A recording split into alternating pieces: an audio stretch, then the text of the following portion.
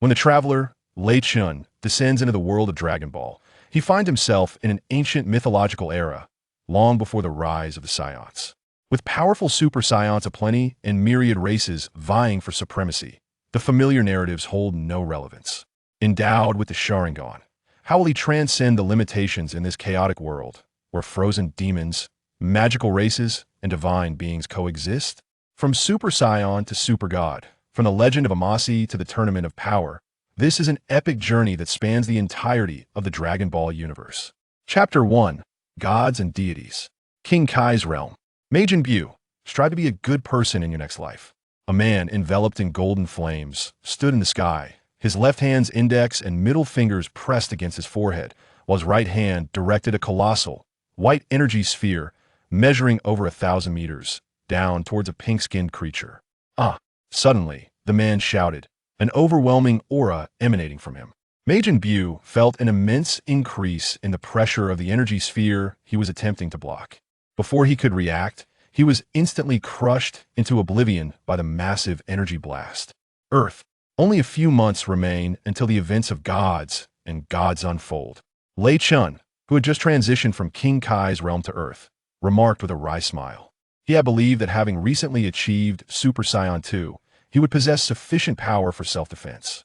However, the reality was stark. He was uncertain if he could contend with even Son Goku, let alone Vegeta or Gohan, or the fused King Kai with his guardian.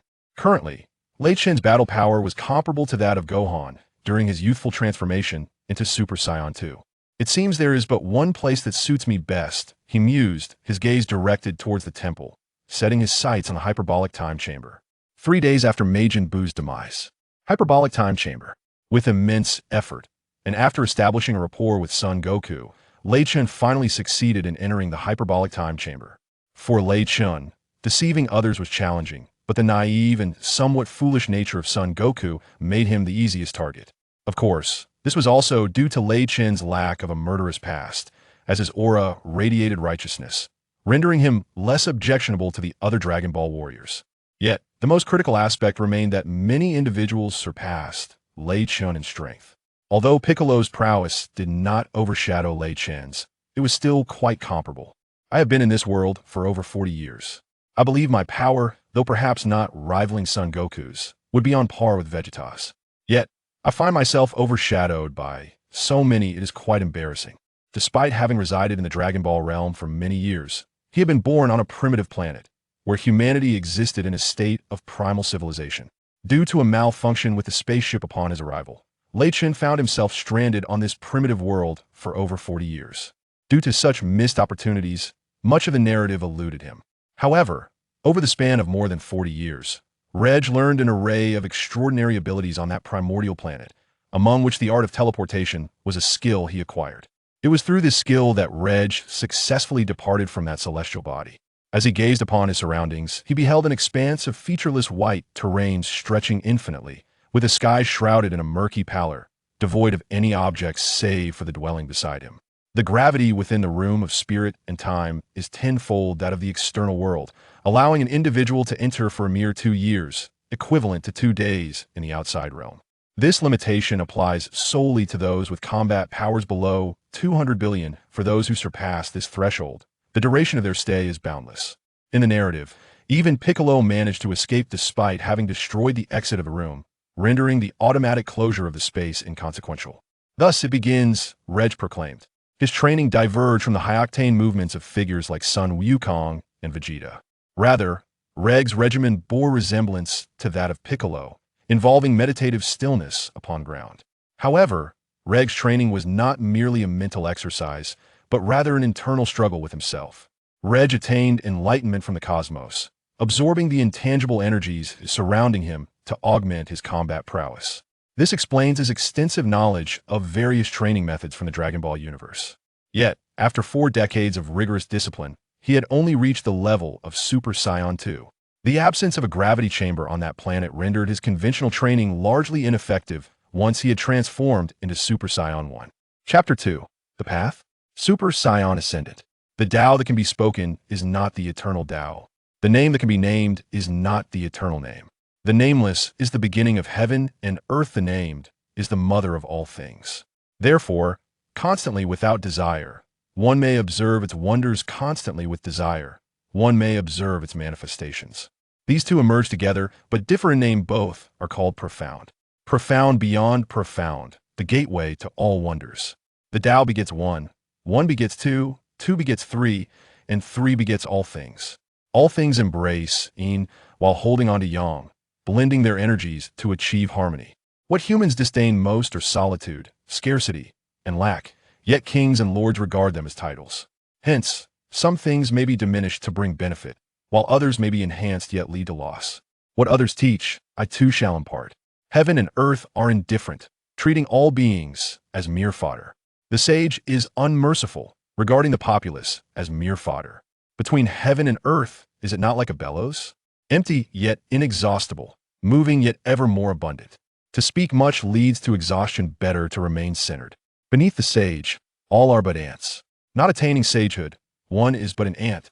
As Reg recited the Tao Te Ching, he absorbed the spiritual energy of this temporal realm, or rather, the vital essence.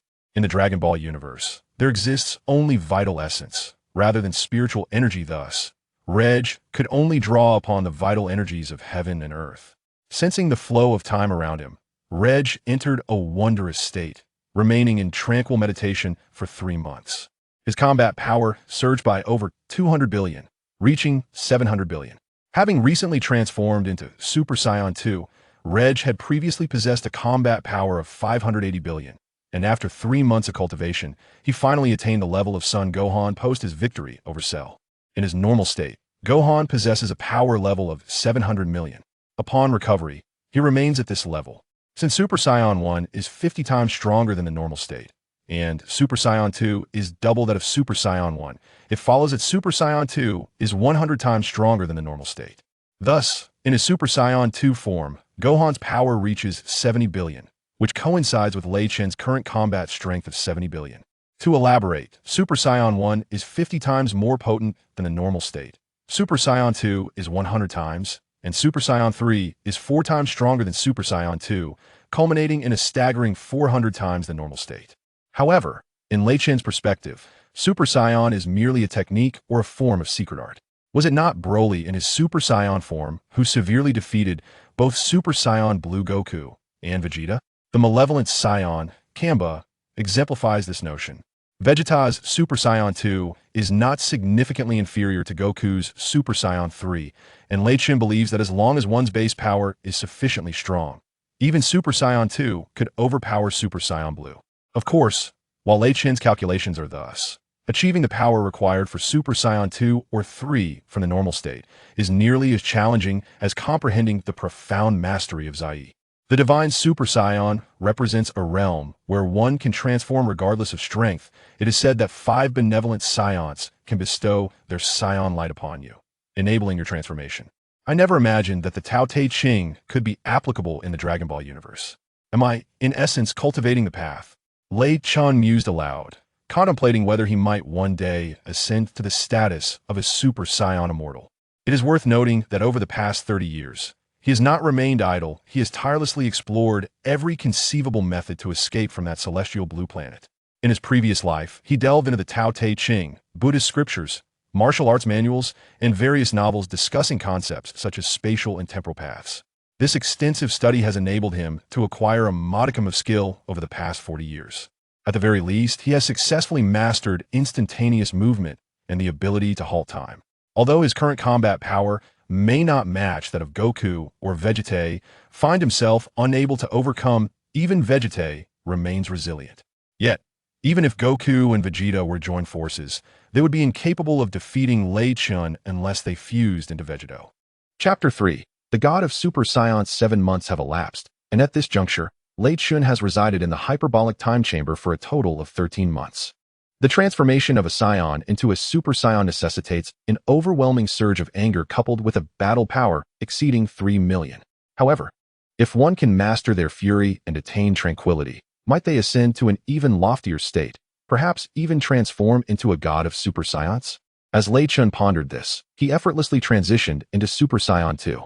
A thunderous rumble resonated as an immense energy radiated outward from him, enveloping the surroundings.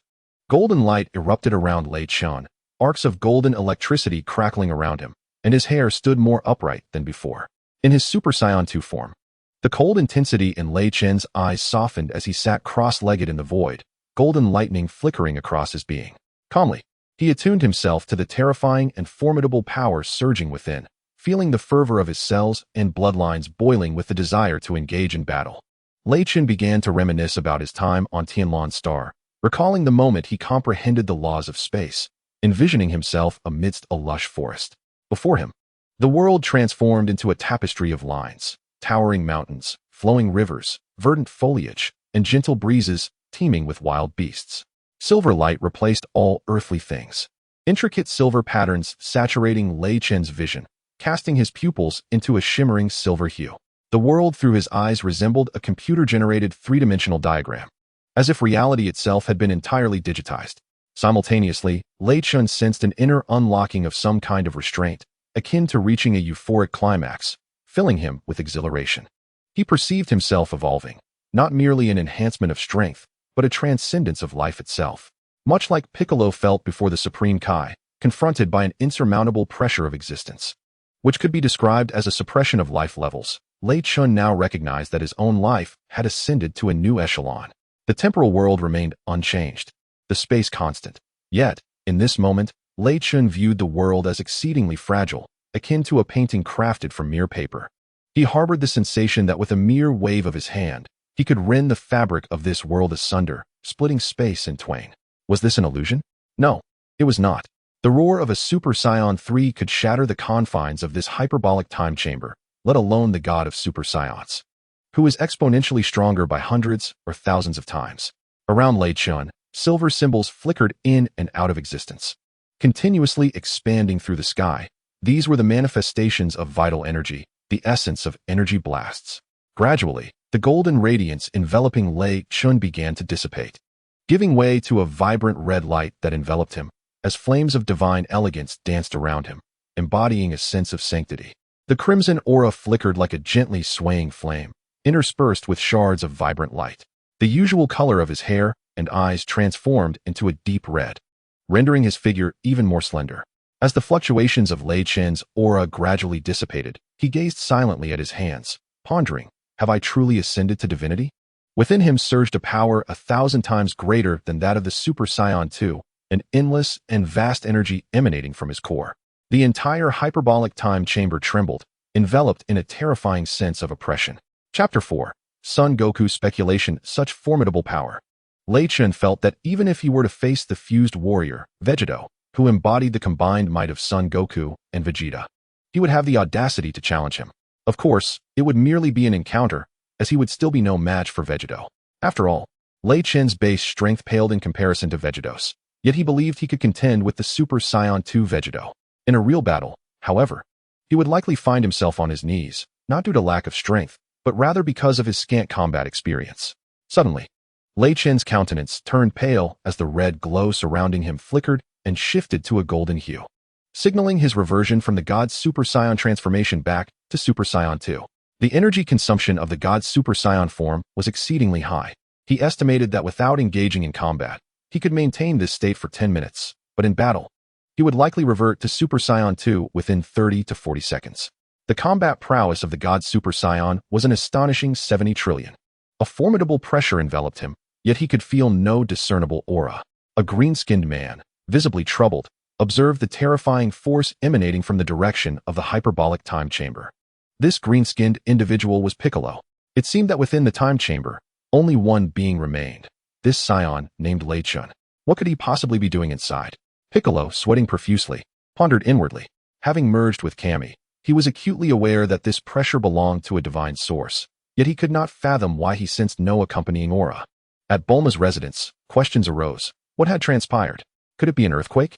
Yet, it felt unlike one.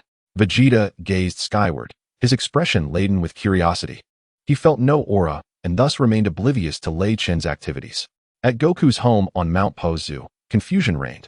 Is someone battling, or is this an earthquake? Son Goku remarked, intrigued, as he watched his home continue to tremble. Could it be that Lei Chentian, the Saiyan, was responsible for this commotion? The mere thought of Lei Chentian filled Goku with exhilaration. though he had just encountered Lei Chentian, whose strength seemed akin to that of a newly transformed Super Saiyan 2 Gohan. Goku believed that upon emerging from the time chamber, Lei Chentian's power would have significantly surged. While uncertain of the extent of this enhancement, he was convinced it surpassed his previous capabilities. Goku, the most battle-hungry of warriors, reveled in the prospect of combat, even against those weaker than himself. He delighted in the opportunity to engage with any opponent, even if it were someone as familiar as Krillin, frequently seeking him out for sparring sessions. Perhaps it never occurred to others that Lei Chentian would be the one to capture Sun Wukong's attention. However, as Sun Wukong had been persistently thinking of Lei Chentian, he instinctively directed his thoughts toward him. It must be said that Sun Wukong was indeed taken aback by the revelation that it was, in fact, Lei Chentian who was behind the commotion. With this realization, Sun Wukong could no longer remain in his abode. In an instant, he teleported to the Divine Palace. Was it truly an act orchestrated by Lei Chentian? Suddenly appearing behind Piccolo, Sun Wukong observed the palpable sense of oppression emanating from the hyperbolic time chamber.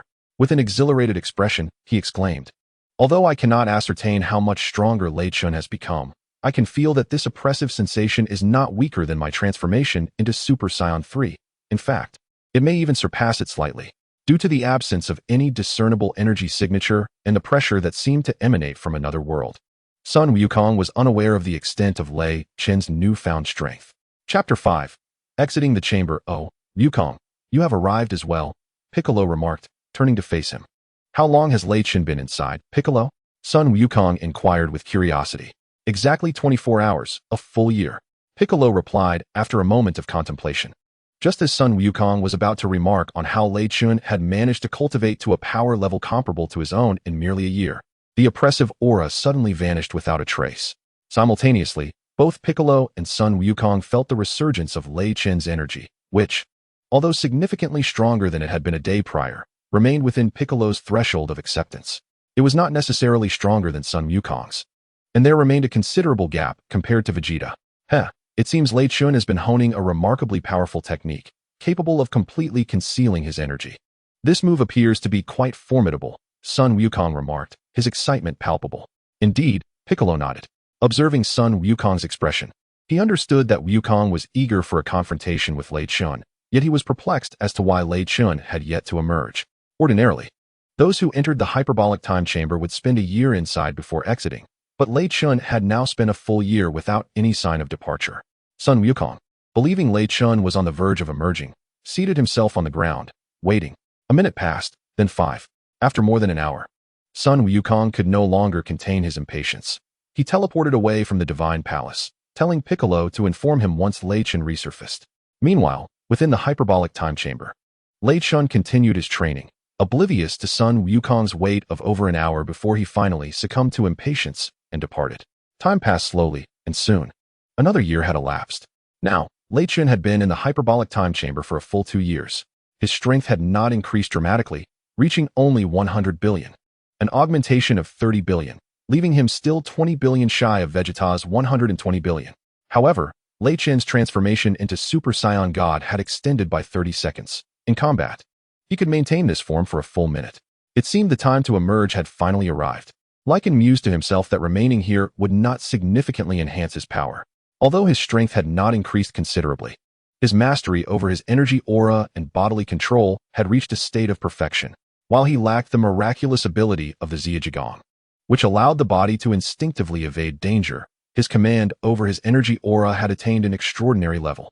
To illustrate, while a similar energy blast might create a 100-meter radius explosion on the ground, with half dissipating in the air, Lycan's energy blast would strike the ground entirely, causing twice the destruction of others. 2 days had passed, and if this fellow did not emerge soon, he might not be able to. Piccolo, arms crossed and embracing his chest, gazed calmly at the time chamber, his expression serene. Just as Piccolo finished speaking, a series of footsteps reached his ears. "What is that sound?" Piccolo's expression shifted. His hearing was many times sharper than that of an ordinary person, allowing him to discern that the footsteps were emanating from the time chamber. "What's wrong, Piccolo?" Son Goku inquired, puzzled by Piccolo's sudden change in demeanor. "It seems that fellow is about to come out, but strangely, I cannot sense any aura. Is he deliberately concealing his energy?" Piccolo explained while continuing to watch the direction of the time chamber. Chapter 6. Super Saiyan 2 vs. Super Saiyan 2. A man standing at 1 meter 85 and clad in blue jeans and a white tank top, emerged from a 3-meter-high azure door. He approached Son Goku with a smile and said, "Long time no see, Kakarot. Haha, for you, it has been 2 years, but for me, only a year has passed." Son Goku smiled back at Lycan.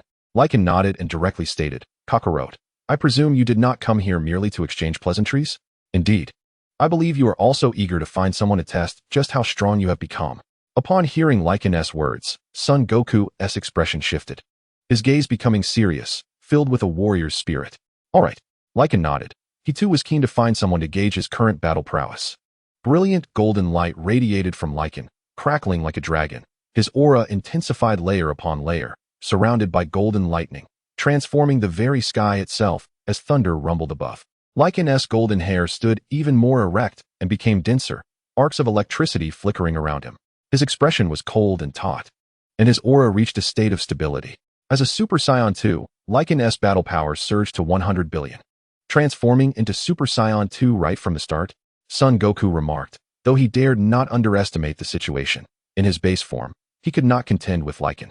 After Lycan's transformation, Son Goku felt that while the previous Lycan had been unfathomable, the current Lycan felt surprisingly normal in comparison. As Sun Wukong remained oblivious to any aura emanating from Lei Chentian, he found himself feeling a sense of trepidation towards his opponent.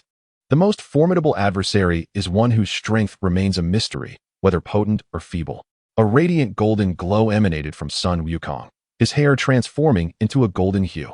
Standing upright, while arcs of electricity flickered around him, his countenance turned cold and taut, as his power surged to an astonishing 22 billion, double that of Lei Chentian's. In that moment, Lei Chentian made his move. He unleashed a powerful punch towards Sun Wukong, a colossal golden beam surging forward. Sun Wukong's expression momentarily shifted in surprise. Not out of fear, but due to the astonishing speed of Lei Chentian, which surpassed his expectations, as it was nearly on par with his own. However, Sun Wukong quickly regained his composure, for his extensive combat experience, particularly during his time in the underworld, had acquainted him with all manner of opponents. With a resounding impact, as Lei Chentian's fist approached Sun Wukong, the latter lowered his body, evading the blow and countering with a punch of his own. The two fists collided with a thunderous roar, sending shockwaves radiating outward from their epicenter, accompanied by a brilliant burst of golden light. The entire earth trembled beneath their clash. Both fighters staggered back, yet Lei Chentian was propelled further than Sun Wukong, indicating his superior strength. Retreating to several hundred meters above the ground, Lei Chentian swiftly positioned his hands in a blossom-like formation at his waist, channeling a golden energy sphere in his palms, his gaze fixed intently on Sun Wukong. "Is this the Kamehameha?" Sun Wukong recognized the stance immediately. Lei Chentian was indeed harnessing the Kamehameha wave. His expression grew serious, for he understood the potency of Lei Chentian's power and dared not underestimate him. Suddenly, Lei Chentian vanished from Sun Wukong's sight, reappearing before him in the blink of an eye. "What?" Sun Wukong gasped in astonishment. Recognizing this as a combination of instantaneous movement and the Kamehameha wave, an attack he was all too familiar with. In that fleeting moment, Sun Wukong crossed his arms in front of himself, preparing to block the Kamehameha wave that Lei Chentian had unleashed. A deafening explosion ensued, enveloping the surroundings in a thick white mist that spread across the vast expanse. After a considerable interval, the smoke gradually dissipated, revealing the figures of Sun Wukong and Lei Chentian. Sun Wukong, arms still raised defensively, found himself propelled into the sky by Lei Chentian's Kamehameha wave. As he soared upward, he maintained his defensive posture, eventually lowering his arms to gaze down at Lei Chentian below. Suddenly, Sun Wukong's body plummeted rapidly, descending until he reached the same altitude as Lei Chentian. Smiled and said, "Kakarot, stop testing me. If you do not take this seriously, you may truly find yourself defeated." "Hee, you speak the truth, Lei Chentian. I have indeed been careless. This time, I shall exert my full strength." With that, a terrifying aura erupted from Sun Wukong's being. In the next moment, he charged towards Lei Chentian at several times his previous speed. The overwhelming power exceeding 200 billion surged forth from him. A golden light racing towards Lei Chentian. Bang, bang, bang. In an instant, Sun Wukong and Lei Chentian engaged in a flurry of exchanges, their speeds escalating with each clash, their energies intertwining like two radiant beams. As they ascended higher into the atmosphere, they approached the very edge of space. The terrifying energy emanating from them was sufficient to obliterate the entire Earth, had most of it not been expelled into the cosmos. It would have likely compelled Vegeta and Son Gohan to intervene. Nevertheless, the Dragon Ball warriors were already en route, while Son Gohan and Vegeta had long since arrived at the temple to spectate. Every move Son Wukong executed was deftly countered by Lei Chun. Even though Wukong's strength surpassed that of Lei Chun, if he couldn't land a hit, his power would prove futile. Despite this, each counter from Lei Chun was not without its challenges. After all, Son Wukong's strength was double his own. If this continued for an extended period, it was certain that Lei Chun would succumb to defeat, though this process would take hours, as Lei Chun would tire before Wukong. Yet, Wukong had no intention of engaging in such a lengthy battle. Suddenly, with a powerful punch, Lei Chun forced Son Wukong back. Just as Wukong prepared to dash towards Lei Chun, the latter called out, "Wait a moment, Kakarot." Son Wukong paused, his expression one of confusion. "What is it, Lei Chun? Are we not continuing?" He was not yet satisfied with their bout. Although he understood that determining a victor would take considerable time, they had barely fought for 10 minutes. And he craved more excitement. "You should transform into Super Saiyan 3. You know that at this rate, it will take us a long time to reach a conclusion," Lei Chun advised. Chapter 8, Super Saiyan God Super Saiyan 3? Are you certain? Son Wukong asked eagerly. If he transformed, the outcome would undoubtedly shift. In his Super Saiyan 3 form, he could likely defeat Lei Chun with just a single blow, given the vast disparity in their powers. "I am certain. I will provide you with a surprise," Lei Chun replied with a smile. "A surprise? Can you also transform into Super Saiyan 3? Son Wukong exclaimed excitedly. "Super Saiyan 3? Lei Chun chuckled. He was not merely aiming for Super Saiyan 3, but rather for an even higher transformation, the Super Saiyan God. Super Saiyan 3? Apologies. But I cannot transform into that yet," Lei Chun remarked, a knowing smile on his face as he gazed at Son Wukong. "What is it if not Super Saiyan 3? Although Son Wukong could not comprehend it, he nevertheless chose to follow Lei Chun's advice and transformed into Super Saiyan 3. A loud roar erupted from Son Wukong, echoing through the void, his neck veins bulging. His hair began to lengthen rapidly, cascading down to his waist, crackling with electric sparks, while his eyebrows vanished, giving way to a deep blue ring around his irises. Invisible ripples reverberated, distorting the very fabric of the sky. A golden light sliced through the surrounding space. Son Wukong's battle power surged swiftly, 300 billion, 400 billion, 500 billion, surpassing Gohan's Super Saiyan 2 strength and ultimately reaching 850 billion, a fourfold increase compared to the 212. 5 billion of Super Saiyan 2. On the temple, Vegeta's expression shifted. He had not anticipated Son Wukong would adopt the form of Super Saiyan 3 to confront Lei Chun. He was acutely aware that even in Super Saiyan 2, Son Wukong had already surpassed Lei Chun in terms of strength. "Humph, the game is over," Vegeta scoffed, crossing his arms defiantly. "Dad, transforming into Super Saiyan 3? It seems Lei Chun possesses considerable strength to compel Dad to achieve this form," Gohan remarked with a smile. Sensing Son Wukong's aura now far exceeded his own, Gohan realized that whereas before he could battle Lei Chun with skill, now Son Wukong could defeat Lei Chun with a single blow. The overwhelming energy of Son Wukong's Super Saiyan 3 form erupted in the sky, causing the entire earth to tremble. In a flash, a golden beam shot through the air, and Son Wukong instantly stood before Lei Chun. "This is bad. His speed is astonishing," Lei Chun thought, unable to react in time to use instant transmission to distance himself. Originally, he planned to create space and then transform into Super Saiyan God, but Son Wukong's power was beyond his imagination. Under the immense pressure of Son Wukong's strength, a red glow enveloped Lei Chun, his aura vibrant and ethereal, exuding a sense of the divine. The crimson mist danced like flickering flames, interspersed with hues of light, as his hair and eye color transformed to a vivid red, and his physique appeared more slender. The golden light rapidly shifted to crimson, and a terrifying aura surged forth, forcing Son Wukong back, an invisible divine might overwhelming the entire earth.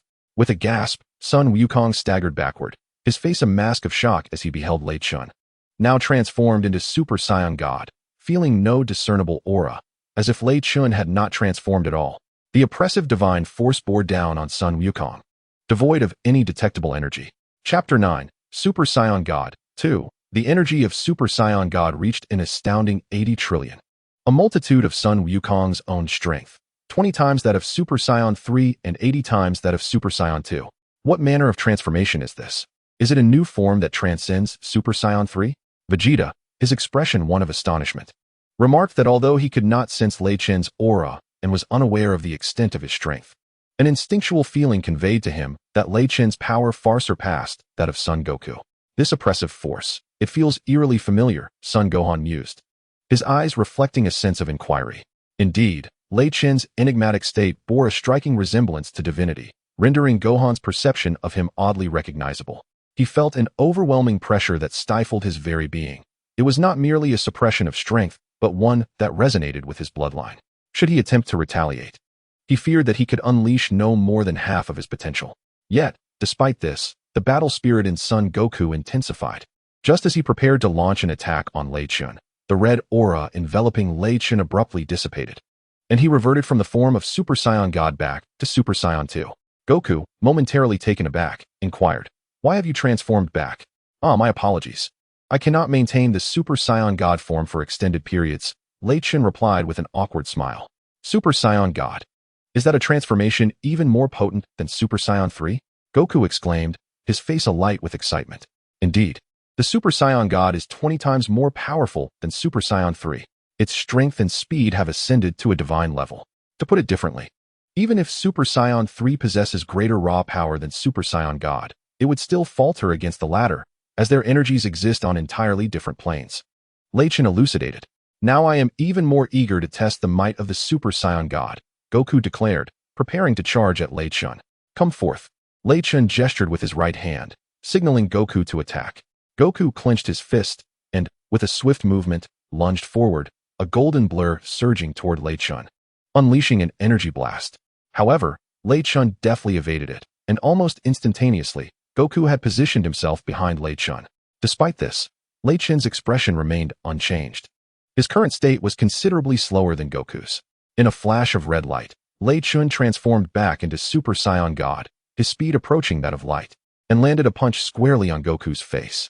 Goku was sent reeling backward, blood trailing in his wake as he soared through the void, accompanied by a thunderous roar. Simultaneously, Lei Chun reverted once more to Super Saiyan 2. Bang, bang, bang, boom. Each time Goku nearly landed a hit, Lei Chun would suddenly transform into Super Saiyan God, forcing Goku back with a single strike. Kamehameha. A dazzling beam of light surged forth, illuminating the heavens as it raced toward a singular target, tearing through space in an instant, threatening to obliterate everything in its path.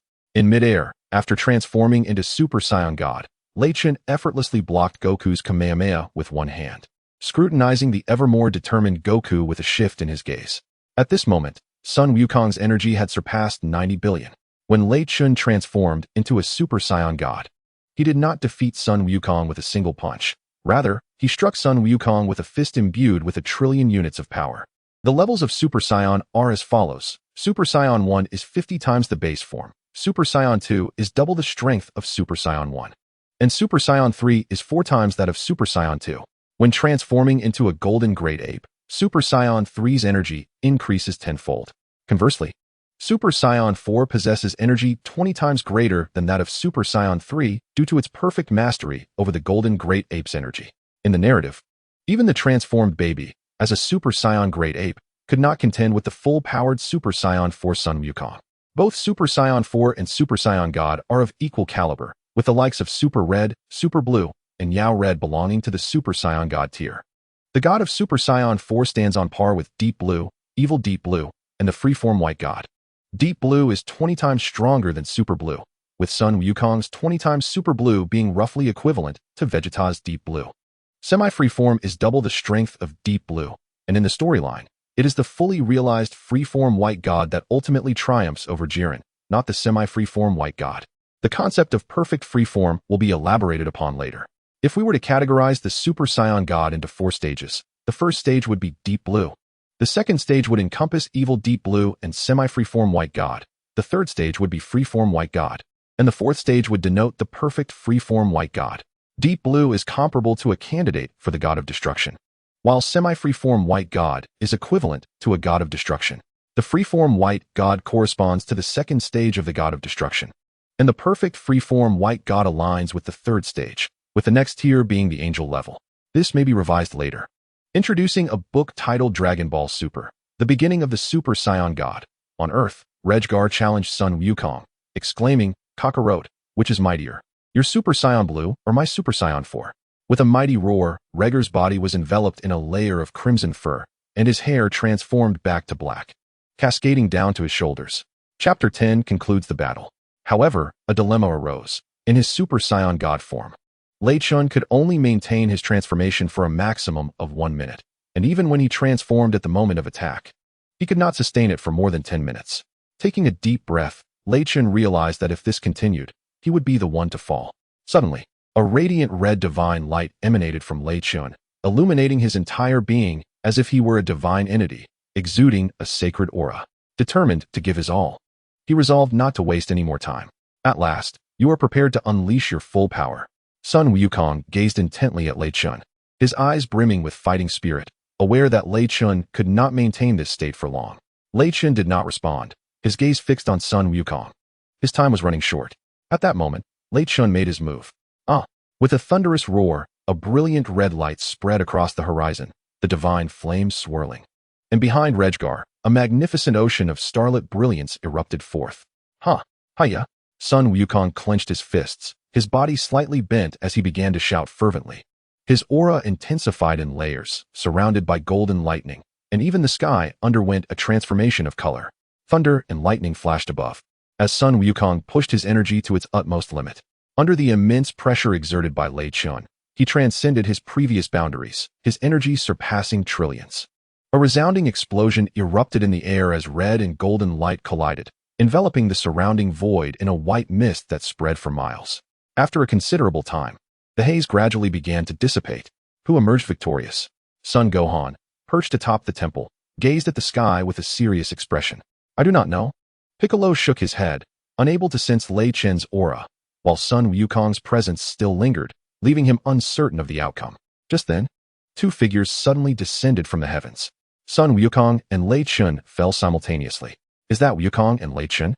Tianjin Fan exclaimed in surprise, his keen eyesight allowing him to discern the two descending figures clearly. Had these two warriors reached a stalemate? Vegeta's expression darkened as he gritted his teeth. Feeling disgruntled at the emergence of yet another Saiyan whose power eclipsed his own, amplifying his pressure significantly. Lei Chun has won. It appears my father has fainted. Son Gohan suddenly cried out, quickly soaring into the sky to embrace Sun Wukong. Meanwhile, Lei Chun found himself at a disadvantage, unfamiliar with the surroundings as the others rushed to Sun Wukong's side. However, the altitude at which they fought had provided Lei Chun with a brief window to regain some strength, allowing him to fly for a short duration. As Lei Chun touched down, his body halted midair before gradually descending to the ground, where he lay, gasping for breath.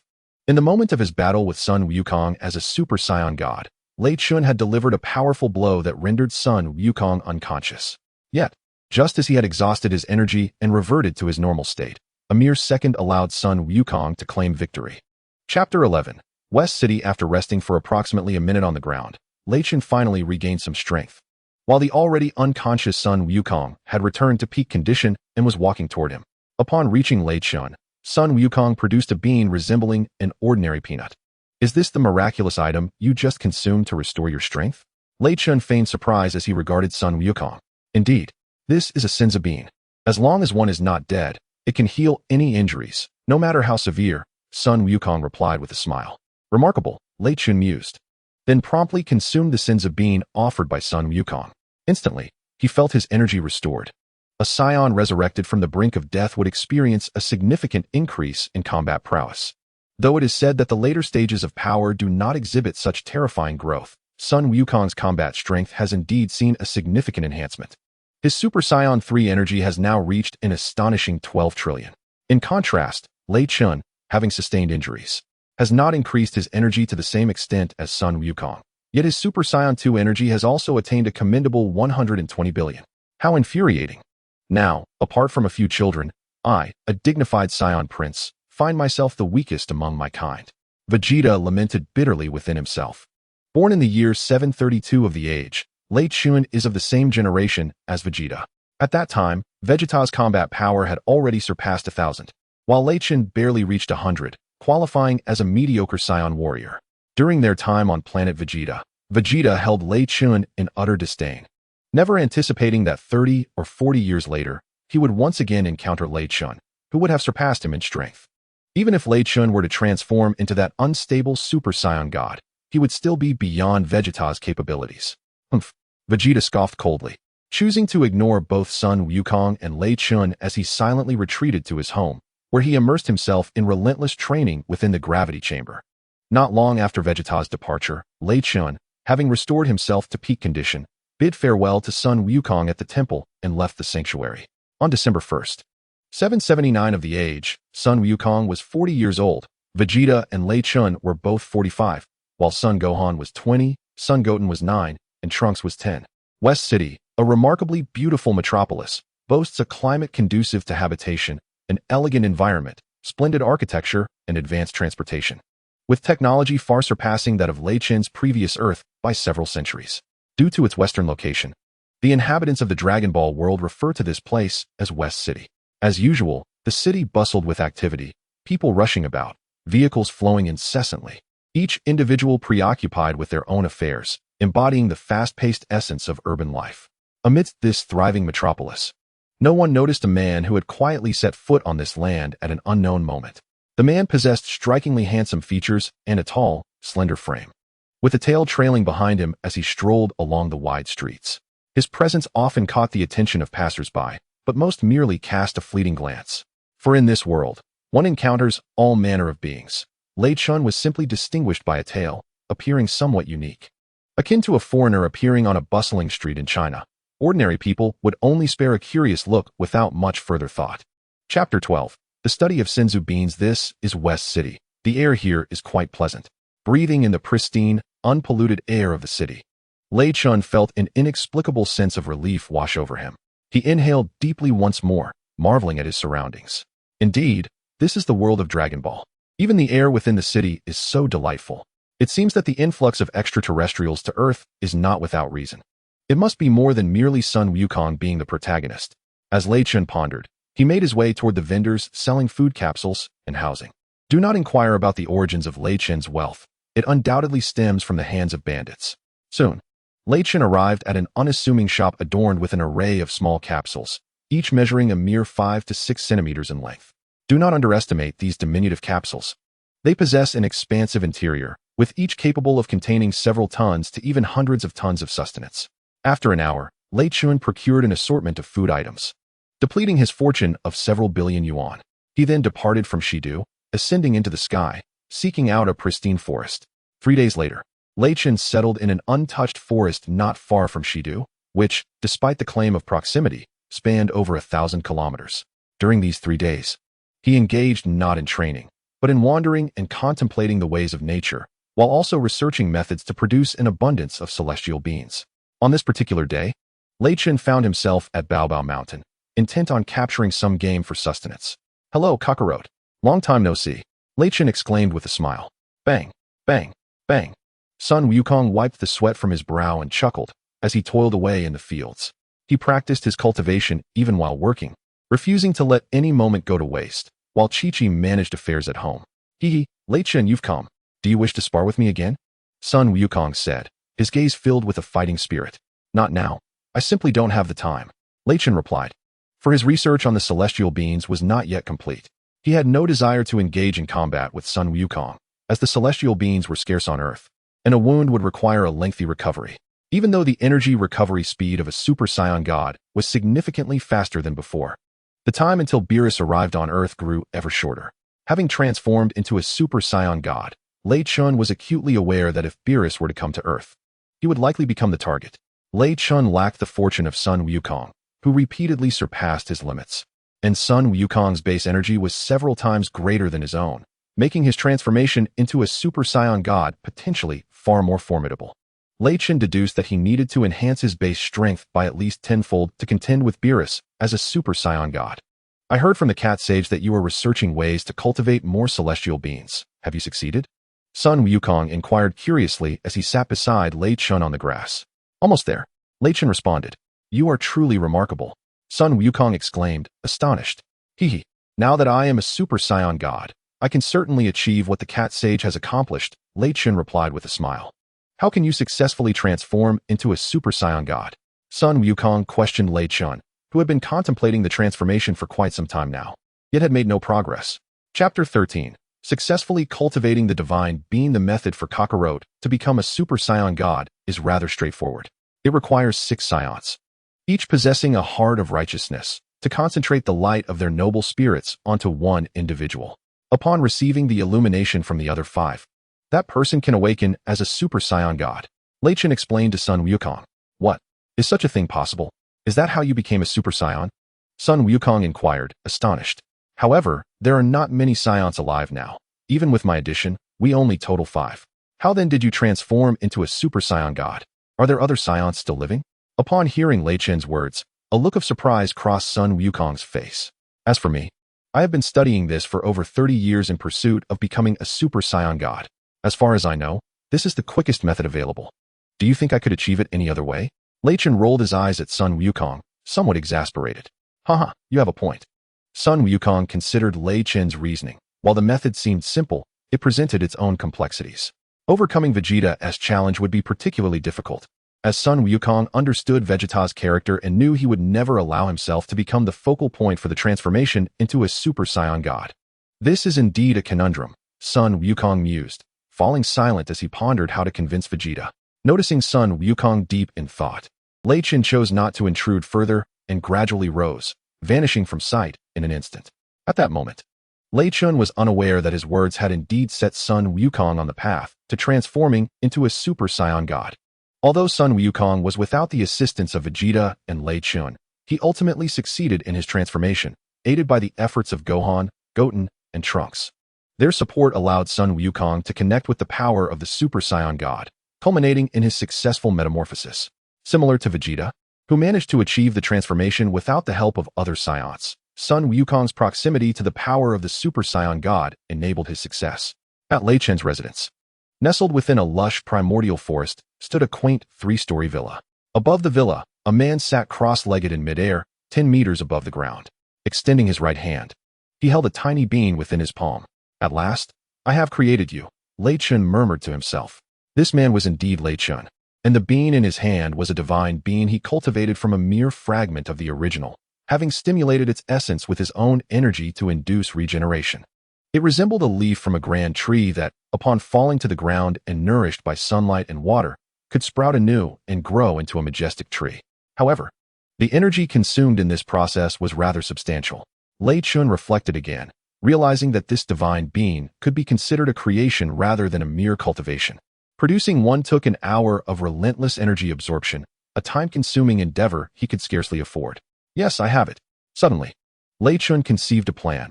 He could emulate the cat sage by planting the divine beans. Although the process might be somewhat slow, it was certainly more productive than idly wasting time. With this thought in mind, Lei Chentian began to harness the divine power of the Super Saiyan God to create sacred soil. For to cultivate divine beings, one must utilize soil far beyond the ordinary. The term sacred soil merely referred to earth imbued with divine energy. The cat sage, possessing the miraculous super divine water, could transform even common soil into sacred soil.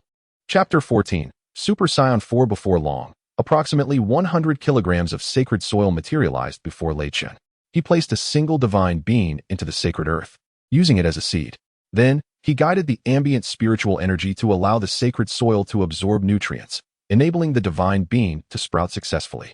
From that point onward, Lei Chentian merely needed to infuse the soil with his divine power periodically. Once the sapling of the divine being matured, it would no longer require his assistance. While the process appeared straightforward, without Lei Chentian's decades of profound understanding of the natural way, he would not have been able to cultivate the divine being so swiftly.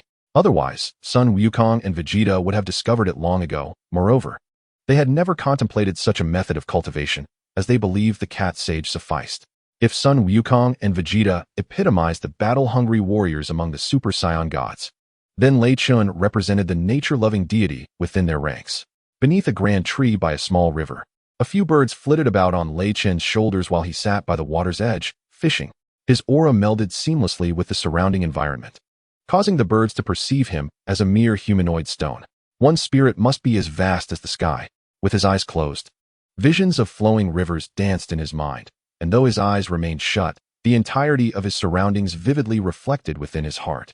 Suddenly, a small fish opened its mouth and lunged for the bait on his hook. Lei Chentian grasped the fishing rod and cast the hook back into the river, resuming his pursuit. Once more, he closed his eyes, seeking to merge his essence with the universe, aspiring to attain the legendary state of harmony between heaven and man. Abruptly, he began to distinctly sense the pervasive spiritual energy enveloping the earth, surging, vast, and inexhaustible.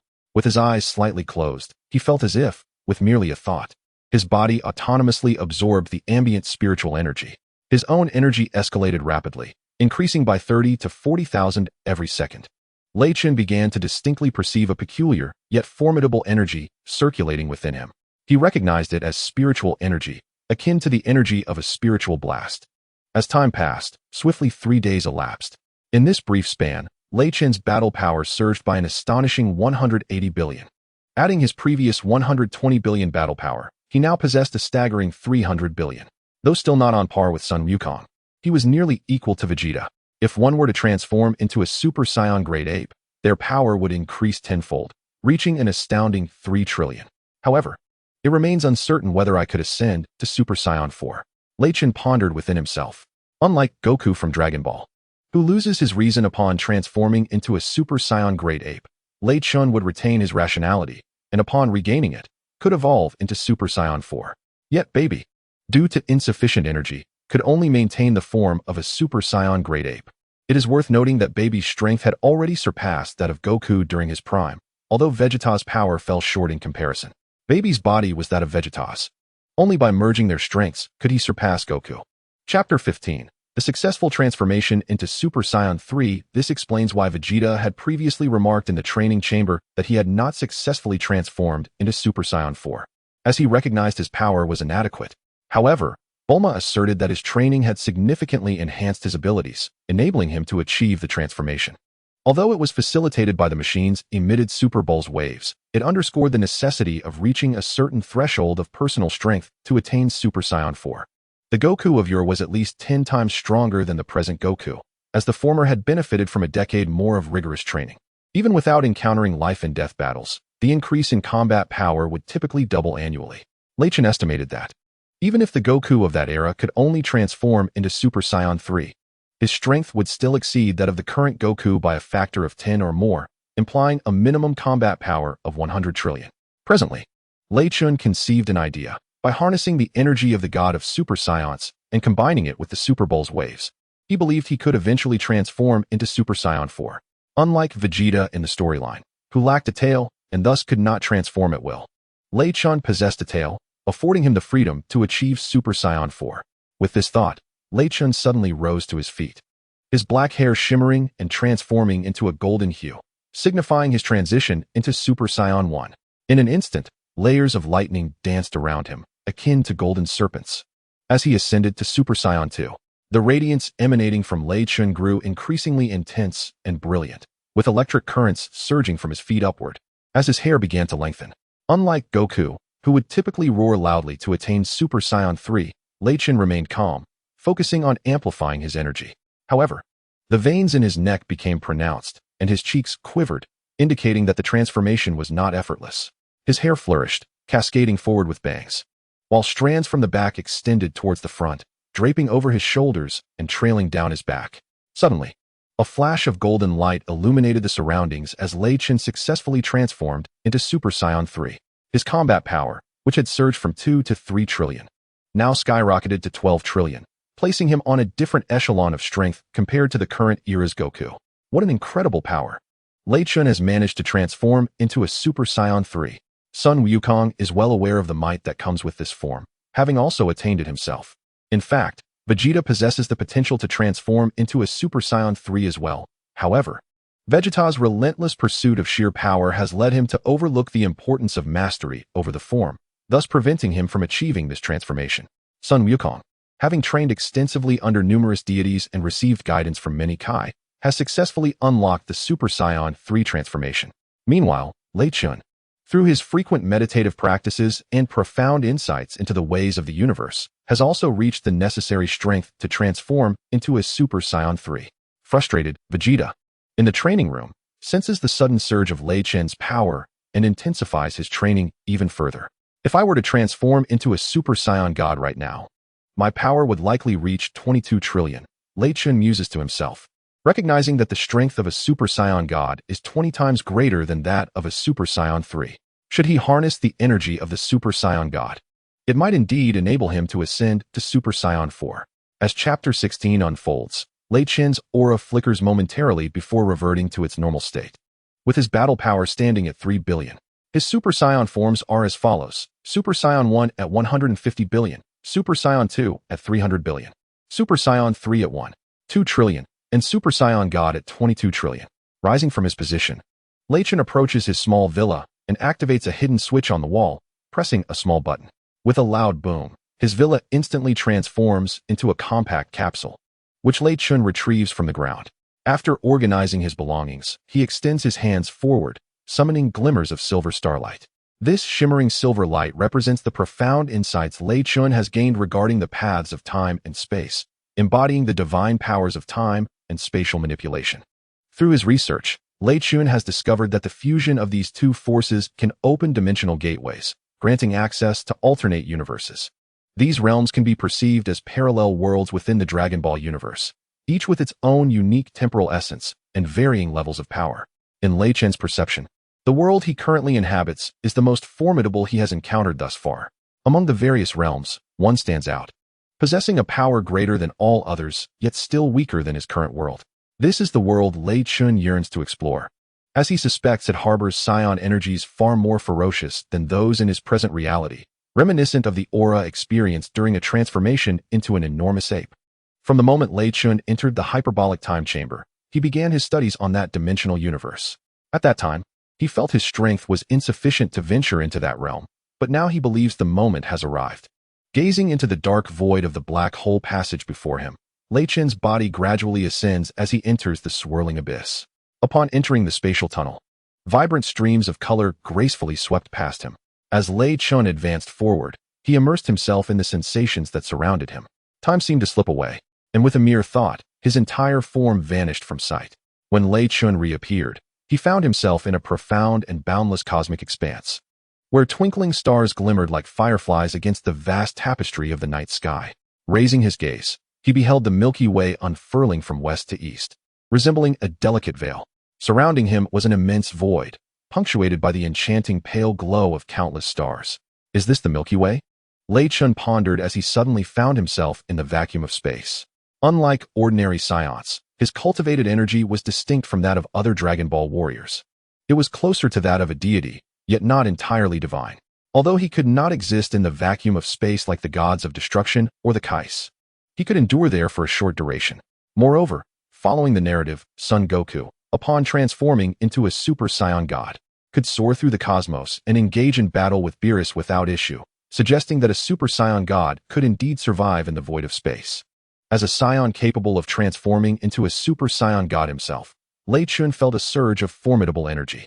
Suddenly, a look of astonishment crossed Lei Chen's face as he sensed a terrifying aura emanating from afar, one that surpassed even his Super Saiyan God form. With a thought, he instantaneously appeared at the source of this overwhelming presence, Planet Zuffle. At this juncture in the narrative, Baby had possessed Vegeta and transformed him into a silver-haired Super Saiyan. Baby had defeated the returning Goku, exerting control over Trunks and Bra, compelling them to channel their energy alongside Gohan and his brothers to transform into Super Saiyan 2. Subsequently, after retrieving the Black Star Dragon Balls from Dandy, Baby harnessed the dragon's power to reconstruct Planet Zuffle and began relocating Earthlings in preparation for universal domination. However, while on Zuffle, Son Goku sought him out once more. After Baby vanquished Goku, the latter mistook Earth for the moon, culminating in his transformation into a golden great ape. Ultimately, through the tears of Pan, Goku successfully ascended to Super Saiyan 4. Yet, this transformation was born of a wounded state, lacking the full potential of Super Saiyan 4. After Baby transformed into a golden great ape via the Blutz wave, both he and Super Saiyan 4 Goku engaged in a fierce battle, leading to mutual devastation. At that moment, both Super Saiyan 4 Goku and the golden great ape Baby lay on the ground, being revitalized by the Blutz wave. Meanwhile, Goku, whose tail had brushed against the Blutz wave, was also recovering energy, albeit at a significantly lower rate than Baby. It was at this precise moment that Lei Chen made his entrance. Chapter 17. The Golden Great Ape of Super Saiyan, is that the Blutz wave? Lei Chen observed in astonishment as he regarded Baby and Son Goku, both being rejuvenated by the Blutz wave. Uncertain whether I can transform into a Super Saiyan 4 in this moment, Lei Chentian swiftly soared through the air, positioning himself directly in front of Baby, interposing himself between the malevolent Blutz waves emitted from the machine. What? A Saiyan? Upon awakening, Baby noticed a significant decrease in the energy of the Blutz waves surrounding him. His enormous eyes widened in surprise as he beheld a figure standing before him, a tail trailing behind it. This revelation astonished Baby. He had not anticipated the existence of other living Saiyans beyond Goku and a select few. At that moment, Lei Chentian was oblivious to Baby's inner thoughts, his focus entirely on himself.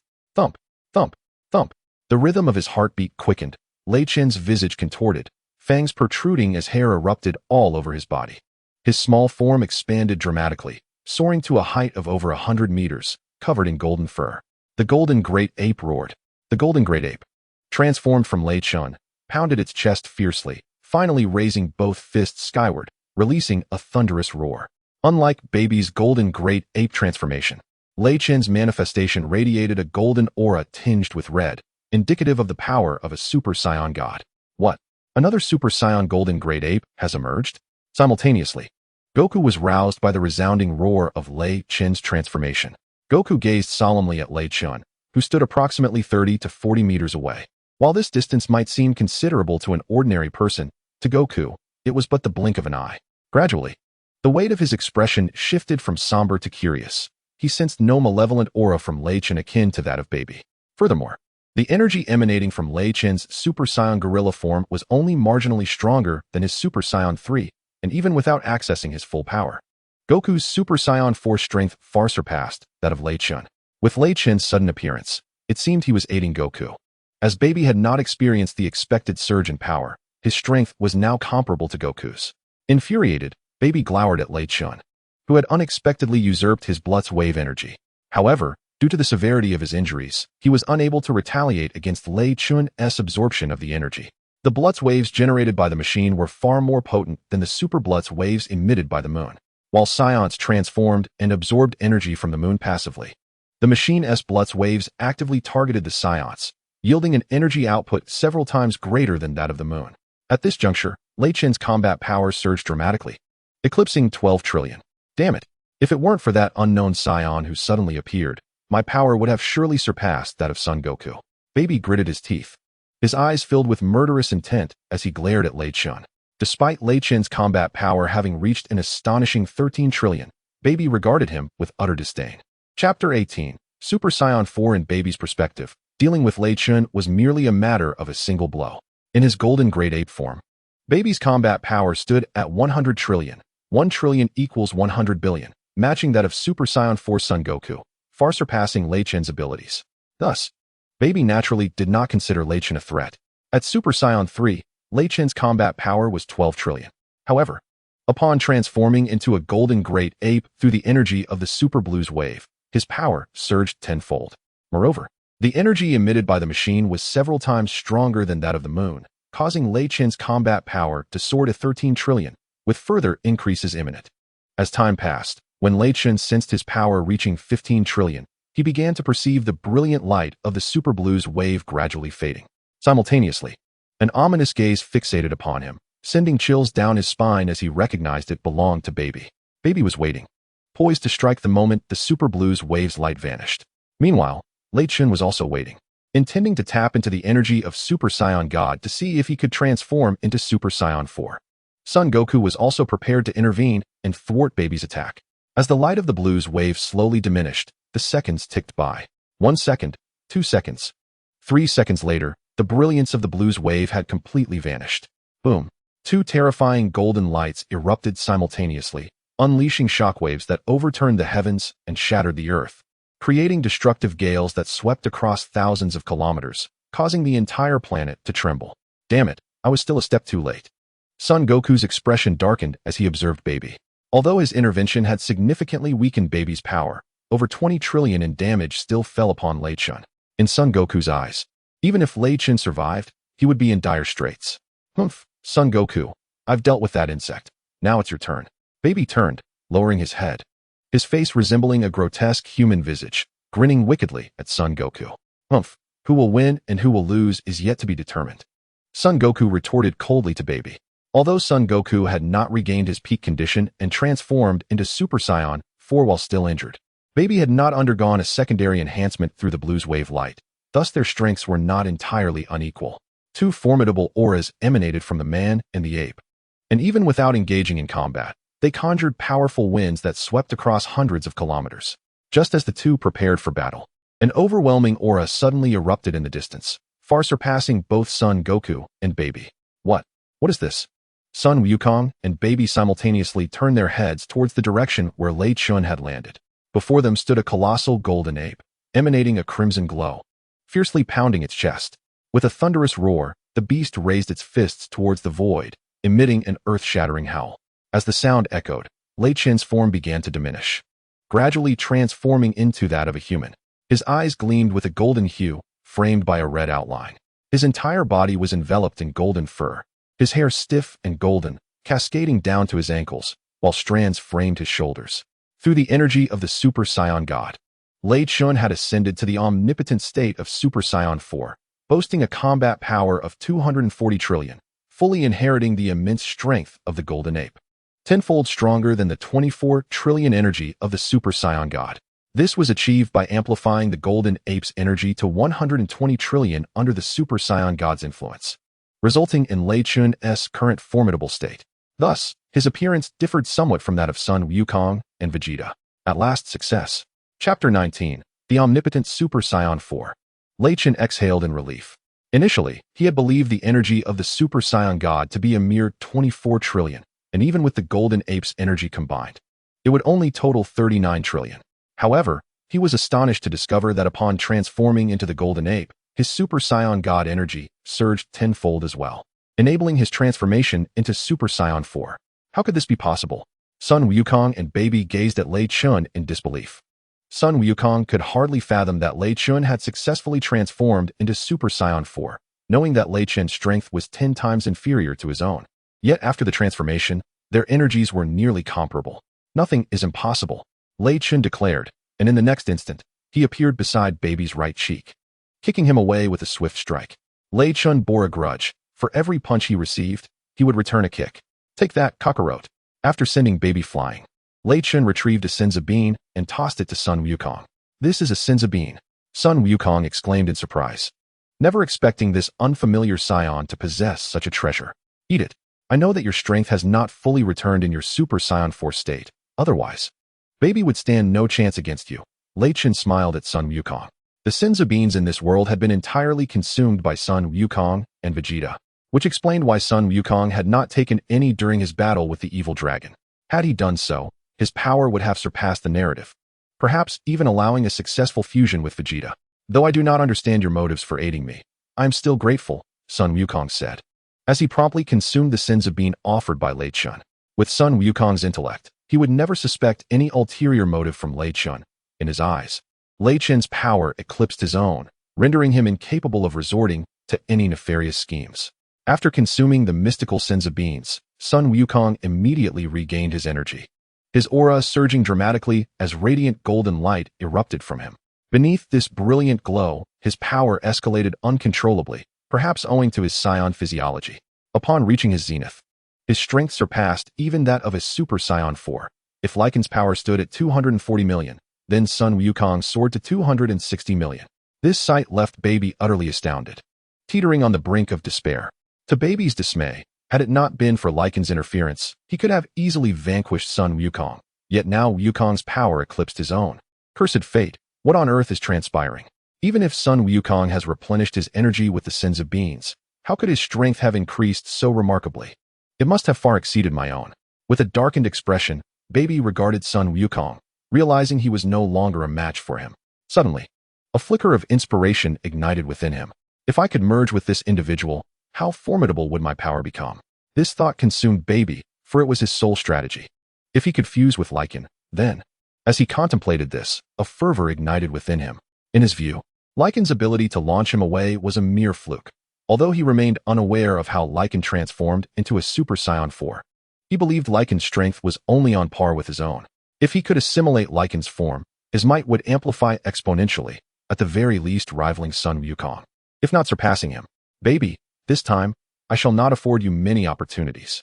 I will swiftly conclude this battle, Sun Wukong declared, his golden aura intensifying as he spoke. For the essence of a Super Saiyan 4 radiates in gold. Chapter 20. Baby's terror due to Sun Wukong's repeated acts of mercy. Baby's power had significantly augmented thanks to Bulma's assistance.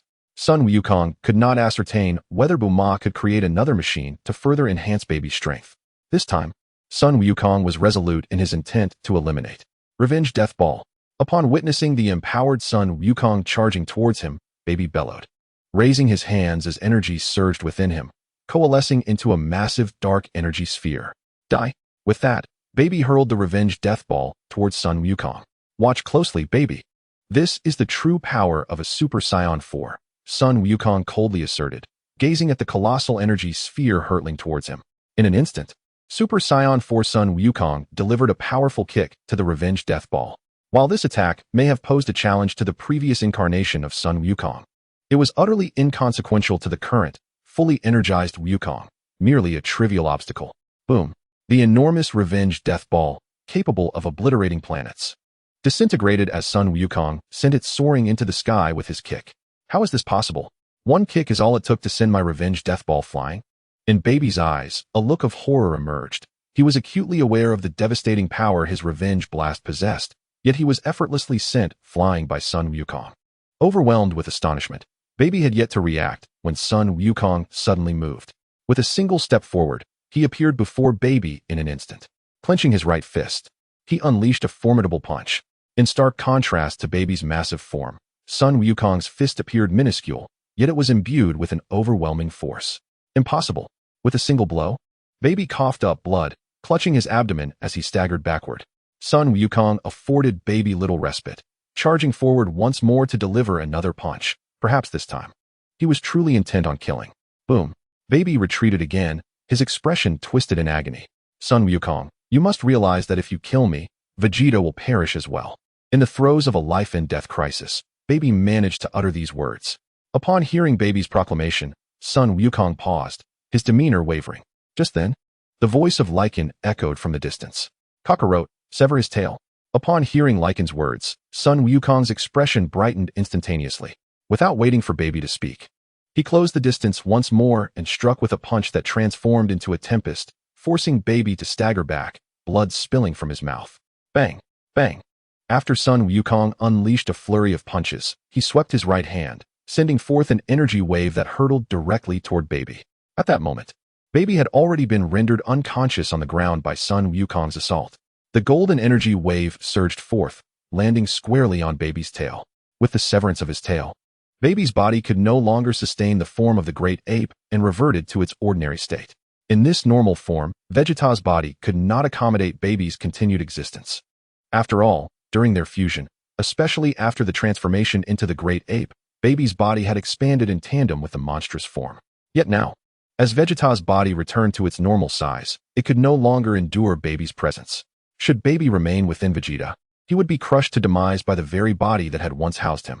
However, if he were to exit Vegeta's body, he would face Sun Wukong and Lycan outside, making escape exceedingly difficult. Faced with the choice of imminent death or a chance at escape, Baby opted for the former. Choosing to exit might lead to death, but remaining within Vegeta's body was a certain demise. Chapter 21. From the future Saiyan, Lycan Baby surged forth, breaking free from Vegeta's body. As he transformed into a beam of light soaring into the sky, Sun Wukong's voice resonated behind him. Tenfold Kamehameha. A golden Kamehameha wave sent Baby soaring toward the sun. I am unwilling. As he entered the solar sphere, Baby's anguished cries echoed, gradually fading into oblivion, ultimately leading to his complete annihilation. Father. The adult Trunks descended from the sky and landed beside Vegeta. As Baby emerged from Vegeta's body, the prince's sanity gradually returned. Feeling the multitude of wounds across his body, Vegeta's expression contorted in discomfort, and he could not suppress a groan. Trunks gently placed one of Vegeta's arms over his shoulder and slowly helped him to his feet. Kakarot, I never imagined that Baby would lead you to your demise. Otherwise, I, Vegeta, would never have allowed it, Vegeta remarked with a smile towards Goku. Though Vegeta had been parasitized by Baby, he retained fragments of memories from Baby's use of his body. Thus he was aware that Baby had been defeated by Goku. Goku merely smiled and nodded in acknowledgement before turning his gaze towards Raichin. Raikin's Super Saiyan 4 form bore a striking resemblance to Goku's, with spiky red hair cascading down to his ankles and framing his shoulders. His body was covered in crimson fur, and he wore red pants paired with black casual trousers. In contrast, Goku's hair remained black, while his body fur was red. You are certainly not a Saiyan from our world. Who exactly are you? Are you a Saiyan from the future? Goku suddenly questioned Raichin, recalling that future Trunks had indeed traveled from the future. And given Raikin's knowledge of his own name and his method of rescuing Vegeta, Goku speculated whether Raichin had also traversed time. Raichin appeared taken aback, realizing that his current actions bore a resemblance to those of future Trunks, making Goku's suspicion entirely reasonable. Upon hearing Goku's words, Vegeta began to reminisce about how many years ago future Trunks had utilized a time machine to journey to the past. With a skeptical gaze, Vegeta regarded Raichin, unable to fathom if he were a Saiyan from another world or if he was indeed a Saiyan of this realm. Raichin shook his head and spoke. I apologize, Kakarot, but you are mistaken. My name is Raichin, and it is possible that I do not exist in this world. I am not from the future. If one were to categorize me, I would be more accurately described as having arrived here from 10 years ago. What do you mean? You claim to have come here 10 years ago, yet why have we never encountered you then? Vegeta responded incredulously. Goten and the others gazed at Raichin with similar confusion, uncertain of the implications of his statement, for if he had indeed arrived from a decade past, they should have been acquainted with him. Yet, Raichin was a stranger in this world. Let me clarify it for you. Consider that around 17 or 18 years ago, future Trunks traveled here via a time machine. After he altered the events of this past world, do you think there were changes in his future? Raichin addressed Vegeta and the others. I comprehend now. Although the future remains the future, it does not necessarily signify the future of our world. It is akin to two parallel universes, despite sharing the same starting point. They do not represent the same realm.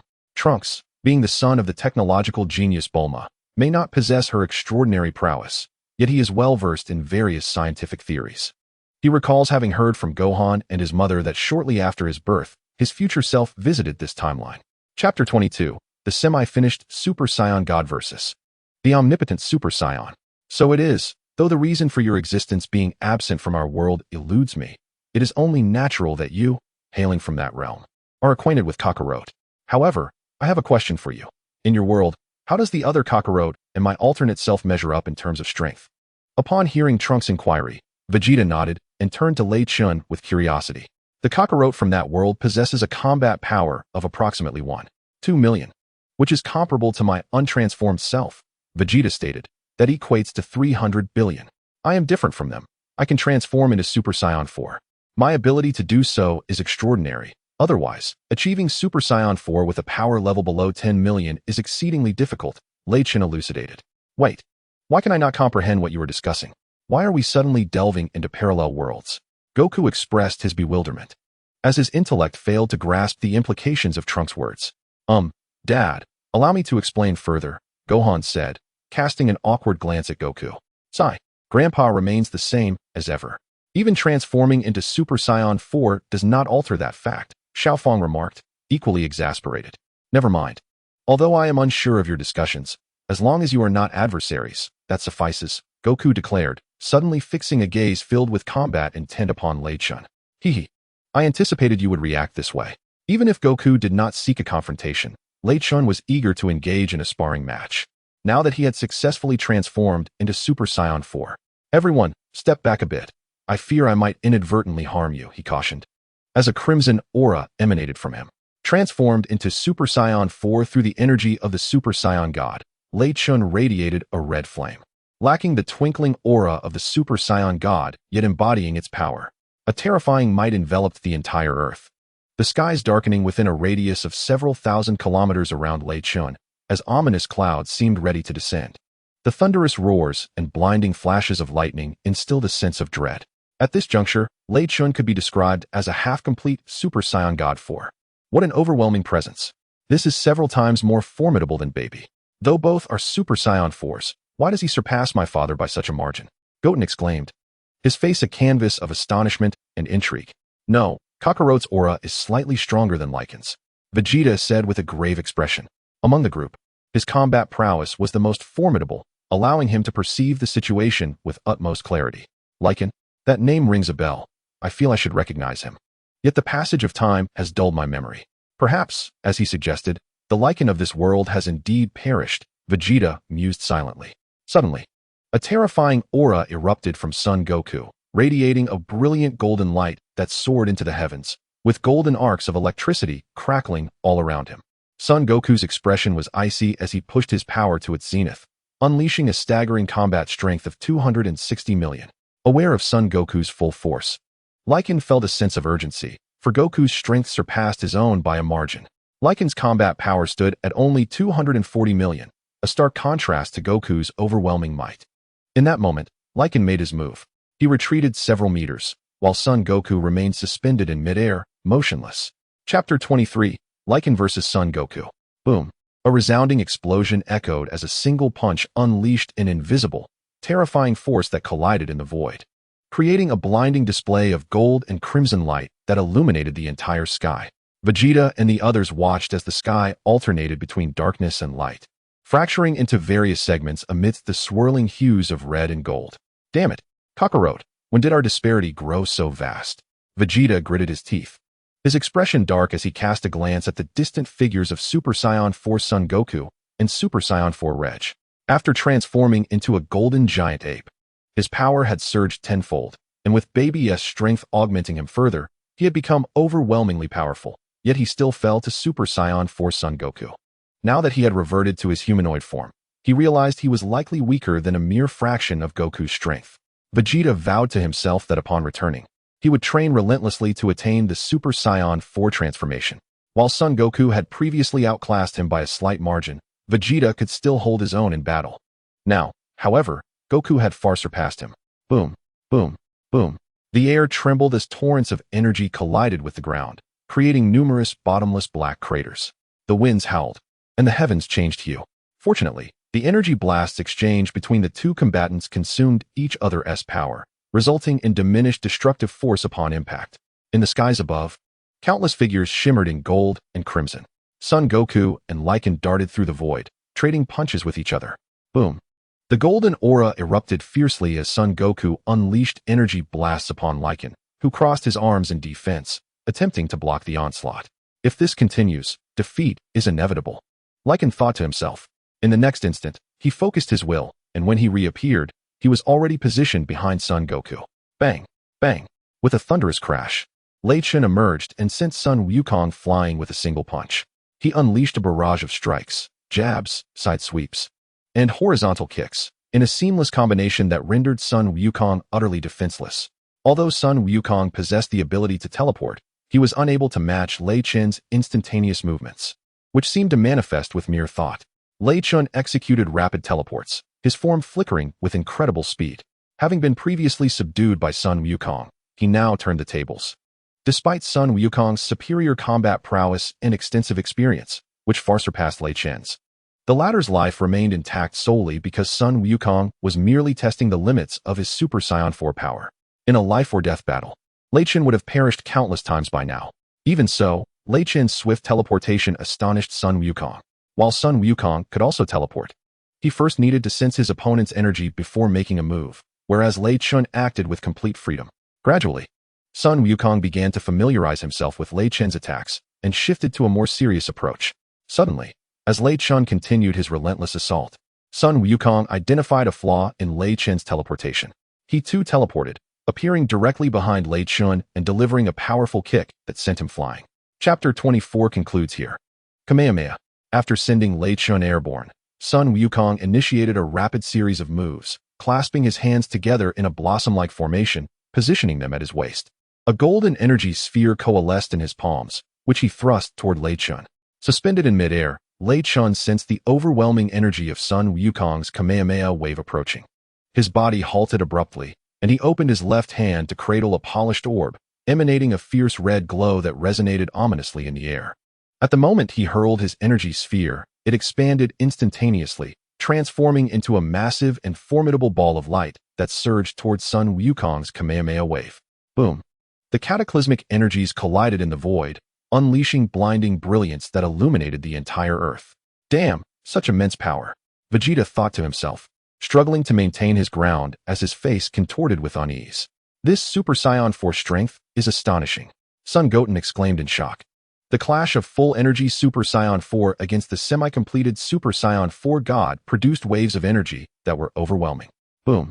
The battlefield echoed with the sounds of their clash, the ground fissuring into a vast chasm. Dust billowed forth in waves, while majestic mountains gradually crumbled. In midair, two figures danced like phantoms, locked in fierce combat. They appeared evenly matched. However, Lei Chentian was acutely aware that if not for his teleportation, he would have already faced defeat. He sensed that their current equilibrium was but a fleeting moment.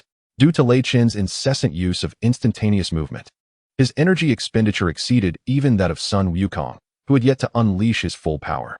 Currently, Sun Wukong was only employing a force comparable to Lei Chentian's, still holding back somewhat. Bang! Sun Wukong was forced back by an energy blast from Lei Chentian. Just as he contemplated advancing towards Lei Chentian, he suddenly heard him exclaim, "Wait a moment, Kakarot." Startled, Sun Wukong inquired, "What is it, Lei Chentian? Let's not continue. Your strength surpasses mine slightly. If we were to persist, victory would ultimately belong to you. Had it not been for my instantaneous movement, I would have already lost," Lei Chentian declared.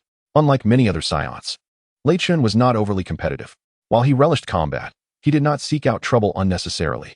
Having achieved the transformation into Super Saiyan 4 with great effort, he would find it disheartening to revert after this encounter with Sun Wukong.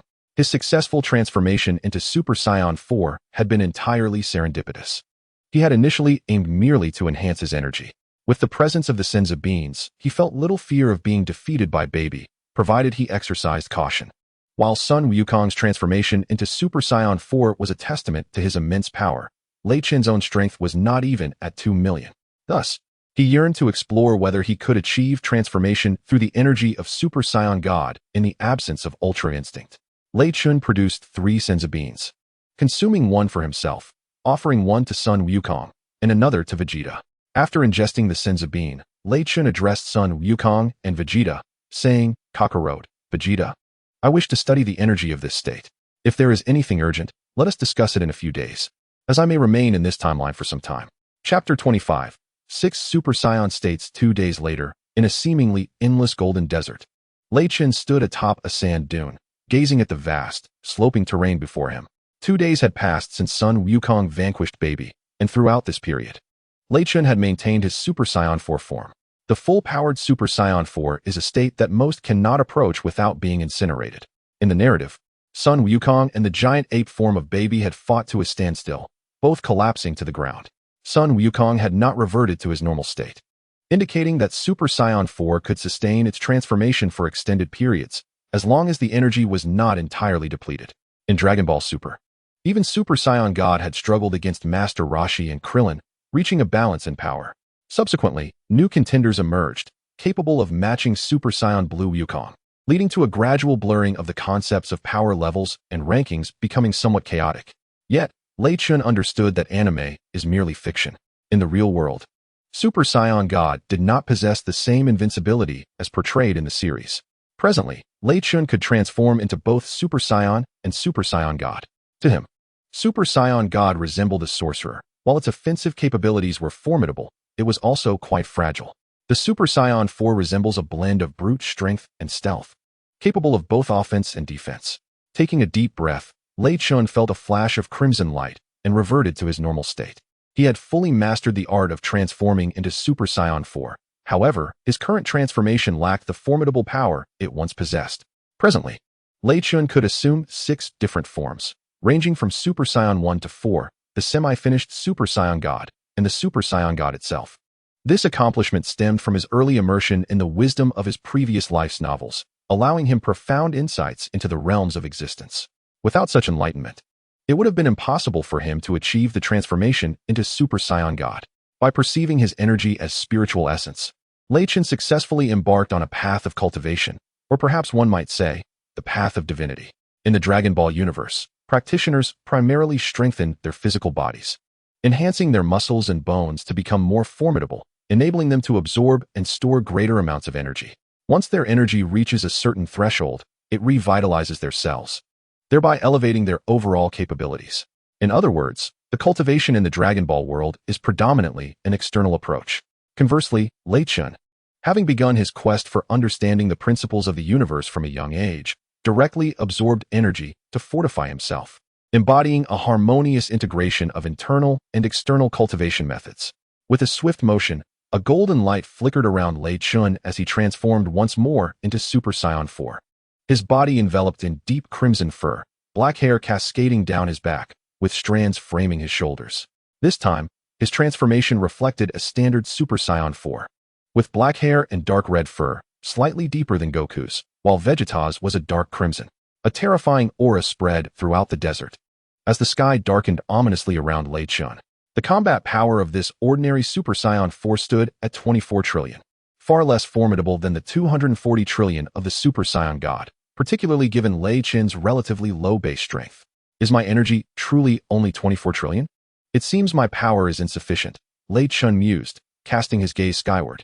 Perhaps in this new earth, others remained oblivious to the changes in hell. Yet having reached a divine realm, Lei Chun could sense significant disturbances below. It appeared that in just over a month, Super 17 would manifest.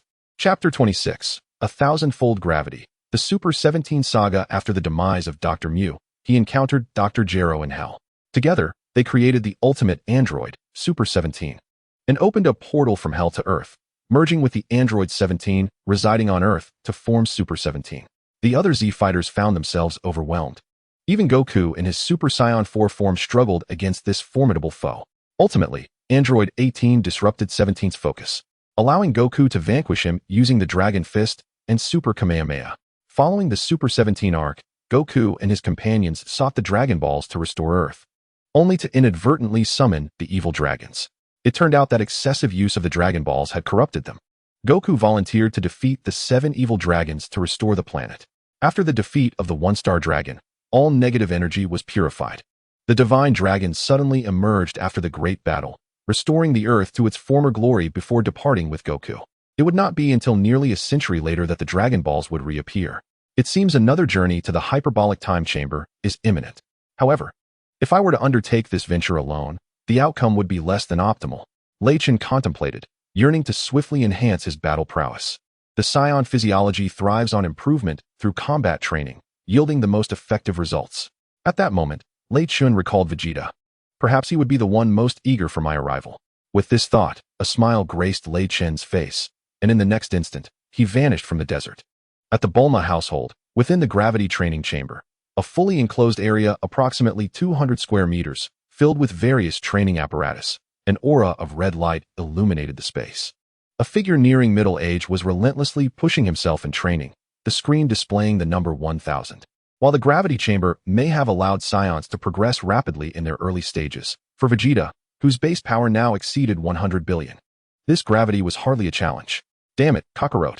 One day, I will surpass you. Vegeta gritted his teeth, drenched in sweat, as droplets pooled on the floor.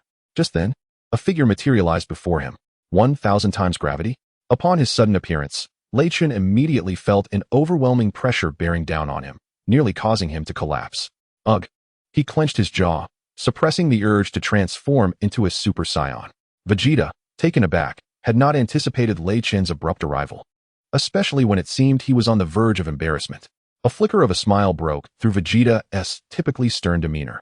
I didn't expect you to be so weak in your base form, despite your formidable Super Saiyan 4 power. You have 10 more years of training than I do. Yet back in my day, your strength was inferior to mine. Lei Chun retorted with irritation. Well, it's not like your counterpart in another world is stronger than me. Vegeta's expression darkened, his fleeting amusement vanishing. What do you want from me? He resumed his cold demeanor, addressing Lei Chun with an icy tone. How about training in a more effective place? You must realize this training room 1T significantly enhance your strength in the short term, Lei Chun proposed to Vegeta. Where to? Vegeta's eyes gleamed with interest, his mood visibly improving as he regarded Lei Chun. The hyperbolic time chamber. Training together is certainly more advantageous than going solo. Lei Chun smiled. All right, Vegeta agreed. 2 days passed. Inside the hyperbolic time chamber, Vegeta, in his Super Saiyan 2 form, regarded Lei Chun with a puzzled expression. Strange. Why has your power diminished so significantly?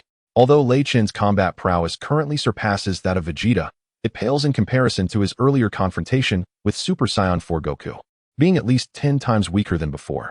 Chapter 27. A year later, huh? Hi-ya. Vegeta clenched his fists, his body slightly bent, and began to shout fervently. His aura surged, layer upon layer, as golden lightning surrounded him, pushing his power to the utmost limit. Hiya! Ultimately, the golden aura transformed from a mere flicker into a stable jet of energy. His golden hair stood erect and became denser, while arcs of electricity crackled around him. With a grim and resolute expression, his aura reached a state of stability. In his Super Saiyan 2 form, Vegeta possessed a combat power of 6 trillion, while Lei Chun held 24 trillion. Despite the significant disparity in strength, Vegeta's experience allowed him to exchange a few moves with Lei Chun. Moreover, since their encounter was merely a sparring session rather than a true battle, Vegeta would have been swiftly defeated otherwise. I am an anomaly. I can transform into Super Saiyan 4 due to the energy of Super Saiyan God. Otherwise, like you, I could only transform into a golden great ape, Lei Chun explained. Super Saiyan God. Is that yet another new transformation? Vegeta gazed at Lei Chun with curiosity and excitement. Just know that Super Saiyan God is on the same level as Super Saiyan 4. Now that your tail has sprouted, all you need to do is transform into Super Saiyan 3, and you will certainly be able to achieve Super Saiyan 4, Lei Chun advised Vegeta. Alright, Vegeta did not dwell on it further, although he was unclear about what Lei Chun meant by Super Saiyan God. Knowing it was on par with Super Saiyan 4 diminished his interest. A powerful aura erupted from Vegeta, accompanied by a dazzling golden light. Boom, boom. A year later, a colossal golden great ape, towering at 100 meters, roared in midair. Roar, roar, roar, bang, bang, bang. Vegeta, transformed into a silver great ape, pounded his chest frantically before raising his fists to the sky, producing a thunderous roar. Vegeta's form gradually shrank, returning to his human shape. With golden eyes and red-tinted corners, his black hair cascaded to shoulder length, and dark red fur covered his body, including his tail, devoid of any electric discharge. His combat power reached 240 trillion. Vegeta had transformed into Super Saiyan 4 several months ahead of the storyline, achieving this without external assistance, as his tail had successfully grown back with Lei Chun's help. In his Super Saiyan 4 form, Vegeta's combat power surpassed that of Lei Chun, who as Super Saiyan 4 possessed only 120 trillion. Without transforming into Super Saiyan God, Lei Chun stood no chance against Vegeta. At that moment, Lei Chun's powers were 6 trillion in Super Saiyan 3, 15 trillion in Super Saiyan 2, 750 billion in Super Saiyan 1, and 15 billion in his normal state. Transforming into the Super Saiyan God requires 240 megajoules, and when combined with the 240 megajoules needed for the semi-complete transformation into Super Saiyan 4 God, the total reaches 480 megajoules. Having successfully transformed into Super Saiyan 4, Vegeta's gaze fell upon Lei Chun, who smiled and remarked, "What is the matter? Do you truly believe that transforming into Super Saiyan 4 makes you my equal? How can one ascertain without engaging in battle? At the very least, from my perspective, my power has surpassed yours," Vegeta retorted with a cold smirk. "Is that so?" As he spoke, a crimson light erupted from Lei Chun. Chapter 28. The battle in the hyperbolic time chamber. Lei Chun directly transformed into Super Saiyan 4 God.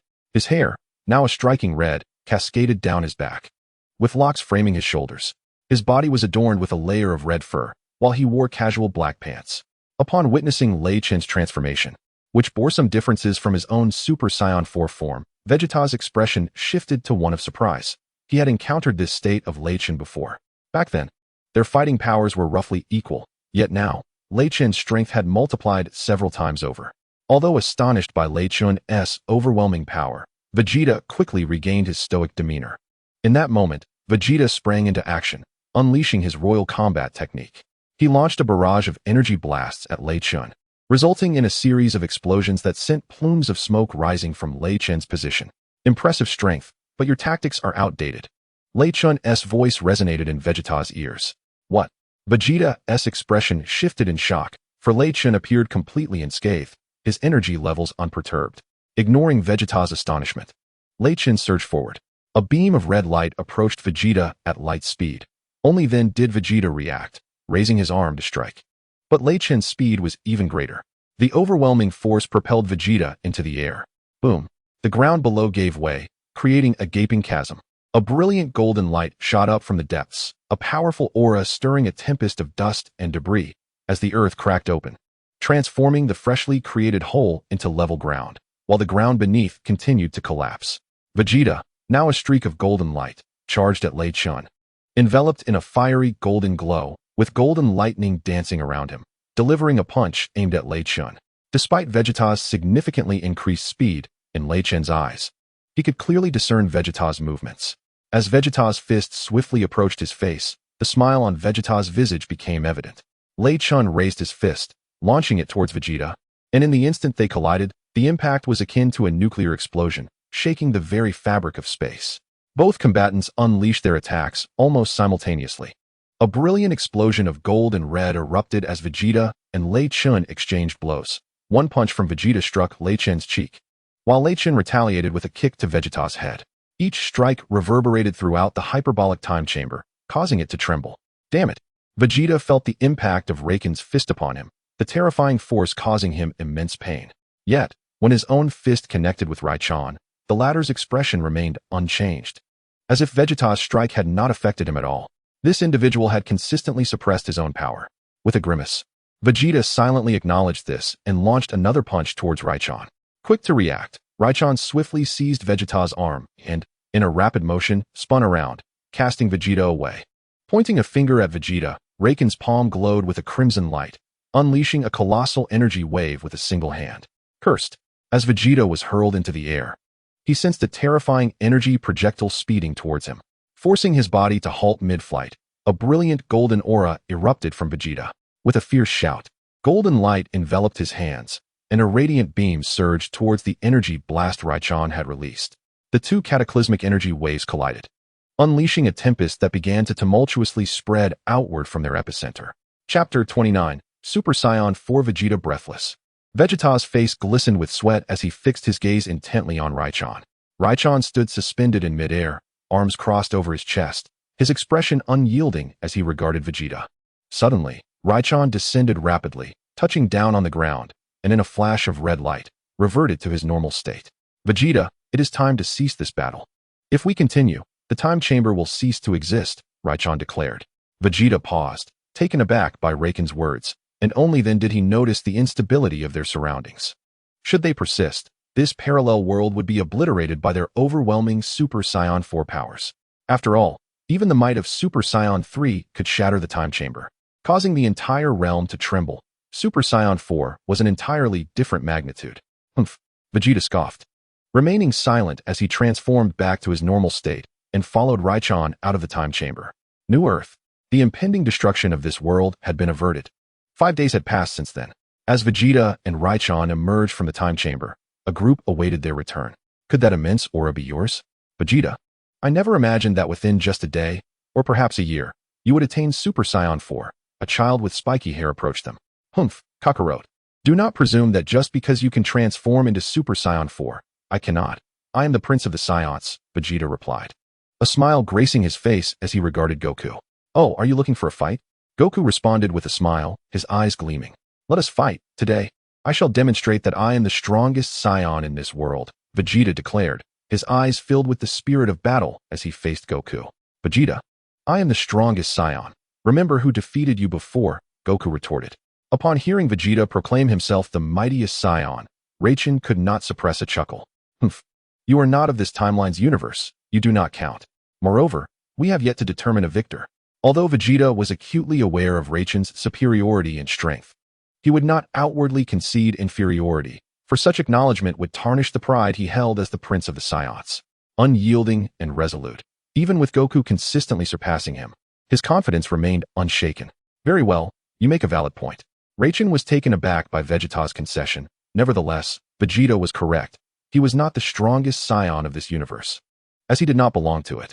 Thus, Raichen refrained from further comment. A radiant golden aura emanated from Goku, his physique expanding from a modest height of 1.2 meters to an impressive 1.82 meters. With his raven black hair cascading down, dark rings encircling his eyes, and his upper body cloaked in a fiery red fur, Goku had transformed into the all-powerful Super Saiyan 4. His body shimmered with a pulsing crimson light, the surrounding temperature soaring to several hundred degrees. Any combatant beneath the Super Saiyan 2 threshold would be incinerated by the overwhelming energy radiating from Goku. Humph, Vegeta scoffed, a golden glow enveloping him as he too ascended to Super Saiyan 4. His dark red hair cascaded to his shoulders, complemented by crimson fur and the same flickering red luminescence illuminating his form. Chapter 30. The god of Super Saiyan Blue. Vegeta's expression darkened as he regarded Goku. In less than a week, Goku's combat prowess had surged yet again, now reaching an impressive 265 trillion. Though it was merely a 5 trillion increase at their level of power, such a margin could determine the outcome of a battle. Vegeta's own strength, however, stood at only 240 trillion, and having only recently transformed into Super Saiyan 4. He was still familiarizing himself with this new state. Yeah, Super Saiyan 4 Vegeta bellowed, charging swiftly at Super Saiyan 4 Goku. Goku took to the skies, fully aware that their mere presence could wreak havoc upon the sacred temple. I never thought Vegeta would look significantly more impressive as a Super Saiyan 4, Buruma remarked, watching as the transformed Vegeta soared after Goku. Unable to contain herself, she chuckled. Buruma's comments caught Chi-Chi's attention, and she was understandably displeased with Buruma's assertion that Vegeta was more handsome than Goku. Striding over to Buruma, Chi-Chi declared loudly, "My Goku is handsomer than Vegeta? No. Vegeta is more handsome. Goku is more handsome." Thus, a spirited argument ensued between Buruma and Chi-Chi over who was more attractive, Goku or Vegeta. It was not until Satan intervened that the two were separated, though he unwittingly bore the brunt of a punch from each of the feuding women. As Lei Chun gazed in bemusement at the unfolding storyline, he observed that the conflict between Buma and Chi-Chi, which was supposed to arise during the battle against the evil dragon over who was more handsome, had occurred prematurely. His attention shifted to Son Gohan, who, at this moment, was exponentially more powerful than the Gohan of a decade ago. 10 years later, Gohan had emerged as a renowned scholar, and with a flourishing career. He had managed to allocate time for training, albeit not without some wasted moments. Presently, Gohan possessed an impressive combat power of 3 trillion. "Gohan," Lei Chun suddenly called out. "Oh, Mr. Lei Chun, did you call for me?" Gohan turned, curiosity etched on his face as he regarded Lei Chun. He was puzzled by the sudden summons. "Take this," Lei Chun exclaimed, tossing a small bag of senzu beans towards Gohan. "What is this?" Gohan queried, his expression a blend of curiosity and astonishment as he examined the bag, which contained nearly 50 beans. He was skeptical about whether these were indeed senzu beans, unsure if Lei Chun would bestow such a vast quantity upon him. "Indeed, they are senzu beans. Consider this a gift from me. Prepare one for Vegeta. He will soon be defeated," Lei Chun remarked, and with that, he vanished in an instant. Through a year of training with Vegeta in the hyperbolic time chamber, Lei Chun had significantly enhanced his combat experience, although he still fell short of Vegeta and Goku's prowess. If he were to face Goku again under similar conditions, he would no longer be as passive as before. Nonetheless, in a life-and-death battle, he would still likely succumb. It seems Vegeta has lost again, Lei Chun mused, sensing Vegeta's energy rapidly declining, indicating he would soon exit the Super Saiyan 4 transformation. In their bout, Goku initially held the upper hand, with both warriors evenly matched early on, but Vegeta would ultimately falter due to insufficient energy. After all, Goku had been concealing his true strength, merely matching Vegeta's power while being more adept at the Super Saiyan 4 transformation, which made his victory over Vegeta less arduous. If one were to speak of the most formidable martial art in the Dragon Ball universe, it would undoubtedly be the Ultra Instinct technique.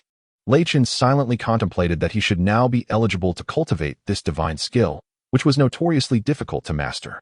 In the narrative, Goku only began training in Ultra Instinct after achieving the Super Saiyan Blue transformation. Ultra Instinct, as portrayed in the story, diverges from traditional combat methods reliant on sensing energy. It relies on the body's various parts executing reflexive attacks and defenses autonomously, without the need for cerebral command. This accelerates reaction and movement speed, allowing the body and consciousness to separate, enabling each part to instinctively perceive surrounding dangers without cerebral deliberation. It is a realm shared among the gods, representing the unleashing of one's potential after transcending limits, a feat even the gods find challenging to attain. Destruction god Beerus, having undergone related training, was unable to fully master it. The state of Zazai Ijigong represents a realm of divine cultivation. Sun Wukong's attainment of Zazai Ijigong, transforming him into the white deity, is not merely a Saiyan metamorphosis, but rather a sacred secret art. This technique can unleash one's power to 100-fold, and the greater the hidden strength, the more formidable the force he can exert. When Sun Wukong is not transformed, the power of the Super Saiyan remains entirely concealed within his body. However, upon utilizing Zazai Ijigong, he can unleash a strength that is 100 or even several hundred times greater than that of a Super Saiyan, even among the gods. Mastering Zazai Ijigong may not yield a force as great as that of Sun Wukong. Lycan closed his eyes and stood upon an immeasurable azure ocean, quietly absorbing the essence of the sea and the power of nature surrounding him. His aura rapidly diminished, plummeting from 15 billion to 1 billion, and finally to 0. Suddenly, a divine flame surged, erupting behind him in a resplendent sea of starlit brilliance. Lycan underwent a transformation. His hair and eyebrows turned blue, and his pupils sparkled with a faint bluish glow, radiating a sacred and luminous aura, sprinkled with star-like flecks. This aura was remarkably dynamic, with its outer layer undulating gently, swirling with a bubbly essence. Though Lycan did not successfully comprehend Zizai Ijigong, he did manage to transform into the Super Saiyan God Blue, an unexpected delight. With a smile, Lycan remarked that the power of the Super Saiyan God Blue is 4 times that of the red variant. In terms of combat power, the Super Saiyan God Blue state grants Lycan a strength of 960, while Super Red stands at 240, Super 3 at 12 trillion, Super 2 at 3 trillion, Super 1 at 15 trillion, and his normal state at 30 billion. The Super Saiyan God 4 possesses a strength twice that of Super Red, yet is weaker than Super Blue by a factor of 2. With the energy of the Super Saiyan God elevated, Lycan found it challenging to effortlessly merge the powers of Super God and Super 4. It can be said that he is now embarking on the journey of cultivating and integrating these two forces. Chapter 31. Super 17. After successfully transforming into the Super Saiyan God Blue, Lycan chose not to continue his training, but instead began to explore this new Earth. After all, one must consume food bite by bite. Achieving a breakthrough from Super 2 to Super Saiyan God Blue in less than 3 years is already the limit. Further relentless training would yield minimal increases in combat strength. It is essential to remain grounded, taking one step at a time, avoiding the urge for immediate results. As many accomplishments require a foundation built over time, just like Lycan, who spent over 40 years diligently training to reach Super 2. After arriving on Earth with an excellent training environment, he ascended from Super 2 to Super God in less than 3 years. Excluding the time spent in the hyperbolic time chamber, this achievement took less than a month. Time ceaselessly flows, and Lei Chun has enjoyed a remarkably comfortable existence on Earth for quite a span. Now, 15 years have elapsed. Although his power has not seen significant enhancement, he has firmly established his transformation into Super Blue, allowing him to assume this form without substantial exertion. On this particular day, the sun shines brightly as Lei Chun reclines on a chaise lounge, leisurely sipping juice. He wonders when the enigmatic Super 17 will finally make his appearance. Gazing at the cerulean sky, Lei Chun finds himself at a loss as to how long he must wait. Should the 17th day pass without any sign of his adversary, he shall be compelled to depart from this realm. Suddenly, a thunderous explosion reverberates through the air, causing Lei Chun's beverage to quiver in his grasp. Shortly thereafter, the ground begins to tremble. A fierce gust of wind sweeps through, causing the surrounding trees and flora to sway violently. To his astonishment, Lei Chun observes the once clear sky darkening ominously. Is the boundary between heaven and hell about to dissolve? A smile dances upon his lips as he turns to face the source of the explosive sound, sensing several familiar, yet foreign auras. They are familiar because he has encountered some of their bearers before, including Babidi, Frieza, and the amalgamated presence of Cell, the Ginyu Force, and King Cold. Yet, they are unfamiliar, for in this temporal rift, these auras merely resemble foes he has previously faced. Save for the essence of 17. He can perceive nearly all characters from the narrative. Perhaps this is due to 17 being an android, thus eluding his senses. A live broadcast awaits. With a decisive sip, he finishes his juice and sets the glass upon the table. With a flicker of thought, he tunes into Vegeta's essence and instantaneously transports himself to the Saiyan Prince's location. One might ponder why he does not teleport to Goku. The reason is that Goku has already drawn the attention of the underworld. Countless souls, once departed, now manifest upon the earth, plunging the planet into utter chaos. It must be acknowledged that both Dr. Gero and Dr. Mew are unparalleled geniuses, capable of circumventing the rules of the afterlife to fuse the realms of the living and the dead. As King Cold and the Ginyu Force materialize, Gohan, Vegeta, and the others have long since arrived at the scene of the disturbance. Upon sighting Vegeta, the Ginyu Force, driven by vengeance for their demise at his hands, charges at him without hesitation. Yet, regrettably, they have miscalculated their opponent. Vegeta, without even transforming into a Super Saiyan, effortlessly dispatches them with mere energy blasts. Meanwhile, King Cold seeks out the Trunks who once ended his life. Alas, he has mistaken his quarry, for this Trunks is not the one responsible for his demise. And he too is quickly vanquished. I had anticipated that after all these years, they would have grown considerably stronger, Instead, they are utterly feeble, Vegeta scoffs. As former foes resurface, he had hoped to test the might of Super Saiyan 4, as sparring with Goku has become somewhat tiresome. However, upon arriving at the scene, he quickly realized that the likes of King Kurd and the Ginyu Force were hardly worth mentioning. Not only could he handle them effortlessly, but even young Saiyans like Gohan and Trunks could easily dispatch them, rendering his presence unnecessary. Indeed, I thought it would be much more troublesome. Goten remarked with a relaxed expression. Do not let your guard down. Number 17 has yet to make an appearance, Trunks cautioned gravely, recalling how he had been swiftly defeated by number 17 just hours earlier. Had it not been for number 17 sparing him to relay a message to Goku, he would have perished. Yes, Goten, we must remain vigilant. To defeat Trunks in a single strike is beyond even my capabilities. Perhaps only Father and Uncle Vegeta could manage such a feat suddenly. Vegeta spoke up. Come out. I know you have been watching for quite some time. What? Goten exclaimed in surprise. Could it be that number 17 has already arrived? Androids lack a detectable aura, so it is not unusual that we cannot sense him, Gohan said, his expression growing serious. Haha, you still managed to find me, but regrettably for you, without Goku here, you stand no chance against my Super 17, a voice echoed. Aged and sinister, Gohan and the others stiffened, turning towards the source of the sound. In their line of sight appeared 3 figures, 2 elderly men and a tall, long-haired youth. Dr. Gero, Gohan and the others gasped in unison. The old man with white hair and a halo above his head was indeed the creator of the androids. Dr. Gero, to think you, Dr. Mew, could return from the depths of hell. Trunks and Pan glared coldly at the other elderly man with blonde hair. The baby created by Dr. Mew had nearly brought about Earth's destruction.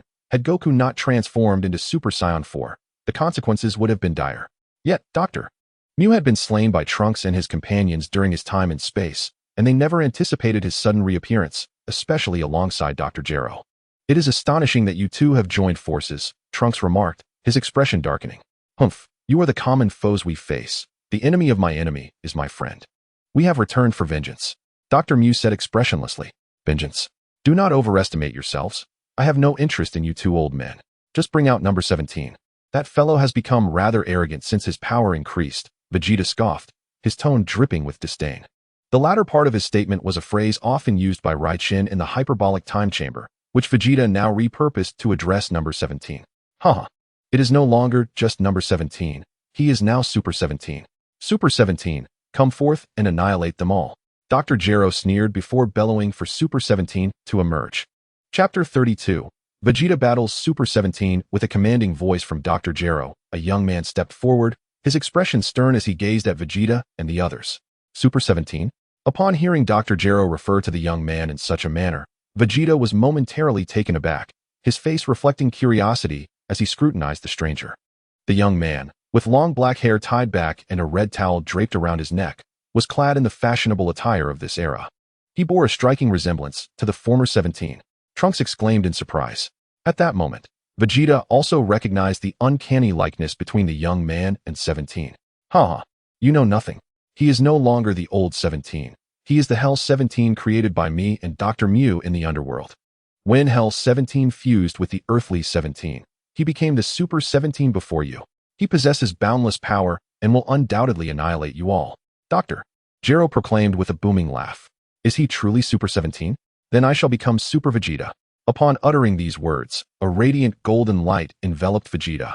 As arcs of electricity surged upward from his feet, his hair began to lengthen, flourishing into a magnificent mane, with bangs cascading forward and strands extending over his shoulders, some reaching down to his waist, while his eyebrows vanished entirely. Super 17 had the capability to defeat Trunks with a single blow, and Vegeta could not afford to be careless. He immediately transformed into Super Saiyan 3, his power skyrocketing to 125 million. Regrettably, had he faced the unmerged 17, perhaps Super Saiyan 3 Vegeta could have posed a challenge. Yet now, against Super 17, without achieving Super Saiyan 4, he stood no chance. Vegeta was about to face a dire predicament. From a short distance away, Lycan mused inwardly, though he could not gauge the true strength of Super 17. He recalled that upon his first appearance in the narrative, Super 17 was inferior to Super Saiyan 4 Goku, yet not by a considerable margin. After absorbing Goku's energy, Super 17's power surpassed that of Super Saiyan 4. Currently, Super Saiyan 3 Vegeta's power was merely 125 million. while Super 17's battle prowess was estimated to be around 150 to 200 million. Vegeta, now transformed into Super Saiyan 3, unleashed a powerful punch, utilizing 80% of his strength to test Super 17's capabilities. Super 17 coldly regarded Vegeta, a mocking smile gracing his lips, fully aware that Vegeta's intentions were futile. Just as Super Saiyan 3 Vegeta's fist was about to graze his face, Super 17 simply tilted his head, effortlessly evading the attack. What? Super Saiyan 3 Vegeta's face fell in astonishment. He had not anticipated Super 17's reflexes to be so swift, able to dodge his punch at such close proximity. Vegeta was astute enough to realize that Super 17's strength exceeded his expectations, likely surpassing even his Super Saiyan 3 form. Ha. A sinister grin spread across Super 17's face. Boom. His fist connected squarely with Vegeta's abdomen. Ah! Vegeta cried out in agony as his body was sent flying through the air. With a resounding crash, the ground was left with a massive crater, enveloped in smoke, and Vegeta was effectively buried alive. Witnessing this scene, Gohan and the others were utterly astonished. Although Vegeta had not transformed into Super Saiyan 4, his power as a Super Saiyan 3 was formidable, yet he was still struck down by a single punch from Super 17. In the midst of Gohan and his companion's shock, a sudden burst of golden light shot into the sky. Boom!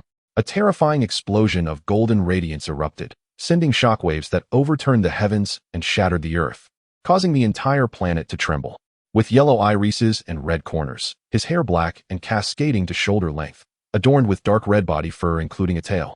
And without any accompanying lightning, Vegeta's power had surged by 10 trillion in the 15 days that followed, granting him a staggering battle power of 250 trillion as Super Saiyan 4. What? How is this possible? Dr. Mu gazed grimly at Vegeta. Damn it. Vegeta has concealed such formidable strength. Dr. Gero's expression was equally grim as he internally mused, though he did not feel particularly worried. Rather, he was somewhat eager to see if Vegeta's energy could be harnessed by Super 17. I must admit, I underestimated you.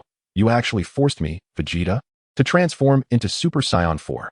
Vegeta, in his Super Saiyan 4 form, regarded Super 17 with a somewhat displeased expression. Super 17, flicking his hair, maintained a stoic gaze towards Vegeta. Although his internal radar detected that Vegeta's energy had surpassed his own, he remained unfazed. For him, Vegeta's strength, while impressive, had its limits. Endowed with infinite energy and the ability to absorb power, Super 17 was entirely confident in his capacity to defeat Vegeta. Vegeta's figure flickered, and in an instant, he stood before Super 17. This speed is astonishing, exclaimed the onlookers, including Xiao Fong, Goten, Gohan, and Trunks, all rendered speechless. Yet Super 17 remained calm as Vegeta approached. Without uttering a word, Vegeta unleashed a powerful punch at Super 17. Humph. Super 17 chuckled coldly, raising his arm to block the strike. Boom. Vegeta's formidable blow was successfully intercepted by 17, yet the latter was propelled backward despite his boundless strength. Vegeta's power was indeed greater. In the next moment, Vegeta pressed his attack. Although his might exceeded that of Super 17, all of his techniques were countered by the radar within Super 17's body. Despite being at a disadvantage, Super 17 had not yet succumbed to Vegeta's onslaught. Tat tat tat. Vegeta continued his relentless assault. The two figures flickered incessantly, battling from the ground to the sky. In an instant, they descended into the depths of the earth. Boom. Meanwhile, the ground shook violently, new craters formed, and fissures spread outward, cracking the surface. The aftermath of the confrontation between the two individuals has transformed the surroundings into a desolate wasteland. However, given that this place had already been ravaged by the deceased, Vegeta paid little heed to the devastation. Had it been Goku in his stead, he might have attempted to lure Super 17 elsewhere. At that moment, Rinnegan descended from the heavens, landing beside Gohan, and urged Xiaofang, cease your gazing and hasten to devise a means to bring your grandfather back to the realm of the living. Kakarot has been deceived by Frieza and is unlikely to return soon. What? Xiaofang exclaimed, her face a mask of shock, and she promptly soared towards the direction indicated by Rinnegan. Can Xiaofang truly bring my father back to the living realm? Gohan expressed his concerns. I cannot speak for others, but I am certain Xiaofang can accomplish it. However, I suggest you refrain from spectating and focus on dealing with these two elderly men first, Rinnegan suggested calmly. What? The expressions of Dr. Mu and Dr. Gero shifted dramatically, taken aback by Rinnegan's insistence that Gohan and his companions handle them first. Ignoring their thoughts, Raichin continued. Though these two old fellows may lack formidable strength, as long as they remain alive, they are capable of creating terrifying abominations. Gohan, Trunks, and the others nodded. Their gazes fixed upon Dr. Mew and Dr. Gero, whose faces paled in response. Before Gohan and the others could make a move, Dr. Mew began to shout loudly. Super 17, disregard Vegeta and swiftly eliminate these individuals. Yet Super 17 paid no heed to their fates. In the narrative, Dr. Mew and Dr. Gero were destined to meet their end at his hands. At this juncture, Super 17, already agitated by Vegeta's relentless pressure, found the situation increasingly intolerable. Although Vegeta could not harm him at present, it did not imply that Super 17 enjoyed this style of combat. Just as Dr. Mew called out again, Super 17 was suddenly struck in the abdomen by a punch from Vegeta. With great effort, Super 17 suppressed his pain and retaliated with a kick that forced Vegeta back. Enough!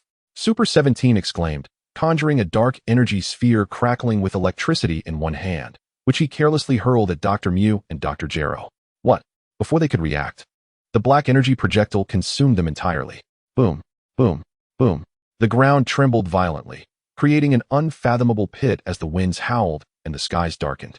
As the dust settled, only two charred remains were left, still emitting smoke, utterly obliterated into a mass of debris, their souls completely erased from this universe.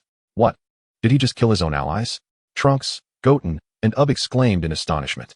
Yet Gohan remained unfazed, for he had witnessed Super 17 personally eliminate Drive Gero before. Thus, this act of murder did not shock him anew. Vegeta, needless to say, had a notorious past, where he had, on more than one occasion, mercilessly eliminated his own subordinates. A machine is but a machine. Even if it bears the semblance of a human, it remains a construct. The act of extinguishing its creator, akin to a paternal figure, should not perturb you now, Vegeta mockingly remarked.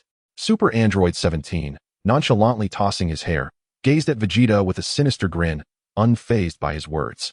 Well then, the true warm-up has concluded. Do mind that I shall not hold back. Gamma Burst, Vegeta proclaimed loudly, extending his arms wide before gradually drawing them to his chest, radiating a golden luminescence. Boom. The Gamma Burst surged forth, roaring towards Super Android 17, who extended his right hand. What? Is this lunatic actually attempting to absorb my Gamma Burst? Vegeta's expression shifted to one of shock, but in the next moment, he reconsidered as his attack was swiftly devoured by Super Android 17. Haha, thank you for the energy, Vegeta? Super Android 17 laughed triumphantly. Damn it, how did he absorb it? Vegeta hovered in the air, his expression darkening as he sensed Super Android 17's combat power escalating to an astounding 230 million. Now dangerously close to his own. Coupled with Super Android 17's infinite energy, Vegeta realized he could not afford to launch energy attacks against him. Otherwise, he would find himself utterly outmatched. The longer this standoff continued, the closer he would be to defeat. Curse it, Vegeta grimaced. But I shall strike now, Vegeta. Taste my electric hell sphere. Super Android 17 shouted, conjuring a dark energy sphere crackling with lightning, radiating numerous black beams. What? Vegeta's expression shifted to one of alarm as he crossed his arms defensively, enveloped within a golden energy shield. Boom, boom, boom, as waves of energy collided with the ground. Countless gaping black pits materialized, the winds howling and the skies darkening. Vegeta, now forced into a defensive stance by Super Android 17's energy blasts, felt a surge of rage. Simultaneously, his aura began to swell uncontrollably. Rumbling, the very ground beneath him buckled, fissures sprawling outward. Unforgivable, Vegeta declared, pushing his energy to its utmost limit. With a formidable aura emanating from him, he repelled the oncoming energy blasts. Vegeta charged towards Super Android 17. Bang! His fist collided directly with Super Android 17's, who did not evade but met the attack head-on. Bang! The deafening sound of their clash reverberated through the heavens. A fierce wind radiated from their epicenter, sweeping outward. Son Gohan and his companions fought valiantly, nearly swept away by the force of the energy wave. With all his might, Vegeta unleashed a powerful punch, his fist radiating a brilliant golden light. Boom! Android 17 raised both arms to block, yet was sent flying instead. So much for the artificial being. As he observed Android 17 retreating over 1,000 meters, a look of disdain crossed Vegeta's face, though his breath quickened, revealing that he was not as composed as he appeared. Oh, is that so? Although Vegeta had forced him back, Android 17 remained unfazed. for he sensed that Vegeta's energy had diminished to a level nearly equal to his own. Whoosh! In an instant, Android 17 charged at Vegeta, delivering a fierce punch. Bang! Vegeta managed to block the first blow. Bang! He also thwarted the second strike. However, after a relentless barrage of hundreds of punches, Android 17's furious assault finally landed on Vegeta, bending his body into an arc. With a series of thrusts, side swings, and horizontal kicks, Android 17 unleashed a relentless combo, leaving Vegeta utterly defenseless. Whoosh! Vegeta's body plummeted downwards.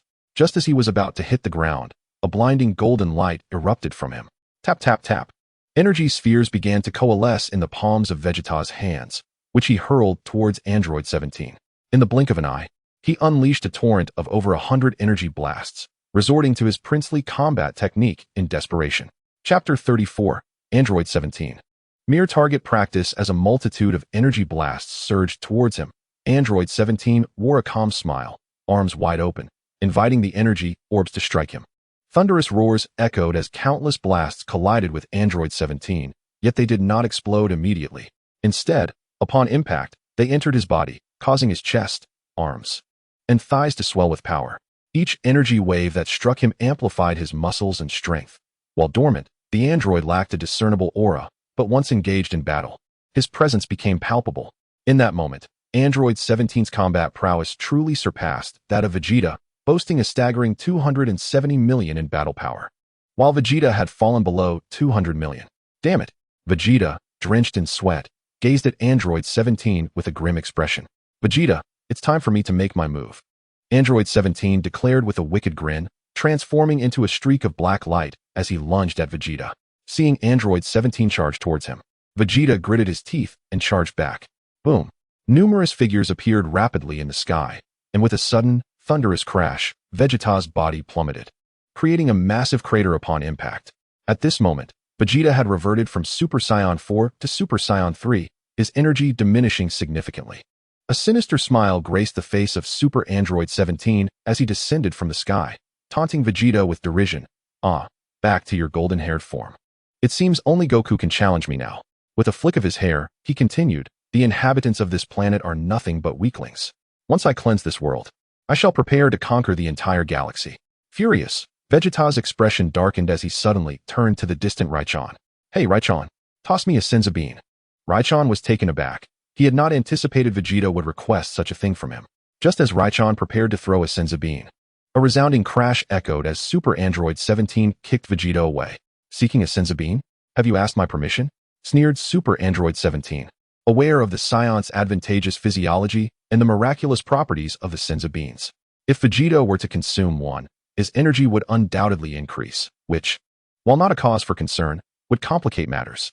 With this thought, Super Android 17 casually launched an energy blast toward Raichan, Gohan, and the others. What? Gohan and the others gasped in shock, unprepared for this unexpected assault.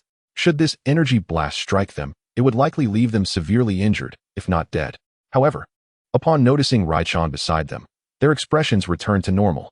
Although they were uncertain of Raiken's true strength, they were confident it was at least on par with, if not superior to, Vegeta's, especially since Vegeta had achieved Super Saiyan 4 with Raiken's assistance. Meanwhile, Raichan, oblivious to Gohan's thoughts, found himself facing the sudden energy blast from Super Android 17.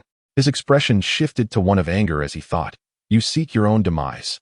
Initially, he had only intended to observe the battle, fearing that if the narrative shifted and Vegeta transformed into Super Saiyan 4 prematurely, he might unleash a relentless assault on Super Android 17, thereby boosting the latter's power and endangering Goku's very life. Though Raichan had contemplated intervening, he had planned to do so only after Goku was defeated by Super Android 17. The terrifying energy blast streaked through the air, hurtling toward Raichan. As he beheld the approaching blast, exceeding 100 meters in size, Raiken's expression remained unchanged. The energy blast drew nearer, stirring fierce winds that ruffled Gohan and the others' hair. Huh, have these fools given up? They haven't even transformed into Super Saiyans. But I suppose they understand that even if they did, they wouldn't withstand my attack. Super Android 17 laughed coldly. As the energy blast was about to strike Lycan, his gaze turned icy. With a casual flick of his wrist, he deflected the energy blast back towards Super 17. Whoosh! The speed of the energy blast was even greater than before. Such a nonchalant gesture. Returning the energy blast to Super 17 was perhaps beyond the capability of even Super Saiyan 3 Vegeta. The energy blast hurtled backwards, aimed directly at Super 17.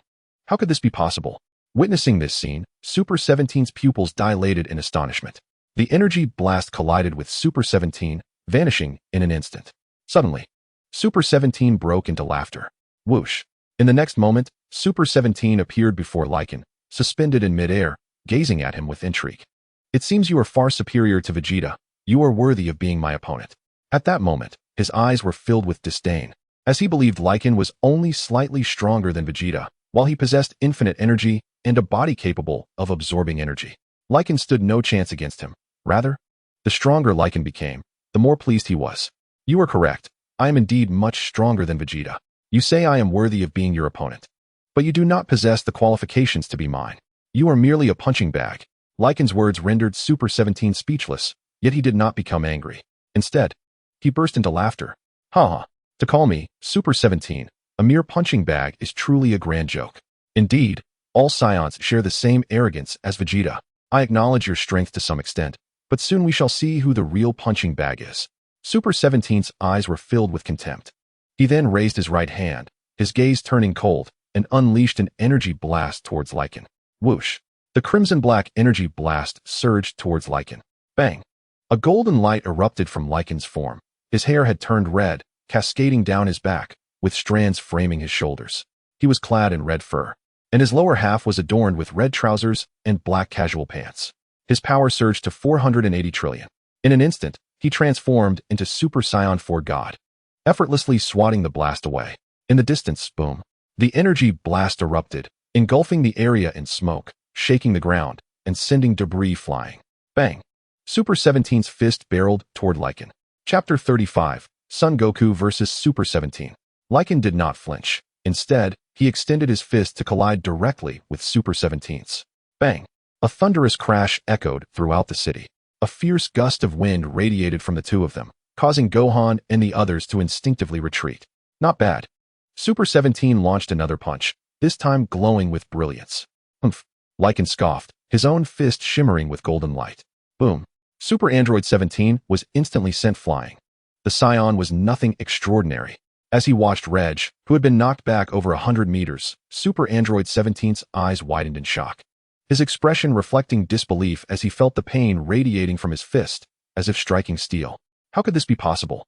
Super Android 17 could not fathom that Reg's strength was so formidable. Bang. At that moment, Reg charged at Super Android 17 once more. A look of agony crossed Super Android 17's face as his body contorted into a bow shape. Whoosh. Simultaneously, his form began to plummet. Boom. Super Android 17 crashed into the ground, a cloud of smoke enveloping the area as a massive mushroom cloud slowly ascended. Meanwhile, Super Saiyan 3 Vegeta had emerged from the rubble. Damn it, this guy's power has increased again.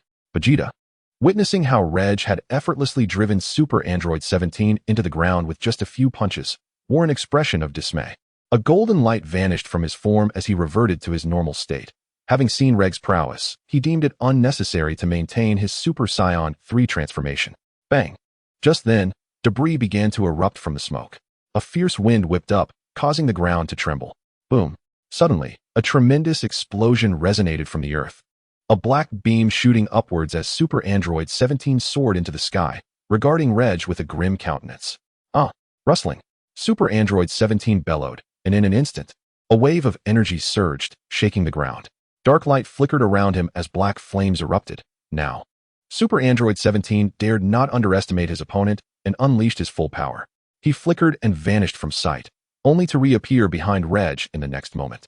Super Android 17's fist, aglow with black light, struck towards Reg.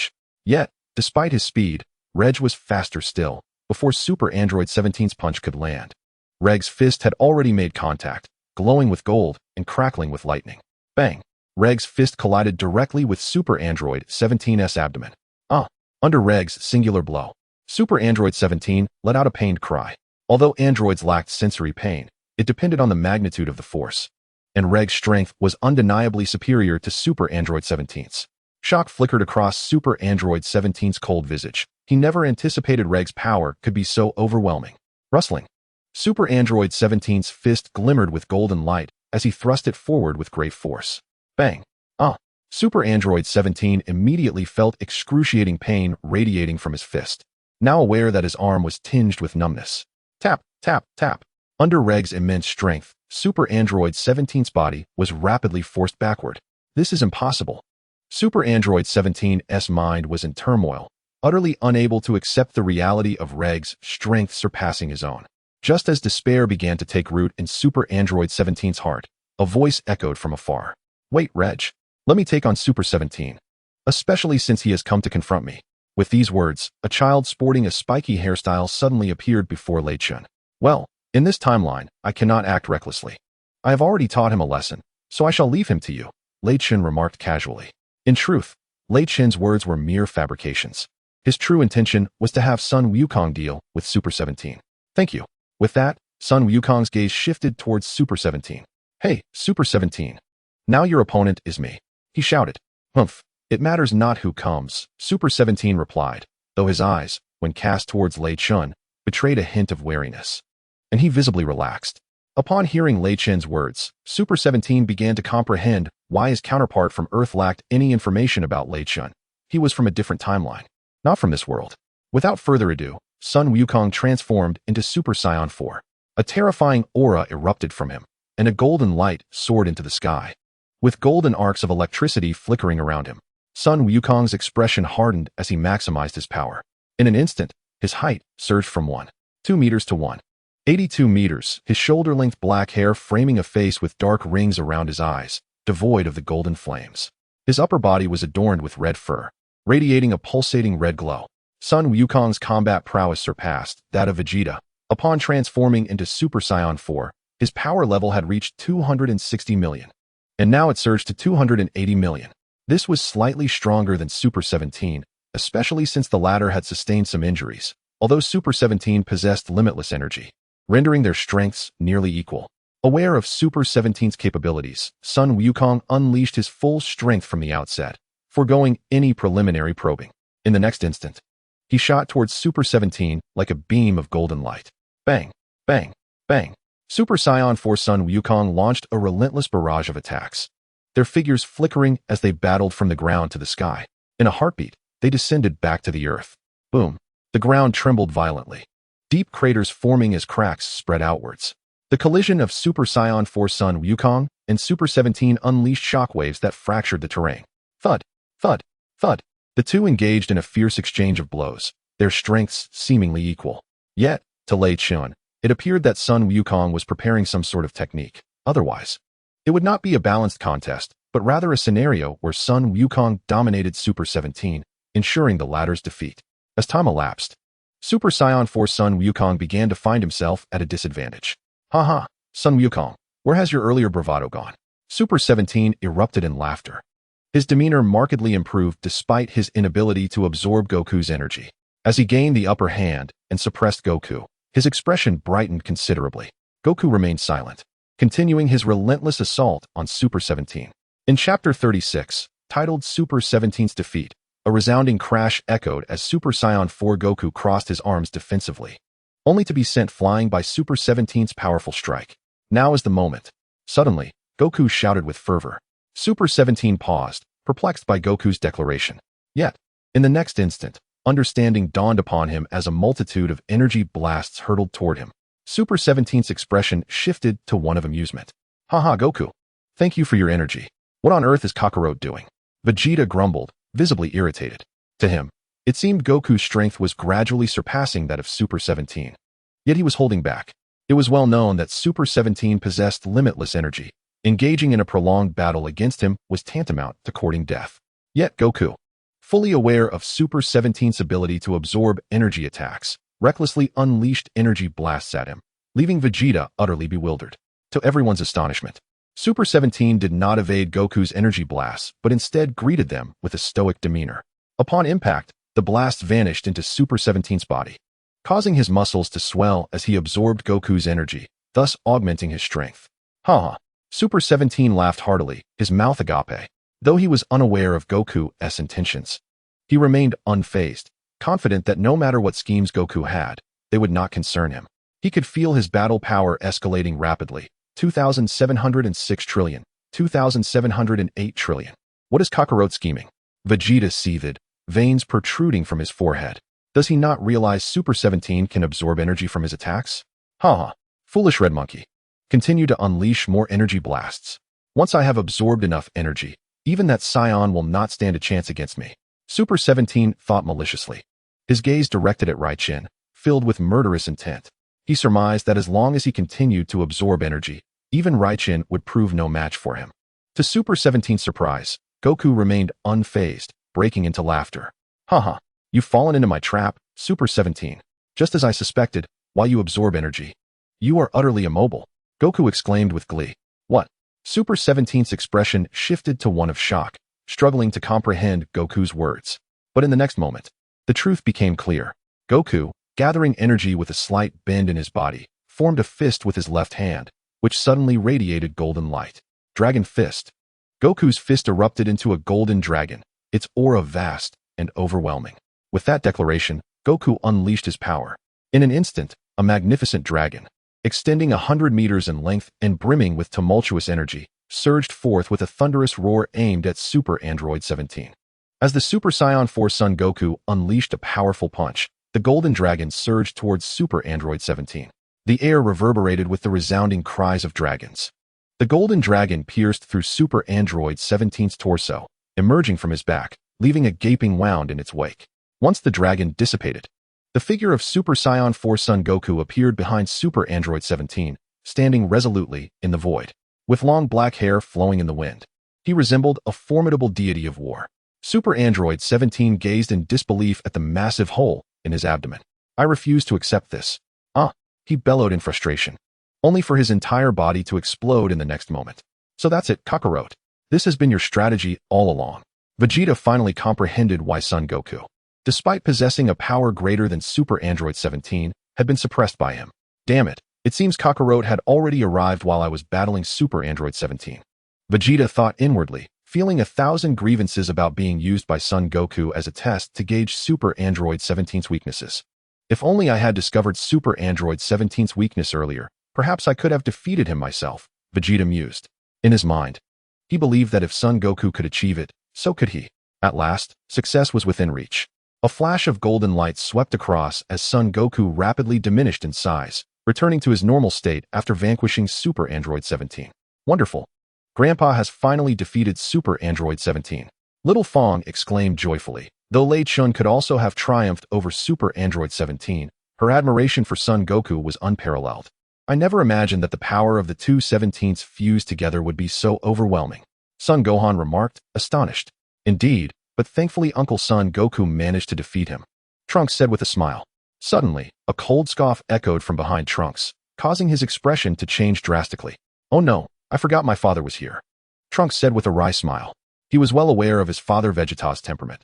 The one thing he could not tolerate was being compared unfavorably to Son Goku.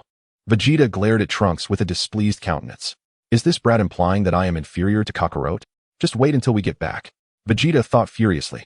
Haha, had I not witnessed the battle between Vegeta and Super Android 17, perhaps I would have been the one to lose.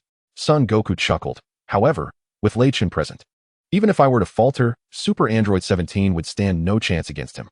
Upon hearing Son Wukong mention his name, Vegeta let out a disdainful snort, but chose not to voice any comments, instead directing his attention towards Lycan. Almost simultaneously, as Son Wukong had just finished speaking, Lycan called out, Kakarot, come here for a moment, I have a gift for you. Oh, Son Wukong was taken aback, unsure of Lycan's intentions and curious about the nature of this gift. His mind was filled with questions, yet he swiftly ran towards Lycan. What is it, Lycan? What do you wish to give me? Is it perhaps a senzu-bean? With his hands resting on the back of his head, Son Wukong tilted his gaze upwards towards Lycan, who towered over him by several heads. Lycan did not respond to Son Wukong's inquiry, instead smiling gently at him before saying, Kakarot, I recall that you were transformed into a smaller version of yourself by the dragon. Chapter 37. Gods and Deities, yes, and what of it? Son Wukong replied, somewhat perplexed by Lycan's question. Oh, nothing much, you will soon find out. As he spoke, Lycan placed the index and thumb of his left hand on his forehead while extending his right hand towards Son Wukong, a silvery light emanating from his palm.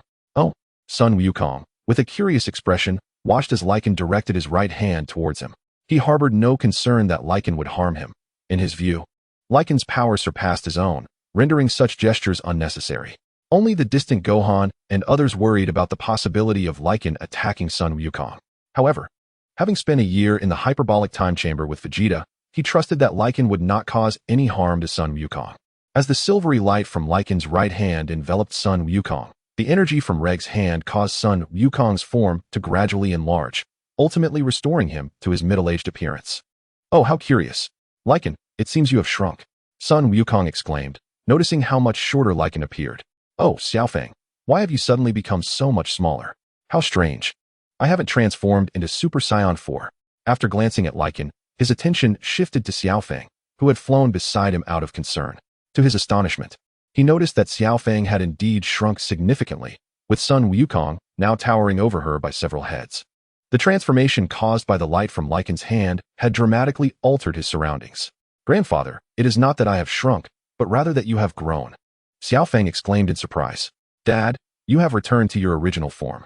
Sun Wutian smiled at Sun Wukong. "Oh, I see now. I was wondering why you all seem to have suddenly shrunk. It turns out I have grown."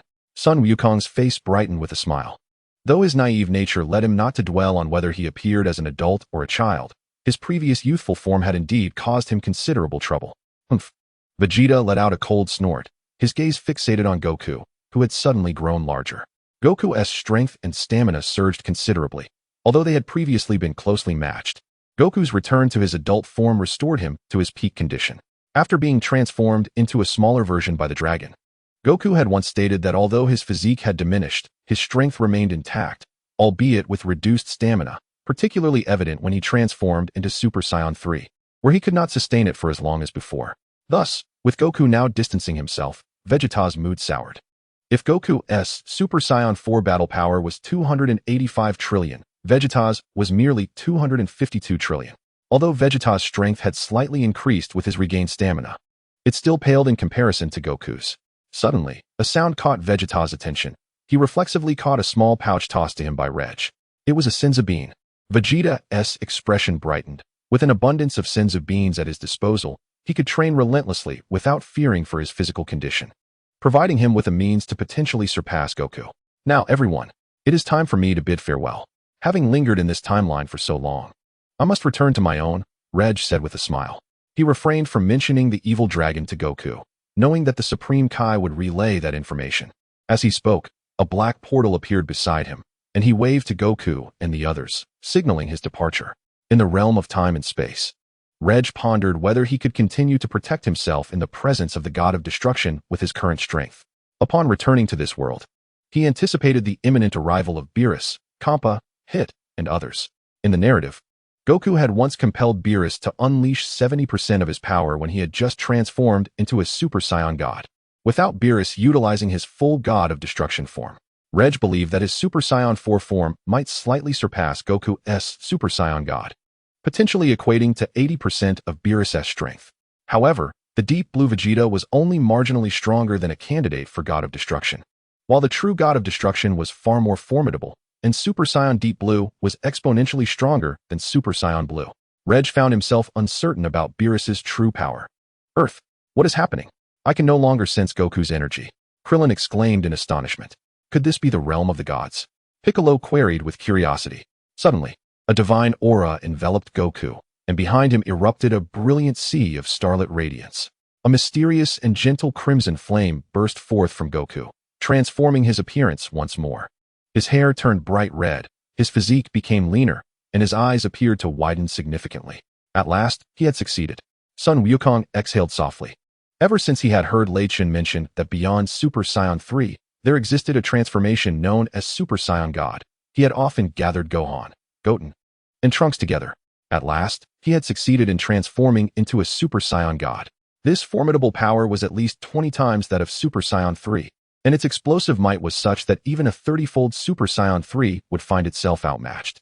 Having reached the divine realm, Sun Wukong radiated a fervent fighting spirit. "Lord Beerus, let us test our strength." Beerus floated before him, a smile gracing his features. Previously, he had dispatched Sun Wukong in his Super Saiyan 3 form with ease. Now, Witnessing Sun Wukong's successful transformation into a Super Saiyan God, he regarded him with newfound seriousness, remarking, "Sun Wukong, I hope you do not disappoint me." As he spoke, an invisible and terrifying pressure emanated from Beerus, bearing down on Sun Wukong. Almost simultaneously, with a resounding roar, Sun Wukong's crimson aura surged dramatically, and he transformed into a streak of light, suddenly appearing beside Beerus. However, Beerus merely raised a single hand to block Sun Wukong's assault.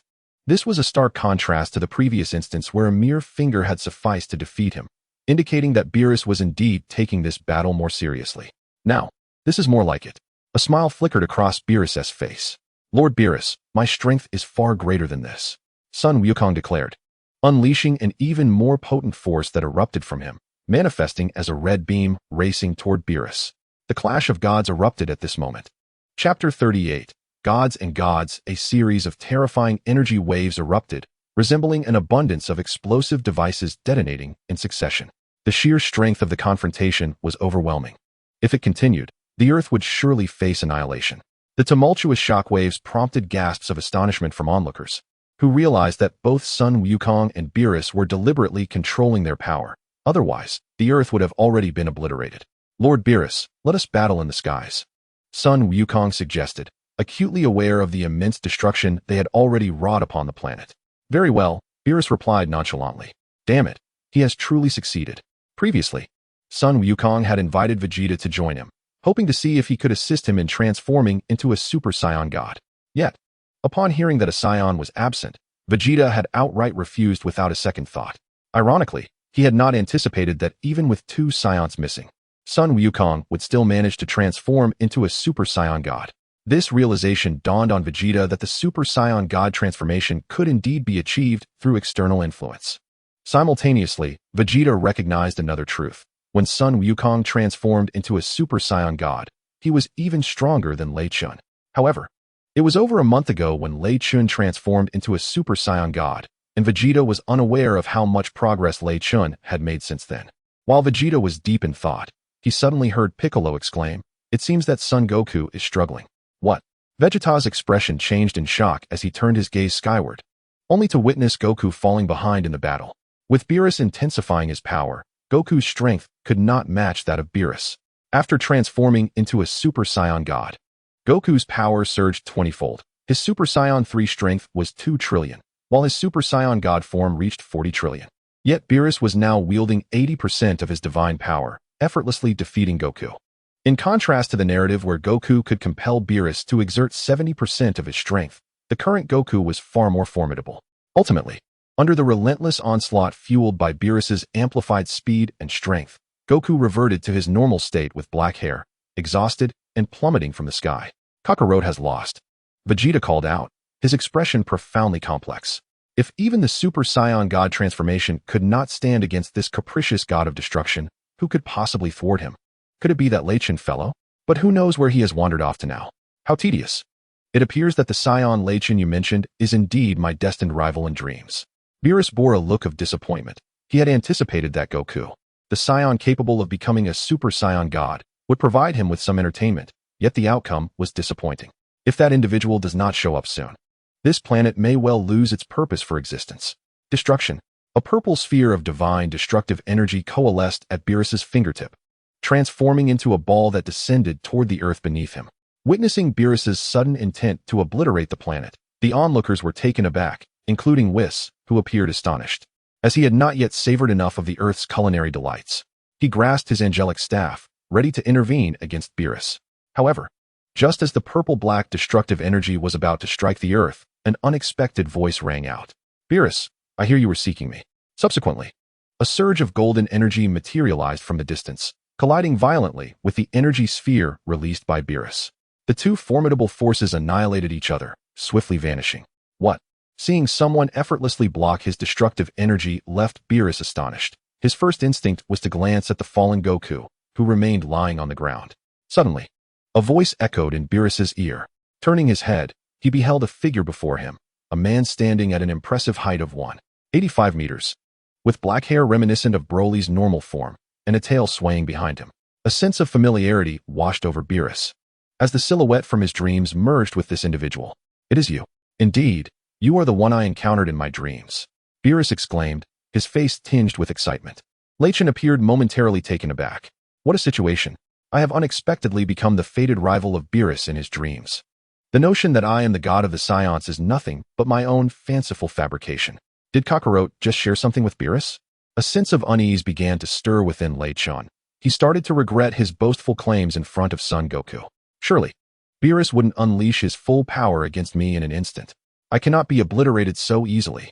When Lei Chentian faced Beerus in single combat, his confidence did not stem from his own strength, but rather from his mastery of spatial laws, which he had honed to its zenith, if he so desired. With just a thought, Lei Chentian could instantaneously transport himself to any corner of the universe. In essence, unless the Omni King intervened, no one could claim his life. Just as Lei Chentian contemplated transforming into Super Saiyan God in his blue form, a crimson light pierced the space between them. Lord Beerus, our battle is not yet concluded. To Lei Chentian's astonishment, Son Goku, who had reverted to his normal state, reappeared before Beerus, his hair ablaze with a fiery crimson glow once more. How is it that you still possess the strength to fight? Beerus gazed at Son Goku with unexpected intrigue, realizing that Goku's power had indeed surged once again. Although it did not match his own strength at 80%, it was still formidable enough that defeating him would not be as effortless as before, unless he resorted to using 90% of his divine power. Haha, Lei Chentian, come back. Could you allow me to take on Lord Beerus? I am not yet done. Son Goku called out to Lei Chentian. Of course. Lei Chentian nodded without hesitation. If he had the choice, he would prefer not to confront Beerus. At least not at this moment, unless he could merge the powers of Super Blue and Super 4. Son Goku possessed the aura of a protagonist, while Lei Chentian did not. His demise would be final, unlike Son Goku, who, at least according to the cosmic rules of this world, would not perish easily. Chapter 39, Semi-Divine Lei Chentian. This was a realization Lei Chentian had come to over the years. The Dragon Ball universe would not alter due to his presence. Minor fluctuations may occur, but the grand scheme remains unchanged. In other words, even if one were to eliminate the Kaioshin Zamasu, Frieza, and others in advance, another Zamasu, Frieza, and the like would inevitably emerge. The forces of this universe's rules are in a constant state of restoration. Son Goku, I have lost all interest in you. As he spoke, Beerus suddenly unleashed his full power, delivering a single blow that rendered Son Goku unconscious. Under the sheer force of Beerus's might, which soared close to 70 trillion, combined with the element of surprise, Son Goku, whose power barely reached 45 trillion, stood no chance against Beerus.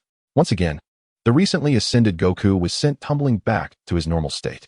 Lei Chentian watched with a sense of resignation as Son Goku came and went in a whirlwind.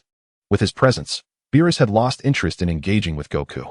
A golden light enveloped Lei Chentian, his crimson eyes gleaming with intensity.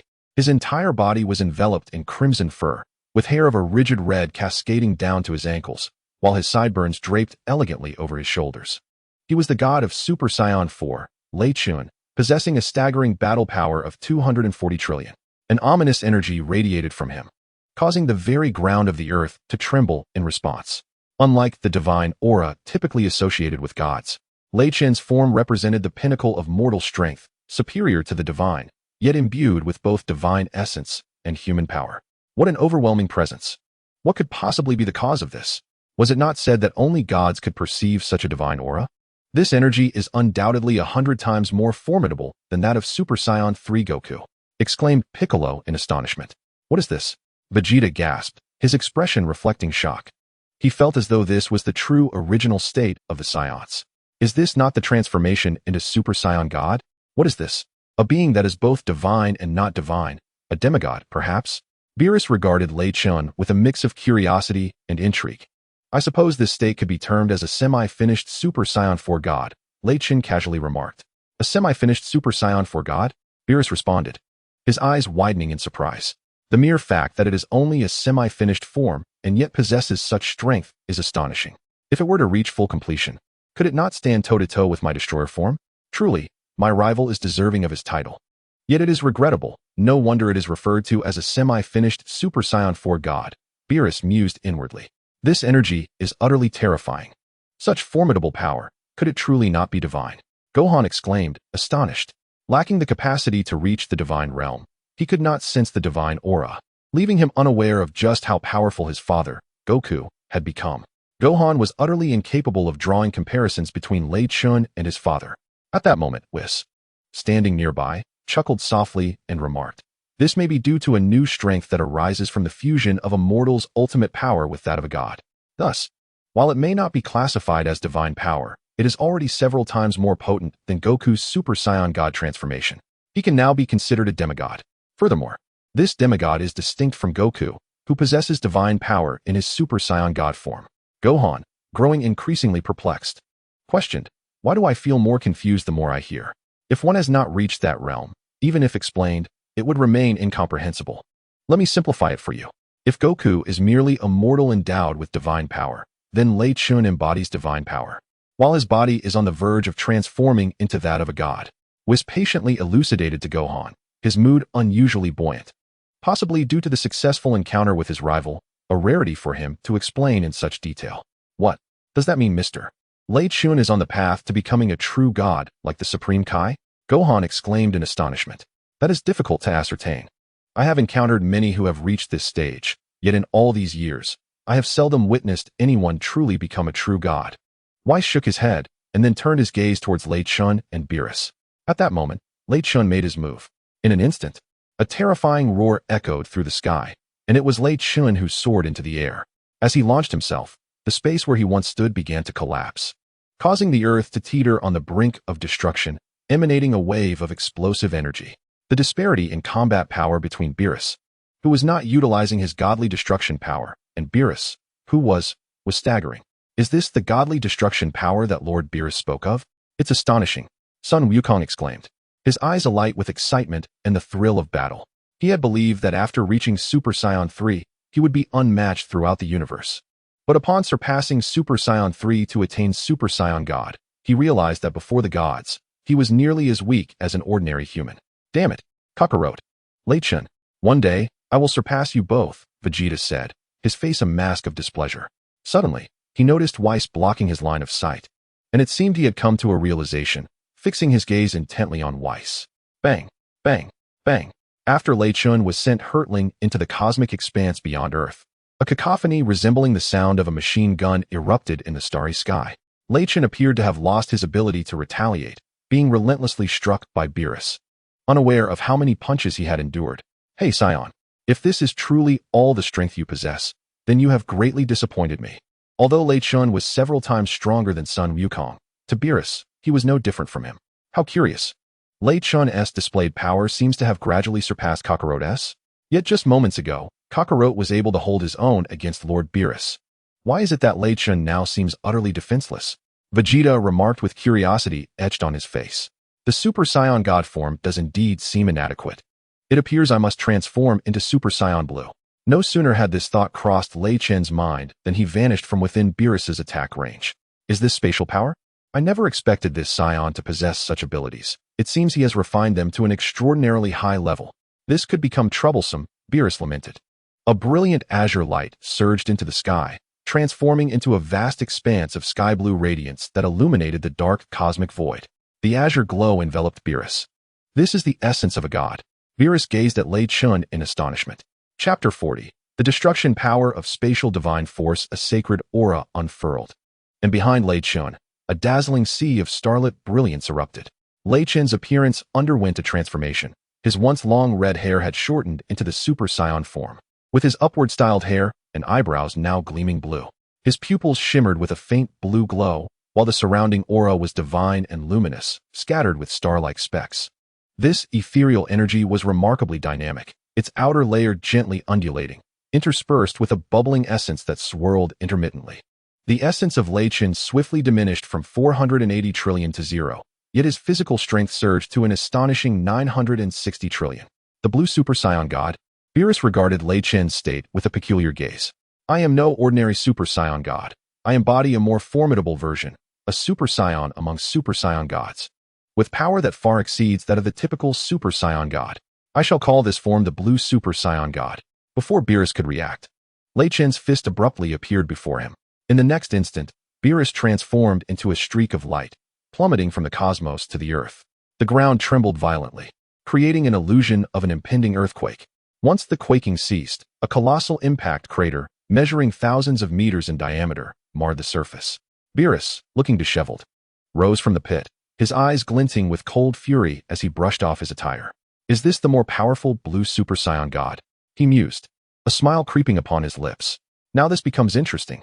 A purple aura emanated from Beerus, his muscles bulging, rendering him far more imposing than before. He concentrated a unique purple energy in his hands. Should this energy collide with Earth, it would be obliterated in an instant. This power, bestowed upon him as a god of destruction, epitomized true divine might. As Beerus's gaze locked onto him, a profound sense of threat surged within Lei Chentian, an inescapable foreboding. Just as he contemplated this notion, Beerus's destructive energy surged towards him. Destruction awaits, Super Saiyan God. What? Lei Chentian, quick to evade, seemed on the verge of peril.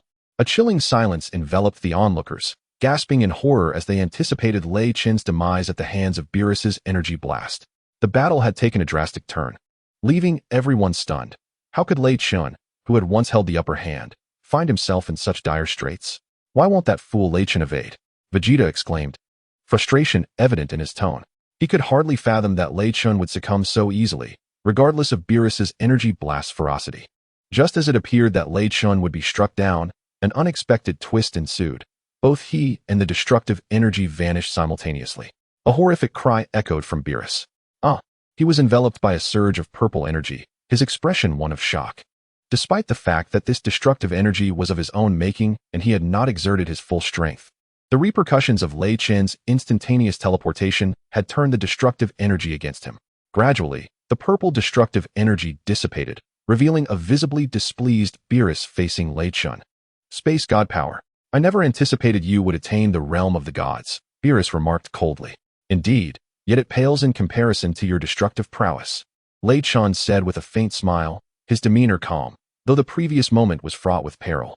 Beerus's destructive power far surpassed Lei Chentian's mastery of spatial energy. This force of destruction transcended spatial confines, inevitably locked onto its target. Even if pursued to the edge of the universe, it would obliterate its mark, allowing no possibility of escape. Not even Lei Chentian's instant transmission could easily evade it. Aware of this, Lei Chentian understood that since evasion was futile, he would instead draw Beerus towards him. Thus, he made a perilous decision, enveloping Beerus's destructive force with his own Saiyan energy. Although it was swiftly consumed by Beerus's might, it sufficed for Lei Chentian to transport himself to Beerus's location. This explained why Beerus was struck by his own destructive energy. The fact that Lei Chentian's instant transmission could carry such formidable energy was a testament to the immense effort required to achieve it. The Super Saiyan Blue was indeed a force to be reckoned with, far surpassing the ordinary Super Saiyan God. Sun Wukong gazed at the transformed Lei Chentian with exhilaration, wishing fervently that he could take Lei Chentian's place in battling Beerus. However, unbeknownst to him, Lei Chentian was engulfed in panic, uncertain of his next move. Although this instance of instant transmission had given Beerus a setback, such a tactic could not be relied upon repeatedly.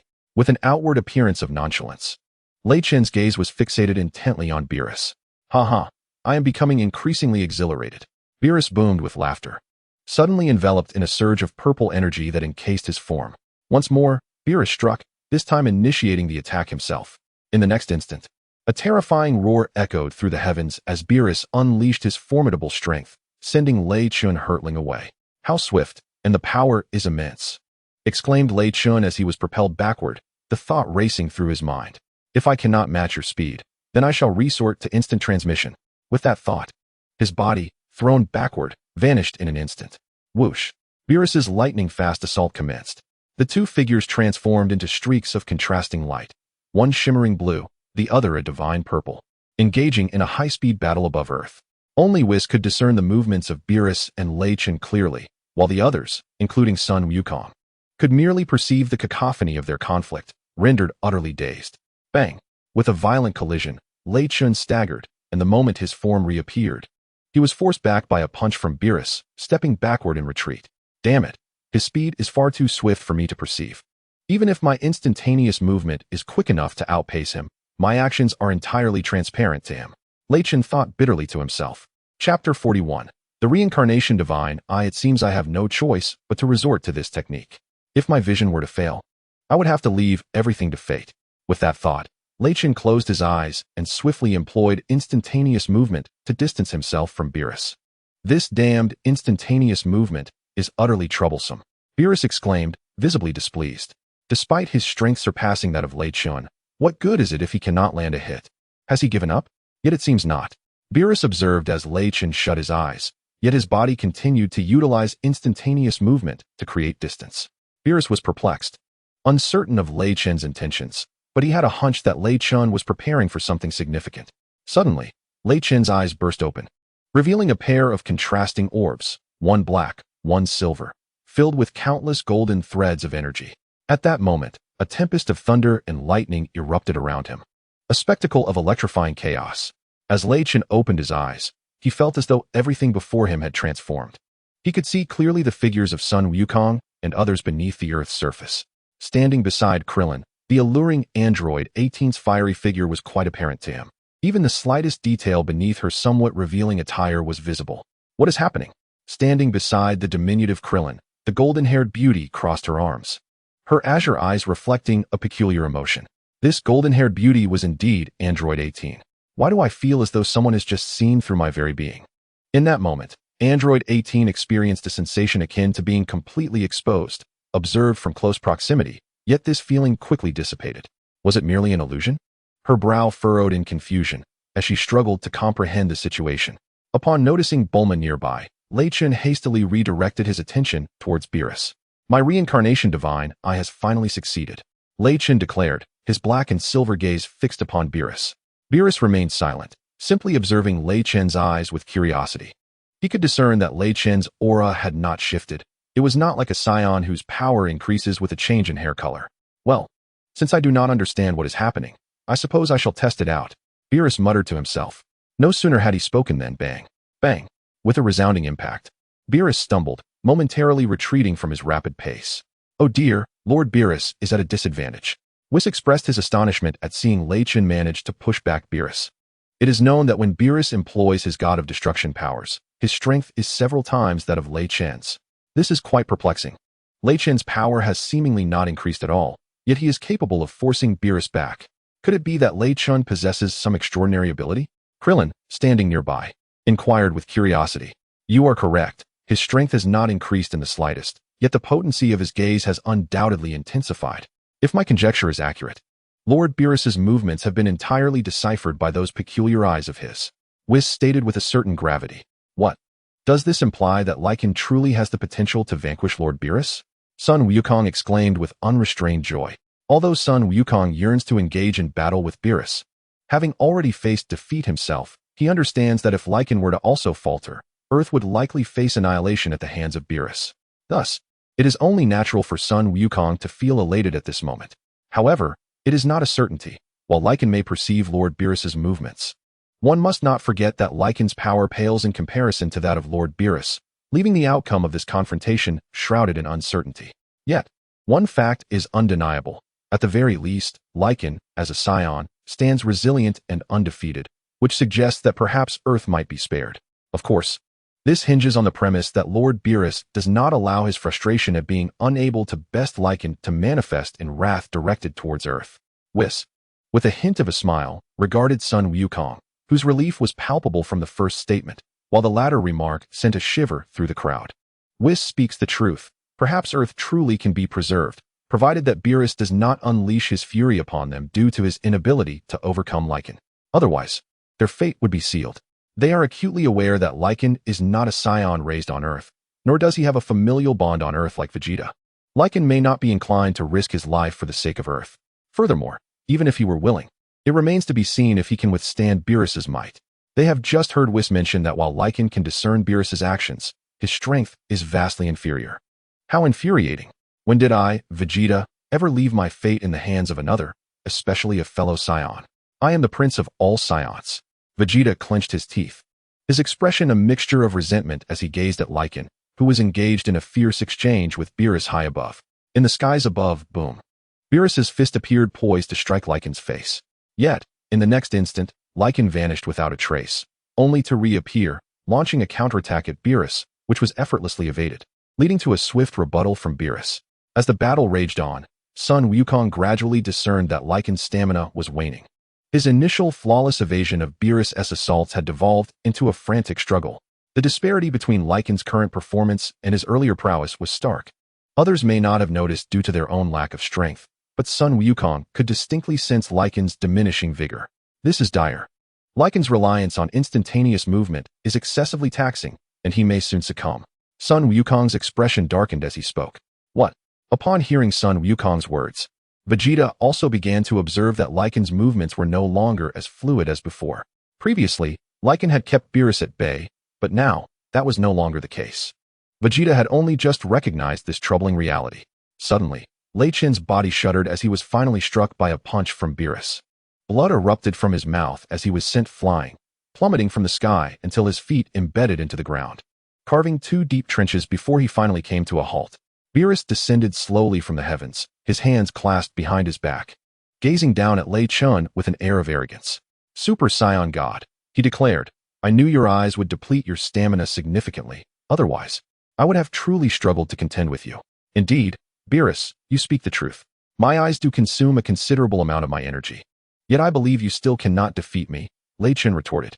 With that, he produced a Senzu bean before Beerus and consumed it. In an instant, a terrifying aura erupted from Lei Chen, even more potent than before.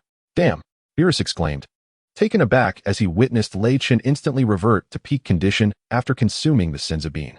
The realization struck Beerus that this particular bean was special, capable of restoring one's stamina immediately and allowing one to go 10 days without food, a delicacy meant for deities. He had not anticipated that Lei Chen would possess such a treasure.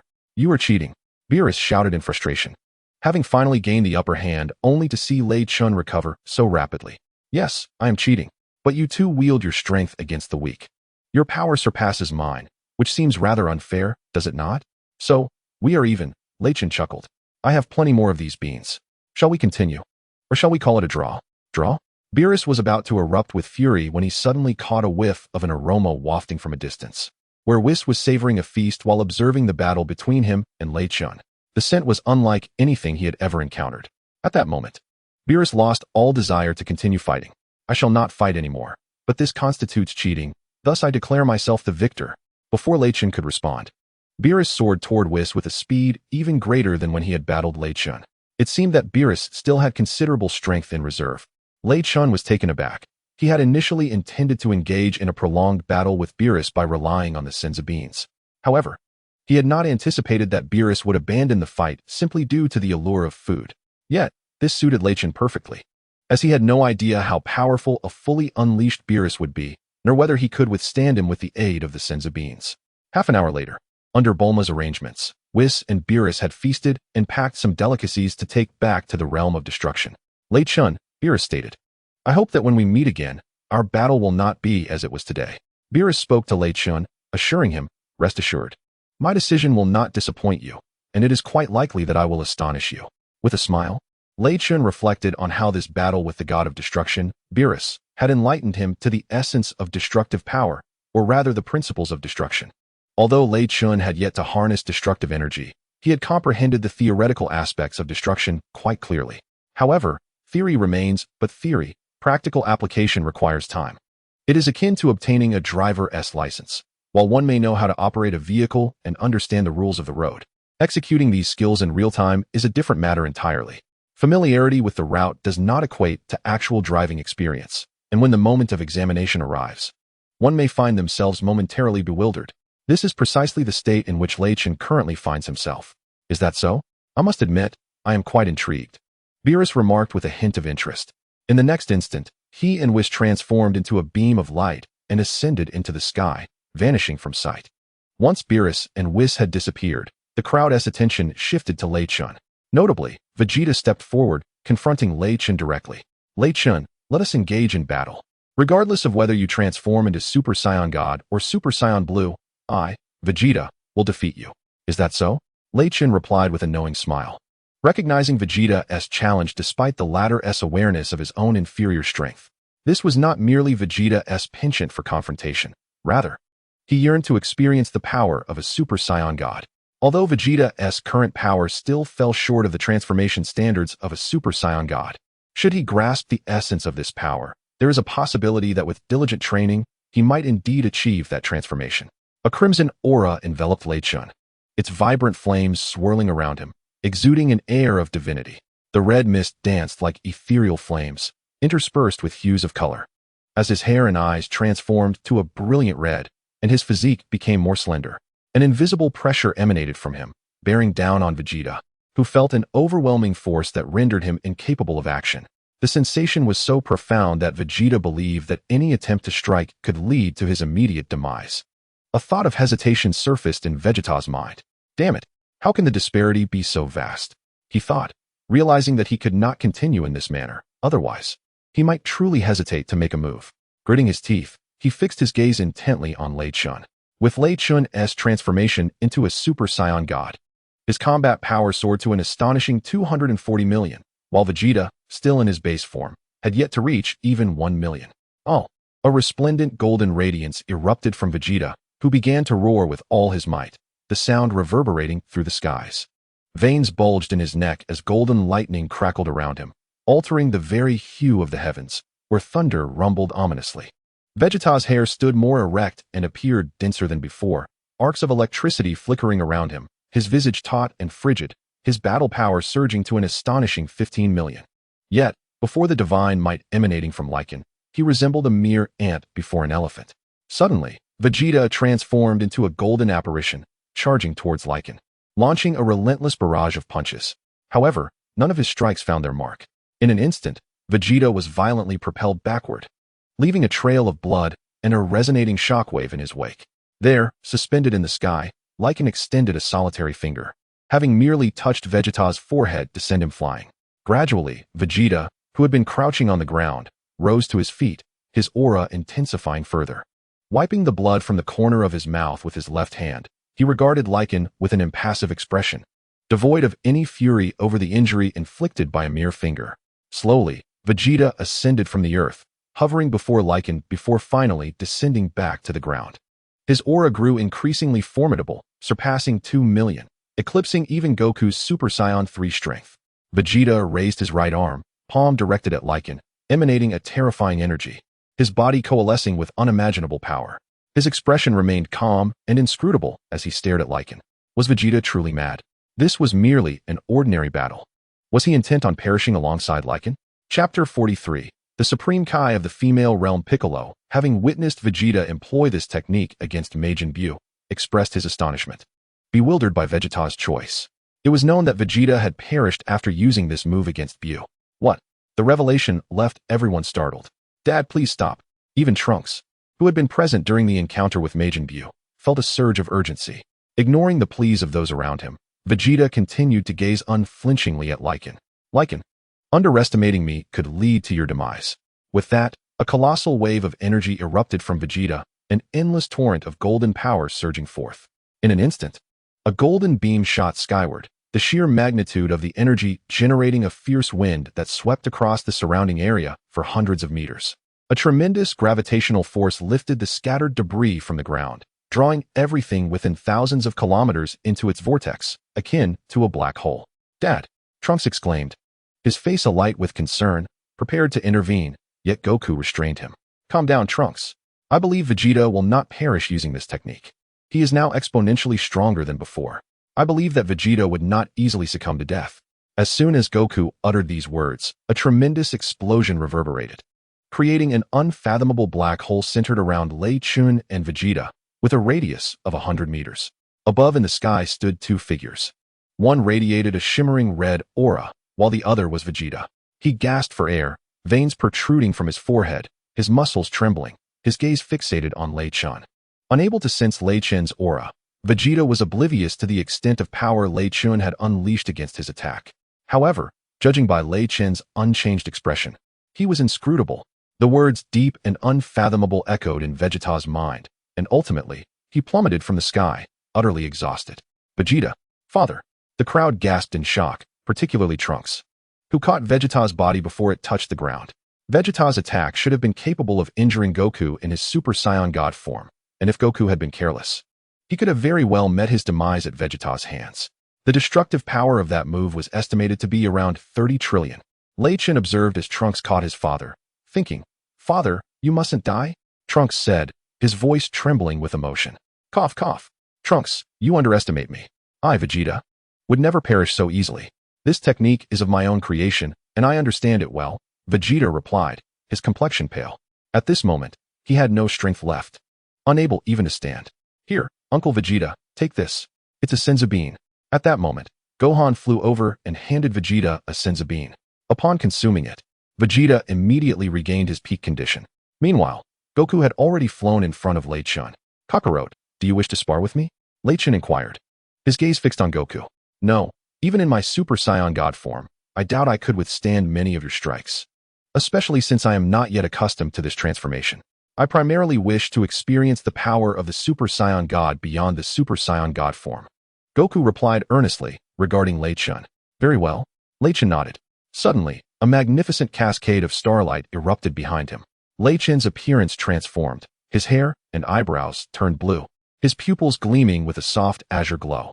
The atmosphere around him became sacred and radiant, adorned with star-like specks. This aura was exceptionally dynamic, its outer layer gently undulating, occasionally swirling with a bubble-like essence.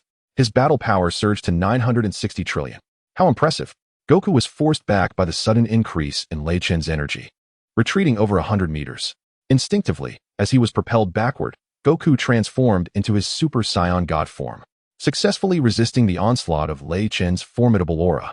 It is evident that even though Lei Chun was utterly outmatched by Beerus, who had rendered him incapable of retaliation, he managed to engage in a battle with Beerus through the use of instant transmission.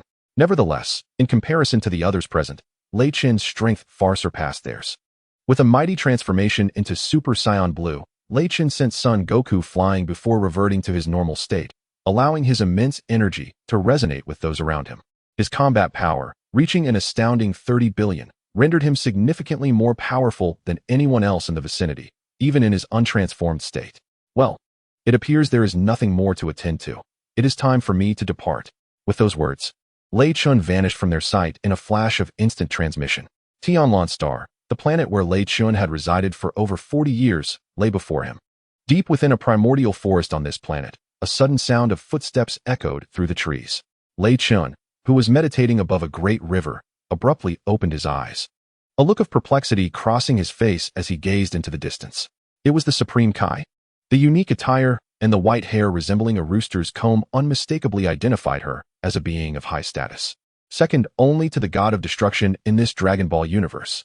However, the figure before Lei Chun was not the inept East Supreme Kai, but rather a female Supreme Kai with flowing white hair, purple skin, adorned with patera earrings, and a tall, imposing stature. Her strength, while not quite on par with Son Goku or Vegeta, eclipsed that of most others, boasting a combat power exceeding 1 trillion. This was indeed perplexing. Her existence contradicted the narrative of the Supreme Kai who had perished at the hands of Majin Buu. How could someone so powerful possibly have been defeated? Perhaps she was not the West Supreme Kai. After all, the 7th universe is home to several Supreme Kais, including the East, South, West, and North Supreme Kais. With the emergence of yet another Supreme Kai not being entirely unexpected, it was astonishing that such a renowned Supreme Kai would appear on this lowly, uninhabited planet. Lei Chun's voice reached the ears of the female Supreme Kai. Who are you? She inquired, her expression filled with curiosity. In this universe, aside from deities or exceptionally powerful humans, few had the privilege of encountering a Supreme Kai. A Saiyan? Upon noticing the tale behind Lei Chun, the female Supreme Kai's demeanor shifted dramatically. In the 7th universe, the reputation of the Saiyans had long been tarnished, although Son Goku had somewhat improved their standing, transforming the few remaining Saiyans into symbols of justice. The ancient deities, or those who had long remained in seclusion, still remembered the Saiyans' legacy of savagery and bloodshed. How bold! A mere human dares to invoke the name of this deity. Saiyans are indeed far more barbaric than other humans. The West Supreme Kai, Lorana, scoffed at Lei Chun, her perception revealing his combat power to be over 300 billion. However, in her eyes, the combat power of over 30 billion might be the most formidable Saiyan she has ever encountered, yet it holds no significance for her. Even in her transformation into a colossal beast, she remains unimpressed. Lei Chun furrowed his brows, bewildered by the Kaishin's condescending tone towards him. Yet, the principle of respect prevailed. If you treat me with disdain, I shall reciprocate in kind. Perhaps other Saiyans have offended you, but what relevance does that hold for me? Humph. Lacking divine power, yet embodying a god's temperament. Lei Chun's expression gradually turned frosty as he addressed Rolana with a chilling remark. You seek your own demise. Upon hearing Lei Chen's contemptuous words, Rolana seethed with fury. With a swift motion, she raised her right hand, extending a single finger to unleash a wave of azure energy aimed directly at Lei Chen. Humph! Lei Chen let out a scoff, making no attempt to evade. With a mere flick of his hand, he deflected the energy wave. Although Lei Chen had not transformed, his baseline strength hovered around 30 billion. Yet he was capable of unleashing power exponentially greater at will. Consider, for instance, Vegeta and Goku. When they are forced back to their base forms, their strength diminishes drastically. Yet they can still engage in combat with their opponents. Like Vegeta, who, despite being reverted from Super Saiyan 2 to his base form and experiencing a 100-fold reduction in power, could still exchange blows with Majin Buu without being instantly vanquished. Not transforming into a Super Saiyan does not equate to an inability to wield Super Saiyan strength. The difference lies in one being able to tap into 50 times their base power at will, while the other relies solely on explosive force during combat. Rolana gazed at Lei Chen with astonishment. Had he merely evaded her energy blast, she would not have been surprised. However, the fact that he could casually swat away her energy projectile left her incredulous. It is worth noting that Lei Chen's power was merely over 30 billion, while hers soared beyond 10 trillion. Even a casual energy blast from her should be beyond Lei Chen's capacity to withstand. Not even a human with a combat power exceeding 1 trillion could withstand such an attack. Contemplating this, Rolana found it hard to believe Lei Chen could truly deflect her energy blast so easily. A white light began to emanate from her palm, coalescing into a white energy sphere the size of a blue ball in her right hand. In the next moment, she hurled the energy sphere from her hand. This time, the energy blast she unleashed was several times more potent than the last. Now, not to mention a mere 30 billion combat power. Even a human with 300 billion would be gravely injured if struck. As Lei Chen observed the energy sphere approaching him, it rapidly expanded into a colossal orb the size of 100 meters as it drew near. At this point, Lei Chen was thoroughly incensed. How audacious! Did she truly believe him to be an easy target? Had she not been a Kaioken, the moment she decided to attack him, her fate would have been sealed. As the energy projectile approached, a brilliant golden light erupted from Lei Chen's body, enveloped by golden lightning. His hair stood upright, becoming thick and erect, while arcs of electricity flickered around him. His combat power surged to an astonishing 30 trillion, equivalent to 3 trillion. Boom! Almost simultaneously, Rolana's energy blast struck Lei Chen, sending a towering white beam into the sky. The immense energy generated a relentless wind pressure that swept across 100 meters, creating a vast expanse of white smoke in the sky for miles around. How could this be possible? Such a formidable aura. Rolana stared in disbelief at the golden figure amid the white mist, sensing that Lei Chen's combat power had surpassed her own, and by no small margin. This intensity must have reached 3 trillion, but how could that be? The aura was still rising. Rolana felt a terrifying gaze fixated upon her, causing her elegant purple visage to pale instantly. Gradually, Lei Chen's cold visage materialized before her, his formerly black hair transformed into golden locks, flames also radiating in gold. He donned a suit of white armor over a blue bodysuit, with a golden tail extending from his waist. Before Rolana's eyes, Lei Chen's hair began to grow longer, his aura intensifying further. It soon reached the length of his tail, while his eyebrows vanished, revealing a deep blue iris encircled by a ring. The surrounding lightning became denser, and invisible ripples reverberated, distorting the very fabric of the sky. The golden radiance instantaneously tore through the surrounding space. At that moment, Lei Chen's combat power soared to 120 trillion. With a resounding clap, the weight of Lei Chen's overwhelming presence descended upon her, and Rolana could no longer withstand it. Succumbing to a half-crouch on the ground, the sheer magnitude of his power felt as if an entire planet-sized mountain pressed down upon her shoulders, as though the heavens themselves conspired to suppress her existence. Gasp! Rolana coughed up blood, believing she was on the verge of becoming the first god of destruction to be slain by a human. Just then, the tremendous pressure on her body suddenly eased. Lei Chen's voice resonated in her ears. Out of respect for Beerus, I shall spare your life. This is your final warning. Do not underestimate humanity. There exist beings in this universe even mightier than gods. With that, Lei Chen waved his hand, and a powerful gust whisked Rolana away. In an unknown location on the planet Tianlan, a figure descended from the heavens. How could this be? Such a powerful human exists in this universe. A Saiyan with golden hair. Could the legends truly be real? Yet, even if Super Saiyans possessed the rumored might, it could not possibly reach such heights. After landing, Lorana gazed incredulously in the direction of Lycan. Beerus? He just mentioned Beerus. This human actually knows Lord Beerus, the god of destruction? With this thought, Lorana forced a bitter smile. In Chapter 45, Super Blue Level, it seems that no human who is acquainted with Beerus can be deemed weak, especially considering Lycan's remark. I won't kill you out of respect for Beerus. It is highly likely that Lycan is aware of her symbiotic existence with Beerus. If the Supreme Kai were to perish, the god of destruction would inevitably follow suit. While the 7th universe boasts several Supreme Kais, Beerus naturally prefers to have more of them. Otherwise, if the death of a single Supreme Kai meant his own demise, Beerus would surely be incensed. To Beerus, the greater the number of Supreme Kais, the less likelihood there is of his own death due to their fate. Otherwise, he would not have sealed away the old Supreme Kai. With this in mind, Lorana closed her eyes and began to search for Lycan's personal information, as each Supreme Kai possesses unique, extraordinary abilities. Not to mention Lorana, who stands out among the Supreme Kais, wielding even more powers. The image of Lycan materialized in Lorana's mind, and all information about him flooded her consciousness. After about 10 minutes, her expression grew increasingly astonished. She witnessed the birth of the Super Saiyan God, and Lycan's achievement of battling to a standstill with Beerus as a Super Saiyan Blue left her utterly astounded. How peculiar. Why do I feel as though I am being watched? Lycan mused to himself, but the sensation was fleeting. His first suspicion turned towards the Supreme Kai. Could it be her? Reg contemplated. Meanwhile, on Earth, Goku and Vegeta were being trained in the realm of the god of destruction by Whis, beyond the cosmic expanse. Ever since the former cosmic emperor fell to Goku's hands, the power of the frost demons has vanished from the universe. The forces that once thrived under Frieza's command have been decimated by the Galactic Alliance, with many dead or fleeing. Gradually, numerous beings have become cosmic pirates, roaming the universe. Yet, some were unwilling to drift aimlessly, reminiscing about the days when Frieza was alive and their former grandeur.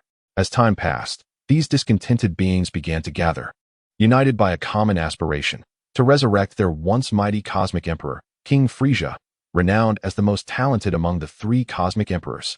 A week later, Lycan's hair stood on end, his brows turned blue, and a magnificent ocean of radiant starlight erupted behind him. His aura transformed into a celestial blue, adorned with countless starlit sparks, while the surrounding atmosphere radiated a divine brightness, scattered with stellar fragments. This aura was vibrantly dynamic, gently undulating with an essence reminiscent of swirling bubbles. At long last, I can freely transform into the divine Super Saiyan Blue. Lei Chentian mused to himself. Is this truly the essence of a Super Saiyan God? The overwhelming aura it exudes is indeed reminiscent of divinity. Humanity can genuinely ascend to such heights. Lorana gazed at Lei Chentian in astonishment. Although she had long anticipated the terrifying power he would wield in this state, she could hardly fathom its magnitude. Had she not attained the wisdom of the Supreme Kai, her current combat prowess would render her incapable of sensing the true extent of Lei Chentian's strength. Lei Chentian paid no heed to the astonished Supreme Kai Lorana, who had become considerably more subdued since their previous encounter. Though he remained oblivious to why she dared to approach him again, as long as she did not provoke him, he chose to ignore her. Thus, while Lorana approached him with a mix of intention and distraction, she inadvertently contributed to the destruction of the surroundings during his training. This improvement in her demeanor allowed Lei Chentian to tolerate her presence a bit more, permitting her to draw closer. Having thoroughly mastered the power of Super Saiyan Blue, the next step would be to achieve its full potential, Lei Chentian pondered. Each transformation from Super Saiyan 1 to 3 possesses its own level, and naturally, the Super Saiyan God also encompasses stages. The first phase of Super Saiyan Blue is the initial transformation, while the second phase allows for a direct transformation into Super Saiyan God Blue, rather than a gradual progression from Super Saiyan 1. The third phase embodies the full efficacy of Super Saiyan Blue, enabling one to maintain this form for extended periods. Beyond this lies the Deep Blue transformation, which transcends the earlier stages and represents a more advanced form. If I can sustain this state of transformation, perhaps I shall swiftly attain the full efficacy of Super Saiyan Blue, Lei Chentian contemplated. He recalled how Goku and Gohan, during the Cell Saga, managed to maintain their Super Saiyan forms for prolonged durations, which ultimately enabled Gohan to evolve into Super Saiyan 2. However, sustaining the Super Saiyan God Blue form demands considerable stamina, and Lei Chentian was uncertain if he could endure for 10 days as Goku and Gohan had. Nevertheless, he reassured himself, should my stamina falter, I shall rely on the Senzu Beans. Within the small space Lei Chentian had conjured, his Senzu Beans grew at an astonishing rate, sprouting one each day, and the passage of time within was vastly different from the outside. One day outside equated to 10 days inside. were it not for the limited space. He would have gladly trained therein, but he had originally created this realm for the purpose of cultivating senzu beans. Each day, he would harvest 10 beans. Thus, before Rolana's eyes, Lei Chentian remained in the state of Super Saiyan Blue. After transforming, he chose not to train, but rather sat motionless by the riverbank, fishing rod in hand, quietly engaged in the art of angling. 5 hours passed. What on earth is he up to now? Lorana stood a mere 10 meters away from Lycan, her expression tinged with displeasure as she observed him. Lycan had already caught nearly 100 fish, yet he showed no signs of stopping. Lorana was perplexed by his relentless pursuit. Having caught so many, why did he continue? Ultimately, she decided to disregard him. After watching Lycan sit there for 5 hours, her patience waned, and in an instant, she disappeared from sight. Shortly after Lorana's departure, Lycan's hair unexpectedly turned golden. It appeared that without engaging in combat, his super blue form could only be sustained for a maximum of 6 hours. As he spoke, he popped a magical bean into his mouth. In the next moment, his golden locks reverted to a celestial blue. Meanwhile, Lorana, from a distance, turned her gaze toward his direction. "Did I miss something?" she uttered, her expression darkening. Chapter 46. Return to the world, damn it. If I had arrived a moment later, perhaps I could have witnessed something significant. In a fit of frustration, Lorana stomped her right foot onto the ground, the action resembling that of an ordinary girl, devoid of the lofty demeanor she had exhibited when Lycan first met her. Her curiosity about Lycan grew. Yet she remained unaware that a woman's intrigue toward a man often signals an impending affection. With an earth-shattering impact, the ground trembled across a 100-kilometer radius beneath Lorana's foot, akin to a magnitude 7 or 8 earthquake. Meanwhile, Lycan, thousands of miles away, remained oblivious, continuing his tranquil fishing.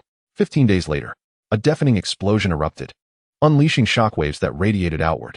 Lorana rose to her feet, her hands glowing with a white light, which began to restore the ravaged landscape of the planet.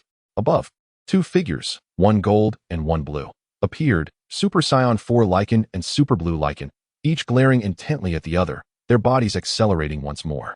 Bang, bang, bang, boom. The 2 Saiyans, each possessing over 100 megaton of power, unleashed their full might, capable of shattering stardust with a mere flick of their wrists. The sheer magnitude of their power was terrifying. Fortunately, most of their force was directed skyward, or else the entire planet might have faced annihilation. It was no wonder they could contend with a god of destruction. Lycan had divided his strength in 2, yet remained astonishingly formidable. The Kaioken, Lorana, gazed at Lycan with a flicker of astonishment in her eyes, her perception of him shifting in a peculiar manner. Soon, the 2 figures in gold and blue finally ceased their onslaught, their forms gradually merging into one. The Super Saiyan 4 Lycan and the Super Blue Lycan were manifestations conjured from Lycan's 4 Demon Fists technique, a skill not particularly difficult to master, often utilized by Piccolo in his training. Lycan had created a clone to battle himself, with his main body transformed into Super Blue and the clone into Super Saiyan 4. After 3 days of combat, he successfully reintegrated the 2 forms. Crack. After consuming another magical bean, I restored my power to its peak condition. A golden radiance enveloped Lei Chentian, his crimson eyes glowing fiercely, framed by a reddish hue. His entire being was cloaked in a coat of red fur, with stiff crimson hair cascading down to his tail, while strands framed his shoulders. Flickers of red shimmered across the surface of his hair. Now, the moment had arrived to see if I could transform into the divine Super Saiyan 4. As I spoke, a resplendent crimson light erupted from Lei Chentian, crackling like a dragon, his aura intensifying in layers, surrounded by swirling red lightning. Even the sky shifted its hue, illuminated by flickering thunderbolts. Arcs of electricity danced around him, his visage cold and taut, as the red glow began to sparkle with starlight. Behind him surged a magnificent sea of shimmering starlight. Suddenly, in the next instant, Lei Chentian reverted to his normal state. It seemed that merging the powers of Super Saiyan 4 with Super Saiyan Blue was indeed a formidable challenge. Yet, it mattered little, for I had already attained the full efficacy of Super Blue. With this thought, a smile graced Lei Chentian's face, causing a blush to bloom on Lorana's cheeks. However, Lei Chentian remained oblivious to her reaction, for her purple skin rendered her feelings almost imperceptible. Having returned to Sky Blue Star nearly a month ago, it was time for him to depart. With this in mind, Lei Chentian addressed Lorana, saying, "Kaioken, I shall be leaving this planet for a while. You may choose to stay here or accompany me. Wherever you go, I wish to follow. I find myself with nothing to do here," Lorana exclaimed, her reluctance to remain alone on this desolate planet evident, primarily because she yearned to be with Lei Chentian. Perhaps it is best you do not follow me, for I shall return, within 3 days at the shortest, or perhaps half a month at the longest." With that, Lei Chentian executed an instantaneous movement and vanished from sight. He would never allow Lorana, the Kaioshin, to accompany him into the cosmos, for otherwise, she would undoubtedly chatter endlessly. As neither mortals nor deities could traverse time and space at will, especially to another dimensional universe. How infuriating. That rascal Lei Chentian left without waiting for me. Lorana fumed, her frustration boiling over as she muttered under her breath. Now, my combat power was several times greater than before. I wondered if, alongside Goku and Vegeta, we could contend with the Super One-Star Dragon. Lei Chentian's combat power was as follows: Super Blue, 3,000 trillion, Super Red, 4, 750 trillion, Super 3, 375 trillion, Super 2, 93 trillion, Super 1, 46 trillion, and Normal State, 93, 7 billion. A hearty laugh echoed through the air as Goku was forcefully repelled by a monstrous creature. Adorned with a Dragon Ball on its chest and 6 others gathered behind it, spikes protruding from its back, elbows, and knees. This is the strength I possess now. A power I had never anticipated. After absorbing 6 Dragon Balls, the enhancement was astonishing. If we were to speak in your usual terms, I am now the Super One-Star Dragon. The Super One-Star Dragon gazed at Sun Wukong with great excitement. After absorbing the other 6 Dragon Balls within itself, the power and combat prowess of the One-Star Dragon surged tenfold, possessing the abilities of all the evil dragons, including the capacity to pollute the environment with its own negative energy, the scorching heat of the 3-star dragon at 6,000 degrees, wind-based skills, electric slime that infinitely divides, the ability to attach Dragon Balls, along with strength that was now 10 times greater than before. I must concede that your strength is indeed formidable after absorbing the other 6 Dragon Balls. I am no longer your match, Sun Wukong chuckled, fully recognizing the prowess of the Super One-Star Dragon. However, the outcome of this confrontation remained uncertain. As he spoke, a terrifying aura emanated from Sun Wukong, and in the blink of an eye, he appeared behind the Super One-Star Dragon, embracing it tightly. The Super One-Star Dragon, emboldened by its newfound strength, did not evade. Curious to discern Sun Wukong's intentions. "What? Sun Wukong, what on earth are you planning?" At that moment, the Super One-Star Dragon felt a wave of dreadful peril approaching from behind. "What do I intend to do? Naturally, I aim to take you to the depths of hell." "Are you insane, Sun Wukong? If this continues, you will perish as well." The Super One-Star Dragon then realized that Sun Wukong intended for them to perish together. Chapter 47. Fusion. Just as the Super One-Star Dragon believed Sun Wukong was intent on mutual destruction, a voice echoed from afar. "Kakarot, cease this at once. It is not so simple to kill him. Do not make a futile sacrifice." Vegeta's voice resonated from the distance. Upon hearing Vegeta's words, Sun Wukong hastily released the One-Star Dragon. "Vegeta, I can't believe you are alive." Sun Wukong exclaimed with joy. I, Vegeta, would not perish so easily. If I am to die, it must be at your hands," Vegeta retorted with a scoff. Previously, to enable Sun Wukong to surpass Super Saiyan 4, Vegeta had bravely confronted the One-Star Dragon alone, nearly losing his life in the process. It was only when Sun Wukong successfully transcended Super Saiyan 4 that Vegeta was taken away by a blast of energy from the One-Star Dragon. Yet in the end, even after surpassing Super Saiyan 4, Sun Wukong was still no match for the Super One-Star Dragon, who had absorbed the other 6 Dragon Balls. Who could it be? "Ah, it is you, Vegeta. I never imagined you would survive my wicked energy wave, but what of it? Merely having another Super Saiyan 4 will not suffice to defeat me, the Super One-Star Dragon." The One-Star Dragon laughed maniacally. "Who claims that merely having an additional Super Saiyan 4 is all? What if there are 3? Come forth, Raichan." Observing the One-Star Dragon's boisterous laughter, Vegeta remained unperturbed, simply regarding the dragon with a sardonic smile. A towering figure, standing at an impressive height of 185 centimeters. Adorned with a hairstyle reminiscent of Broly in his base form, clad in resplendent white armor over a snug blue bodysuit, and possessing a long black tail at his waist. What difference does it make if another Super Saiyan 4 appears? Although One-Star Dragon was somewhat taken aback by the emergence of an unfamiliar Saiyan, he dismissed the concern. While the Super Saiyan 4 could indeed pose some challenges, he was not a match for him. Is that so? I hope you can still smile after this. Vegeta, Kakarot, leave One-Star Dragon to me. You two should hurry and fuse. Lei Chentian called out to Vegeta and Son Goku. Upon arriving in this world, Lei Chentian discovered the battered Vegeta lying on the ground, and it was in this state that he rescued him, ultimately bringing them to this location. Just in time to witness Son Goku contemplating a self-destructive attack against one-star dragon, only to abandon the idea upon Vegeta's arrival. What? Fuse? The super one-star dragon was momentarily astonished. As an evil dragon transformed from a dragon god, he was acutely aware of the sheer potency of the fusion technique. It could exponentially amplify the strength of two relatively weak individuals. Thus, one-star dragon understood that should Goku and Vegeta successfully fuse, the outcome of their confrontation would be uncertain. If fusion is the goal, one must first seek my consent. With that, one-star dragon unleashed his full power, causing the earth to tremble, the sky to turn a foreboding gray, and thunder to roar as surrounding structures crumbled under his overwhelming aura. After surpassing Super Saiyan 4, Son Goku's combat power surged fourfold to an astonishing 12 trillion.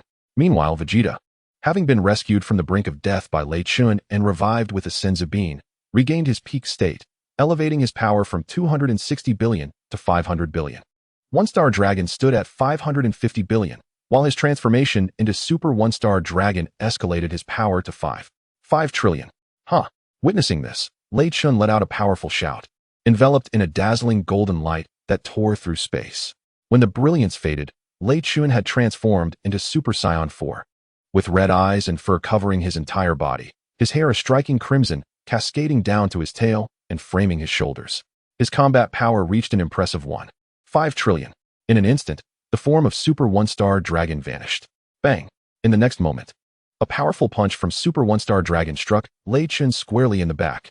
Lei Chentian was sent hurtling like a cannonball, crashing into the rubble below, raising a cloud of dust. What incredible speed! As Lei Chentian soared backward, he mused upon hitting the ground. In the blink of an eye, he teleported right before Super One-star Dragon. With terrifying strength, his fist descended upon the Super One-star Dragon. What is happening? Wasn't I the one who struck him? How did he appear before me so swiftly? Although Super One-star Dragon was bewildered, he saw Lei Chentian charging at him and thought no further. He swung his massive fist in retaliation. The fierce battle between Lei Chentian and the Super One-star Dragon is on the verge of erupting. Suddenly, Lei Chentian's eyes burst open, revealing a pair of black and silver pupils, within which countless golden patterns flicker. At that moment, as his eyes widen, his body is enveloped in a tempest of thunder and lightning, crackling with a terrifying ferocity. The movements of the Super One-star Dragon slow down before Lei Chentian's gaze.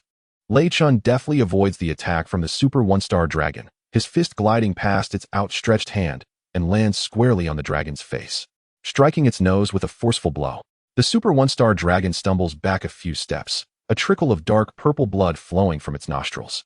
Though Lei Chentian's strength may not match that of the One-star Dragon, it does not imply that the dragon remains unscathed by his assault. As the One-star Dragon touches the blood on its nose, its expression darkens. "You bastard! How dare you injure me?" Just as the Super One-star Dragon is about to unleash its fury, far in the distance, Son Wukong and Vegeta begin their fusion. The two adjust their energies to match, initiating a synchronized dance. With their feet turned outward, slightly on tiptoe and in a half-squat position, Wukong extends his hands to the left, while Vegeta mirrors him to the right. Gradually, they draw closer, their arms rotating in a perfect 180 degrees. As their hands nearly touch, they once again spread them outward, their legs lifting and pushing outward in a synchronized motion, their arms mirroring each other, and their four fingertips meeting in a delicate collision. The fusion begins, and their forms gradually overlap, radiating a brilliant golden light and forming a semicircular orb of energy several meters in diameter. Almost simultaneously, a blinding beam of golden light emerges from the distance, causing both space and ground to tremble, as if in awe of this overwhelming power. The Super One-star Dragon, sensing the terrifying aura surging through the world, changes expression. For this energy is formidable, rivaling its own, perhaps even surpassing it. Even suspended in midair, it feels the tremors. Has the fusion finally been achieved? As Lei Chentian gazes at the distant brilliance, he breathes a sigh of relief. Although the Super One-star Dragon may not be as powerful as Beerus, it is still beyond Lei Chentian's capability to confront. Perhaps with instantaneous movement, Lei Chentian could exchange a few blows with the Super One-star Dragon. But once the dragon becomes familiar with his techniques, he would find himself in dire straits. "Who are you?" The One-star Dragon regards the distant Vegeto with a grave expression. Before the One-star Dragon stands a brand new Super Saiyan 4, clad in the distinctive vest of the Metamorans, bearing resemblances to both Son Wukong and Vegeta. The hair of a Super Saiyan 4 is black, while that of Super Saiyan 4 Vegito is red. The eyes of Super Saiyan 4 Wukong and Vegeta are yellow and green, respectively, while Vegito's eyes are blue. Additionally, Super Saiyan 4 Wukong's body hair is bright red, and Vegeta's is a deep crimson, combining to form the dark red Super Saiyan 4 Vegito, possessing strength exponentially greater than that of a single Super Saiyan 4, and recognized as the mightiest warrior in the Dragon Ball universe. Son Wukong possesses a combat power of 120 trillion, while Vegeta boasts a power of 500 trillion. Together, their strength totals 620 trillion. Upon fusion, their power amplifies by 20-fold, resulting in a staggering 400 trillion, far surpassing that of the Super One-Star Dragon. With an expression of icy resolve, Gogeta declares, "I am neither Son Wukong nor Vegeta. I am simply a person determined to defeat you." The Super One-Star Dragon scoffs. "What a jest. No matter who you are, if you wish to vanquish me, prepare to train for another 100 years. Meanwhile, Lei Chentian observes the white figure standing in the void, arms crossed, its alabaster skin contrasting with the peculiar protrusions on its head resembling two white horns. The Super One-Star Dragon is laughing maniacally. "I hope you can still laugh after this," Lei Chentian muses to himself. In an instant, the Super One-Star Dragon disregards Lei Chentian, who had previously wounded him, as he has already recovered from the minor injury. The next moment, he transforms into a blur, rapidly charging toward Gogeta. The intensity of his aura is overwhelming, rivaling that of Beerus himself.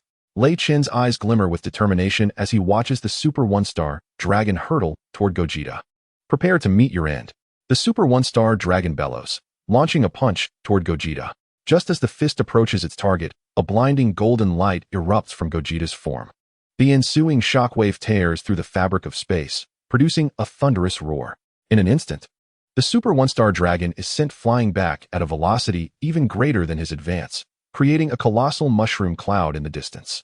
As the white smoke begins to dissipate and Gogeta's aura wanes, the battered figure of the One-Star Dragon emerges before him, marked by wounds and streaks of blood across his pallid cheeks. "How is this possible? Have I been flung away by mere aura?"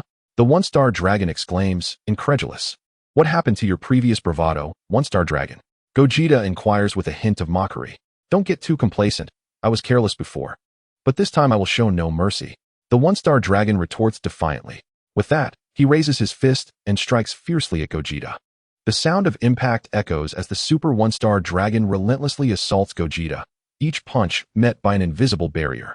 Waves of unseen energy radiate outward from the clash, causing the very air to tremble and the ground to quake, each of the Super One-Star Dragon's blows imbued with terrifying force. Yet, despite the One-Star Dragon's formidable strength, Gogeta's prowess eclipses it. After enduring a barrage of attacks, Gogeta finally retaliates. In a swift motion, he thrusts his fist deep into the Super One-Star Dragon's abdomen. A surge of excruciating pain overwhelms the Super One-Star Dragon, causing him to stagger backward before collapsing to one knee. "One-Star Dragon, you have truly disappointed me." As he spoke, Gogeta delivered a powerful kick, sending Super One-Star Dragon flying through the air. The entire body of Super One-Star Dragon was propelled backward for tens of thousands of kilometers before it finally managed to halt its momentum. With a look of disbelief, Super One-Star Dragon turned to Gogeta, who stood several meters away. Gritting his teeth, Super One-Star Dragon exclaimed, "How is this possible? Even if the battle powers of Son Goku and Vegeta were to merge, it could not amplify their strength to such an extent. This must be dozens of times more powerful than their pre-fusion strength. It is utterly infuriating. This fusion technique is simply beyond comprehension. Had I not been hindered by that fool, I would never have allowed their fusion to succeed, and I would not be in such a passive position." After taking a deep breath for a moment, a purplish-red aura emanated from Super One-Star Dragon as he pushed his battle power to the limit. Transforming into a beam of purplish-red light, he lunged at Gogeta.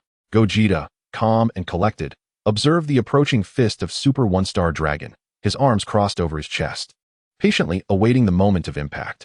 Just as Super One-Star Dragon was about to close the distance, Gogeta sprang into action, delivering a swift kick that sent Super One-Star Dragon hurtling away. Boom! Super One-Star Dragon crashed heavily into the ground, slowly rising afterward. "This is intolerable. The disparity in power is too vast. My attacks are utterly ineffective against him." As he lamented, a crimson glow ignited in Super One-Star Dragon's eyes, and he unleashed two serpentine energy waves. This technique was unique to Super One-Star Dragon. If it struck an opponent, it could temporarily incapacitate them, Regardless of how powerful his opponent might be, if they were immobilized, they would merely become a sturdy punching bag. With these thoughts racing through his mind, Super One-Star Dragon continuously fired his serpentine energy waves at Gogeta, anxious to ensure that none of his attacks would be evaded. As he beheld the multitude of red serpentine energy waves racing toward him, Gogeta remained unfazed. The difference in their battle powers was too significant for him to be concerned about the potential harm from Super One-Star Dragon's assault. Chapter 49, The Ultimate Warrior. Gogeta had hit. With that proclamation, boom. The figure of Super One-Star Dragon vanished from the view of Lei Chentian. Bang! The collision of fists produced a resounding echo, as the force of the blows tore through the surrounding area. The ground where Gogeta and Super One-Star Dragon clashed instantly formed a terrifying pit. A white figure was sent hurtling backward, creating a massive crater upon impact with the earth. No, this is impossible, Super One-Star Dragon thought, as he watched his attack fail to affect Gogeta in the slightest. Moreover, in their direct confrontation, his fist was utterly obliterated by Gogeta's strike, with all 5 bones in his fingers shattered. How could this be? My attack clearly struck him. How could he remain unresponsive? As One-Star Dragon spoke, he gazed at his arm, which had been shattered. The 5-Star Dragon's ability, Electric Slime Regeneration, was invoked by One-Star Dragon, and a pink substance materialized on his arm. In an instant, his arm returned to its original form. What's the matter, One-Star Dragon? Surely you cannot be unable to withstand a single punch from me now. Vegeta, standing high in the sky, mocked One-Star Dragon. Humph, do not be too pleased with yourself. I was merely careless before. The real battle begins now. As he spoke, a sky-blue beam of light shot from One-Star Dragon's eyes, carrying an extreme chill aimed at Vegeta. This technique, Freezing Wave, was a signature move of the 3-Star Dragon, capable of encasing opponents in ice. Oh, the 3-Star Dragon's technique? Vegeta, taken aback, observed the Super One-Star Dragon. Previously, during Goku's battle with Super One-Star Dragon, this move had not been employed, as it was unnecessary. But now, with the immense pressure exerted by Vegeta, the fusion of Goku and Vegeta, the circumstances had changed. Without a hint of concern, Vegeta fixed his gaze on the approaching beam of extreme cold. He neither dodged nor deflected, but stood still, awaiting the Super One-Star Dragon-esque strike. Soon, he found himself enveloped by a colossal shard of transparent ice, instantly freezing in midair. Everything within a vast radius was encased in ice, even the air, time, and space itself. Though each of the 7 evil dragons possessed unique abilities, each represented a pinnacle of power within this universe: the corrosion of the 2-Star Dragon, the ice power of the 3-Star Dragon, the fire power of the 4-Star Dragon, the resurrection through lightning of the 5-Star Dragon, the wind power of the 6-Star Dragon, and the possession ability of the 7-Star Dragon. Haha, I knew you could not be that formidable. How could my Super One-Star Dragon's attack have no effect on you? Observing Vegeta frozen in place, Super One-Star Dragon sighed in relief before erupting into laughter. Haha, once I deal with this fellow, the Saiyans will be next. Oh, you are the first. After casting a glance at Trunks, Gohan, and others, Super One-Star Dragon's gaze finally settled on Lei Chentian. How could the fusion of my father and Uncle Vegeta possibly be defeated? Goten exclaimed, his face filled with shock as Super One-Star Dragon's attention shifted to Lei Chentian. They felt no sense of relief. Rather, their expressions grew heavier, for they understood that if Lei Chentian were to perish, their turn would follow. As Gohan and the others contemplated rushing to Lei Chentian's aid, he spoke up. Is that so, One-Star Dragon? Have you ever seen an ice block that hovers motionless in midair? Lycan smirked at the Super One-Star Dragon, unfazed as the creature's attention shifted towards him. He was acutely aware that while the 1-Star Dragon possessed formidable strength, it was not insurmountable. As long as he was not vanquished in a single blow, survival was assured. With a mere thought, he could traverse the cosmos. What did you say? The 1-Star Dragon, undeterred by Lycan's taunts, was captivated by his words. It dawned on the Super 1-Star Dragon that he had made a grave miscalculation. If Vegeta had indeed been frozen solid, he would not be soaring through the skies, but would have plummeted to the ground. Indeed, as the Super 1-Star Dragon shifted his gaze towards Vegeta, a resounding crack echoed through the air. The ice encasing Vegeta shattered, sending massive chunks plummeting to the earth, some transforming into vapor due to his immense aura. Oh, what a delightful sensation. 1-Star Dragon, your 3-Star Dragon's freezing wave was simply invigorating. Do indulge me with another. Vegeta, suspended in the void, crossed his arms and chuckled lightly at the Super 1-Star Dragon. How dare you underestimate me? The 1-Star Dragon, incensed, unleashed a terrifying aura, his purple flames igniting with fervor. Do not be so presumptuous, Saiyan. With a thunderous roar, the one-star dragon became a blazing crimson light, launching an onslaught of punches towards Vegeta, enveloping him in a flurry of strikes. Vegeta's expression remained unyielding as he calmly observed the barrage of fists approaching him.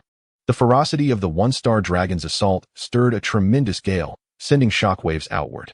In the distance, Goten, Gohan, Trunks, and Ub struggled against the force, forced to retreat until they transformed into Super Saiyans, barely managing to stabilize their footing. Isn't this astonishing? This is merely his aura, and we must transform into Super Saiyans to withstand it. Just how terrifying is the one-star dragon's power? Goten mused, shielding himself with his arms, catching glimpses of the ever-expanding crater at the center of the battle.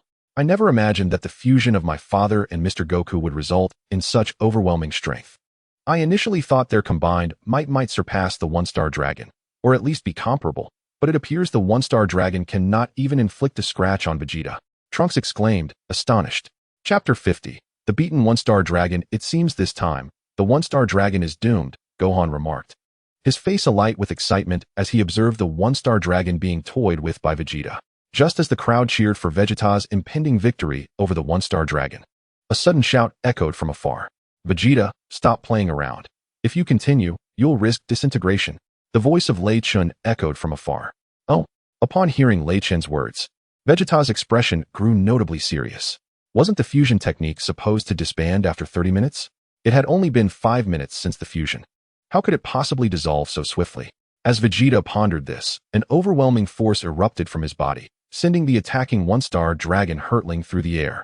Do you not realize that your power has surpassed the limits of the fusion technique? Vegeta, the standard duration for a Metamoran fusion is half an hour, but the actual time is influenced by the energy involved. If you employ particularly energy-draining techniques during the fusion, the duration is significantly reduced. You fused in Super Saiyan 4 form. While this grants you tremendous strength, it also shortens your time. Furthermore, when Kakarot merged with Vegeta, Kakarot wasn't at his peak, which likely means your fusion time is even more limited. Lei Chentian spoke gravely, recalling that in the original narrative, Vegeta had only executed 2 techniques before the fusion unraveled, with a third yet to be unleashed. Is that so? The smile on Vegeta's face gradually faded as he contemplated for a moment. How do you know all this? Lei Chentian, have you forgotten that in another parallel universe, I am the god of Super Saiyans? Besides, it's wiser to believe in possibilities rather than dismiss them. Resolving the one-star dragon swiftly would be advantageous for you. Once your fusion disbands, the universe itself could be in peril. Understood. Vegeta nodded, recognizing the soundness of Lei Chentian's reasoning. He could not gamble the fate of the universe on this. If he were to play with the one-star dragon and disband prematurely, it would spell disaster. Lei Chentian's voice reached Vegeta's ears, and simultaneously, the one-star dragon overheard it, feeling a mix of love and hatred towards Lei Chentian's words. The love stemmed from the realization that Vegeta's time was running out, while the hatred arose from the fact that Lei Chentian urged Vegeta to eliminate him quickly. If that is the case, then I shall not indulge you any longer. Should you disband, then fear shall be of no consequence. The one-star dragon's body began to rise, a manic glee illuminating his face as he gazed at Vegeta. Do not become too complacent, one-star dragon. Even if my time is limited, resolving you within this time frame poses no challenge whatsoever. Vegeta coldly retorted, facing the one-star dragon. Is that so? Suddenly, the one-star dragon grinned wickedly at Vegeta, and in the next instant, he turned and transformed into a streak of light, fleeing into the distance. Attempting to escape, Vegeta scoffed, his gaze following the one-star dragon, who had vanished in an instant. Sensing the energy of the one-star dragon, Vegeta immediately disappeared, utilizing instant transmission to appear behind him. Bang! Vegeta's fist collided with the one-star dragon's face, and in that moment, he showed no mercy, abandoning the playful antics from before. Boom! Blood and bones fell, a rain of purple blood cascading from the sky. The Super One-Star Dragon was obliterated by a single blow from Gogeta. However, Gogeta was acutely aware of the terrifying regenerative powers possessed by the One-Star Dragon. Despite having shattered its head, he did not relent. Just as the Super One-Star Dragon was about to take flight, a hand seized its foot, followed by a relentless barrage of punches raining down upon it. At that moment, the Dragon Ball adorned with 3 5-pointed stars on the Super One-Star Dragon's chest began to glow. 2 beams of cerulean light shot forth towards Gogeta, a technique known as the Freezing Ray, one of the moves of the 3-Star Dragon. Gogeta instantly recognized this as the 3-Star Dragon's signature attack. understanding fully the intent behind it, merely an attempt to hinder him momentarily. In response, Gogeta unleashed two beams of his own, not of freezing light, but rather two powerful energy waves. The four beams collided with a resounding impact, and with overwhelming energy, Gogeta obliterated the three-star dragon's freezing ray. How infuriating! I am the Super One-Star Dragon. Having consumed 7 Dragon Balls, my power is tenfold what it was before. The combined strength of Goku and Vegeta is merely the sum of their abilities, yet how could they inflict such profound damage upon me? Upon regrowing its head, the Super One-Star Dragon fixed a deadly gaze upon Gogeta, who merely responded with a cold smirk. Instantly, the Super One-Star Dragon felt as though it had been struck hard. With a cough, blood spewed forth, and it was sent hurtling back, struggling to regain control, flying thousands of miles before finally halting. Yet, to the misfortune of the Super One-Star Dragon, Gogeta did not cease his assault. He reappeared before the One-Star Dragon, launching a flurry of punches, swift and fluid as flowing water. The sound of cracking bones echoed as Gogeta struck the One-Star Dragon's chest, blood splattering forth, fissures appearing on its torso, and countless wounds marring its body, leaving its bones shattered. Dark Guardian. The Super One-Star Dragon bellowed, spitting blood as it activated the 7 Dragon Balls glowing on its chest, enveloping itself in a radiant array of colorful energy. Unfazed, Gogeta stared at the Super One-Star Dragon, raising his right hand skyward, where 5 fingers coalesced into silvery energy. He then hurled it forward. 5-finger energy bullet. 5 colossal golden energy orbs descended upon the Super One-Star Dragon, encased in the vibrant energy. The Super One-Star Dragon scarcely had time to react before Gogeta's 5-finger energy bullet shattered its Dark Guardian. The 5 terrifying energy orbs struck it directly. Boom. The immense energy erupted in a catastrophic explosion, unleashing a tremendous storm that surged across the earth, creating a colossal mushroom cloud that soared into the heavens, scattering the colorful auroras that adorned the sky. 6 Dragon Balls descended from the heavens, landing upon the earth, and among them, the 4-star Dragon Ball was fortuitously caught by Xiaofeng. "Father, this is the 4-star ball," she exclaimed joyfully to the young son Gohan beside her, cradling the Dragon Ball in her arms. Chapter 51. The Disintegration of Gogeta Bang. The 6 Dragon Balls fell from the sky, landing on the ground, and Xiaofeng managed to catch the 4-star Dragon Ball. "Father, this is the 4-star ball," she joyfully declared to the young son Gohan, beside her, while embracing the Dragon Ball. Just as son Gohan's expression brightened, and he was about to speak, his demeanor suddenly shifted. "Xiaofeng, danger! The 1-star dragon is still alive. Come here quickly."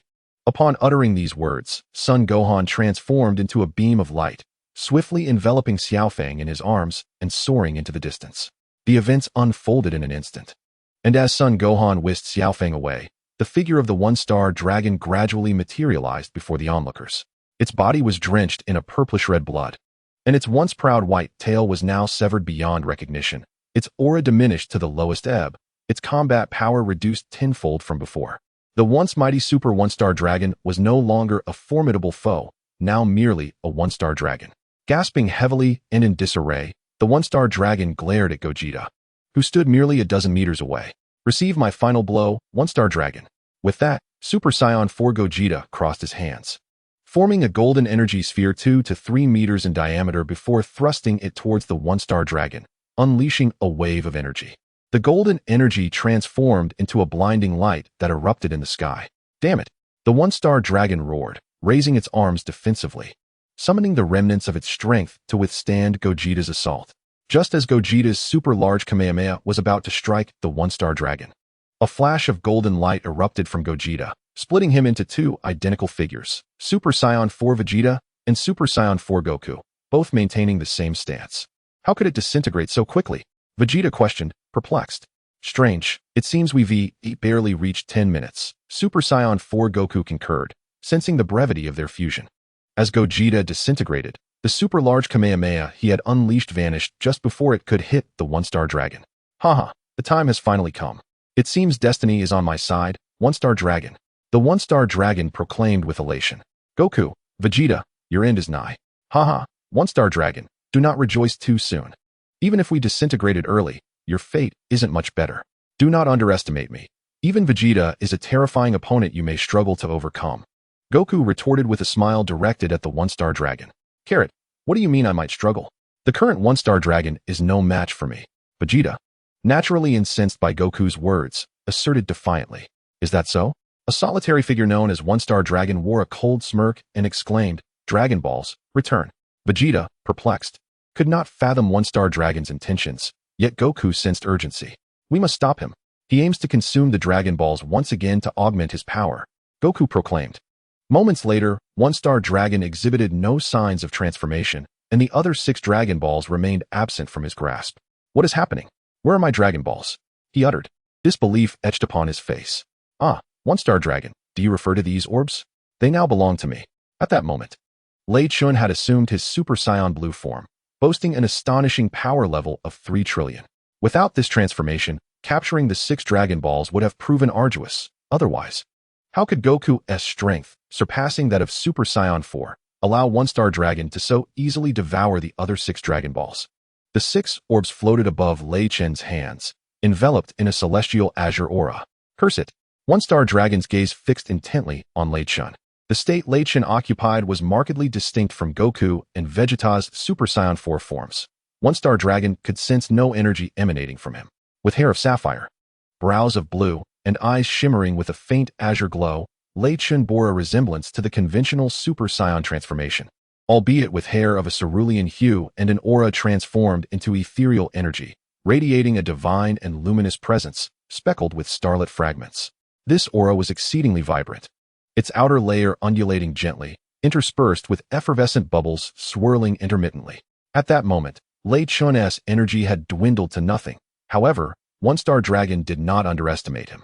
After all, even the weakest of beings possesses a trace of energy, simply varying in strength. A creature devoid of any energy could only be likened to the lifeless. Return my Dragon Balls. Suddenly, One-Star Dragon surged forth like a beam of light, an overwhelming force erupting with ferocity, although this energy was diminished significantly compared to before. One-Star Dragon, your adversary is me.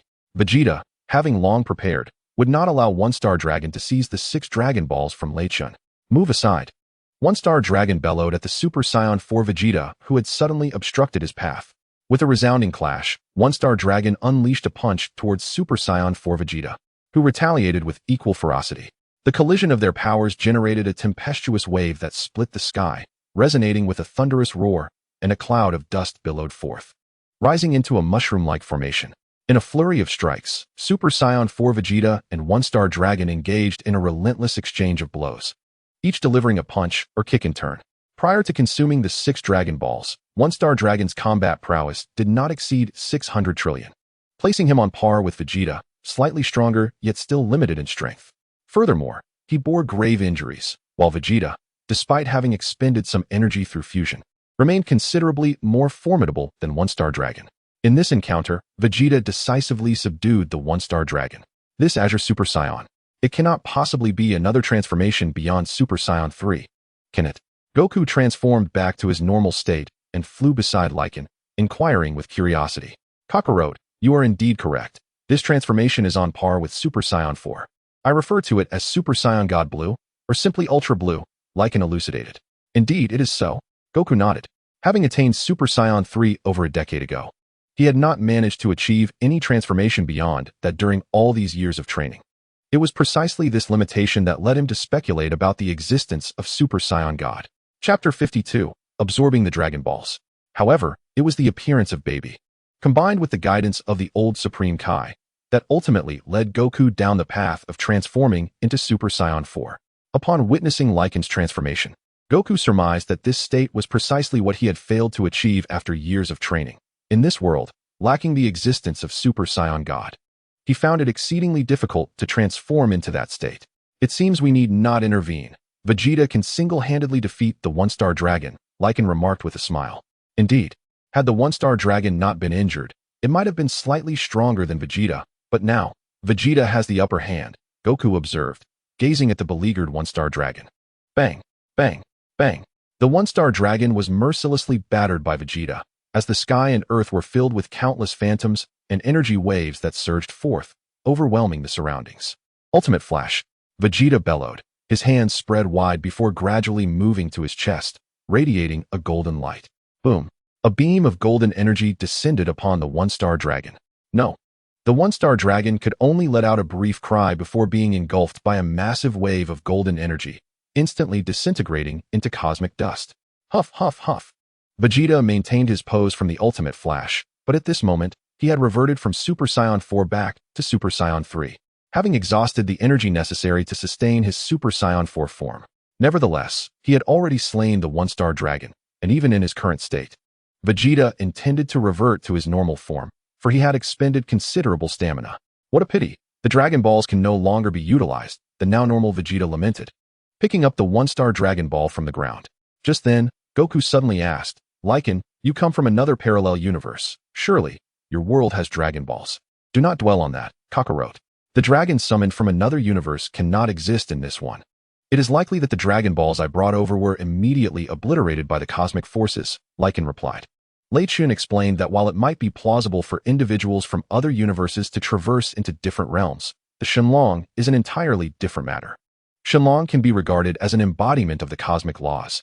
It is akin to a foreigner attempting to impose their own nation's laws upon another country, which would inevitably lead to failure. "Well, that's disappointing," Sun Wukong lamented. "Do not be too disheartened," Lei Chentian reassured him. "Though the Dragon Balls on Earth may be rendered useless, there are still Dragon Balls on other planets that can be utilized. Have you forgotten that Piccolo is a Namekian?" Lei Chentian remarked to Sun Wukong. "Indeed, how could I have overlooked that?" Sun Wukong exclaimed, his spirits lifting as he recalled the existence of a more formidable dragon on New Namek. Moreover, HAKAI wrote, "I must impart this wisdom. While the Dragon Balls are indeed powerful, one should not become overly reliant on them. Unless you can achieve a combat prowess akin to that of Vegeto, should the Namekian dragon turn malevolent, it would surpass the one on Earth in strength," Lei Chentian elaborated. "This parallel universe lacks deities, thus the negative energy within the Dragon Balls cannot be purified, leading to the emergence of malevolent dragons." "I understand now," Sun Wukong nodded. "Then I shall take these 7 Dragon Balls with me. For their presence here serves you no purpose," Lei Chentian declared, his gaze fixed on the one-star ball in Vegeta's possession. In the next moment, the one-star ball levitated from Vegeta's grasp and flew into Lei Chentian's hand. With a flash of silver light, the 7 black Dragon Balls vanished before the eyes of the onlookers, ultimately appearing within Lei Chentian's space of senzu beans. "Did you not claim that the Dragon Balls of this world would be ineffective in yours? What purpose do you have for them?" Vegeta inquired with curiosity. "It is quite simple. You have already stated that if I take them back to my world, they will be useless, which means the malevolent dragons shall not be resurrected," Lei Chentian explained. "It is important to note that although the evil dragons were defeated, as long as the Dragon Balls exist, they remain capable of revival. My intention in retrieving them is to ascertain whether I can purify the negative energy within them, for in my realm, the Dragon Balls are devoid of such chaotic negative energies. Each universe operates under different laws, thus handling them becomes considerably easier." "I see." Sun Wukong nodded in understanding. "Then, farewell." With that, Lei Chentian instantly vanished from the sight of Sun Wukong and Vegeta.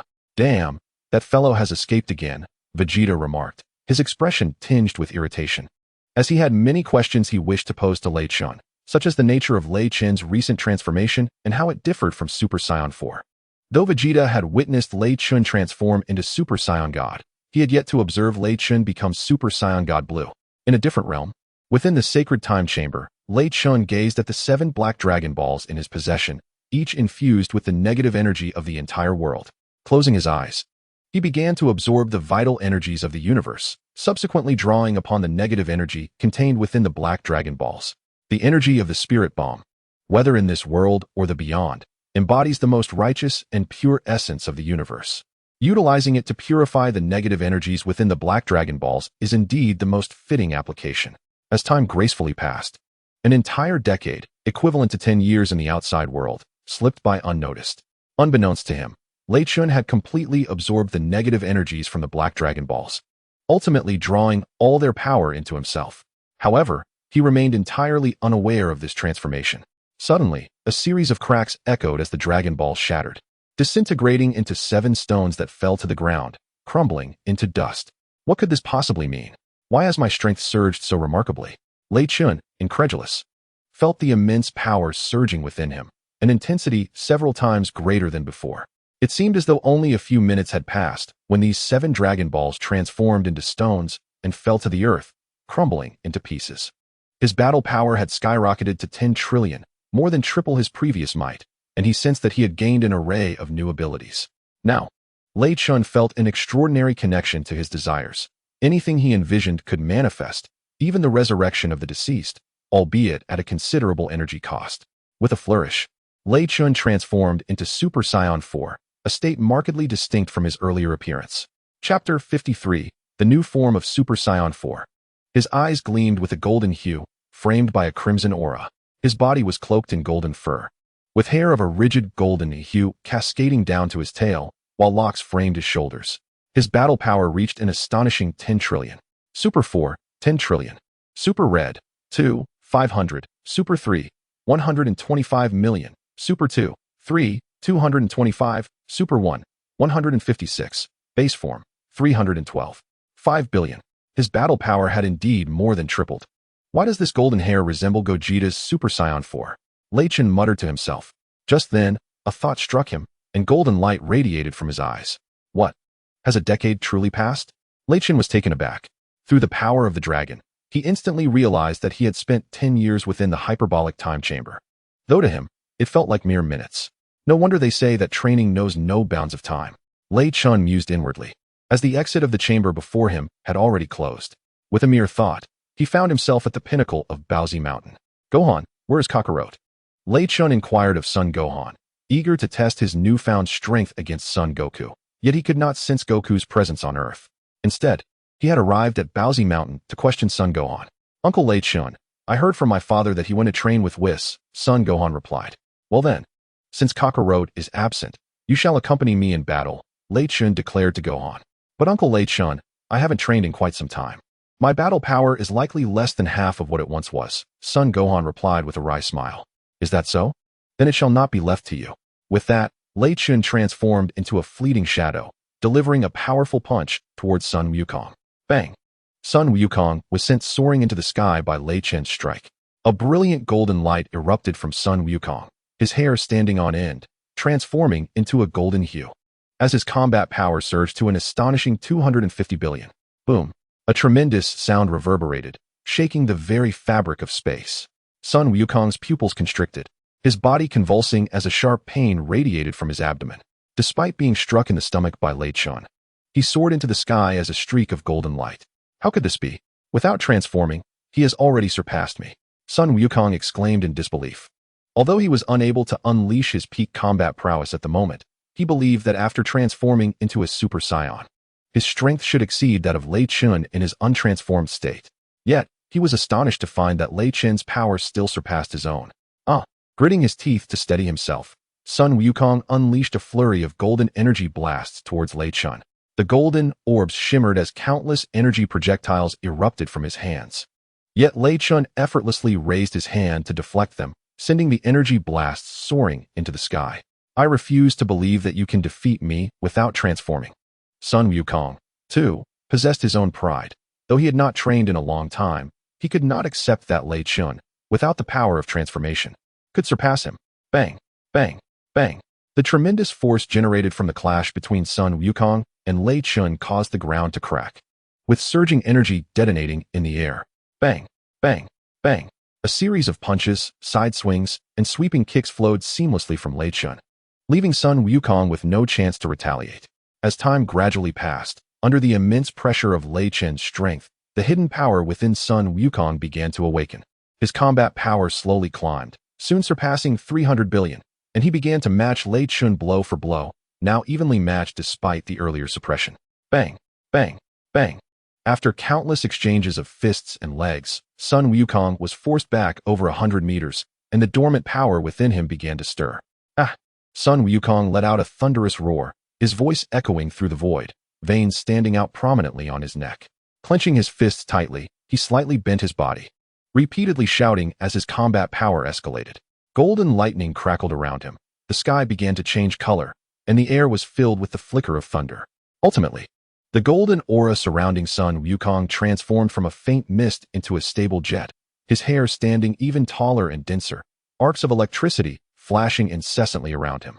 His expression cold and tense as his aura reached a stable state. Super Saiyan 2, Sun Wukong's combat power surged to 1 trillion. Super Saiyan 2, you say? Lei Chun mused, observing the power within Sun Wukong that he had ignited, finally breaking into a smile. A golden light flashed momentarily, transforming Reg's hair and eyebrows to a radiant gold, with all but his bangs standing upright, enveloped in a golden flame. His combat power surged 50-fold, reaching an astonishing 156 trillion. Super Saiyan 2, perhaps, yet it remains insufficient. Gohan, I can sense an untapped reservoir of power within you. Allow me to help you unleash it. Without waiting for Gohan's response, Reg transformed into a streak of golden light and charged towards him. Bang, bang, bang. Reg's initial punch sent Super Saiyan 2 Gohan flying. With a flurry of jabs, side kicks, and sweeping strikes, Reg overwhelmed Gohan, who found himself utterly defenseless. Reg exerted his dominance with overwhelming strength. Boom. Reg delivered a powerful blow to Gohan's face, swift enough that Gohan could not prepare a defense. Thud. Gohan skidded across the ground for a considerable distance. At the moment Gohan landed, his golden hair reverted to black, and he reverted from Super Saiyan 2, collapsing unconscious. Brother. From a distance, Goten rushed over and supported Gohan. Did I perhaps exert too much force? Reg expressed a hint of embarrassment. He had been cautious in controlling his power, yet ultimately, he had not anticipated knocking Gohan out. Goten, it's your turn. Reg called out to Goten, tossing him a senzu bean. Goten swiftly caught the bean and administered it to Gohan. After consuming the bean, Gohan gradually regained consciousness, returning to his peak state. Once more Gohan. As Gohan awoke, he heard Reg's distant voice. Wait a moment, Uncle Reg. I don't have the luxury of time to spar. I have many tasks left unfinished. Gohan replied with a wry smile. No worries. Once everyone on Earth is gone, those tasks will naturally become irrelevant, Reg remarked nonchalantly. At this statement, Gohan's expression shifted dramatically. Uncle Reg, why do you say such things? Is there anyone capable of defeating my father? A compelling question indeed, Reg countered. Where do you think Kakarot is at this moment? This inquiry left Gohan momentarily speechless. Chapter 54. The mysterious Gohan Gohan, not long from now. A foe of equal strength to Kakarot will arrive on Earth. Do you truly believe Kakarot can return in time to confront them? Moreover, you seem to place all your hopes on others without considering your own position. Kakarot cannot remain on Earth indefinitely, nor is he able to protect you at all times. I have a foreboding feeling that the enemies coming to Earth will only grow stronger, and perhaps Kakarot may find himself in peril. Even if you detest fighting, you must fight for the sake of your unborn child, Reg said thoughtfully. Son Gohan remained silent, but gradually his expression transformed into one of determination. Lei Chentian was right. Even though he did not relish combat, he must fight for the unborn child he cherished. A formidable aura emanated from Son Gohan. And although his combat power did not significantly increase, his presence had undeniably shifted. Son Gohan directly ascended to Super Saiyan 2, his power soaring to an astonishing 1 trillion, and it continued to escalate. This is how it should be, Lei Chentian remarked with a light smile. The reason Lei Chentian sought to rekindle Son Gohan's fighting spirit was twofold. Firstly, he was curious to see if the once premier Super Saiyan 2 could surpass Goku or Vegeta. Secondly, and most importantly, Lei Chentian found himself without rivals, as Goku and Vegeta had ventured into the realm of destruction. Although Piccolo was stronger than Son Gohan, it was essential to note that Gohan's latent strength had been dormant due to his prolonged absence from battle. Otherwise, 100 Piccolos would stand no chance against him. When Son Gohan transformed into Super Saiyan 2 at merely 11 or 12 years of age, Goku and Vegeta took over a decade longer to achieve the same, showcasing the sheer magnitude of Gohan's potential. This is how it should be. Boom. With that declaration, Lei Chentian transformed into a golden light, darting towards Son Gohan with the swiftness of lightning, delivering a powerful kick aimed at him. Son Gohan's expression turned grave as he raised his arms to defend himself. Bang! A thunderous sound erupted, and the ground shattered. Son Gohan successfully blocked Lei Chentian's kick, but his arms felt numb and weak from the impact, causing him to stagger backward, leaving a long imprint on the ground. Golden lightning crackled around him as the earth beneath him buckled, his feet sinking into the ground. The force is immense. This is merely Super Saiyan 1. If he transforms into Super Saiyan 2, how terrifying would his power be? Son Gohan gritted his teeth, staring at Lei Chentian. Gohan, if you can endure for 10 minutes against me, I shall teach you this technique, Lei Chentian stated. Suddenly, a figure identical to Lei Chentian appeared before Son Gohan, exuding the same aura and combat power. What is this? Son Gohan exclaimed in astonishment. This is called the Shadow Clone technique. Though this clone's combat power is not as strong as the original, it could serve you well as a substitute while I attend to other matters, Lei Chentian explained calmly. Son Gohan's expression brightened. Although he had resolved to focus on his training, he was somewhat reluctant to abandon the scholarly pursuits he had yet to complete. Son Gohan roared, pushing his combat power to its limits, now reaching 15 trillion as the strength within him began to awaken. With fervor, he unleashed a torrent of energy blasts towards Lei Chen's clone. Observing the multitude of energy blasts hurled at him, Lei Chen effortlessly retaliated, fully aware that Gohan's use of the prince's strategy was merely a tactic to buy time. Boom. Energy orbs capable of annihilating the heavens and the earth collided, unleashing a tempest that radiated outward from the two combatants. Aide. Son Gohan roared, engaging in a fierce exchange with Thunder Chun, each delivering blows to the other. Wounds multiplied upon Gohan's body, even though this was merely Thunder Chun's avatar, whose might was not as formidable as his true form. It was still beyond what Gohan could endure. The friction of their fists through the air produced a piercing, shrill sound, a drawn-out, agonizing noise that clawed at the soul, only to abruptly cease. Boom. Suddenly, Gohan was sent flying by a single punch from Thunder Chun. His body soared a considerable distance before he halted, gathering his energy to unleash a colossal energy orb towards Thunder Chun. In an instant, a magnificent golden beam erupted into the sky. Demon Flash. Gohan bellowed. Huh. Thunder Chun's avatar echoed the shout, the golden flames engulfing him flaring even brighter. At that moment, Gohan's Demon Flash consumed Thunder Chen's avatar entirely. The sky was awash in golden light, an overwhelming aura of destruction surged forth, and the energy wave from the Demon Flash burst forth in a dazzling, blinding radiance. Have I defeated him? Gohan, pale-faced, murmured, realizing his transformation from Super Saiyan 2 had reverted to Super Saiyan 1. Just then, his expression shifted as he sensed a formidable aura suddenly manifest within his perception. The entire realm was illuminated by a golden light, even overpowering the similar golden glow that surrounded Gohan. The figure of Thunder Chun's avatar materialized before him. Not good. Upon seeing Thunder Chen's silhouette and feeling the oppressive aura, Gohan shot upwards into the sky without a moment's hesitation. He understood that defeating Thunder Chun's avatar was not his objective. He merely needed to endure for 10 minutes. However, Thunder Chen's speed surpassed his own, and in an instant, he was above Gohan, delivering a devastating punch. Gohan watched as the colossal fist, imbued with terrifying power, approached him. Should it connect, he would be severely injured, if not killed. Is he holding nothing back? Gohan thought, grimacing internally. As Thunder Chen's fist drew ever closer, Gohan suddenly felt a terrifying energy surging from within him, ignited by the immense pressure from Thunder Chun. At last, he unleashed the hidden power residing within his being. Gohan's gaze shifted dramatically, embodying a solemn intensity as he clenched his fists, a deep growl erupting from his throat. Almost instantaneously, the entire earth trembled violently, and simultaneously, Thunder Chun's avatar was forced back. What a fearsome energy! Exclaimed Goten in astonishment and excitement. Even he could sense a tremendous surge of energy erupting from Gohan's body. Chapter 55. Rolana arrives on Earth. This formidable power surpassed even that experienced during his fusion with Trunks. Waves of energy continued to radiate outward, sending countless fragments hurtling in every direction. Gohan's aura had grown significantly stronger, his combat power surging from 15 million to an astonishing 60 million. Meanwhile, the battle prowess of the split form of Lycan stood at 50 million. The golden flames enveloping Gohan gradually faded, returning him to his normal state. Yet the aura he emanated was now even more powerful. Mystic Gohan, in this form, could be regarded as a transformation that transcended Super Saiyan 2, rivaling that of Super Saiyan 3, a foot firmly placed within the realm of the divine, although distinctly different from the Super Saiyan God. Gohan could be seen as a demigod. Yet this demigod was not an ordinary deity. The essence of his power diverged from that of the Super Saiyan God, resulting in a different appearance.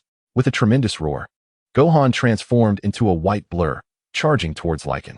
Ha ha ha! Gohan shouted, raising his fist to strike at Lycan. A series of heavy punches rained down upon Lycan, yet his expression remained unchanged throughout the onslaught. Good, Gohan, that's it, but still far from enough. Lycan's voice echoed in Gohan's ears, his face devoid of emotion. An aura more terrifying than Gohan's surged forth from Lycan. In that moment, the split form of Lycan erupted with 156 million, a power level equivalent to that of his true form in Super Saiyan 1. Not good.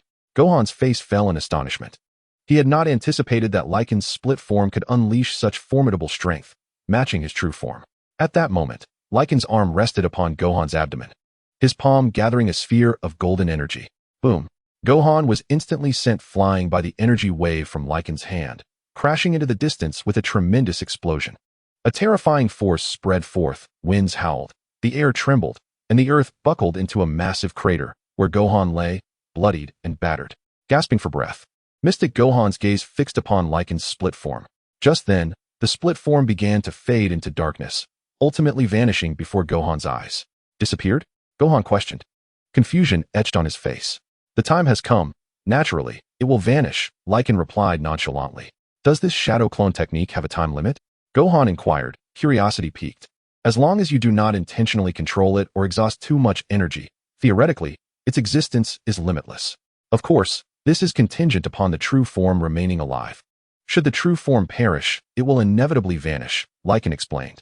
Is that so? That is wonderful. Gohan's expression brightened. At that moment, a clear female voice echoed from behind Lycan. You said you would return quickly. I've waited for you so long on that primitive planet. Before Gohan's eyes, a beautiful woman appeared beside Lycan. A woman with flowing white hair and purple skin, adorned with patera earrings, stood tall in attire reminiscent of the Supreme Kai. Yet her power surpassed that of the Supreme Kais. West Supreme Kai, how did you find your way here? Lei Chun gazed at Rolana with a hint of exasperation. Humph. I am a god. How could your movements evade my perception? Rolana retorted coldly, astonished by the immense energy radiating from Son Gohan. Although Son Gohan's combat prowess did not quite match Lei Chun's, it was still significantly greater than hers, approximately 5 to 6 times more powerful. Is it true that besides Supreme Kai Jebit, there are other Supreme Kais? Son Gohan inquired, astonished. Of course. We have the Supreme Kais of the East, South, West, and North, so the emergence of another female Supreme Kai is hardly surprising, Lei Chun replied nonchalantly. That makes sense. Son Gohan nodded, acknowledging the validity of Lei Chun's statement. Supreme Kai Jebit? Oh, so he has merged with his attendant, Ashin. That fellow remains as timid as ever, Rolana mused, her eyes gleaming with golden light as she discerned that Supreme Kai Ashin had fused with his attendant Jebit using Patera, becoming Supreme Kai Jebit. Though his strength had significantly increased, it still paled in comparison to her own. Meanwhile, the powerful energy emanating from the battle between Son Gohan and Lei Chun on Earth had naturally drawn the attention of Supreme Kai Jebit and the old Supreme Kai in the Supreme Kai realm. The two had been observing through a crystal ball for some time when, at that moment, the appearance of Rolana caused Supreme Kai Jebit to leap in astonishment. Impossible. Rolana is alive and has become the West Supreme Kai? I thought she perished at the hands of Majin Buu. Oh, it seems this young lady is also a Supreme Kai. Judging by your expression, you seem quite familiar with her, the old Supreme Kai remarked, stroking his chin. Ancestor, it is more than familiarity. We trained as apprentice Supreme Kais together. However, after the battle with Majin Buu, I lost all contact with her. I never anticipated her return. Especially to Earth, Supreme Kai Jebit replied with a smile. Suddenly, the old Supreme Kai slapped Supreme Kai Jebit on the head, scolding, How can you, a man, be outdone by a woman? You and your attendant, 2 grown men, merged with Patera earrings to become Supreme Kai Jebit, yet you cannot compare to Rolana. I am baffled as to how you achieved the status of Supreme Kai. Hearing the old Supreme Kai's words, Jebit felt his face flush with embarrassment. He wanted to retort, but found himself at a loss for words. In the realm of destruction, Vegeta and Son Goku were engaged in rigorous training high above the sky. Both had attained the ability to transform into Super Saiyan gods, with Goku on the verge of surpassing even that level. Suddenly, they halted their movements. What an overwhelming energy. Is that the energy of Gohan and Lei Chun? Was Gohan finally enlightened? He is now engaged in battle with Raichin, Vegeta remarked with surprise. Had he not trained in the realm of destruction and transformed into a Super Saiyan god under Whis' guidance? Vegeta surmised that his own fighting prowess would likely pale in comparison to Gohan's. Presently, Gohan's strength surpasses even that which he possessed during his confrontation with Majin Buu. Having sustained 3 injuries from Raichin and subsequently regained some power through the use of a Senzabin. This is splendid. Gohan's potential is remarkable. Had he not forsaken his training over the years, his current combat abilities would undoubtedly rival ours, perhaps even surpass them, Goku chuckled. Humph. Vegeta remained silent, merely snorting in acknowledgement, for he understood that Goku spoke the truth. Chapter 55, The Technique of Divine Shadow Clones 2 months later. Alright, Gohan. That will be all for today, Raichin said, in his Super Saiyan 3 form, addressing the mysterious state of Gohan before him. Gasping for breath, the enigmatic Gohan gazed at Raichin. Ever since mastering the Divine Shadow Clone technique, he realized that as long as he remained standing, the battle would persist. Thus, Raiken's declaration of concluding the session struck Gohan as peculiar. At that moment, Lorana suddenly teleported in front of Raichin. Raichin, a terrifying malevolent presence, is approaching Earth. Expected to arrive within 2 days, Lorana stated gravely. Is that so? Yet I failed to sense anything. Gohan expressed his skepticism. Yet he acknowledged that the Kaioshins' abilities extended beyond mere combat power. They possessed unique talents, such as the old Kaioshins' capacity to unlock tremendous potential within individuals. After 2 months of training, Gohan's fighting power had surged exponentially, reaching an astounding 100 trillion, surpassing Goku's abilities as a newly transformed Super Saiyan God just months prior. However, given the time that had elapsed, Gohan hesitated to compare himself to Goku, who trained under a god of destruction, whose strength far exceeded that of Raichin. The distance is too great for you to perceive it. Although Lorana's combat power may not match yours, it is a manifestation of her unique abilities, Raichin explained. Very well. Gohan nodded, though doubt still lingered in his mind. Raichin was indeed correct. Despite the Kaioshins' relatively weak combat strength, they wielded peculiar powers. However, Gohan harbored a lingering question. How could Raichin sense this impending threat? After all, Raichin had claimed to be a god of the Saiyans, yet Goku was also one, leading Gohan to wonder why Goku lacked such abilities. Furthermore, he considered himself a divine being, albeit a mortal among gods, and pondered why he could not sense the same.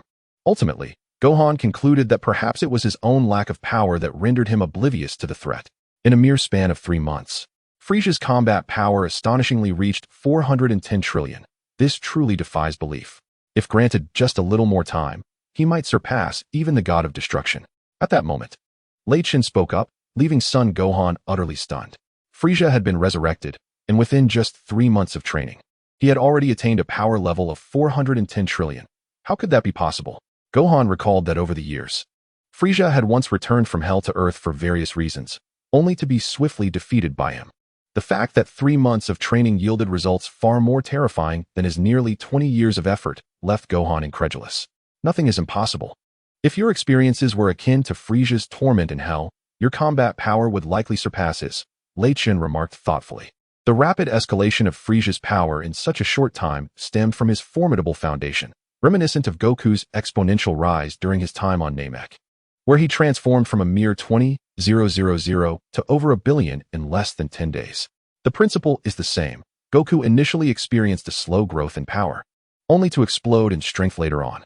Frieza, having never trained and having endured immense suffering in Hell, could naturally reach such heights upon resurrection. Compared to Goku, who broke the 1,000,000 mark in 7 days and became a Super Saiyan with a power level exceeding 1 billion in under 10 days. Frieza still had a long way to go. Moreover, it is likely that Frieza has now reached his limit. Otherwise, he wouldn't have hastened to Earth seeking vengeance against Goku. Nor would he have attempted to harness Broly's power for revenge during the Broly saga. Gohan, don't expect me to intervene unless Frieza provokes me or threatens to destroy Earth, Lei Chentian said, recognizing Gohan's thoughts through his gaze. Very well. Gohan replied with a nod upon hearing Lei Chentian's words. It seems trouble is brewing, he thought with a wry smile. 3 days later, in a picturesque location by the water, stood a dwelling resembling a giant snail, embodying the architectural style of Namek. Piccolo stood atop his roof, overwhelmed by an immense aura. This energy is astonishing. How can it be? It feels so much like Frieza's. Has he truly been resurrected? Piccolo exclaimed, his expression one of shock. Despite his surprise, he maintained a level of composure, aware that while Frieza's aura was powerful, Gohan was even stronger. However, he was uncertain whether Frieza was in his final form or had yet to transform. Damn it, Frieza has indeed returned, Krillin said, his complexion paling as memories of his past encounter with Frieza's lethal wrath flooded back. Has he arrived? Son Gohan stood solemnly in the void, acutely aware that while Frieza's aura paled in comparison to his own, his battle power merely exceeding 100 billion, a profoundly dangerous presence emanated from the skies above, intensifying with the passage of time. If only I could eliminate him in that fleeting moment before he transforms, much like future Trunks did in the past. Gohan contemplated this internally, though he understood that matters were not as simple as he wished them to be. Had it been feasible, his father, Goku, would have met his demise countless times over. Even a Saiyan in their base form could unleash a significant portion of Super Saiyan power in an instant, with their battle strength fluctuating unpredictably. Can you sense it, Krillin? Tan, positioned in the sky, addressed the approaching Krillin with a grave tone. Yes, that is Frieza's presence, Krillin replied, his expression heavy with concern. Who could have resurrected Frieza? He pondered. Meanwhile, Yamcha, Master Roshi, Goten, and Trunks were swiftly making their way toward them. Gohan, do you have confidence in defeating that fiend? Piccolo inquired as he approached Gohan. If this is indeed his full power, then I have no doubt. However, I fear this may merely be Frieza's aura before transformation. Gohan responded gravely, recalling that Frieza's battle power soared to 400 trillion, while his own strongest capabilities barely reached 100 trillion. Chapter 56. The Arrival of Frieza. Indeed, Gohan. If Frieza's battle power truly is just over 100 billion at present, I could vanquish him without your assistance, Piccolo affirmed with a nod. Perhaps, Gohan replied, his gaze drifting skyward. He's here, Tien suddenly exclaimed, his keen sight allowing him to see far into the distance. A sinister energy began to seep through from outer space, the chilling aura causing all those on Earth attuned to energy perception to feel an abrupt drop in temperature, sending shivers down their spines. A small black silhouette materialized in the sky, rapidly revealing a colossal spaceship that gradually came into view. Damn it, Frieza is indeed not to be underestimated, Piccolo exclaimed in horror, aware that while Frieza's battle power registered at just over 100 billion, it still sent tremors through his body. Piccolo was not foolish. He recognized that Frieza had yet to unleash his true strength. Suddenly, a dark shadow descended, obscuring the sunlight like a shroud. The enormous disc-shaped spacecraft descended from the heavens, ultimately landing on a relatively flat terrain. With a resounding clank, several steel pincers extended from the underside of the ship, piercing the earth and securing the vessel in place. Just as Krillin, Trunks, Goten, and Tien prepared for battle, the hatch of the spaceship finally opened. As if a swarm of wasps, a multitude of extraterrestrial beings clad in battle attire surged forth, quickly forming a dense formation in the sky. Although their appearance was intimidating, the combat prowess of these aliens was utterly negligible, with hardly any possessing power exceeding 1,000, and only a scant few surpassing 100,000. However, the sheer number was staggering. Krillin and Yamcha felt a shiver run down their spines. The count exceeded 10 million, and more were continuously descending from the sky in spaceships. Soon, a diminutive figure emerged from one of the vessels before Gohan and the others, and this figure was none other than Frieza, standing at less than 1.2 meters. With blood-red eyes and purple-black lips, 2 lines resembling blood tears marked the area beneath his eyes, and his purple exoskeleton gleamed. Though his appearance was reminiscent of their first encounter, the combat power Frieza now exhibited caused even Piccolo to narrow his gaze. 5 billion, Krillin uttered with trepidation. Wasn't Frieza's combat power in this form only 530,000 back then? Decades have passed. He must have grown even stronger. With that, Piccolo began calculating Frieza's power in his mind. In his second transformation, Frieza's power had doubled. By this reckoning, his second form would range from 10 billion to 20 billion, his third form from 40 billion to 80 billion, and his final form would reach 800 billion, a staggering total of 16 trillion. Yet, while he could perform these calculations, Piccolo dared not assert Frieza's true strength. Even if it were merely 16 trillion, it far surpassed his own, which had only just breached 1 trillion. Meanwhile, seated in a small spacecraft, Frieza surveyed the assembly of individuals before him, his expression shifting to one of surprise. How insufferable! So many Saiyans have emerged in my absence. However, his countenance quickly returned to its usual demeanor, and he sneered. Jinyu, it seems that the Saiyan known as Goku is not present. Jinyu, flying alongside Frieza, scanned the surroundings with his scouter and replied, Indeed, Lord Frieza, that Saiyan Goku is not here. At the mention of Goku, Jinyu's expression darkened. It was due to Goku that he had been transformed into a frog for decades, only regaining his human form when Sorbet secretly arrived on Earth to seek the Dragon Balls to resurrect Frieza. At this moment, Jinyu had switched bodies with Tagoma and had even harnessed Tagoma's training power, reaching a combat strength of 900 billion, slightly inferior to Piccolo, but significantly stronger than the others, with Gohan being the exception. Since everyone is present, let us commence the attack, Frieza declared nonchalantly. Understood, Jinyu nodded, then bellowed, Everyone, attack. With a cold huff, Piccolo transformed into a streak of green light, charging directly into the throng of extraterrestrials above. In an instant, the surrounding void appeared to solidify, with only Piccolo's figure in motion, emanating a terrifying aura that swept across the sky like a tempest, cutting through everything in its path. As all the extraterrestrials near Piccolo were crushed into cosmic dust by an overwhelming force, anguished cries echoed hundreds of meters above in the sky. In an instant, tens of thousands of aliens were annihilated by Piccolo. After vanquishing these foes, Piccolo did not pause. Instead, he surged towards Frieza. Frieza, taken aback by Piccolo's sudden approach, was astonished by the sheer magnitude of Piccolo's power compared to what he had witnessed on Namek. Fortunately, Frieza had undergone extensive training prior to his arrival on Earth. Otherwise, defeating Piccolo would have consumed a considerable amount of time. However, the atmosphere was soon pierced by a series of deafening booms. In a cataclysmic explosion, Frieza was hurled backwards, crashing into a nearby hill in the blink of an eye. "Marvelous!" exclaimed Krillin and the others, who had already engaged in battle upon witnessing Frieza being sent flying by Piccolo. Yet, their joy was short-lived as Gohan cautioned, "Do not underestimate him. Remember, Frieza just utilized his weakest form. He is yet to transform." "What? That Namekian is so formidable?" Jinyu, still in a state of shock, began to grasp the situation as he saw Frieza being propelled by Piccolo, lacking the ability to sense energy. He remained oblivious to Piccolo's true strength and was incredulous that Piccolo dared to confront Frieza. Suddenly, the ground where Frieza had landed erupted in a violent explosion. He shot upwards at supersonic speed, lunging at Piccolo, and in that fleeting moment, a flash of purple light illuminated the air as Frieza transitioned from his first form to his fourth. His battle power surged from 5.3 billion to an astounding 4 trillion. "This is bad. How did his power increase so dramatically? I miscalculated." Piccolo cursed inwardly as a vibrant green aura radiated from him, causing his weighted clothing to explode off. Once liberated from the burden, Piccolo's battle power soared to 15 trillion.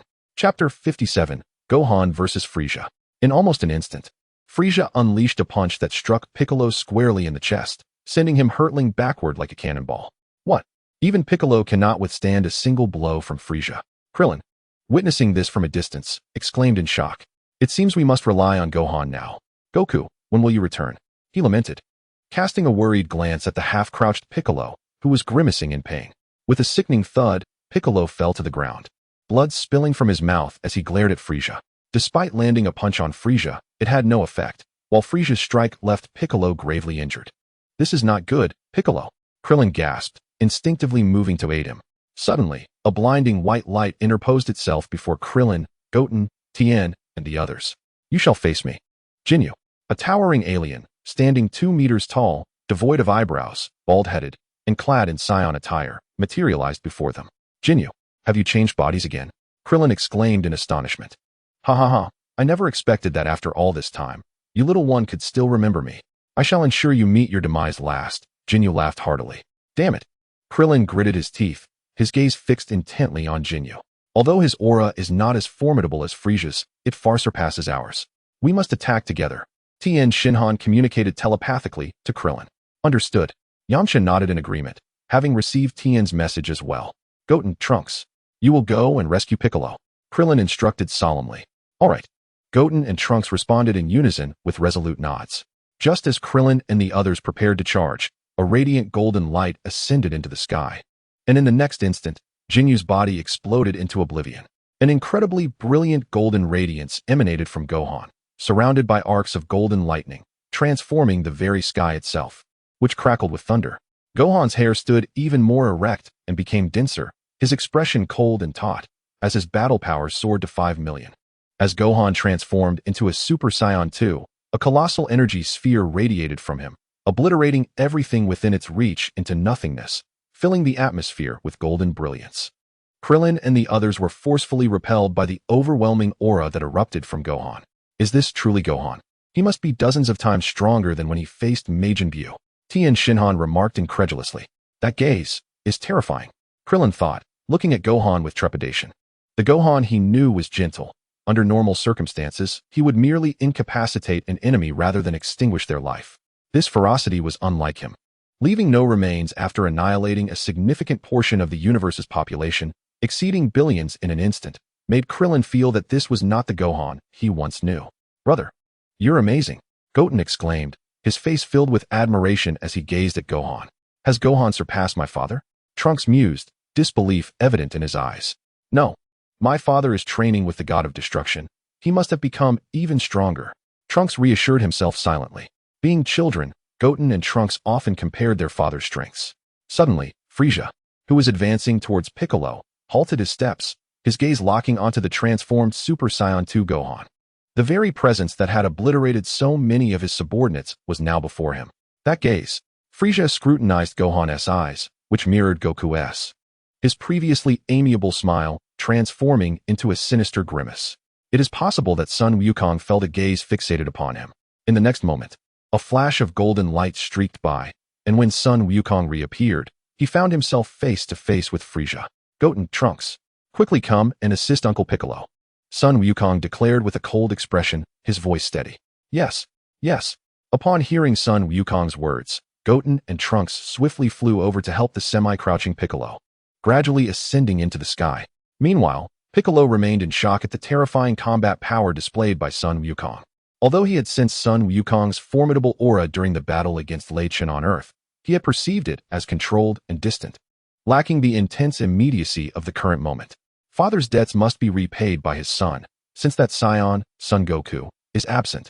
It falls upon you to take his place. Frieza uttered coldly, a wave of purple energy emanating from his being. A terrifying aura erupted in the air, resonating with explosive force, causing countless rocks to levitate, the ground to tremble, and the air to crackle with intensity. At that instant, Sun Wukong made his move. Boom. As their fists collided, a terrifying shockwave radiated outward, causing the entire planet to shudder. Bang, bang, bang. The battle commenced, and the figures of the two combatants vanished from sight, replaced by sparks and flashes of lightning that crackled loudly. In the skies above and on the ground below, only the visible ripples of energy and the massive craters, each over 100 meters in diameter, remained. How could Frieza become so powerful? Lorana remarked, her expression grave. Since encountering Lei Chentian, she had not met anyone weaker than herself, and many had surpassed her in strength. The Frieza clan's enmity with the Saiyan race undoubtedly stemmed from their formidable prowess. Otherwise, they would not dare venture to Earth.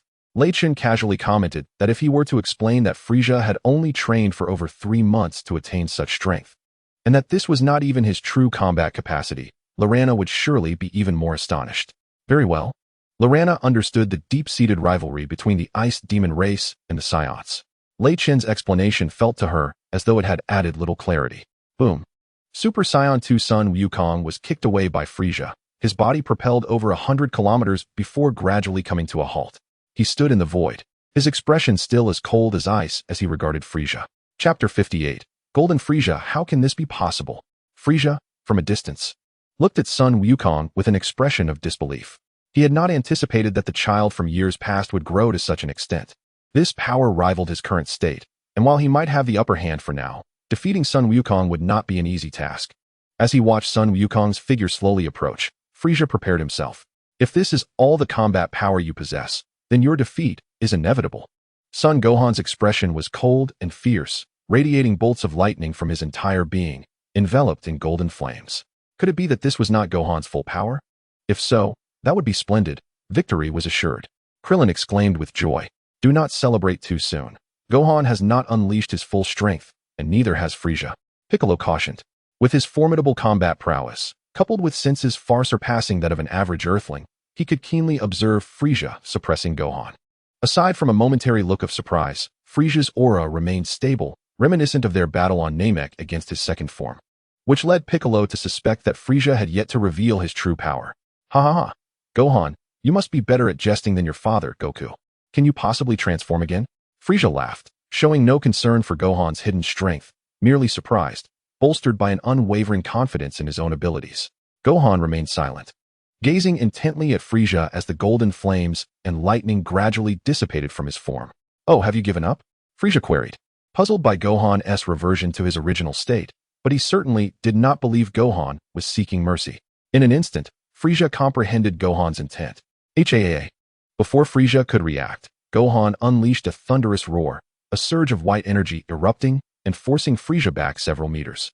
From a distance, Piccolo observed Gohan, noting a subtle yet significant change in his facial features, maturing further as his power escalated rapidly, soon surpassing Piccolo's own strength by 100-fold. Gohan's power was so immense that it transcended Piccolo's ability to perceive it. The white energy surrounding Gohan resembled a liquid entity, with tendrils of white lightning coursing through it. Boom. Ultimately, Gohan achieved a transformation that was not merely a change in form. In this moment, he advanced from Son Gohan to the enigmatic state of Mystic Gohan. Mystic Gohan represented the pinnacle of his aesthetic appeal. In the Dragon Ball universe, there exist three quintessential male figures. One is Vegito, another is Vegito, and the third is Mystic Gohan. This form, it was not a Super Saiyan transformation, yet its power far exceeded that of a Super Saiyan. Trunks mused in confusion. Haha, Trunks, you fail to grasp this. It is the complete integration of Super Saiyan strength into a normal state, exponentially amplifying combat power while conserving energy that would otherwise be expended in transformation. Goten explained to Trunks, having trained alongside Gohan and witnessed this phenomenon firsthand. Is that so? Incredible. This is truly remarkable, Trunks exclaimed, realizing that while Goten's explanation seemed simple, mastering the application of Super Saiyan power in a normalized state was indeed a formidable challenge. What? Frieza was taken aback, gazing at Gohan, whose battle power was at least 20 times greater than before. In that moment, he was genuinely astonished, for Gohan's strength was not significantly inferior to his own most formidable state, just as Frieza intended to articulate that his current form was meant to confront Goku. He found himself abruptly propelled away by a single punch from the enigmatic Gohan. To Frieza's ears, the sound resonated like a voice that could drive one to the brink of fury. Mr. Raijin was indeed correct. Villains perish due to their incessant chatter. At that moment, Frieza was sent soaring through the air, and as Gohan approached, Frieza instinctively felt his heart racing uncontrollably. Even though he lacked the ability to sense ki, he understood that he was in grave danger, for Gohan's power had surpassed him by an overwhelming margin. By the time Frieza regained his bearings, he was met with a dazzling golden radiance and an approaching fist. The sharp, piercing sound of Gohan's fists slicing through the air was both haunting and exhilarating, abruptly ceasing with a jarring finality. Frieza was momentarily stunned by this mysterious Gohan. Was Frieza truly being suppressed? Krillin's expression brightened with hope. It appeared that Gohan was on the verge of victory. Piccolo's face also broke into a smile as he observed Frieza, who was utterly devoid of any means of retaliation, his body already battered. Just when everyone believed Gohan was destined to triumph, a blinding flash of golden light illuminated the sky, fierce as the sun, searing as molten lava, and majestic as a divine revelation. Frieza's limbs trembled as he let out a thunderous roar, a layer of golden skin enveloping his body. Gohan, you have truly ignited my wrath.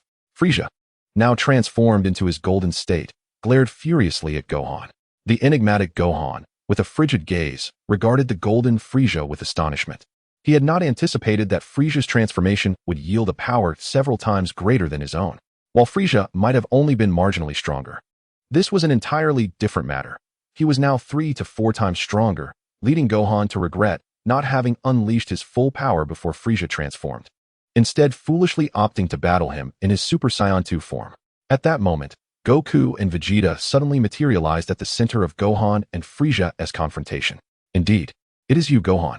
I never expected you to possess such formidable strength. It seems you have been diligently training during this time, Goku exclaimed, his joy evident upon witnessing his eldest son's extraordinary power. Humph, let us deal with Frieza first before we discuss anything further, Vegeta interjected with a scoff. Equally astonished by Gohan's immense strength, he was well aware that Gohan had not trained in a considerable time. Any improvement in his battle power, let alone a maintenance of it, was remarkable in itself. Chapter 59, Super Saiyan Blue Sun Wukong. Yet, the astonishing revelation of Son Gohan possessing a combat power exceeding 100 trillion left Vegeta utterly astounded. However, despite his surprise, as long as Gohan did not surpass him, Vegeta remained as proud as ever. At last, Son Wukong, you have made your appearance. Golden Frieza gritted his teeth, his gaze fixed intently on Son Wukong, each word dripping with menace. Frieza, it is indeed you. Upon hearing Frieza's voice resonate behind him, Son Wukong's previously foolish grin gradually transformed into a serious expression. Dad, shall we join forces?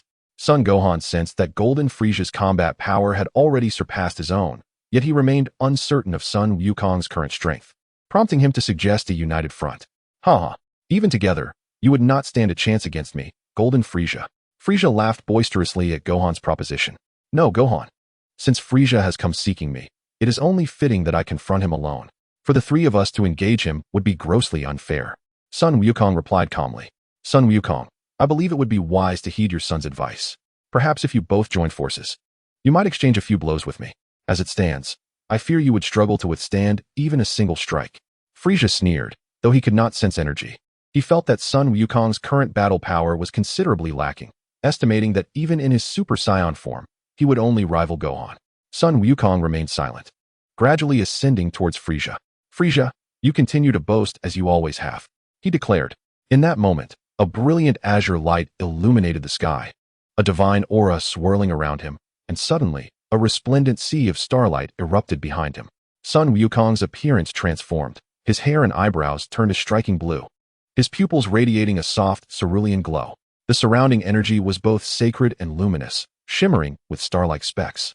This aura was remarkably dynamic, its outer layer gently undulating, occasionally swirling with a bubbly essence.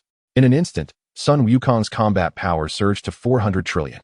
Sun Wukong, Super Saiyan Blue 400 trillion, Super Saiyan God 100 trillion, Super Saiyan 350 trillion, Super Saiyan 2 125 trillion, Super Saiyan 1 625 billion, Base Form 12. 5 billion. Vegeta, Super Saiyan Blue 380 trillion, Super Saiyan God 95 trillion, Super Saiyan 2 125 trillion, Super Saiyan 1 600 billion, Base Form 12 billion. This is a Super Saiyan God Blue, even more powerful than a Super Saiyan God. I can't believe Father has reached such a realm. Son Gohan exclaimed in astonishment. Having trained with Raichin for over 2 months, he had witnessed Raichin transform into this state and had seen it when the God of Destruction arrived. Yet he never anticipated that his father, Sun Wukong, had also attained this level of mastery. He then glanced at Vegeta, who stood motionless, arms crossed over his chest. Could Uncle Vegeta also transform into a Super Saiyan God? Son Gohan pondered silently. A blue Super Saiyan? Frieza gazed at Goku with a questioning look. Although he was unaware of why Goku had transformed into a blue Super Saiyan rather than a golden one, he understood that this form of Goku was considerably more powerful than the golden variant. Frieza, this transformation is not merely an ordinary Super Saiyan. It is the divine Super Saiyan Blue, a level surpassing that of a Super Saiyan, with power that rivals that of the gods, Goku explained calmly. Rivaling the gods, you say? Then I, Golden Frieza, transcend divinity. With that proclamation, Frieza let out a fierce cry and surged forth like a streak of golden light towards Super Saiyan Blue Goku. Not one to back down, Goku charged towards Frieza. Bang! The clash of golden and blue lights erupted in the sky as they battled at incredible speeds. The overwhelming force radiating from their conflict resonating from Earth and sending shockwaves that shattered several colossal stars beyond the cosmos. Boom! Super Saiyan Blue Goku landed a powerful punch squarely on Golden Frieza's face, the tremendous force causing Frieza's cheek to cave in, blood trickling from the corner of his mouth. Golden Frieza staggered backward. Although his head buzzed from Goku's strike, he unleashed an energy blast that struck Goku. A tremendous explosion ensued. Waves of energy surging forth as the two warriors resumed their frenzied combat, colliding in the sky like two radiant lights, one golden and the other blue. Just then, the god of destruction Beerus, an angel Whis materialized beside Raichin. Beerus? Raichin exclaimed in surprise, realizing he had not noticed Whis until their figures became apparent. The supreme Kai of the universe? Beerus looked at Rolana with a hint of astonishment. While he was aware that the 7th universe had 3 supreme Kais, he did not expect one to be female. Although her combat prowess was not formidable, she was significantly stronger than the 2 supreme Kais of the destruction realm. Whis also regarded Rolana with mild surprise. Under Raiken's guidance, Rolana had learned much, and while her fighting strength had not increased dramatically, her understanding of the laws of creation had grown exponentially, enhancing her combat capabilities several-fold. Lord of Destruction, Rolana gazed at Beerus in shock.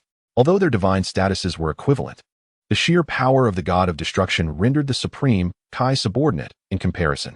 Indeed, you are considerably more formidable than those 2 fellows.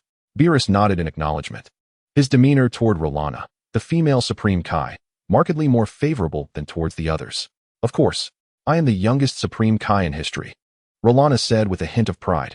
Being a supreme Kai under a century old, your talent is indeed commendable, yet your fighting power remains insufficient, Beerus remarked.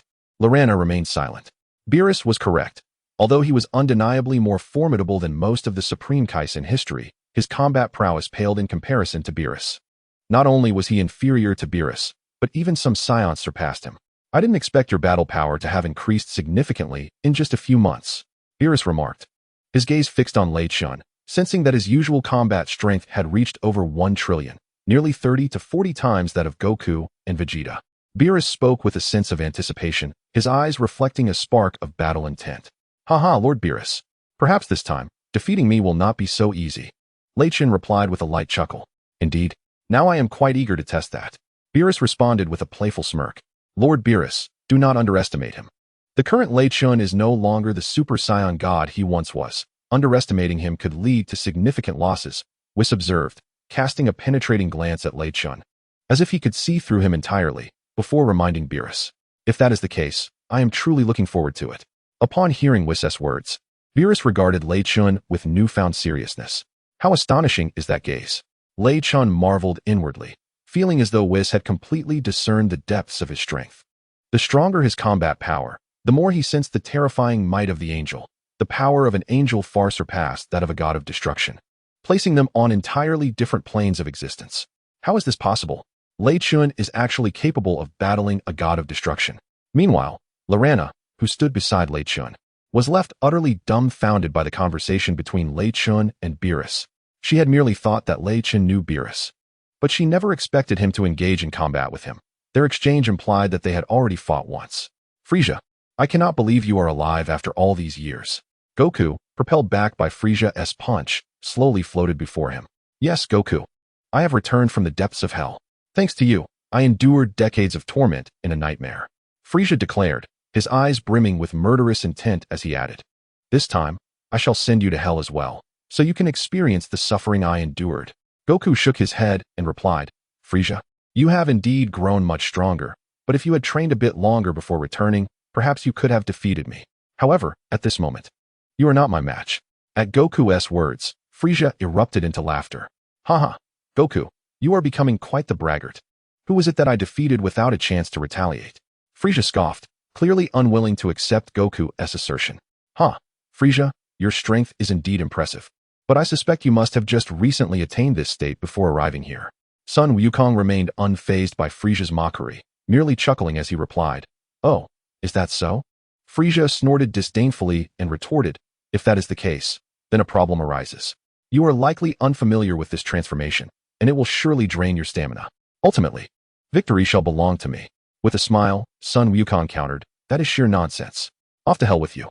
As he spoke, a brilliant light erupted from Frieza. A powerful wave of energy surged outward from him, radiating in all directions, before he transformed into a golden beam, hurtling towards Sun Wukong. Frieza unleashed a devastating punch that struck the chest of Super Saiyan Blue Sun Wukong, sending him flying like a cannonball. Not good. Wukong is at a disadvantage now. This could spell trouble. The sight left the onlookers feeling as though they had plunged into an ice cavern. However, Super Saiyan Blue Wukong regained his composure midair, emanating a cerulean glow as he surged toward Frieza. What on earth is Kakarot doing? Vegeta exclaimed, his expression darkening as he observed Wukong slowly uncovering Frieza's weaknesses without directly defeating him, instead opting to waste time explaining his vulnerabilities. This spectacle infuriated Vegeta. Boom. The clash of golden and blue lights reverberated through the air, followed by an earth-shattering explosion that unleashed shockwaves in all directions. The sheer force of these divine beings, even a fraction of their power, could effortlessly shatter the earth. Yet, Whis effortlessly deflected the onslaught. Had it not been for him, the mere confrontation between Sun Wukong and Frieza could have obliterated the planet. If their previous exchanges had been mere tests of strength, now they were unleashing their full might. This is terrifying. If Lord Beerus had not arrived, the earth would have surely met its doom, Lorana remarked, casting a glance at the angel Whis beside Beerus, her eyes shimmering with astonishment as if the world had transformed. First, there was Raijin and Beerus, and now an unknown Saiyan with such formidable power has emerged. Am I still considered divine? Lorana thought to herself with a bitter smile. Boom. At that moment, Frieza seized Wukong's fist and, with a swift motion, lifted him off the ground. Frieza then slammed Sun Wukong down onto the earth with tremendous force. A massive crater formed upon impact, and Wukong struggled to rise from the depths, his gaze fixed on Frieza hovering above him. What's the matter, Sun Wukong? Whatever happened to your earlier bravado? Frieza taunted. As Frieza gasped for breath, he mocked Son Goku, exclaiming, Haha, Frieza, it appears my conjecture was correct. Your transformation into golden power is indeed formidable. Yet it demands a substantial expenditure of stamina. Now, it is my turn to retaliate. With that, a brilliant cerulean light erupted from Son Goku's form. In an instant, a beam of azure energy shot skyward, adorned with shimmering starlight, surging towards Frieza. Upon witnessing Son Goku's formidable presence, Frieza was momentarily taken aback, bewildered by the immense strength still emanating from his opponent. In the following moment, a powerful punch landed squarely on Frieza's abdomen, causing him to spew blood uncontrollably. Son Goku then unleashed a flurry of strikes, punches, side swipes, and spinning kicks, a seamless combination that left Frieza utterly defenseless. "I will not concede defeat," Frieza bellowed, his eyes nearly bursting with rage, blood vessels prominent against the whites of his eyes. He observed Son Goku's relentless assault, realizing that it was not Goku's strength that had escalated, but rather his own power that had diminished. Though he could perceive Goku's speed, his body was unable to respond in time. Suddenly, two golden glimmers ignited between Frieza's palms. In the next moment, a golden shockwave erupted forth from his hands, propelling Goku away with tremendous force. Chapter 61. Vegeta takes action. What has happened to Frieza? Lorana questioned, perplexed. Just moments ago, Frieza had been dominating Goku, yet now he found himself on the defensive. She sensed that Goku's strength had not increased, so why had the tide of battle turned? The explanation was simple. Frieza, having only recently mastered this transformation, was still unaccustomed to its power. His body could not withstand such overwhelming force, resulting in significant fatigue. As Frieza and Goku clashed in the skies, Frieza swung a punch at Goku, only to have it seized by Goku's grip. "What?" Frieza's expression darkened with disbelief. With a grin, Goku remarked, "Frieza, your speed has diminished." In an instant, he pivoted, grasping Frieza's form and flinging him away with great force. However, Frieza managed to halt his trajectory midair. "Frieza!" Goku bellowed, transforming into a streak of blue light that surged toward him, fists clenched for a devastating blow. Boom! Frieza's entire body collided with the summit of a 100-meter-high mountain, sending dust and debris flying. Ultra Blue Son Goku regarded the sight of Frieza's fall, his expression steely. Victory is within reach. Krillin's face lit up with a joyful smile. "Humph." Vegeta scoffed, remaining silent. Observing the clash between Goku and Frieza, he had discerned Frieza's vulnerabilities. The situation had taken an unexpected turn. In his heart, Lei Chentian mused that the current Sun Wukong had not exchanged places with Vegeta, and that Sun Wukong was battling Frieza alone. It seemed that Frieza was on the verge of defeat. This indicated that Frieza would soon obliterate the Earth. At that moment, apart from Sun Wukong and Vegeta, Whis and Beerus would likely be present, and he believed he could protect Rallana by his side. Even if he did not intervene, Whis would take action. As for the others, even if they survived, they would not last long in the vastness of the universe. With this thought, Lei Chentian called out to Vegeta, "Vegeta!" "Oh, what is it?" Vegeta replied, arms crossed over his chest. "Pay attention to Frieza," Lei Chentian warned. "If that guy is defeated by Kakarot, he will undoubtedly try to take Kakarot down with him. I suspect Frieza intends to destroy the Earth, and if that happens, there will be no one left alive except for us few." "What?" Vegeta exclaimed, realizing the truth in Sun Wukong's words. Given Frieza's character, it was indeed likely he would annihilate the Earth, leading to the demise of everyone at his hands. It was crucial to remember that Frieza could survive in the vacuum of space. "Ah, Sun Wukong." Frieza's roar reverberated through the sky, resembling a sonic explosion that caused the very fabric of space to tremble. In the next moment, Frieza erupted in a golden radiance, soaring into the heavens. Sun Wukong's gaze sharpened, his body trembling as a brilliant azure light burst forth, leaving behind a cascade of celestial blue starlight in the air, ascending to meet Frieza's height. Frieza fixed his glare upon Sun Wukong, but his strength was waning, his breaths growing increasingly labored. "Huff, huff." Frieza gasped, his eyes locked onto Sun Wukong. "Frieza, you can no longer maintain this form. Surrender and leave Earth." Super Saiyan Blue Sun Wukong stated calmly. "Humph, leave Earth? Surrender? How could I, Frieza, ever concede? Are you jesting? I, Frieza, cannot possibly be defeated." Frieza bellowed, his face contorted with rage, a golden aura erupting around him as he charged at Sun Wukong with blinding speed. "Take this." Frieza's eyes were bloodshot, filled with hatred as he unleashed a powerful punch. Sun Wukong let out a dismissive grunt, effortlessly dodging Frieza's strike, and retaliated with a fierce blow to Frieza's abdomen. Poof! Ugh! Frieza's face twisted in agony, his body shaking violently as blood spewed from his mouth. Sun Wukong's punch had nearly pierced his belly. Suddenly, Frieza's golden aura flickered and transformed into a purple hue, his skin turning white as he reverted to his final form. How infuriating! Frieza struggled to turn and strike at Goku, but in an instant, Goku vanished from his sight, only to reappear behind him, delivering a powerful kick that sent Frieza flying. "Surrender, Frieza. You are no match for me now." Though your golden transformation is formidable, you have yet to master this state. You have only just arrived on Earth. Had you waited a while longer before coming, perhaps victory would have been yours. Goku spoke calmly. Silence. Frieza roared in fury, transforming into a beam of purple light hurtling towards Goku. With a thunderous crash, Frieza's return was almost swifter than his approach. His entire form crashed onto the ground, sending tremors through the earth, which fractured beneath him. He skidded several meters, leaving a lengthy trail in his wake. Super Saiyan Blue Goku gently descended, emanating a cerulean glow, his expression devoid of emotion as he regarded Frieza.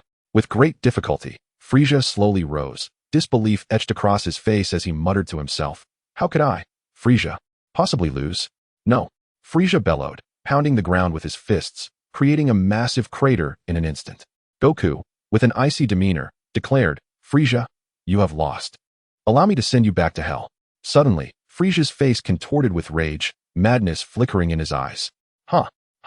Such audacity. Goku, you shall accompany me to hell. What? Goku's expression shifted to one of alarm, an intense unease swelling within him. He realized he could not stop Frieza in time. Frieza raised his fist, preparing to strike the ground. Goku, you will join me in hell.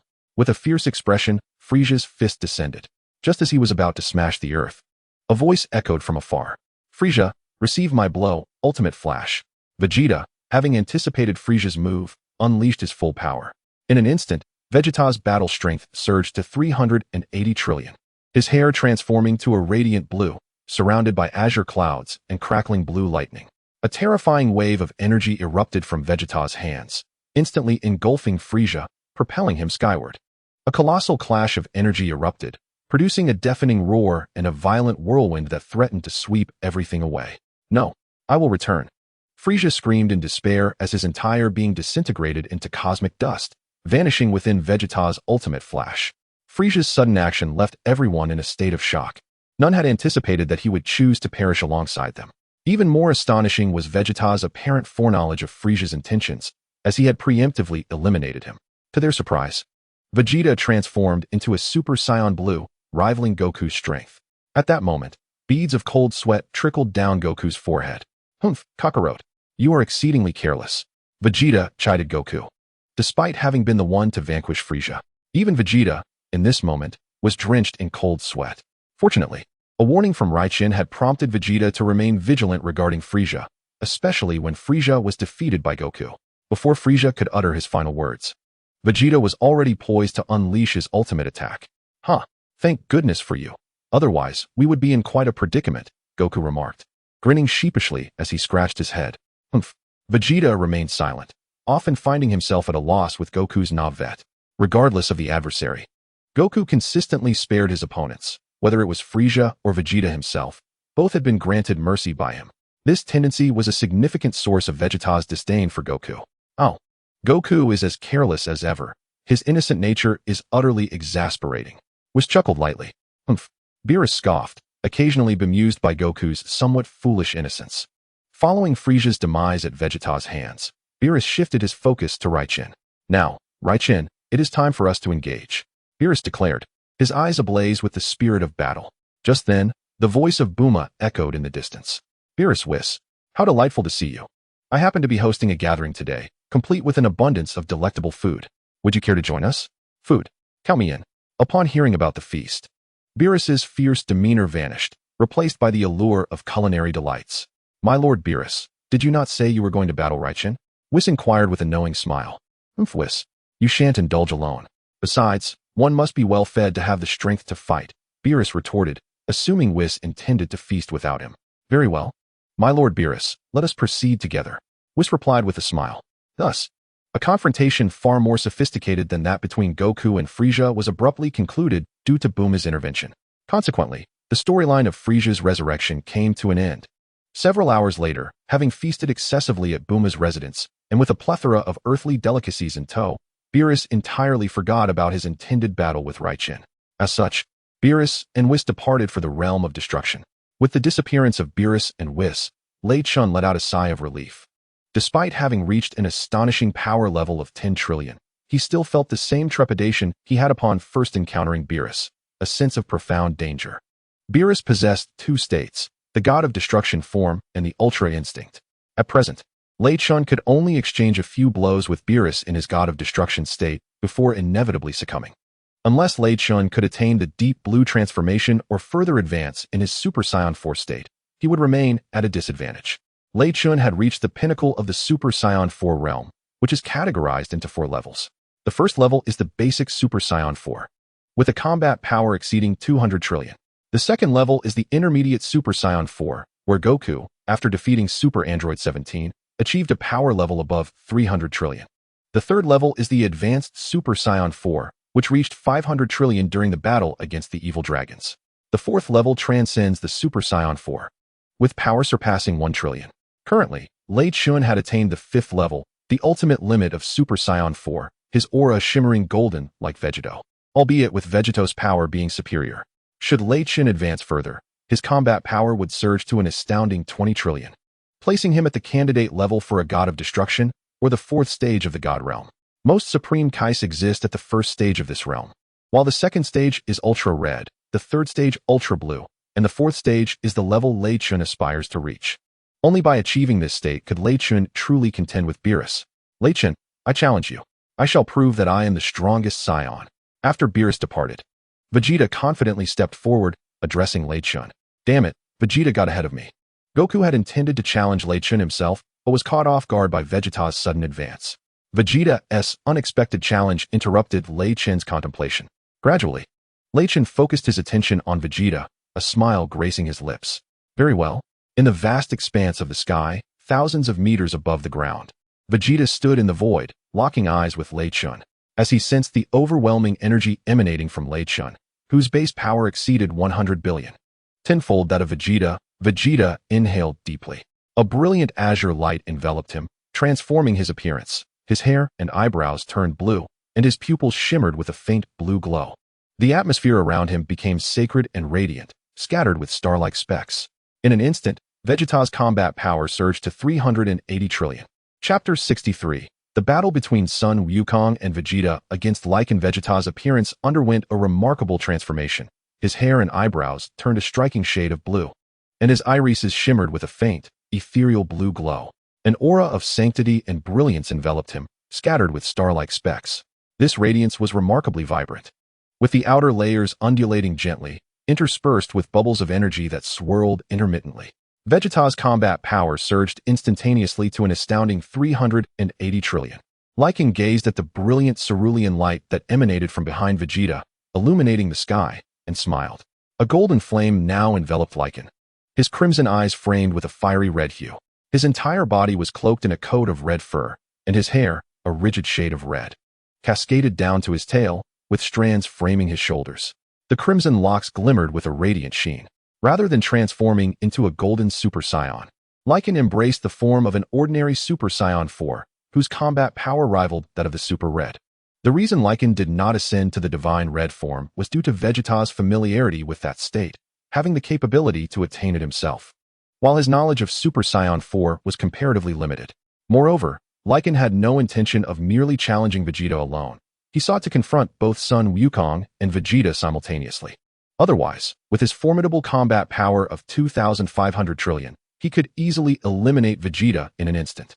However, if Sun Wukong and Vegeta joined forces, their combined strength could potentially rival those with combat powers exceeding 1,000 trillion. Given the protagonist's history of overcoming overwhelming odds, despite Lycan's power being 4 to 5 times greater than theirs, a moment of carelessness on his part could lead to his downfall at the hands of these two heroes. How infuriating! The disparity is far too vast. How can we possibly fight? Vegeta thought, his face pale as he regarded Lycan. The distinction between Super Saiyan 4 and Super Saiyan God was stark. The latter contained all energy within, achieving a state of pure simplicity. Often referred to as the divine realm, possessing the ability to heal injuries and minimizing energy expenditure during combat. Although Vegeta had transformed into the blue Super God, his durability did not match that of the Super Red, yet his other abilities were comparable, his strength indeed greater. In contrast, Lycan's Super Saiyan 4 state was the antithesis of Super Saiyan God. It embodied raw, explosive power, with energy radiating from his very surface, capable of incinerating anyone with combat power below 10 trillion merely by standing in proximity. Even Vegeta, boasting a combat power nearing 400 trillion, felt the oppressive heat emanating from Lycan.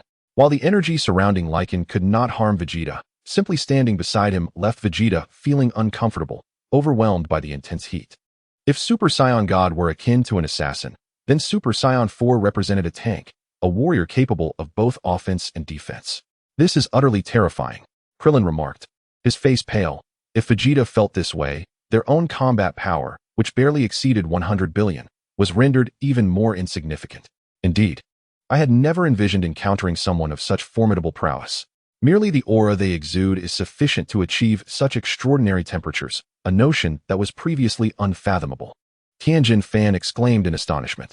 Is this the legendary Super Saiyan 4? It appears to follow a path entirely contrary to that of the Super Saiyan God. Son Gohan gazed intently at the distant figures of Super Saiyan 4 Lycan and Super Saiyan Blue Vegeta. In the narrative, Son Gohan had previously expressed his desire to tread a path distinctly apart from that of Son Goku, explicitly stating his unwillingness to transform into Super Saiyan Blue. Super Saiyan 4, you say? Piccolo murmured, contemplating Gohan's words. At that moment, they were suddenly addressed by Lycan's voice from the skies above. Kakarot, you should join me. You must realize that Vegeta alone cannot possibly contend with me. Perhaps if you both engage, there might still be a glimmer of hope. Otherwise, Vegeta will barely withstand a few of my moves. Lycan's voice resonated from above. Upon hearing Lycan's words, Son Goku's expression brightened, and he transformed into a streak of blue light, soaring towards Lycan and ultimately landing beside Vegeta. Although Son Goku sensed that Lycan's combat power exceeded his own by 7 or 8 times, the greater Lycan's strength, the more intrigued Son Goku became. Humph, Kakarot. There's no need for you to join. I can defeat him on my own.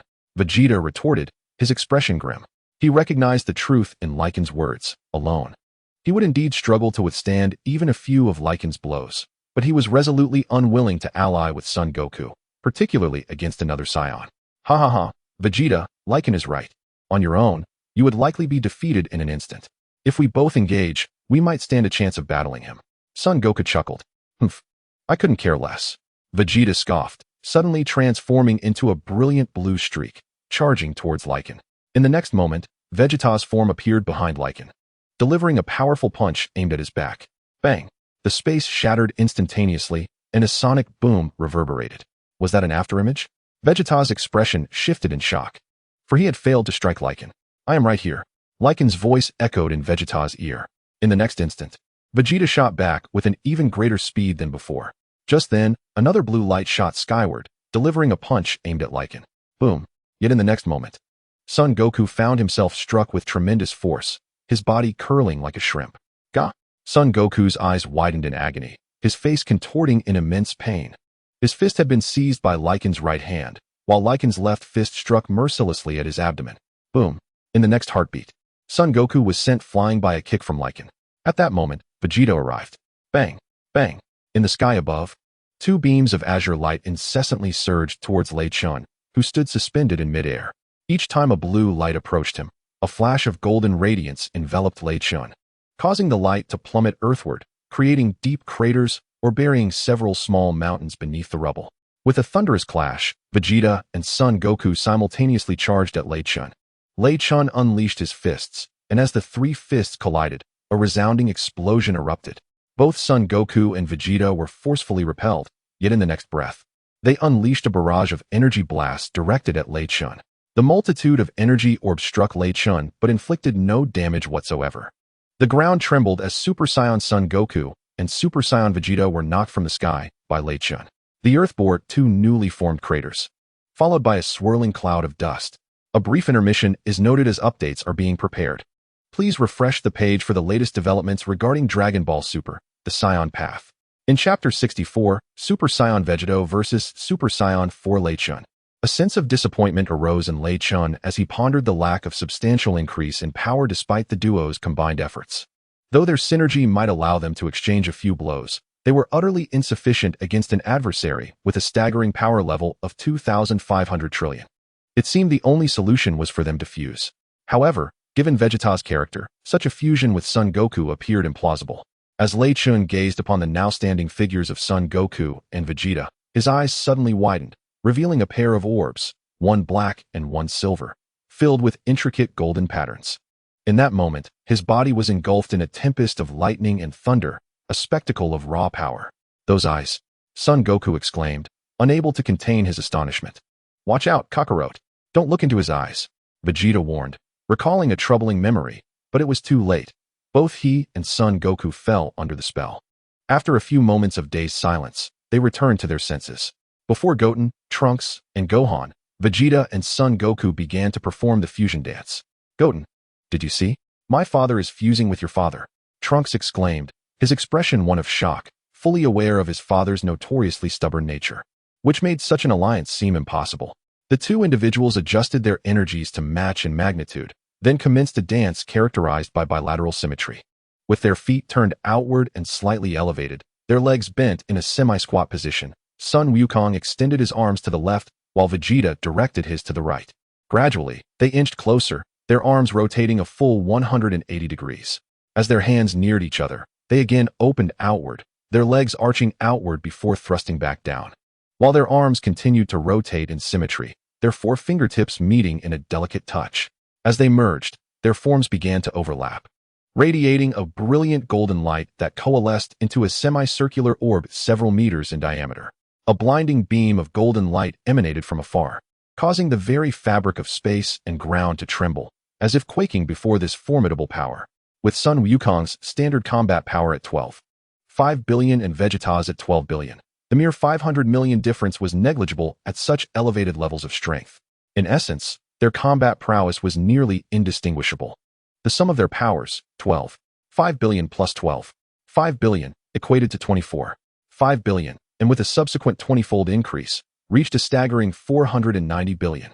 The strongest warrior in the universe, Vegito, donned a distinctive vest reminiscent of the Metamorphs, sporting Vegeta's hairstyle and Sun Wukong's bangs. His expression cold, and his gaze fixed on Lei Chun. I am neither Sun Wukong nor Vegeta. I am merely the one destined to defeat you, Vegito declared.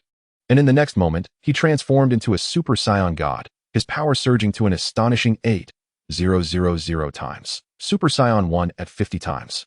Super Saiyan 2 at 100 times, Super Saiyan 3 at 400 times, Super Saiyan Red at 8,000 times, and Super Saiyan Blue at 32,000 times, culminating in a combat power of 392 trillion.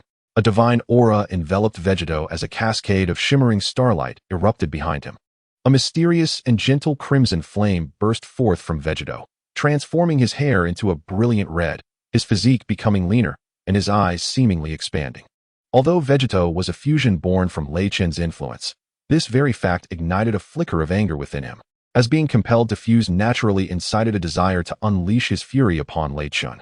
How impressive! Exclaimed Son Gohan in astonishment, recognizing that the combined might of Lei Chun and Vegito far surpassed his own. The oppressive aura radiating from them compelled Son Gohan to retreat several steps. I wonder who is stronger, Mr. Lei Chun or my father's fusion, he pondered internally. To defeat me, you must first demonstrate your strength, Vegito. Lei Chun replied with a confident smile, as an even more resplendent golden flame surrounded him, erupting into a golden sea behind him. This ferocious golden aura exploded from Lei Chun, amplifying his combat power to several times its previous level, culminating in a staggering 2.5 trillion at that moment. His dual-colored eyes, one black and the other silver, sparkled with golden electricity, fixating on Vegito. Vegito, that name has a nice ring to it. I shall henceforth refer to you as Vegito. As the words fell, Gogeta sensed a formidable gaze fixated upon him. He moved, unleashing a terrifying divine pressure that emanated from his being. The fabric of space tore apart in an instant as Gogeta transformed into a streak of crimson light, hurtling directly towards Raichen. The sheer velocity forced the very space to fracture, producing a sonic boom that reverberated through the air. Such astonishing speed. Even as Gogeta's pace slowed to a fraction of its original, through the lens of Raiken's rebirth divine eye, he still perceived Gogeta's swiftness as remarkable. With Gogeta's form drawing ever closer, Raiken's mind shifted, and in the blink of an eye, he vanished from Gogeta's sight. Instantaneous movement? Gogeta was taken aback, astonished by Raiken's adeptness at such teleportation. He had witnessed this technique during Raiken's battle with Beerus, yet witnessing it firsthand elicited a fresh wave of surprise. In the next moment, Gogeta too disappeared, having employed instantaneous movement himself. Upon reappearing, the two engaged in combat high above the ground, their forms materializing in disparate locations with every clash, leaving no trace of their presence in the sky. Onlookers could only hear the thunderous sound of their fists colliding in the void. With each impact, the heavens crackled with lightning, and the air trembled with an unfathomable force. The collision resonating like a thunderclap. Suddenly, Gogeta landed a powerful punch squarely on Reiken's face, prompting a pained cry from Raichin as his form abruptly vanished. In that same instant, Gogeta materialized behind him, poised to strike again. Yet, as if in a heartbeat, Raichin had already evaded Gogeta's grasp. Gogeta found himself propelled backward, reflecting inwardly that Reiken's mastery of instantaneous movement had nearly reached perfection. Were it not for the superiority of his own powers, he mused, he might not stand a chance against him. Regaining his footing, Gogeta unleashed a surge of energy, transforming into his Super Saiyan Blue state, an immense aura forcing Raichin, who had just reappeared before him, to retreat. In this form, Gogeta's combat prowess surged fourfold, reaching an astounding 15,680 megajoules. Chapter 65, Raichin vs. Gogeta. Gogeta's appearance had shifted. His once red hair transformed into the striking style of a Super Saiyan, tips raised and eyebrows turned blue, his pupils glowing with a soft azure luminescence. The aura surrounding him was divine and radiant, scattered with starlit flecks. This energy was remarkably dynamic, its outer layers undulating gently, infused with a bubbly essence that swirled intermittently. Gogeta regarded Raichin, a confident smile gracing his features. Raichin, you truly are formidable. You have compelled me to assume the Super Saiyan Blue state. And you are quite powerful as well, Gogeta. Were it not for my eyes, coupled with the perfect state of instantaneous movement, I would scarcely withstand a few of your strikes. With that, Raichin too ignited with energy. His once red Super Saiyan 4 hair transforming to golden, his eyebrows shimmering gold, while his eyes gleamed silver and gold in tandem. Golden fur enveloped him. Stiff golden hair, cascading down to the tail, with strands framing his shoulders. Lei Chen's combat prowess surged fourfold, reaching an astonishing 1 trillion. Such an overwhelming aura. It truly astonished me that you were concealing this ability.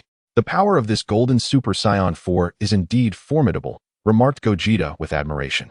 However, if your strength is limited to this, victory shall undoubtedly be mine. With that, Gogeta charged directly at Lei Chun with lightning speed. Leaving Lei Chun unable to react in time, he saw the attack coming, yet his body could not evade it. Thud! Lei Chun's expression changed as he suffered a crushing blow, letting out a cry as he was sent flying. This is too fast, Lei Chun thought as he halted his momentum. Wiping away the blood from the corner of his mouth, his gaze toward Gogeta, now serious and cautious. Both Son Goku and Vegeta are seasoned warriors, embodying a perfect balance of their contrasting personalities. Vegeta's analytical mind complements Goku's camaraderie-driven spirit, compensating for each other's shortcomings. Their formidable strength and admirable character render them the most flawless fusion warriors in the history of Dragon Ball. Although Gogeta's combat power of 15,680 trillion far exceeds Lei Chen's 10,000 trillion, Lei Chun possesses flawless instant transmission and the rebirth divine eye, enabling him to defeat foes 2 to 3 times stronger than himself. Yet against Gogeta, Lei Chun found himself at a constant disadvantage. Gazing at Gogeta, Lei Chun felt a surge of rage, his expression stern and cold. Once more, he shouted, charging forward. Gogeta scoffed, refusing to back down, and surged ahead as well. Thud, thud, thud. The two engaged in rapid aerial combat, their forms soaring higher, now amidst the cosmic expanse beyond Earth. Lei Chun threw a powerful punch at Gogeta, who effortlessly dodged. Simultaneously, a fist radiating blue energy crashed into Lei Chen's abdomen, causing him to double over. However, despite landing a hit, Gogeta was taken aback as he noticed Lei Chun's form gradually fading from view. Is this an afterimage? No, is this a clone? A thought flickered through Gogeta's mind. Suddenly, a series of explosive sounds erupted as Lei Chun instantaneously reappeared behind Gogeta, unleashing a punch with unimaginable speed. This blow forced Gogeta to retreat. In a moment of instinct, Gogeta sensed an invisible attack approaching at a velocity so great that he could hardly perceive it. Bang! Gogeta crossed his arms in defense, successfully blocking Lei Chen's punch.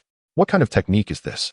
Gogeta's eyes widened in astonishment as he regarded Lei Chun, who stood before him motionless.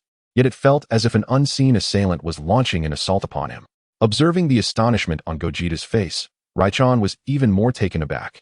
For he had leaped through time to the 3-second mark, a feat that rivaled Hit's time-skipping technique. However, he never anticipated that Gogeta, encountering this move for the first time, would manage to counter it successfully. If this maneuver proved ineffective, he would resort to the time prison. Raichon commanded, directing his hands towards the advancing Gogeta, as a purplish aura of divine power enveloped Gogeta, momentarily stalling his movements. Unfortunately, this technique could only restrain Gogeta for a fleeting second before he broke free. After the fusion of Son Goku and Vegeta, Gogeta's comprehension of the divine realm had deepened significantly. Although he was in a Super Saiyan Blue state, the amalgamation of Goku and Vegeta's experiences elevated his prowess beyond mere comprehension. His mastery surpassed even the Deep Blue, rendering Raiken's recently attained understanding of temporal power inadequate to control him. In the next instant, Gogeta transformed into a beam of sky blue light, hurtling towards Raichon. Boom! The two combatants exchanged blows, each strike resonating with a thunderous explosion. In the vastness of the cosmos, Raichon was forced to retreat under the relentless onslaught of Gogeta.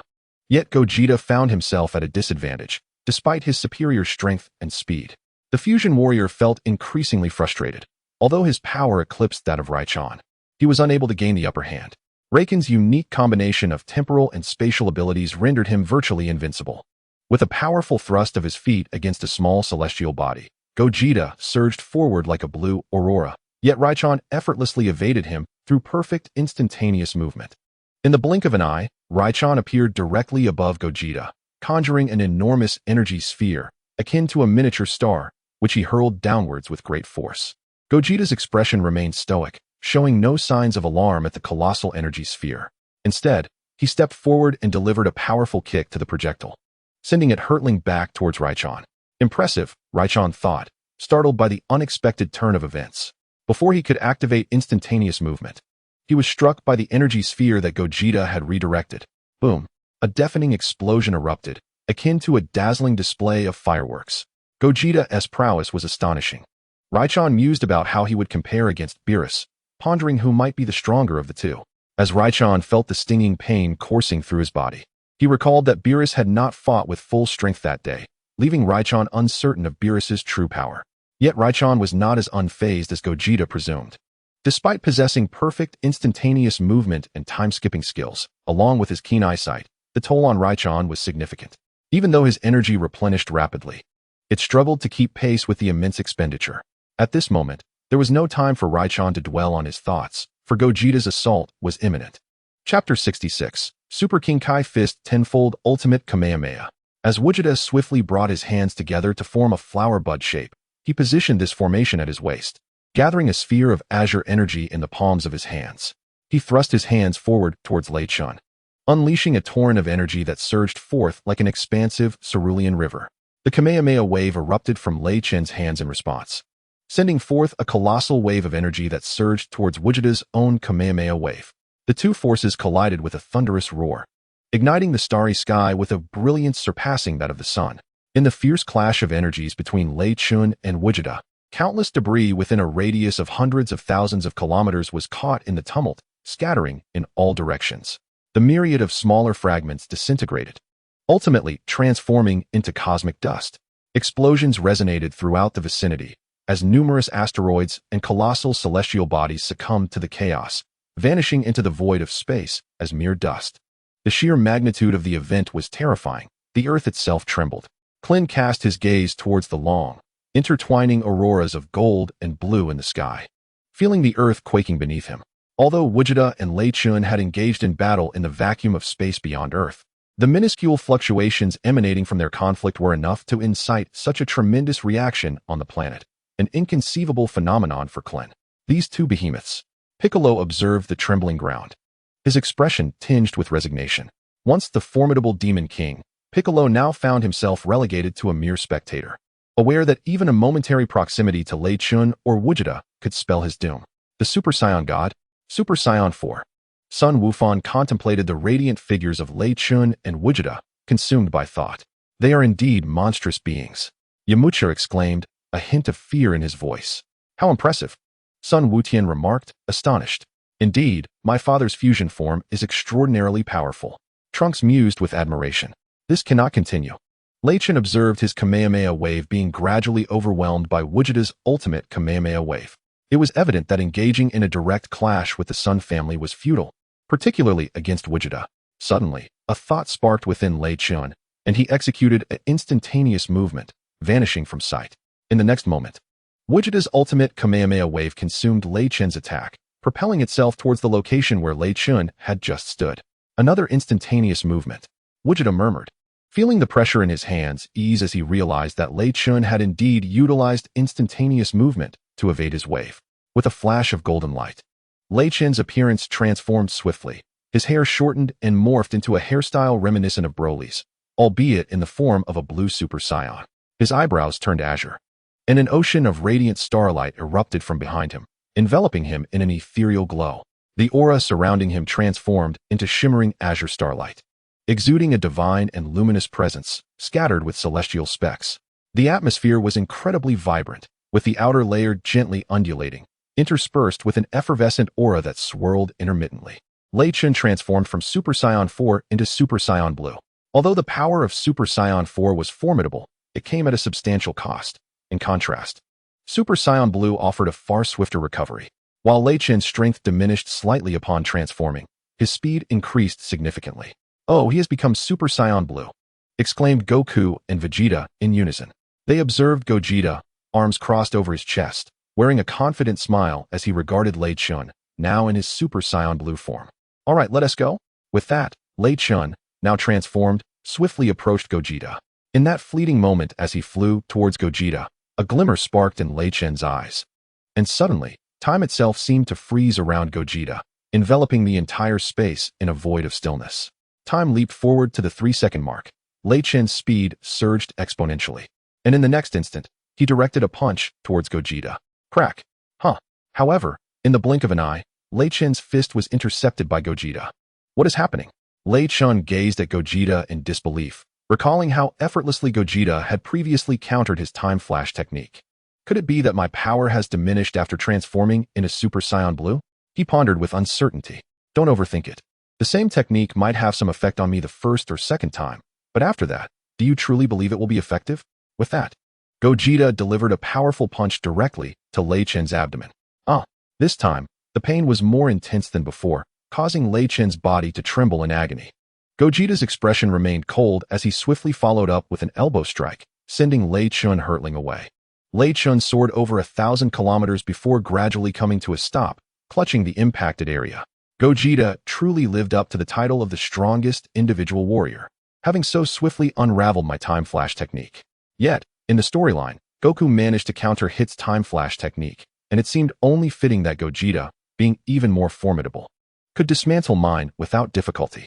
With this thought, Lei Chentian focused his mind, and 3 clones materialized around him. Although their power was not as great as his own, they possessed half of his combat ability. In the next moment, for Lei Chentian simultaneously executed instant transmission, appearing before Gogeta, all launching their attacks at once. Yet Gogeta merely scoffed, and in the next instant, he clenched his fists tightly, unleashing an explosive surge of energy. Aya! Boom! The cerulean and crimson light expanded exponentially, as Gogeta's aura erupted with a terrifying force. The surrounding azure starlight was engulfed by a crimson glow, as boundless energy surged from within his being. The red light roared, radiating outward, and crimson flames danced around the blue aura that encased Gogeta. Super Saiyan Blue Kaioken ×10. With a thunderous shout, Gogeta's power surged from 15,680 trillion to an astounding 156,800 trillion, multiplying tenfold. The 3 avatars of Lycan were instantly obliterated by the overwhelming pressure emanating from Gogeta. While Lycan's true form also struggled under the immense weight, Gogeta's strength had already surpassed his own, and now it was even more pronounced. It was over. Gogeta placed his hand effortlessly on Lycan's shoulder, and in that moment, Lycan realized that his perfected instant transmission was rendered useless. For the first time, his instant transmission had failed. The terrifying pressure bore down on Lycan's shoulders. What was happening? Gogeta had somehow preemptively activated Super Saiyan God. At that moment, Lycan was left dumbfounded. Chapter 67, Conquering Lorana. If that were the case, perhaps I could harness the tremendous pressure from Gogeta to transform into a Super Saiyan God of the 4th level. With this thought in mind, Lycan steeled his resolve, controlling the powers of Super Saiyan God and Super Saiyan 4 within himself, forcing the 2 forces to merge. Crackling sounds erupted as sparks ignited across his entire body, accompanied by explosive noises resonating from his surface. Goodness, this is serious. Lycan chuckled bitterly to himself. Forcibly merging these two powers nearly caused his body to explode. With no other option, he decided to hasten the fusion of these two powers while absorbing the cosmic energy surrounding him. What was happening? Gogeta stood in shock. Witnessing Lycan's body erupt in explosions, blood covering him, leading Gogeta to question whether he had exerted too much force, causing Lycan's body to rupture under the immense pressure. Just as Gogeta contemplated retracting the overwhelming force, a terrifying aura and crimson light emanated from Lycan. He transformed back into his Super Saiyan 4 state, but this time, his hair and body fur turned a striking red. His pupils gleamed with a haunting red glow, and the atmosphere around him became holy and radiant, sprinkled with star-like specks. This aura was incredibly dynamic, gently undulating with a bubble-like essence swirling intermittently. The fusion of these two powers catapulted Lycan's battle power to 10 times its previous level, reaching an astonishing 100,000 trillion. Exhilarating.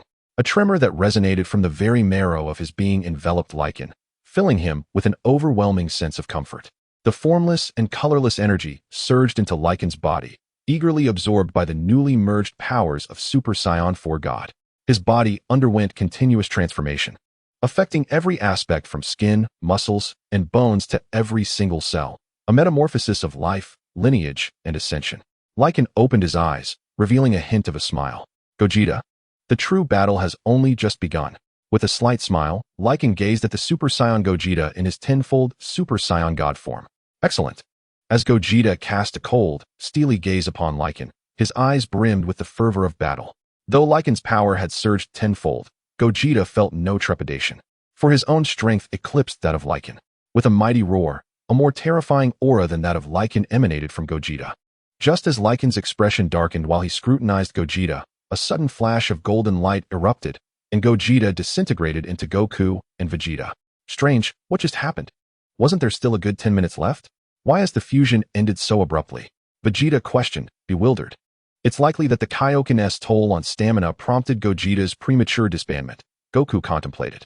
Presently, he could not wield the Kaioken in his Super Saiyan Blue form, as his body could not withstand such immense power. Gogeta, however, could endure the tenfold Super Kaioken, yet this would deplete a significant amount of his stamina, leading to the early dissolution. Upon witnessing Gogeta's immediate disbandment, Lycan too reverted to his normal state, disappointment etched on his face as he gazed at Goku and Vegeta. He had intended to test the strength of his Super Saiyan God form in the 4th tier, but Gogeta's untimely disintegration thwarted this ambition. Although the Senzu beans could restore their physical stamina, they could not mend their mental fortitude. Furthermore, Vegeta would no longer consent to fuse with Goku, and a lack of mental clarity could result in a failed fusion. Since you have disbanded, let us conclude things here, Lycan remarked with a hint of disappointment. Lycan. One day, I shall confront you with my own fighting prowess, Vegeta retorted with a scoff. Is that so? Then do your best. Lycan replied, a faint smile gracing his face as he transformed into a beam of light and vanished. Meanwhile, in the starry expanse, Goku and Vegeta also transformed into beams of light and descended from the heavens. 3 days later, Rolana lay upon Lycan's chest. Her face flushed at the recollection of the previous night's fervor. That evening, Lycan had just returned from an intense battle with Vegeta, Goku, and Goten, and upon entering his room, he found Rolana reclining upon his bed. In a surge of passion, Lycan felt a blaze within him. The Kaioken insisted on following him everywhere. While it was one thing to accompany him, this was his personal space. Did she truly wish to share his bed? With a stern tone, Lycan addressed Rolana, Rolana. As a woman, do you not fear what I might do to you, following me so closely? Oh, really? And what exactly do you intend to do to me? Rolana responded with a teasing smile, her eyes playfully challenging him, as if to say, do you dare? This playful glint in Rolana's eyes proved too much for Lycan to resist. He stepped closer and pressed her down onto the bed, sealing their lips in a fervent kiss. At this moment, Rolana began to panic, astonished by Lycan's earnestness. As Lorena attempted to forcefully push Lei Chentian away, her meager strength proved no match for him. Ultimately, she found herself pinned to the bed by Lei Chentian. Initially, Lei Chentian had merely intended to frighten Lorena, but to his surprise, she offered no resistance. Consequently, he leaned in and kissed her. After over 40 years of abstinence from women, Lei Chentian could hardly contain himself and swiftly consummated their encounter with Lorena. You're awake, Lei Chentian remarked awkwardly, gazing at Lorena, who lay against his chest. She replied shyly, unable to meet his eyes. What began as a jest had unexpectedly culminated in an intimate moment with Lei Chun. How astonishing! Though Lorena had never been in a romantic relationship, her nearly century-long existence had made her well acquainted with the nuances of human intimacy. Shall we indulge in another round? Lei Chun's words startled Lorena. Absolutely not. She promptly declined. Haha, just a brief rest then. Lei Chun chuckled. Chapter 68. The realm of the Kais 3 months later, amidst the air, Sun Wukong and Lei Chun maintained their stances. Channeling the Kamehameha wave, Sun Wukong was panting heavily. Lei Chun retracted his hand, dissipating his super blue state. Sun Wukong followed suit. The combination of the tenfold super blue king fist and the super blue form had utterly drained his energy. If I hadn't mastered the ability to utilize the king fist and super Saiyan blue, I doubt I would have even qualified to battle you. Sun Wukong laughed. Looking at Lei Chun. After 3 months, Sun Wukong's battle power had skyrocketed, now reaching an astounding 1 trillion, and coupled with the tenfold king fist, it soared to an impressive 10 trillion, far surpassing Vegeta. Sun Wukong's stats were as follows: Super Blue 1 trillion, Super Red 250 billion, Super Saiyan 3 125 billion, Super Saiyan 2 325 million, Super Saiyan 1 15, 68 billion, and Base Form 3, 15 billion. In contrast, Lei Chun's power had not seen such a dramatic increase, merely rising to 150 trillion. His Super Saiyan God in Super Force state stood at 150 trillion, Super Force Super Blue 150 trillion, Super Red 3, 75 trillion, Super Saiyan 3 1, 875 trillion, Super Saiyan 2 468 million, Super Saiyan 1 234 million, and Base Form 468, 7 billion. Lei Chun had reached the pinnacle of these 2 transformation states, resulting in minimal growth over the 3 months, unlike Sun Wukong, who had experienced a 2 to 3-fold increase without any foundational instability. Meanwhile, Vegeta, training in the gravity chamber, sensed the terrifying aura emanating from both Sun Wukong and Lei Chun. Damn it! Vegeta's expression darkened. It was one thing for Lei Chun to surpass him, but now even the lower-class warrior Sun Wukong had left him far behind, a reality he found utterly unacceptable. With Sun Wukong's prowess eclipsing his own, Vegeta lost the motivation to continue training in the gravity chamber, realizing that at his current level, its benefits were becoming negligible. Vegeta's countenance darkened as he yearned for greater power, desiring to become stronger. His pride forbade him from bowing before Raichin and Goku. Thus, with a grim expression, Vegeta emerged from the gravity chamber, only to suddenly spot Whis being attended to by Bulma. A flicker of joy crossed Vegeta's face as he approached Whis, contemplating a method to surpass Goku. Unfortunately, while the might of the tenfold Kaioken was formidable, he could only maintain it for less than a minute. Exceeding that duration would result in his body fracturing. Goku lamented. Upon hearing Goku's words, Raiken's lips twitched. His combat power had risen tenfold, yet he remained dissatisfied. If Vegeta were to hear such remarks, he would likely be infuriated. Raichin chose to ignore Goku, vanishing from his sight in an instant. The next moment, he reappeared on planet Tianshan. Raichin had not remained on Earth. With his mastery of instantaneous movement, traversing to another realm was merely a thought away. I'm back. Just in time. Dinner is ready. At that moment, Rolana, with her pronounced pregnancy, was preparing a mountain of food for Raichin. Since their intimate encounter, Rolana discovered she was with child. The notion that a divine being could bear offspring was astonishing. One must consider that for gods to produce a divine child, they typically required millennia of continuous procreation. The challenge was exponentially greater between a god and a human, thus explaining Rolana's astonishment.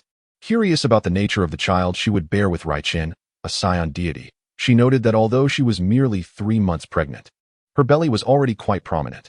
In fact, she had been in a time-accelerated space for 3 years, or more precisely, 3 years and 3 months. Nana, how is this possible? I left just a day ago. How could your belly be so large? Even if you are a goddess, it shouldn't be so swift. Is it not said that the stronger the parents, the longer the gestation period? Raichin gazed at Rolana in astonishment. Indeed, it is true.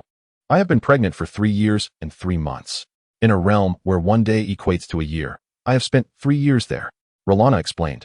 That cannot be right. I left less than a day ago. Where did the 3 years come from? Is it not merely a year? Raichin queried, perplexed. I had already been inside for 2 years a few weeks prior. Now I am in the 3rd year.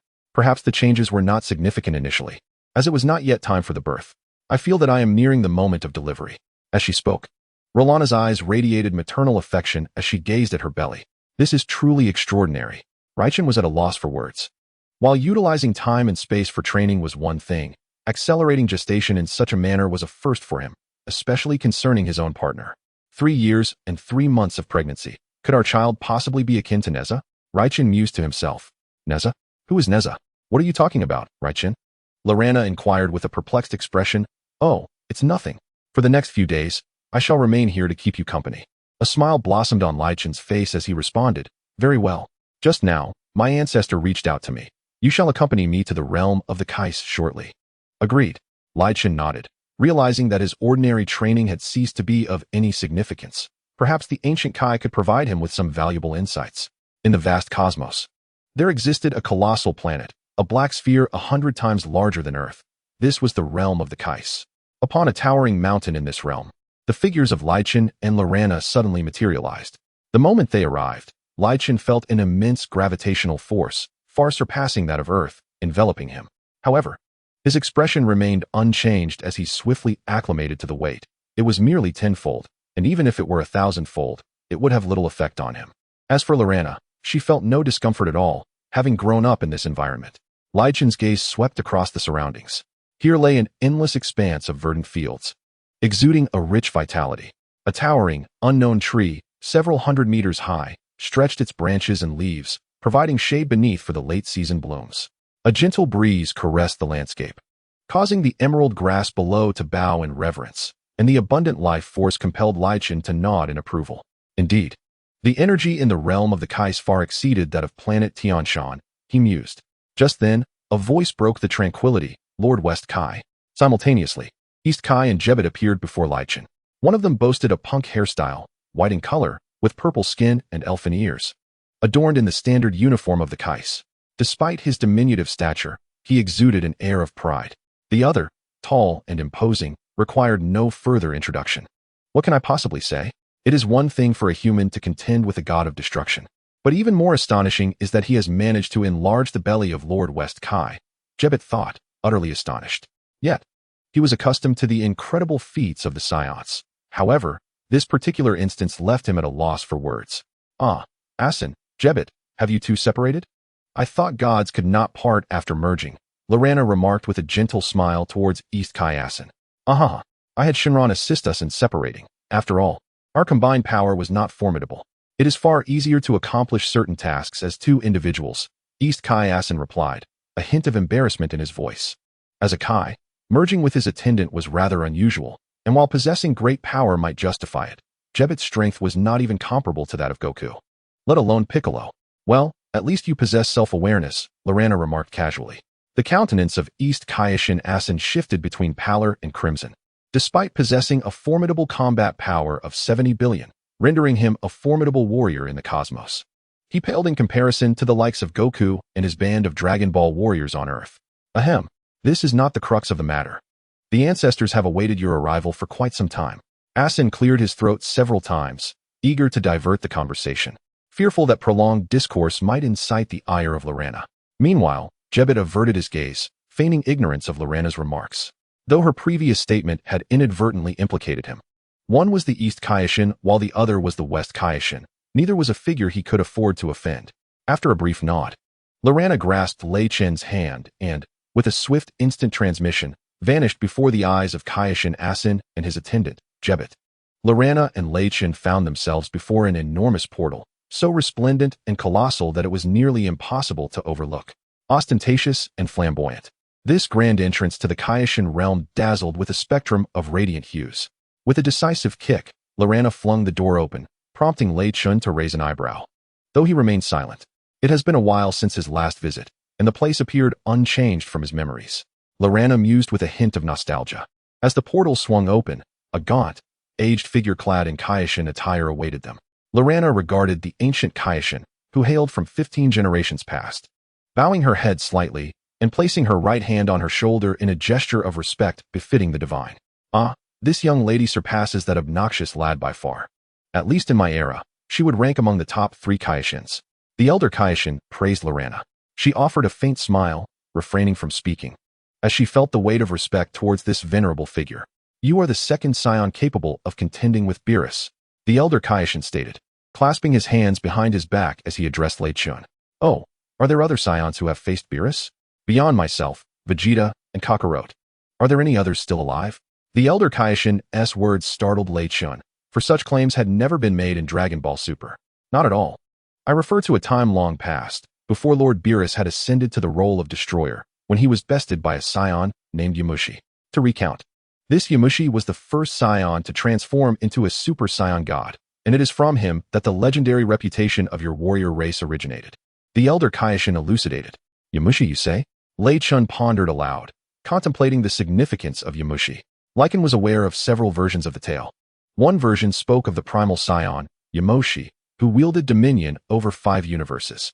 However, having offended the Omni King, he was the cause of the transformation of the once 18 universes into the current 12.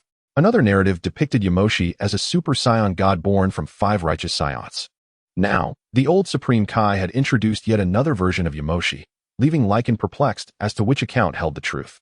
At that moment, the old Supreme Kai abruptly diverted Lycan's attention with a remark of significance. Little girl, the child within you is extraordinary, he asserted with a serious gaze. Of course, he is extraordinary. After all, he is my child, Lycan replied with a hint of pride. A child who has lingered in the womb for over 3 years without being born is anything but simple. He continued. To think that even before birth he has achieved a divine status, infused with a demonic aura, he embodies the essence of both god and demon. I wonder what transformations he will bring to the entire universe upon his arrival. The old Supreme Kai expressed his concerns. Oh, could it be that my child is the legendary Super Saiyan god? Lycan mused, feeling a headache coming on. His combat power doubles every year without any formal training. And as an adult, he has already made Goku and Vegeta question their existence in battle. While he is undeniably powerful, his propensity for uncontrollable rage poses a significant problem. Yet, the old Supreme Kai's earlier assertion that the child had attained godhood even before birth made Lycan reconsider the nature of his offspring. He had no doubts about the old Supreme Kai's integrity. The old Supreme Kai was a fusion of the original Supreme Kai and an ancient sorceress. Known for his lasciviousness and formidable abilities, well-versed in various forms of magic and the Supreme Kai's extraordinary powers. With his prowess, he could significantly unleash a person's latent potential.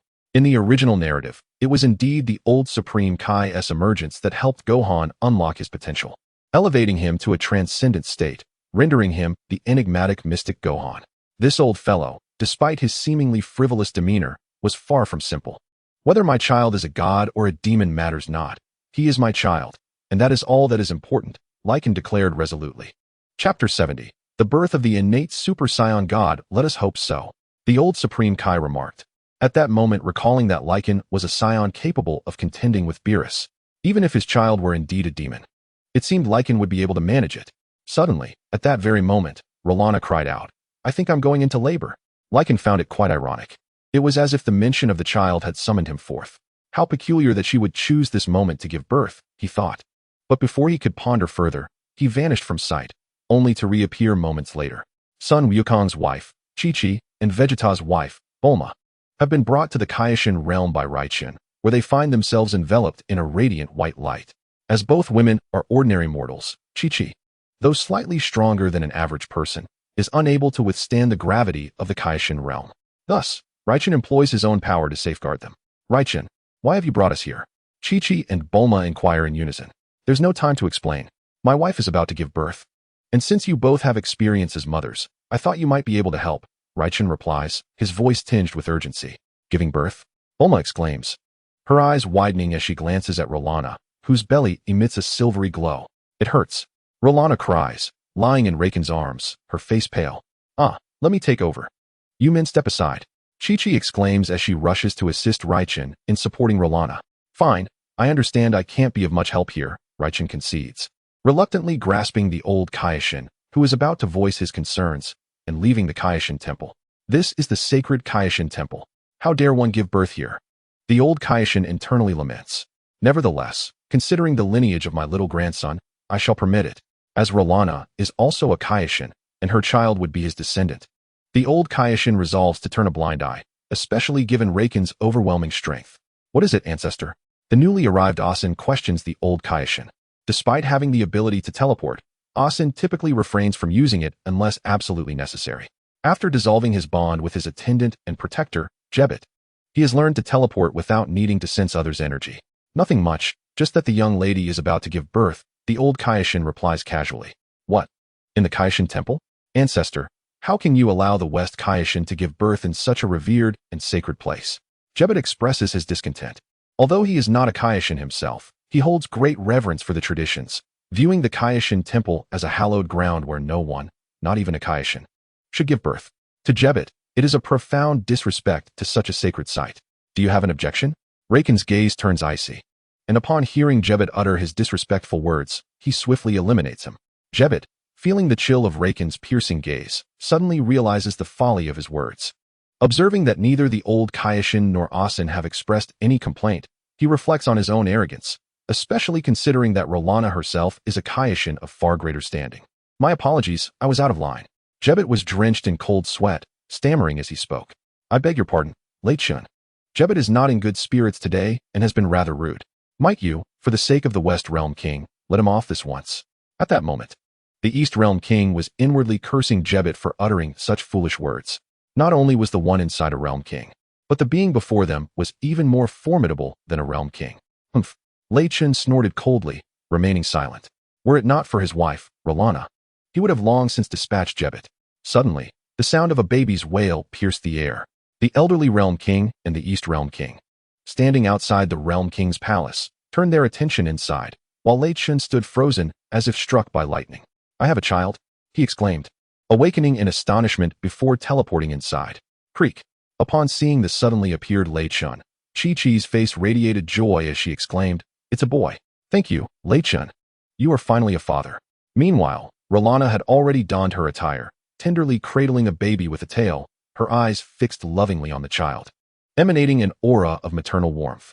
In that moment, Lei Chentian noticed that Rolana had shed her previous arrogance, embodying the essence of a humble mother, glowing with maternal grace. When Rolana spotted Lei Chentian entering, she looked up and smiled, her eyes narrowing with delight. Lei Chentian, this is our divine child. Lei Chentian immediately approached Rolana's side, his gaze intently fixed on the infant in her arms. In that instant, he was utterly taken aback. The child bore a hairstyle identical to his own, though the hair was a vibrant red, with pupils and irises transformed into black and red, respectively. The pair of crimson eyes sparkled with purity, curiously observing Lei Chentian. The baby emitted indistinct sounds, causing Lei Chentian, who had been astonished, to break into a smile. At that moment, Buma remarked with a chuckle, This child is quite peculiar. He cried just upon birth and hasn't made a sound since. Indeed, the offspring of humans and gods are unlike ordinary children. I think we shall name you Leet. Lei Chentian nodded in agreement, then gently lifted Leet from Rolana's arms, gazing at his child with a smile. My child is destined to be a Super Saiyan god by birth. I wonder which is superior, the Super Saiyan god physique or the legendary Super Saiyan physique. The legendary Super Saiyan, without any special training, had managed to overpower Super Saiyan Blue Goku and Super Saiyan Blue Vegeta, compelling them to fuse in desperation. Even without training, one's battle power would double each year, a trait that instilled envy within Lei Chentian. However, the innate Super Saiyan god had never been depicted in the narrative. What unique abilities might it possess? Lei Chentian pondered, remained a mystery. Chapter 71. The Destruction God. Kampa 10 days later, due to his inexperience in caring for an infant, Lei Chentian decided to take Rolana and their child to Earth, to stay with Buma for a while. The very notion of a Saiyan child being dispatched to another planet to undertake perilous missions merely months after birth is already quite daunting. However, the offspring of a Saiyan and a deity is truly extraordinary. After 3 years and 3 months of gestation, the illustrious Red emerged, exhibiting an astonishing aptitude for learning. Within a mere 3 days, he had mastered the art of speech solely through the dialogues of those around him. On his first day, his combat power was a staggering 100,000. By the second day, it had doubled to 200,000, and by the third, it reached 300,000. Remarkably, just a week later, he was not only running about, but also soaring through the skies. Even the Super Saiyans could transform at will, yet thankfully, Ret possessed the discernment to know not to strike indiscriminately. Otherwise, ordinary Earthlings would stand no chance, falling victim to a single blow. Little Trunks. Ret called out from the yard of the Bulma residence, his voice echoing into the distance. Soon, a small figure appeared in the sky, engulfed in crimson flames. In the blink of an eye, this figure descended before Ret. With a rosy visage and eyes brimming with excitement, Ret exclaimed, Dad, and leaped into his father's embrace. wrapping his arms around his neck in sheer delight. Little Red, did you go out to play again today? Tell Dad all about it. Red's father, Rai-chan, inquired affectionately, playfully pinching the soft, cherubic face of his son. With gleeful enthusiasm, Ret recounted, Dad, today I played with my brother Trunks and Goten. We had such fun before I came back. Just a little play is fine, don't overdo it. Rai-chan gently advised, stroking Red's head. Remarkably, his child, barely 10 days old, already resembled a typical 3 or 4-year-old. Ever since Red had learned to fly, he had been joyfully trailing behind Trunks every day. At that moment, Trunks, transformed into a Super Saiyan, descended from the heavens, his expression tinged with disbelief. Uncle Rai-chan, are you certain little Red is truly less than 10 days old? He seems more like a 3 or 4-year-old to me. Actually, I would say today marks the 10th day, Rai-chan pondered aloud. Goodness. I have to transform into a Super Saiyan just to keep pace with a baby who isn't even a year old. This is utterly absurd, Trunks exclaimed in astonishment. Though he sensed that Red's power was inferior to his own, the speed at which Red flew compelled Trunks to transform into a Super Saiyan merely to catch up, which he found hard to accept. If that's the case, you must train diligently. It would be quite the embarrassment to be surpassed by an infant. Rai-chan chuckled. Impossible. Trunks, would never allow little Red to surpass me, Trunks asserted with newfound determination. Meanwhile, in the realm of destruction, Beerus and Kappa sat at a long dining table, gazing at one another from across its expanse. Whis and Vados stood behind them, while Goku and Vegeta flanked Beerus. Beerus regarded Kappa coolly, but before he could finish his thought, he was abruptly interrupted by Goku. Let us have a match, Lord Beerus. As Beerus's expression shifted, he cast a fierce glare at Goku. What did you say? Goku replied with a slight smile, let's compete with them. After all, the victor will undoubtedly be us.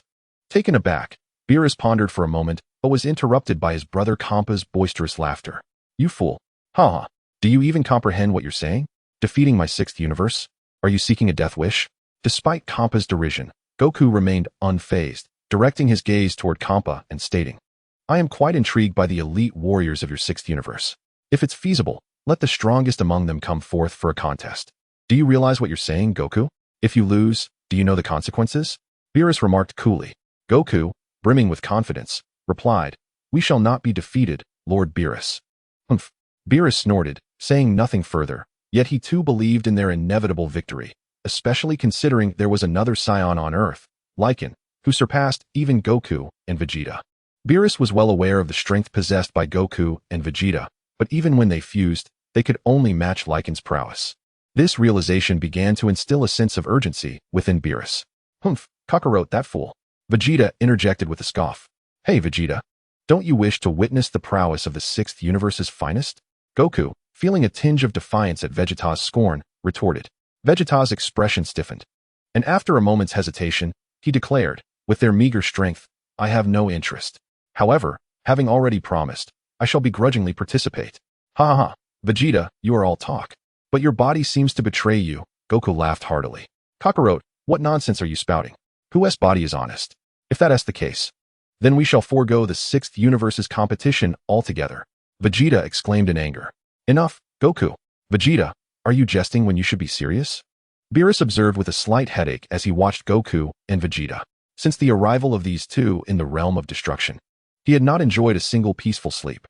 Even before the battle commenced, they were already at each other's throats. Ha. My apologies, Lord Beerus. Goku chuckled foolishly. Humph. Vegeta responded with a cold huff, remaining silent. Disregarding Goku and Vegeta, Beerus turned his attention to Kampa. Very well, Kampa, I accept your challenge. Kampa's face lit up with delight as he exclaimed, Splendid.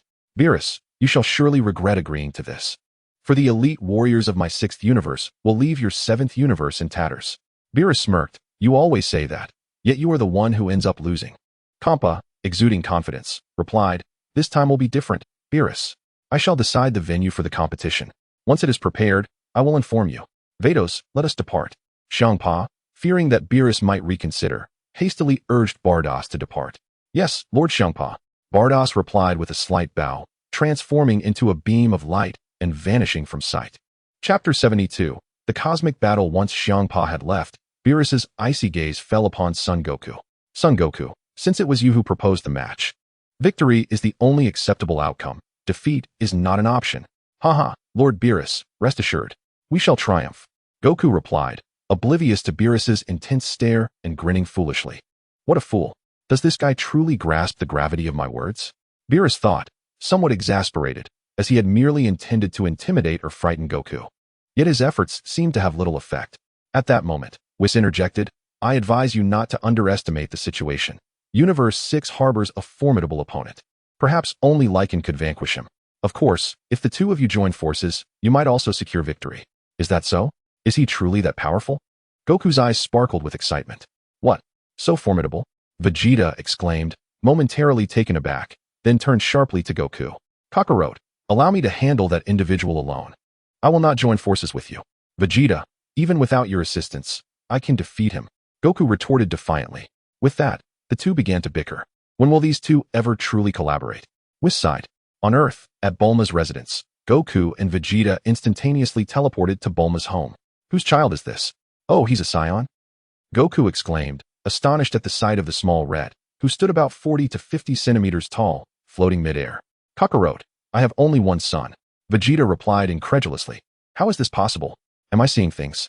Isn't that the Super Saiyan God? Good heavens, and he's just a child? Vegeta marveled. At that moment, Trunks' voice emerged from behind Vegeta. Dad, Uncle Goku, you're back, Trunks said, his face alight with excitement. Yes, Trunks. Where did you bring this little one from? Vegeta asked, arms crossed over his chest, directing his inquiry towards Trunks. Dad, this is Uncle Lycan's child, Rhett. Trunks explained. What? Lycan has a child? How could he possibly have a child that can transform into a Super Saiyan God at just 2 or 3 years old? Goku exclaimed, astonished. No, Uncle Goku, you're mistaken. Little Rhett was born just 10 days ago. Young Trunks beamed at Goku. 10 days. Vegeta gasped in disbelief. Surely you jest. Goku replied, struggling to comprehend. Suddenly, little Rhett shouted, Mama, and transformed into a red blur, darting into Rolana's embrace. Rolana tenderly stroked Rhett's small head with a loving expression. Mother, who are these two? Little Rhett asked curiously, gazing at son Wukong and Vegeta. They are your father's friends, Uncle's son Wukong and Vegeta. West Kai. You can't possibly be suggesting he is the child of Lycan, can you? When did you have a child? I distinctly remember our last meeting was over 3 months ago, and you certainly didn't appear to be with child then. Vegeta remarked, his surprise evident. He recalled Lycan mentioning that he had not known West Kai for long. Yet how could Lycan have fathered a child with Lorana so swiftly? After all, they had known each other for less than a year. Could it be due to the shorter gestation period of deities? Vegeta pondered to himself. Lorana offered little explanation, merely stating, I spent a considerable amount of time in a space akin to the hyperbolic time chamber, hence my child naturally develops faster than yours. With that, Lorana picked up Little Red and headed towards the room that Bulma had arranged for her. Is that even possible? Typically, one can only remain in the hyperbolic time chamber for 2 years, exceeding that duration risks becoming trapped. Consequently, we usually refrain from entering unless absolutely necessary, Son Wukong mused. The hyperbolic time chamber was created by the deities of Earth, so it stands to reason that a Kai of higher rank could indeed create a space superior to it. Vegeta remarked thoughtfully. Wow, Vegeta, your reasoning is quite profound. If what you say is true, then Lycan's child growing so quickly seems less peculiar, Son Wukong chuckled. Vegeta offered no further explanation, his gaze following the slowly disappearing figure of Lorana. A naturally born Super Saiyan God. Perhaps this is what the true Super Saiyan God truly embodies. Vegeta contemplated. After about 10 minutes, Son Wukong and Vegeta finally encountered Lycan. The match between Universe 7 and Universe 6. How intriguing. Lycan chuckled lightly.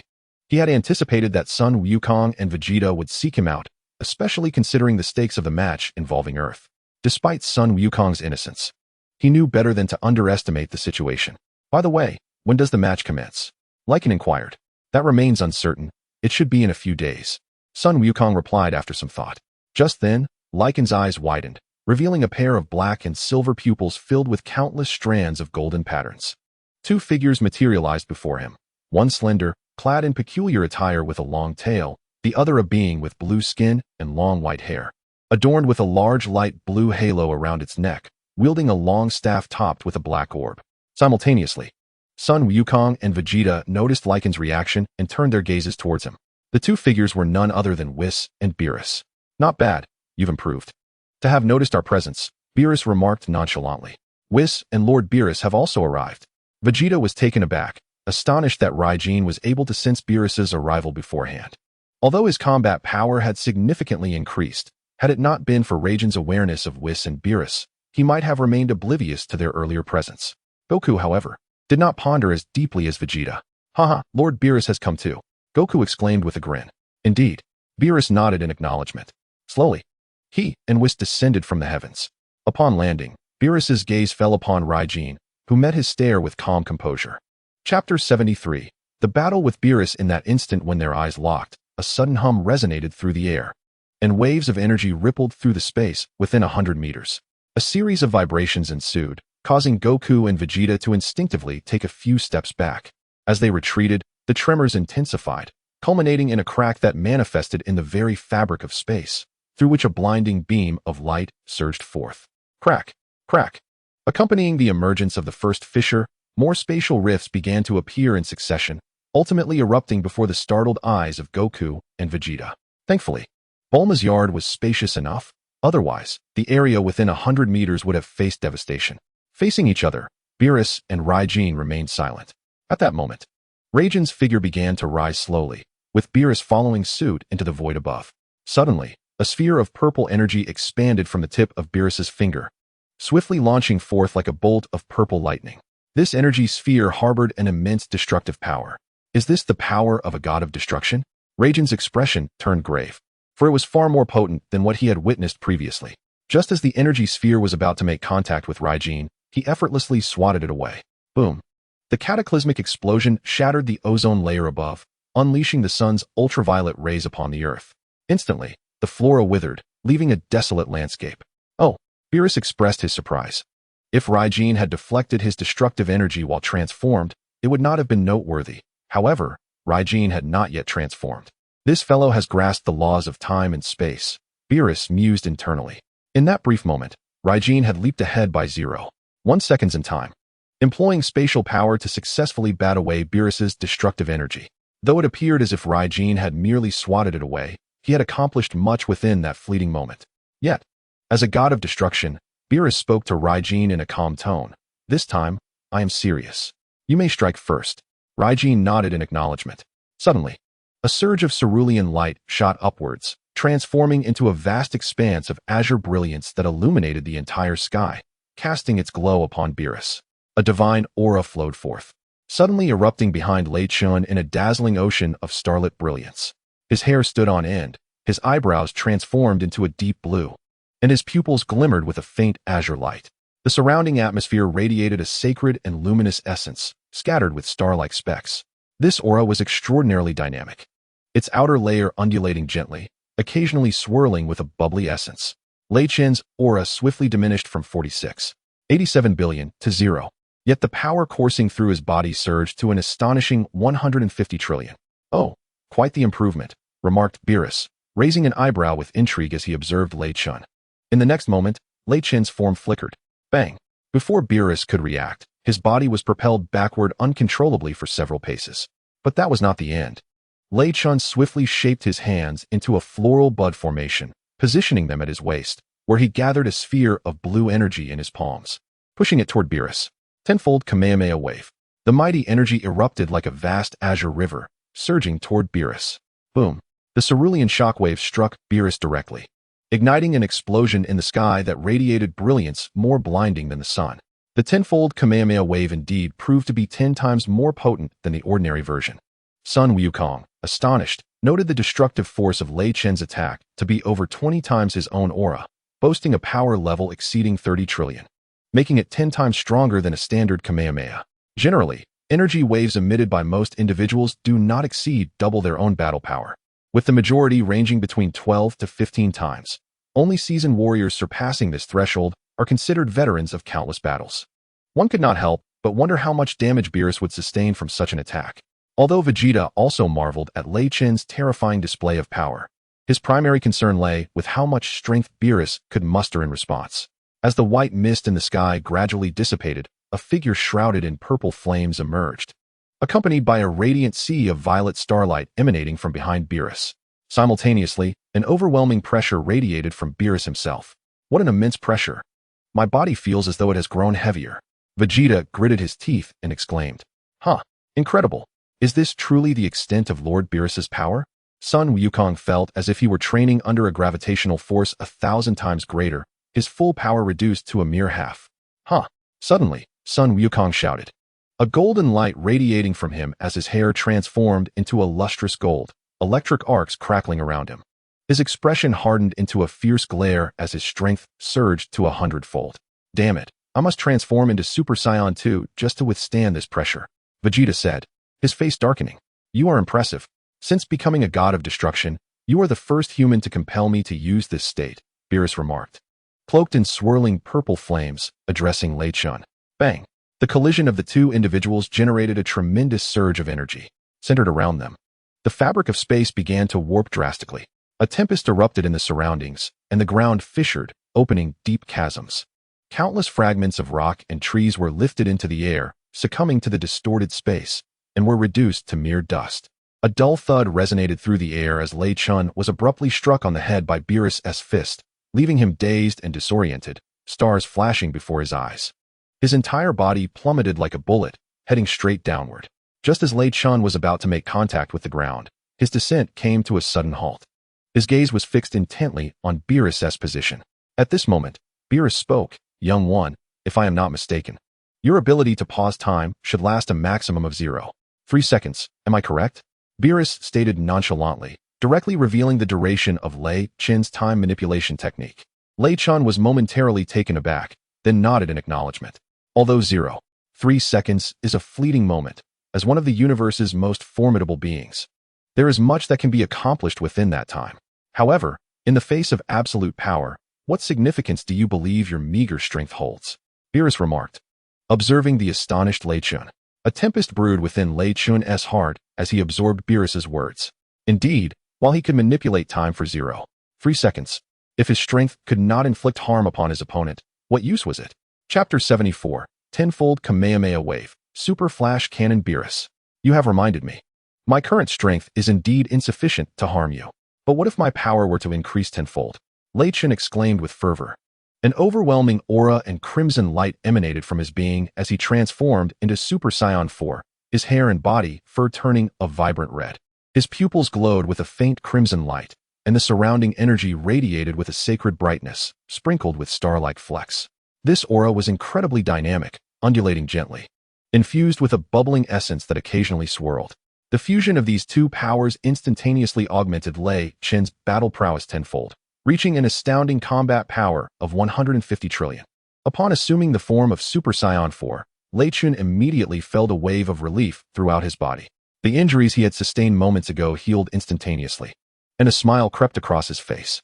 I never anticipated that you harbored such power, Beerus remarked, somewhat astonished, as he sensed that Lei Chentian's strength now matched a third of his own. The weight in Beerus' gaze towards Lei Chentian intensified, tinged with apprehension regarding Lei Chentian's time manipulation technique. In the narrative, its power is comparable to that of Son Goku and Vegeta, perhaps even slightly inferior to Vegeta. Yet, due to his time-skipping ability, which allows him to leap 0.1 seconds into the future, he ultimately bested both Super Saiyan Blue Goku and Super Saiyan Blue Vegeta without them being able to retaliate. Although ultimately deciphered by Sun Wukong, he still had to employ the tenfold Super Saiyan King Fist to engage in battle. After he leaped through time to 0.5 seconds, he was already on an entirely different level compared to Sun Wukong, or rather, Sun Wukong was no longer his match. Prolonged use of the King Fist would inevitably take a toll on his body.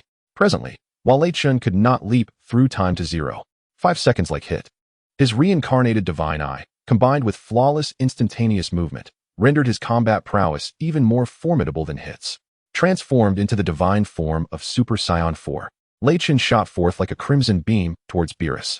Beerus's expression shifted, for Lei Chentian had once again traversed through time by 0.3 seconds.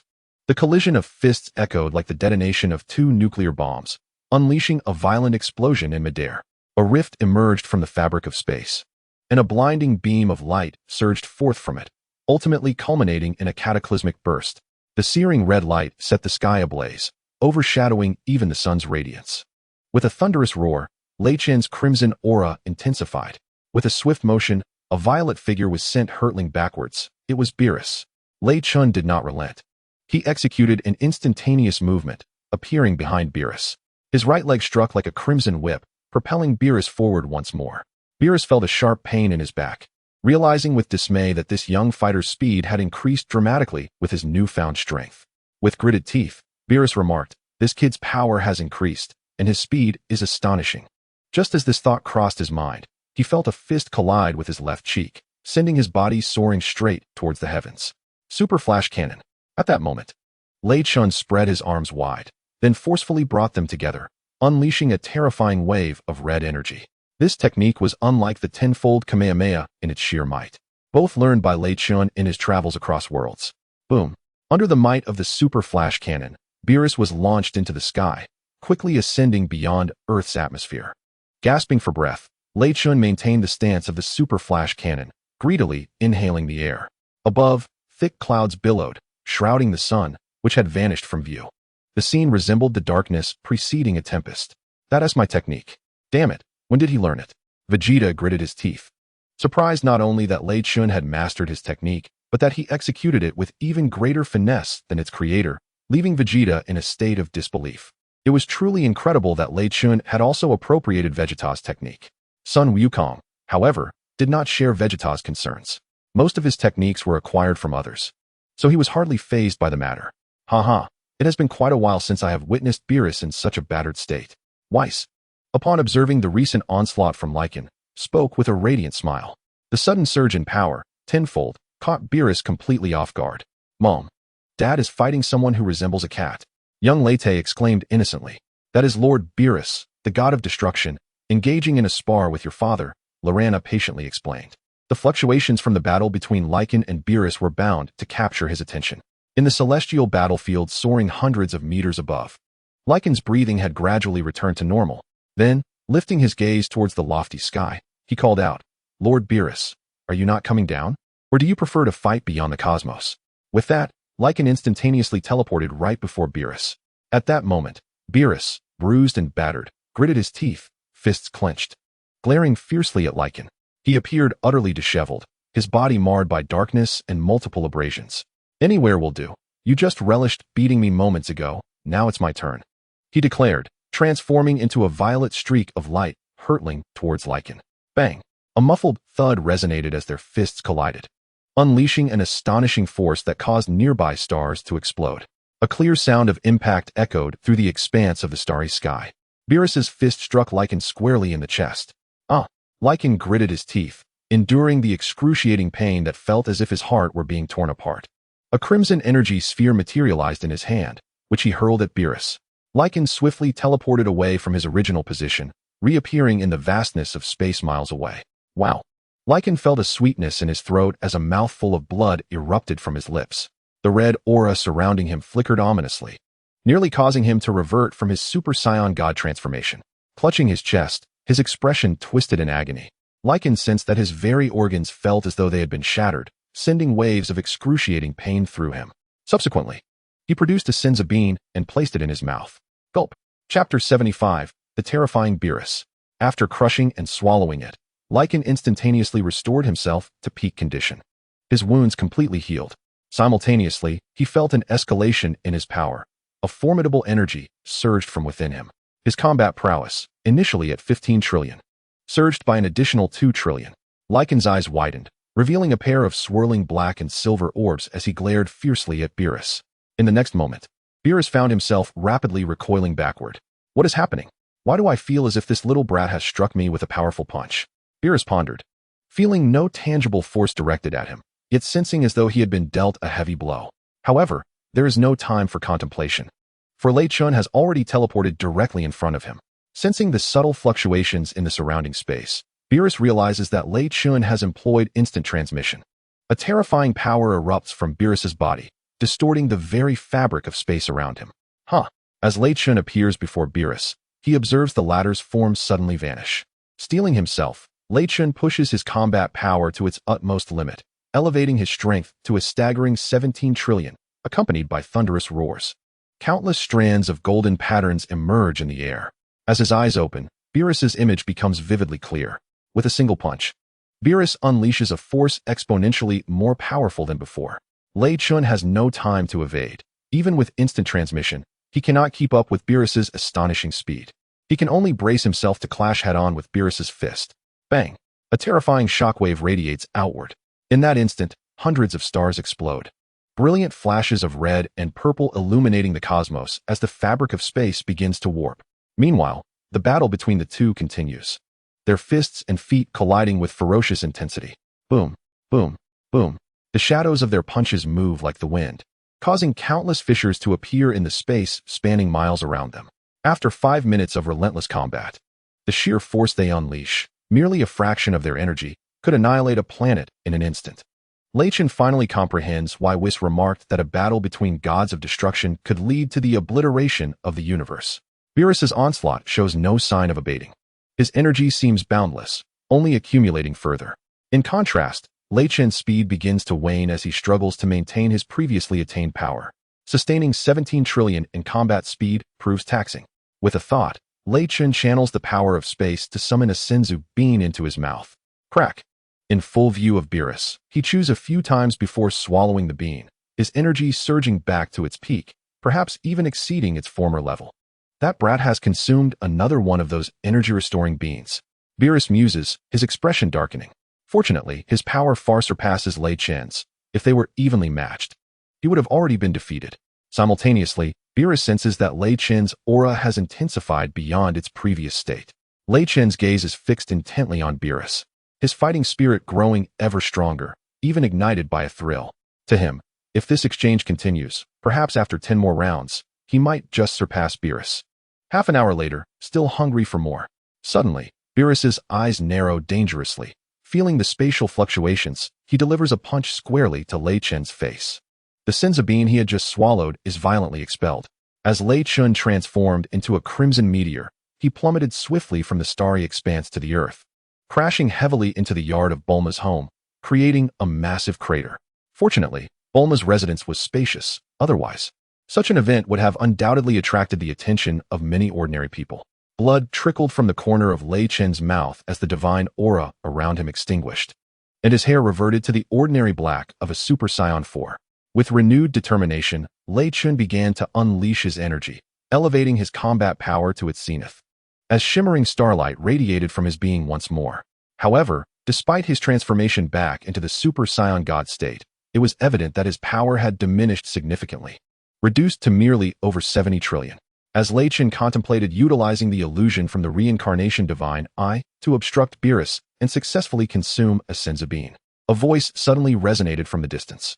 Enough, Lord Beerus, let us cease here.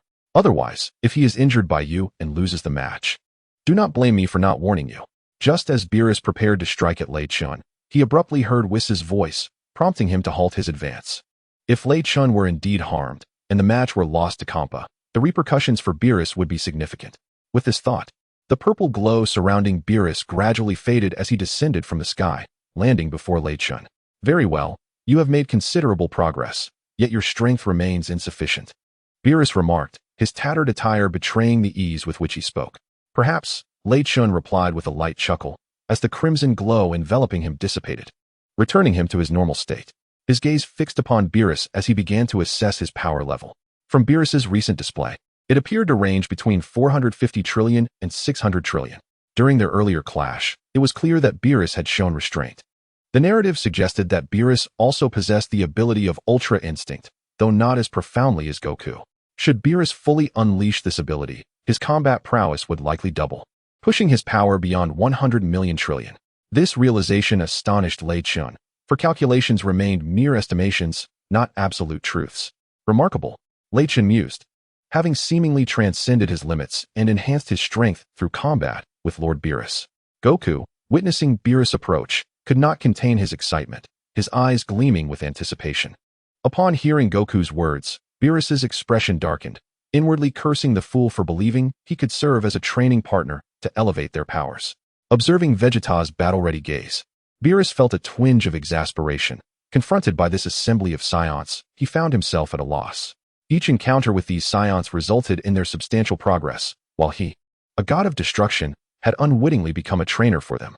Chapter 76. The Destruction God Martial Arts Tournament. Just as Beerus was about to lose his temper, Whis interjected.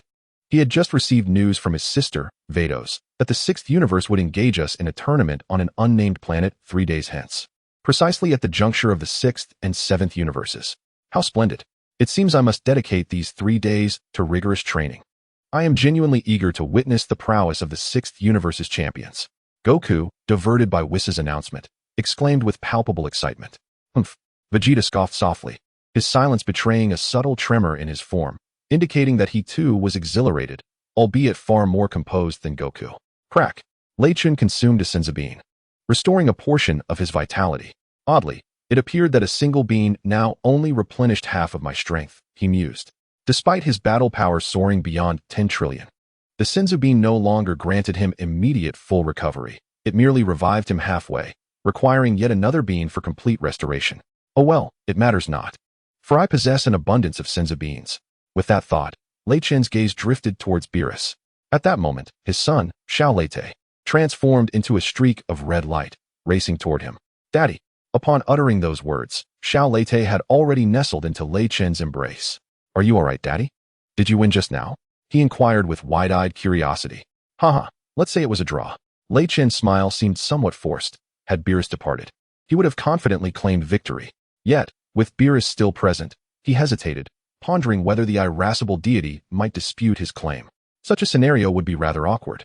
Fortunately, Beerus was preoccupied, his face a canvas of red and blue, incensed by Goku's antics. At that juncture, Whis' gaze fell upon Xiao Lei, and he expressed his astonishment. This child is indeed a hybrid of divine and human lineage. Moreover, he possesses Saiyan blood, truly remarkable. Ah, a child of the Kaioken and a Saiyan. How rare indeed. Beerus remarked casually. While it was exceedingly difficult for deities to produce offspring, it did not imply it was impossible. Offspring of gods and humans, though rarer than divine descendants, were not entirely unheard of in Beerus's realm. Haha, Lord Beerus. I see it now, ha ha ha. Suddenly, Whis erupted into laughter, as though struck by an amusing revelation. What is it, Whis? Is it truly that amusing? Beerus inquired, visibly irked. Indeed, it is amusing. For Lord Beerus's true nemesis is neither Goku nor Lei Chentian, but rather this newborn child, who has only just completed 10 days of existence.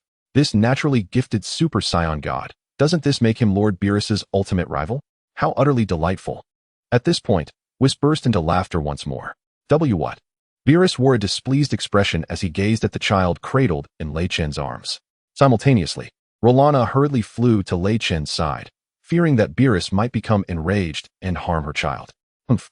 With a disdainful snort, Beerus said nothing. Yet he stole another glance at Little Right. Naturally, he understood Rolana's thoughts, but would he, Beerus, truly be that kind of individual? In fact, he would prefer Little Right to grow up immediately so they could engage in a fierce battle. However, observing the innocent child gazing at him with curiosity diminished his desire for combat. Ultimately, Beerus turned and walked away. As he made his way to Bulma's hall, Sun Wukong approached. Lei Chentian, is this little fellow truly Lord Beerus's nemesis? Sun Wukong inquired, his face filled with curiosity. Perhaps so. After all, we are both artificially trained Super Saiyan gods, while my son is a naturally born Super Saiyan god. By that logic, it seems my son genuinely is Beerus's rival. Lei Chentian replied. Lord Beerus's nemesis, you say? Sun Wukong mused, his gaze toward Little Right shifting. Kakarot, what kind of look is that? Do you wish to battle my son? Lei Chentian remarked, somewhat exasperated. Haha, I might entertain such an idea, but let's wait for him to grow a bit first. Sun Wukong admitted. He had indeed contemplated fighting right upon hearing Whis mention him as Beerus's rival, but upon seeing the 2- or 3-year-old child before him, his interest in combat quickly waned, as Right was simply too young. Humph. Vegeta scoffed, crossing his arms over his chest, displaying little interest in a child who had only recently been born. Thus, the confrontation between the 7th universe and the 6th universe continued along its expected course. In pursuit of Earth's delectable cuisine, Kappa proposed a cross-universal martial arts tournament against Beerus, with each side dispatching 5 warriors to compete in a tournament-style format. The victor would claim 6 Super Dragon Balls and ownership of Earth in the 7th universe. After enjoying a full day of Earth's culinary delights, Whis and Beerus departed from the planet. Following their departure, Sun Wukong and Vegeta intended to challenge Lei Chentian, but he declined both offers. Eventually, they each returned to their respective homes to strengthen their own abilities. Meanwhile, Lei Chentian, accompanying his son, pondered suitable candidates for the tournament. Before long, a faint smile graced his lips. Sun Wukong, Vegeta, and adding Gohan to the mix, he realized he was only one individual short. With a swift motion, he vanished from his spot. In hell, Amidst a picturesque forest filled with melodious birdsong, Shilu was enveloped in a white cloth. His expression impassive as he observed a group of adorable winged children playing and singing before him, their songs tugging painfully at his heart. Suddenly, an unfamiliar figure appeared before Shilu. Is this hell? It feels more like paradise, Lei Chentian remarked with a gentle smile. With the emergence of Lei Chentian, the group of winged children before Shilu instantly vanished. Who are you? Shilu inquired, his expression impassive, yet his gaze held a hint of curiosity. Who I am is of little consequence. What truly matters is whether you wish to escape, Lei Chentian replied, nonchalantly. Flattery without purpose is but a guise for deceit. Reveal your origins. A glimmer of insight flickered in Shilu's eyes as he spoke. Oh, I must admit, I did not expect you to possess such erudition, Lei Chentian remarked, taken aback by Shilu's words. Some of the cells within my body belong to a prodigious scientist from Earth. In the confines of hell, where training is impossible, I have devoted my time to studying them, Shilu elaborated. Is that so? Lei Chentian nodded, though internally, he was engulfed by tumultuous waves of apprehension. He regarded Shilu with a mixture of wariness and respect, realizing why Sun Wukong always urged others to embrace goodness. While with Shilu, he was determined to drag him into the depths of hell. An adversary with immense strength but lacking intellect is not truly fearsome. Rather, it is one who possesses both power and cunning that incites dread. And at this moment, Shilu embodied the latter. 3 days passed swiftly. Whis and Beerus descended upon Earth once more. Lei Chentian and the others had long assembled. The group consisted of Sun Wukong, Son Gohan, Vegeta, and Shilu. Upon their reunion, Vegeta, Shilu, and Son Gohan exchanged glances, each harboring discontent towards one another, with the exception of Son Gohan. Son Gohan, I wonder if your strength remains as formidable as it once was after all these years, Shilu remarked with a mocking smile. Recalling how he had been sent to hell by Son Gohan's Kamehameha. I believe I can still defeat you without issue, Son Gohan replied calmly. Is that so? A smirk played on Shilu's lips as his gaze settled on Vegeta, who was intently observing him. What's the matter, defeated foe? Do you wish to challenge me again? Shilu taunted, but Son Gohan ignored him, causing Shilu to redirect his ire towards Vegeta. Defeated foe? Shilu, do not forget that you once begged for mercy at my hands. Moreover, this is not the past. I am no longer the Vegeta you once knew, Vegeta replied coldly. Ha! Shilu burst into laughter, recalling how Vegeta had once made similar claims, only to be ultimately outmaneuvered after absorbing Android 18, leading to his own downfall. Humph. Vegeta snorted, remaining silent, fully aware of the jest behind Shilu's laughter. Shilu, after all these years, I am curious about how strong you have become, Sun Wukong stated, his eyes ablaze with combat fervor. What's this, Sun Wukong? Do you wish to engage me in battle?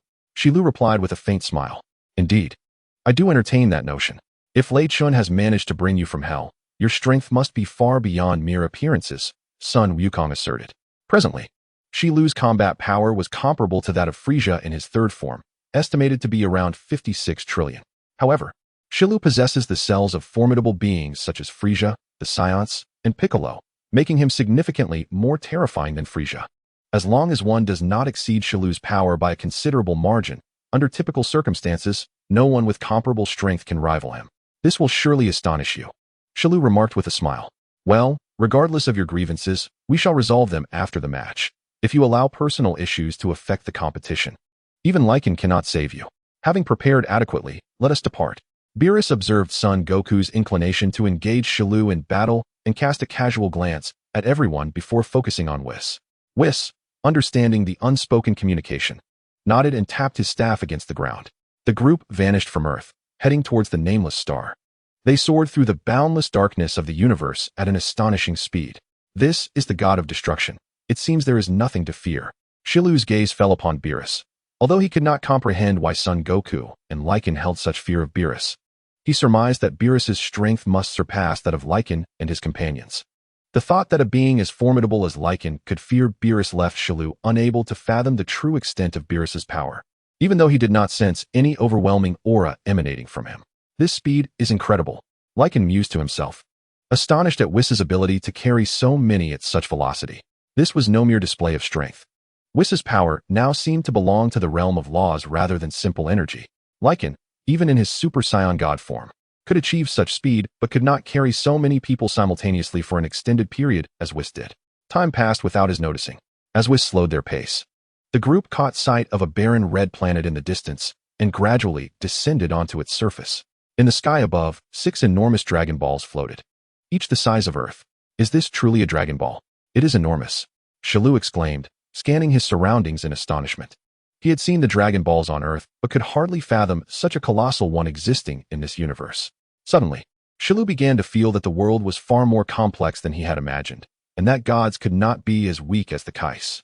Perhaps the Kais were merely inferior deities, he contemplated. My goodness, is this really a Dragon Ball? It is so massive. Krillin gazed at the sky in disbelief. The planet was riddled with enormous craters resembling pits. At that moment, a semicircular energy shield appeared in one of the craters, and within it stood a grand arena, covering nearly 1,000 square meters. On either side of the arena stood giant signs, essentially mirrors, featuring images of Beerus and Kampa. At this time, Kampa, Vados, and others had gathered on site, and their 6 contestants were also assembled. One of them was a referee, and on a lifeless brown planet, colossal craters marred its surface. Vegeta and Piccolo stood aloof, arms crossed, observing with piercing gazes. Over there, could that be our opponent? Goku exclaimed in wonder as he surveyed his surroundings and spotted a spectator stand ahead. The group looked up to see that indeed, there were people gathered there. Spectators from Universe 6. Let us proceed, Whis calmly addressed the group, and with a wave of his staff, their bodies vanished. In an instant, they materialized upon a grand arena. At the forefront of the arena loomed a massive likeness of Kampa. To their left stood Kampa and Beerus, among others. Ha ha, Beerus. I thought you were too frightened to show up. Kampa boasted with a boisterous laugh as he laid eyes on Beerus.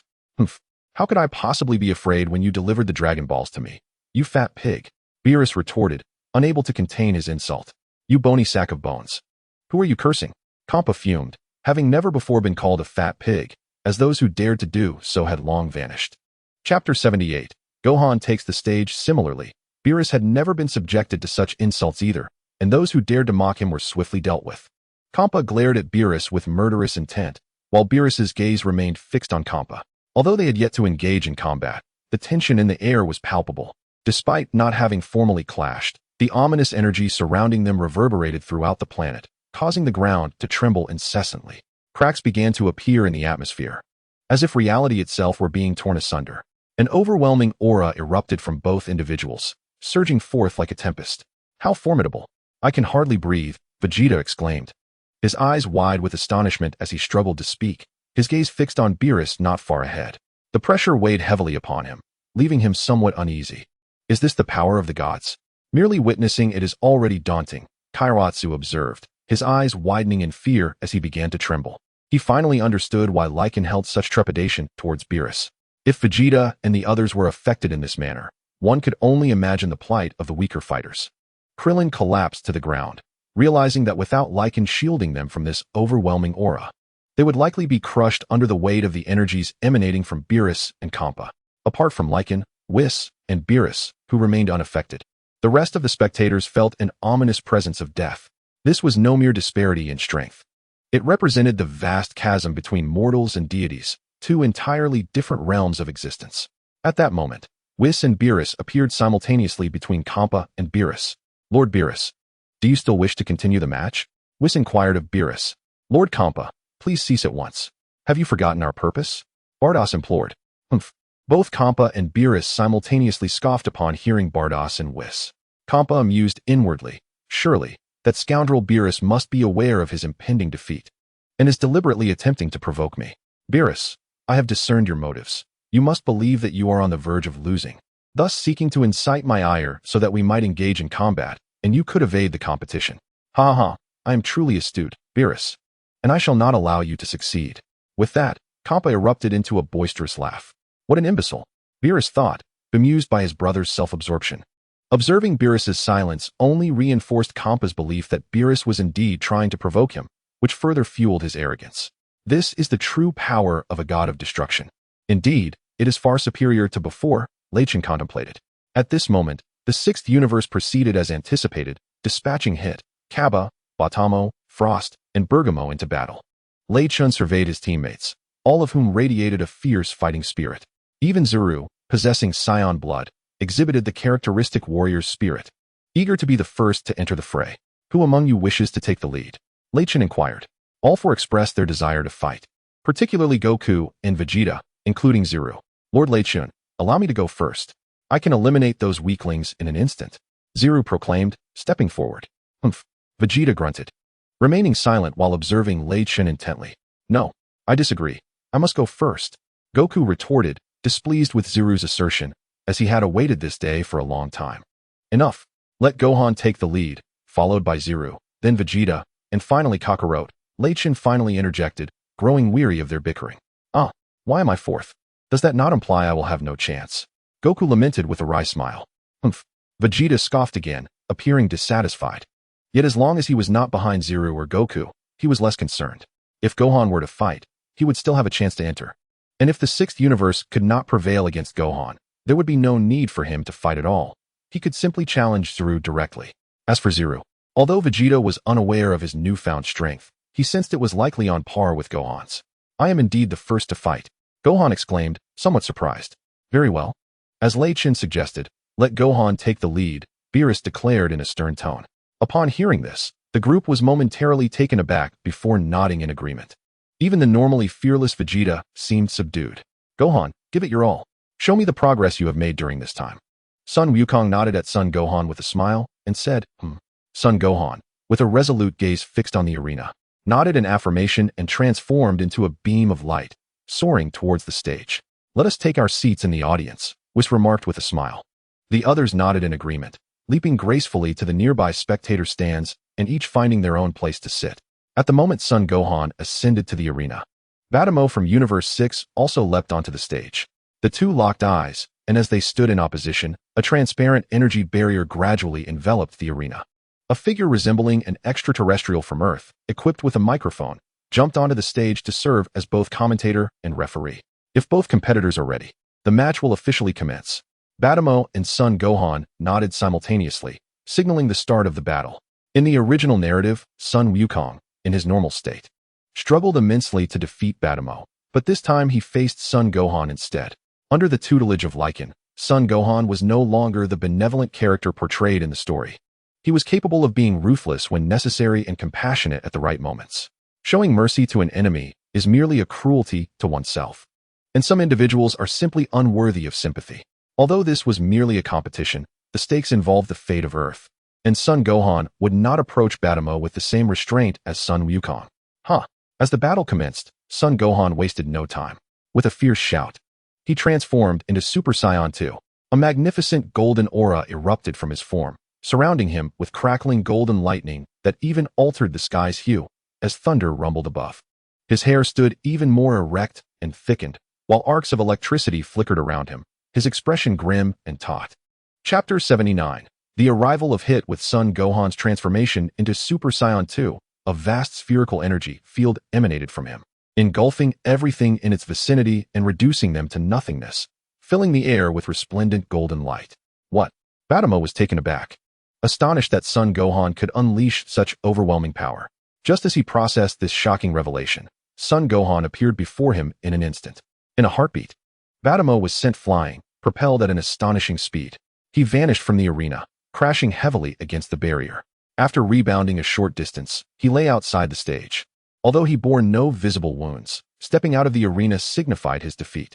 Son Gohan's current combat prowess was now comparable to that of Golden Frieza from several months prior. Is that all?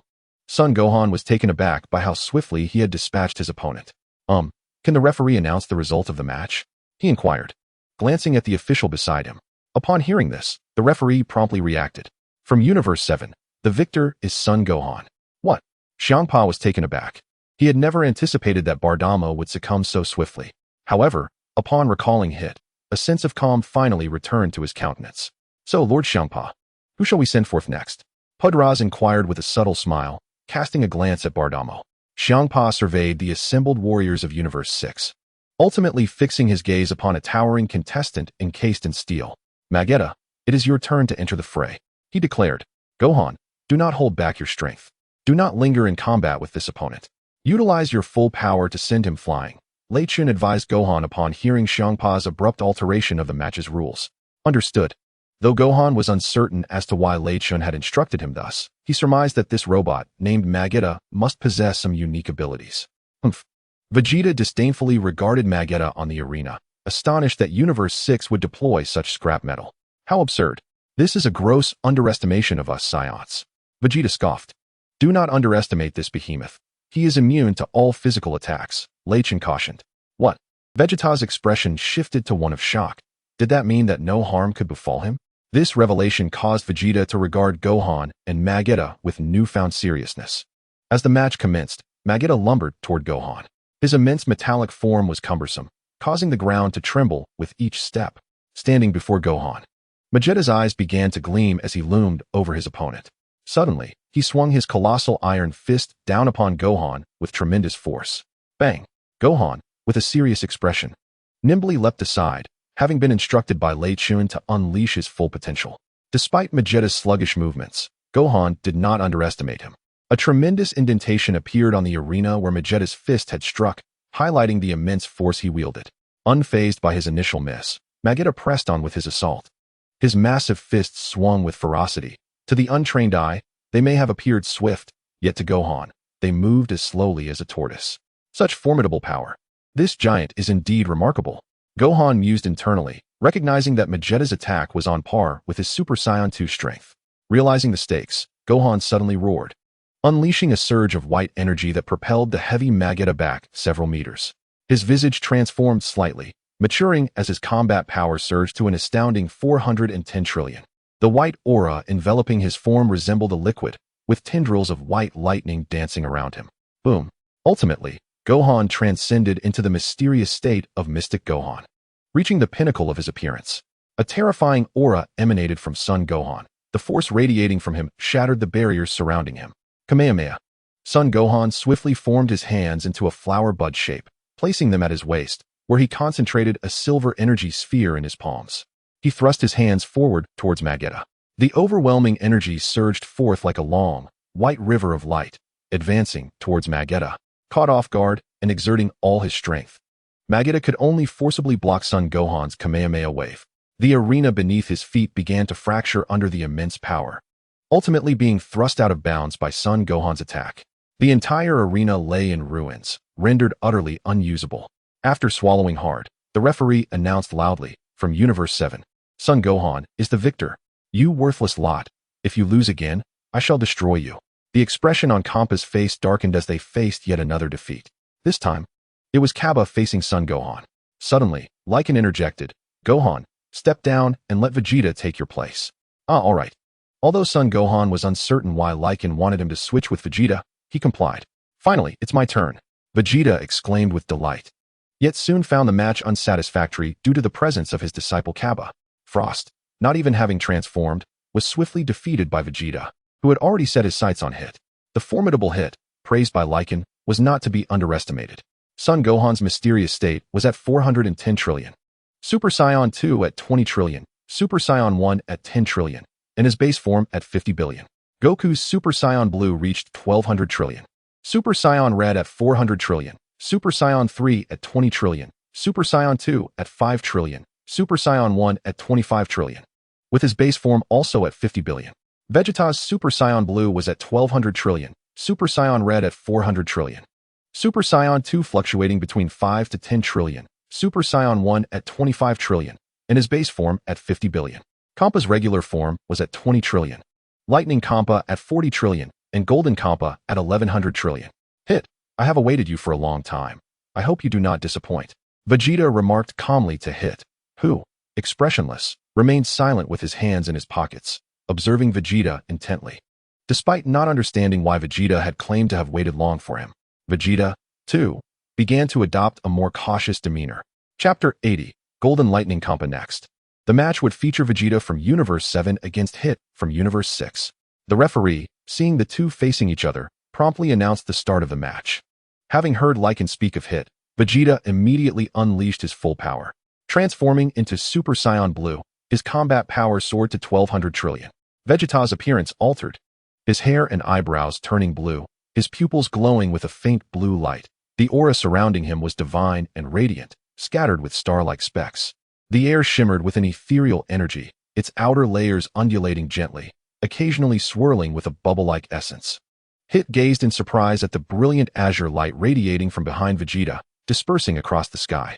This time, the usually stoic Hit exhibited a slight change in his demeanor. as Vegeta's newfound power posed a genuine threat to him. Finally, Hit sprang into action, adopting an expressionless stance ready for attack. Vegeta, a fierce warrior in his own right, spoke little and swiftly transformed into a streak of blue light, hurtling towards Hit. Just as Vegeta's fist was about to make contact with Hit, a loud crack resounded. Vegeta was abruptly sent crashing to the ground. What? A collective gasp arose from the onlookers. This maneuver seemed eerily familiar. Goku scrutinized Hit with a grave expression. What was happening? Why had Vegeta suddenly collapsed? Zairu fixed his gaze intently on Hit. The sheer ferocity of Vegeta's earlier display had already astonished him, but he had not anticipated that Hit would be even more formidable. Vegeta, slightly dazed and bewildered, wondered how he, the initiator of the attack, had failed to perceive Hit's movement before being bested so effortlessly. With a flicker of confusion in his mind, Vegeta charged again. Yet, Hit remained inscrutable as Vegeta lunged at him once more. Hit effortlessly evaded Vegeta's assault, sending him sprawling to the ground yet again. How could this be possible? He could also utilize the instant transmission technique. Vegeta's eyes widened in disbelief. He understood well the potency of instant transmission, having been thoroughly overwhelmed by Rinnegan, who matched his strength and rendered him and Goku powerless. Despite his astonishment, Vegeta quickly regained his composure, launching another attack on Hit. This time, however, he was more measured, anticipating Hit's movements and preparing a defensive stance. Having suffered greatly at the hands of Rinnegan, Vegeta had gained some insight into the intricacies of instant transmission. Bang! This time, it was Hit who was struck. Humph, the same tactic will not work on me. I have already deciphered your instant transmission, Vegeta declared nonchalantly. Oh, you recognize it as instant transmission? Hit replied, surprised by Vegeta's perceptiveness. He had not expected anyone to discern his technique, let alone counter it. Humph. You are not the only one who can wield such a skill. There are others in our universe who possess it, Vegeta retorted with a scoff. Is that so? If they were present here, I would certainly wish to witness it, Hit said, his expression now tinged with curiosity and interest. Unfortunately, you lack that opportunity. Suddenly, Vegeta was propelled backward, crashing to the ground once more, his face a mask of astonishment as he regarded Hit, who had inexplicably accelerated. It appeared that the duration of his instant transmission had lengthened. Just a moment ago, it was 0.1 seconds. Now it is 0.2 seconds, Hit remarked coolly. Damn it. Vegeta transformed once more into a dazzling azure light, soaring towards Hit. Boom. Once again, Vegeta was sent crashing back by Hit, his body tumbling across the ground before finally coming to a halt after rolling several times. This fiend, struggling to his feet. Vegeta sensed that Hit's power was nearly equal to his own, yet the instantaneous movement rendered him utterly defenseless, a reality that filled him with indignation. Vegeta ascended into the sky, stabilizing himself in midair before conjuring a multitude of azure energy spheres with both hands. Targeting Hit's position, he unleashed the prince's battle technique. Boom. Boom boom. The ground erupted in a series of explosions, thick clouds of smoke rising, enveloping the entire arena. Suddenly, a sharp pain pierced Vegeta's abdomen, unbeknownst to him. Hit had already appeared before him. Blood spewed from Vegeta's mouth, his once azure hair reverting to black. The fiery aura surrounding his body dissipated as his consciousness began to blur, and with a heavy thud, he collapsed. Vegeta was defeated. TCH, that move again. Beerus observed with irritation as Hit executed the same technique as Rinnegan, recalling the considerable effort and time he had expended to defeat Rinnegan, who was far weaker than himself. Ha Beerus. This time, victory is surely ours.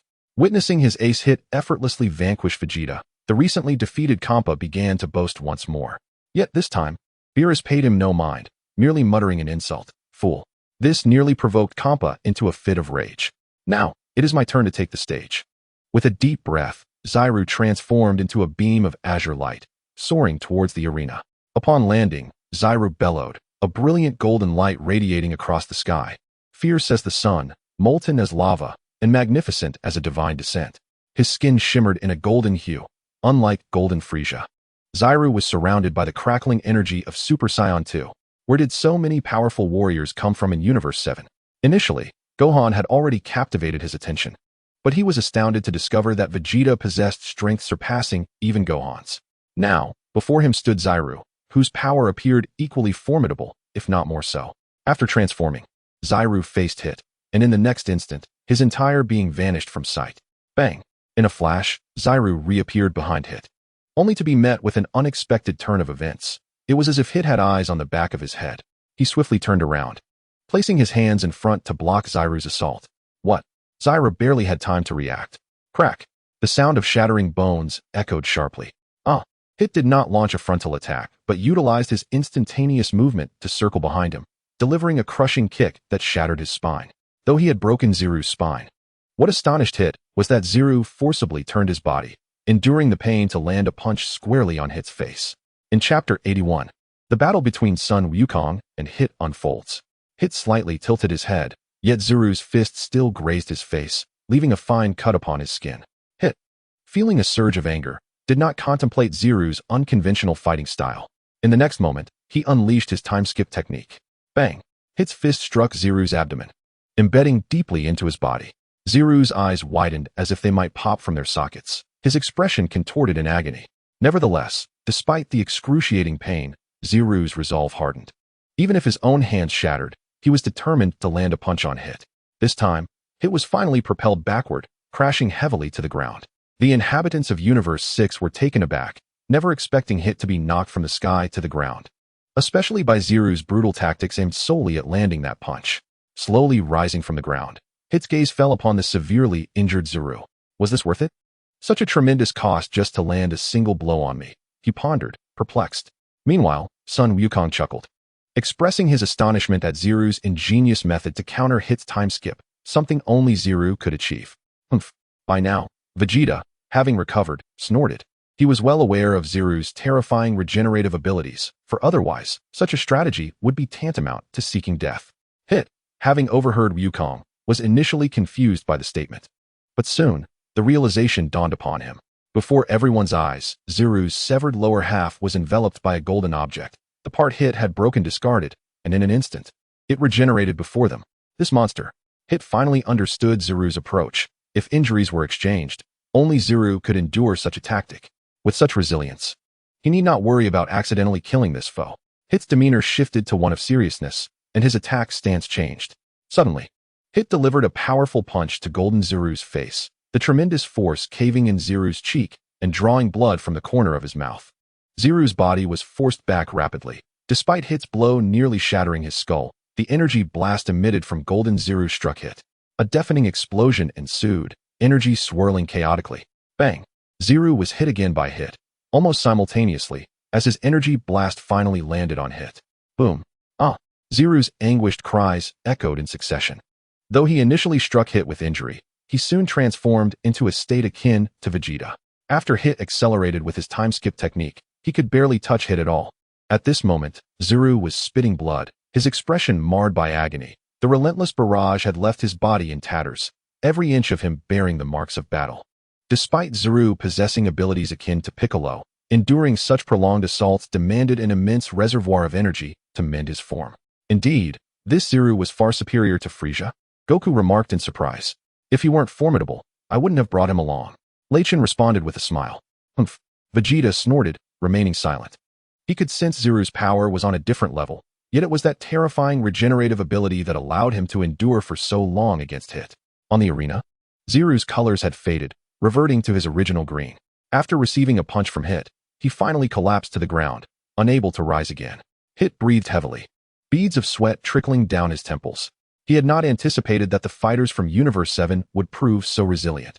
If each one was like this, the competition would be arduous indeed. The sixth universe triumphs. The referee declared loudly into the microphone. On the stands of the sixth universe, Kampa nodded in satisfaction at the outcome, oblivious to Hit's growing fatigue as his attention was wholly fixated on Beerus. However, Beerus seemed to ignore him, a fact that left Kampa feeling quite uncomfortable. Beerus yawned, finding battles of such caliber somewhat tedious. Goku, it's your turn to step onto the stage. Lei Chentian remarked casually. Ha, this is fantastic. Goku exclaimed with excitement as he slowly ascended, eventually landing on the arena. Upon his arrival, Goku did not immediately engage nor transform into Super Saiyan Blue, but instead fixed his gaze intently on Hit. Hit, expressionless, awaited Goku's move. This charade. Even if the Saiyans from Universe 7 are strong, they cannot best Hit. The sixth universe shall emerge as the ultimate victor. Kampa could not resist taunting. Shut your foul mouth. The match hasn't even begun. Spare us your incessant chatter. Beerus retorted sharply. Ha. Beerus, are you upset? Well, That's only fitting. Kampa laughed heartily at Beerus's words, finding amusement rather than offense. Suddenly, Goku's expression relaxed as he turned to Hit, saying, "Apologies, I was preoccupied for a moment. But now I finally understand." Hit paused, then inquired, "Understand what?" Goku assumed a fighting stance and replied, "Of course, the weakness of your time skip technique. I've been studying it for quite some time. When you faced Vegeta and Zero, the duration of your time skip was 0.2 seconds, right?" Hit was momentarily taken aback, then spoke, "Even if you have studied for a long time, what does it matter?" Sun Wukong smiled slightly. "It matters, for I have discovered your weakness." Hit gazed at Sun Wukong and said dismissively, "Enough with the idle chatter, let us get to the point. Once I deal with you, only one adversary will remain." Upon hearing Hit's words, Sun Wukong ceased his banter. A brilliant azure light spread across the heavens, a divine aura swirling about him. Behind Sun Wukong erupted a vast ocean of shimmering starlight. His appearance transformed, his hair and eyebrows turned blue, while his pupils gleamed with a faint cerulean glow. The atmosphere surrounding him was both sacred and luminous, sprinkled with star-like glimmers. This energy was extraordinarily dynamic, its outer layer gently undulating and occasionally swirling with a bubbly essence. His combat power surged to an astonishing 1,200 trillion. Chapter 82. Ultra Blue Level King's Fist. Suddenly, the Ultra Blue Sun Wukong's expression hardened, and he transformed into a streak of blue light, dashing forward and, in the blink of an eye, arriving before Hit, launching a direct punch. Hit remained unfazed, quietly observing Sun Wukong, and in the next moment, activated his time skip. Bang!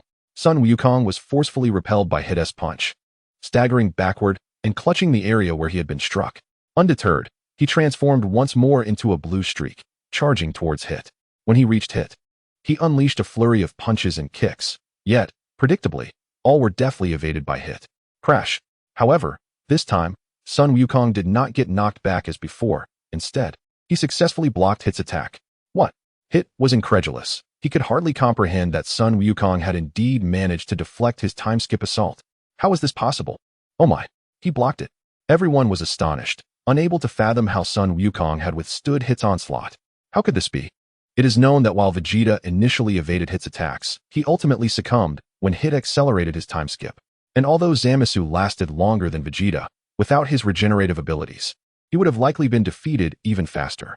How could this be? How did Kakarot perceive the time skip of 0.2 seconds? Vegeta found it hard to accept. Meanwhile, Zamasu's expression darkened further. He had not been able to discern even 0.1 seconds, let alone 0.2 seconds. Time skip means that the opponent can halt time for 0.2 seconds, during which a true master can accomplish numerous feats. Moreover, Hit not only manipulates time, but can also use time skip to enter parallel dimensions, which explains why Vegeta's energy blast missed Hit and was instead redirected back at him using time skip. Yet, even with an understanding of the opponent's skill, overcoming it remains a formidable challenge.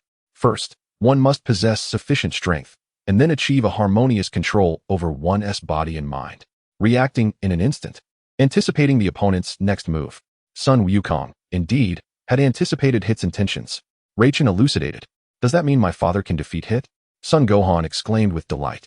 "It is not necessarily the case. As Saiyans, we possess the unique ability to enhance our strength through transformation. Naturally, Hit, being the foremost assassin of Universe 6, is not limited to mere prowess." Reichen elucidated slowly. "Damn it." Vegeta glared at Son Goku, who was once again ahead of him. "Son Goku," Siru remarked with a displeased expression, observing Goku on the arena. He had believed his strength had surpassed that of Gohan, which brought him considerable joy, only to find himself eclipsed by Goku. This is astonishing. Krillin and the others gazed at Goku on the stage with complex expressions, completely taken aback by his unexpected capabilities. On the arena, Hit regarded Goku with a look of astonishment. "Is this a coincidence?" Goku chuckled. Indeed, it was a coincidence, but not this time. With that, he executed a rapid instant transmission, vanishing from sight, only to reappear with a sweeping kick aimed at Hit. Hit activated his time skip once again. The space around him froze, and he swiftly turned to deliver a punch to Goku's abdomen. Bang! The scene revealed Goku firmly gripping Hit's fist with one hand, while Hit grasped Goku's left foot with his other hand. In this exchange, Goku and Hit were evenly matched. Bang! In the next moment, both retreated simultaneously. In the mere 2 seconds it took for them to withdraw, they had engaged in countless exchanges. "Hit, if your time skip is ineffective, your strength cannot be that formidable." Goku remarked with a smile. Hit gazed calmly at Goku and suddenly stated, "Since my debut, you are the first to successfully counter my time skip, indicating your exceptional judgment. However, defeating me will not be an easy feat." With that, Hit clenched his fists and revealed an exhilarated smile. "I have not experienced such exhilarating combat in ages. I never anticipated that in another universe, there would be a master capable of matching my skills." Boom. Suddenly, Hit erupted with energy, unleashing a formidable surge of purple power that was awe-inspiring. Goku remained silent, though his expression gradually turned serious. "In all my years bearing the title of the foremost assassin, no one has ever evaded my assassination attempts, nor has anyone managed to counter my time skip. Thus, I have made no further progress all this time. Son Goku, you are the first who can compel me to unleash my full strength." A smile crept across Hit's face, and in the next instant, he vanished. Goku's expression shifted, and with an angry shout, a cerulean light emanated from his body as he charged towards Hit. Crash! Goku's entire body was abruptly sent flying backward. "How is this possible?" "He was struck," Krillin exclaimed, his face filled with shock. 3 seconds.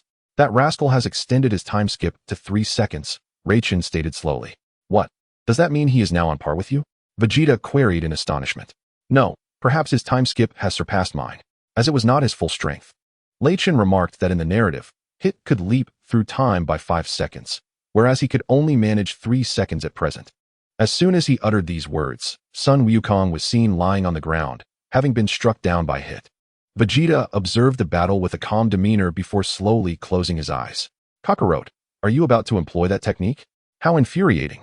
Although Vegeta had not witnessed Sun Wukong utilizing the Kaioken technique in his Super Saiyan Blue form, he was aware that during their fusion, Vegito had indeed employed it. Thus, Vegeta understood that Sun Wukong had mastered this technique. 3 seconds. Your instant transmission has improved. Sun Wukong gradually rose from the ground, gazing at Hit, and spoke softly. Hit replied, "Indeed, it is you who has spurred my advancement. Give it your all, Sun Wukong. I refuse to accept that this is your utmost power." "Huh. Since you figured that out, I shall no longer conceal it. Originally, this move was intended for Lei Chentian, but I must resort to it now." With that, Sun Wukong's expression grew serious, culminating in a powerful shout, "Super Blue Kaioken." An overwhelming force erupted from his being, the surrounding azure starlight shimmering with a crimson glow. Boundless energy surged forth within him, the red radiance roared outward, and fiery red flames danced around the blue aura. "Super Kaioken times 10, Sun Wukong declared, as his combat power soared exponentially to a staggering level. Chapter 83, Super Blue Sun Wukong vs. Hit. What? The power has increased so dramatically. Hit was taken aback. Sun Wukong continued to roar, his momentum surging instantaneously, akin to a rocket ascending. Crack! The protective barriers in the air shattered under the weight of his formidable aura. In an instant, Sun Wukong transformed into a streak of red and blue light, dashing toward Hit, delivering a punch imbued with terrifying force. Hit's eyes glimmered, and in that moment, both he and the very fabric of time seemed to freeze, enveloped in a void of white. Simultaneously, Sun Wukong's movements began to slow. Instant transmission. Hit observed Sun Wukong, and the next moment, he too unleashed a punch. Bang! Sun Wukong's heavy fist struck Hit's arm, and at that moment, Hit barely managed to block the attack. Letting out a furious roar, Hit retaliated with a punch. Snap! To his astonishment, however, Sun Wukong seized his fist. Sun Wukong looked at Hit and calmly remarked, "Though your instant transmission is impressive, your speed is lacking. If this is all the power you possess, Hit, I shall not hold back." Suddenly, Hit smiled mysteriously and replied, "Is that so?" Hit's entire body suddenly vanished, and in an instant, he delivered a powerful punch towards Sun Wukong. Surprised, Sun Wukong crossed his arms to defend himself, retreating several steps. Perplexed by the sudden increase in Hit's speed and strength, in a flash, Sun Wukong teleported behind Hit, reappearing directly in front of him. However, Hit let out a furious roar, unleashing an overwhelming aura that sent Sun Wukong staggering back, his power surging even further. His strength has increased? Sun Wukong gazed at Hit in astonishment. This enhancement meant that Hit's speed would also escalate, allowing him to accomplish even more in the brief span of 3 seconds.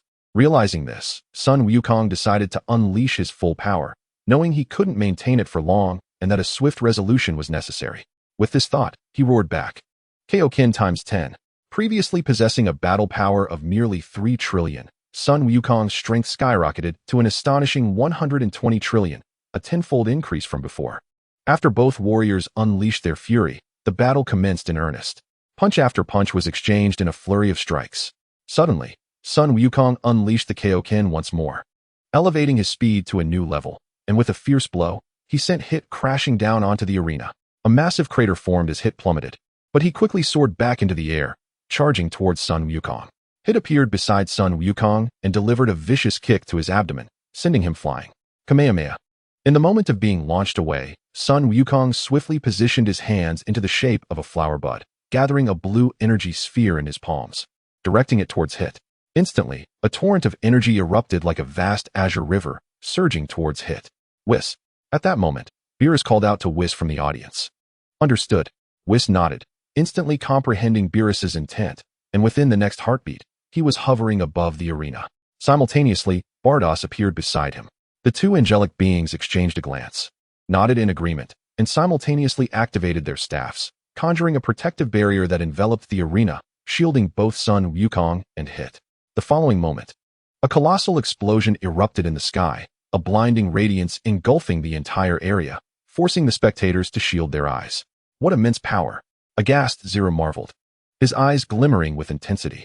He too possessed the Kaioken technique. However, the power it granted him paled in comparison to his transformations, which is why he had never utilized it. Now, witnessing Sun Wukong harnessing it post-transformation, Zero believed he could similarly wield it in his golden form. As for Vegeta, the perennial third, he found himself in a state of profound distress. After training with Whis, his strength had reached a level that could rival Goku's, positioning him as Goku's most formidable opponent. However, upon discovering that Goku could still utilize the Kaioken technique, he realized he had fallen significantly behind. Although he could accept being surpassed by Lei Chentian, the fact that Goku had now also eclipsed him was a bitter pill to swallow. On the arena, a sudden rift tore through the very fabric of space as Goku transformed into a streak of red and blue light, hurtling towards Hit with a terrifying velocity that caused the air to split apart, accompanied by a resounding sonic boom. In an instant, Hit activated his time skip technique, momentarily freezing the space around him. To Hit's astonishment, even as Goku's speed seemed to diminish to a crawl, he felt as though his own movements had slowed. As he watched Goku's figure draw nearer, a thought flickered through Hit's mind. What? In a flash, Goku passed straight through Hit, leaving only an afterimage in his wake, while Hit's true form had already entered the realm created by the time skip. Here, Goku shouted, sensing fluctuations in the surrounding space, and he unleashed a powerful punch. Bang, bang, bang, bang. In that fleeting moment, Goku and Hit engaged in a flurry of exchanges, battling fiercely in the sky. Goku launched a fierce punch at Hit, who deftly evaded the attack. Simultaneously, a fist imbued with a purple glow struck Goku in the abdomen, causing him to bend over in pain. Yet, despite landing a hit, Hit's expression shifted to one of confusion as he realized Goku's form was gradually fading from sight. Was this merely an afterimage? Or perhaps a clone? A realization dawned upon Hit. He had indeed struck Goku, not merely the air. This technique was one that Lei Chentian had taught Gohan, and naturally, Goku had appropriated it as well. Suddenly, a series of explosive sounds erupted as Goku reappeared behind Hit, launching a punch infused with tremendous power. Boom. Hit raised his arms to block Goku's strike, staggering back several steps. The two faced each other in midair, locking gazes for a moment before Goku finally spoke. Has your time skip reached 0.5 seconds? Nodding, Hit replied, not just 0.5 seconds. My speed and strength have also improved beyond what they were before. Goku acknowledged this, recognizing that if Hit's power had not increased, even a time skip of 1 second would have little effect against him. After all, Goku's current strength far surpassed Hit's previous capabilities, almost tenfold. It is because of you that I have been able to break through my limits and enhance my own strength, Hit said with a mysterious smile. Haha. Sun Wukong wore a light smile, choosing not to utter a word.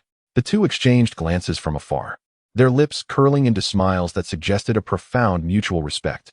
In an instant, both unleashed their energies, one radiating crimson and the other violet, exuding an overwhelming force. Suddenly, Hit vanished from sight, and the space surrounding Sun Wukong transformed into a blinding white, time itself appearing to freeze.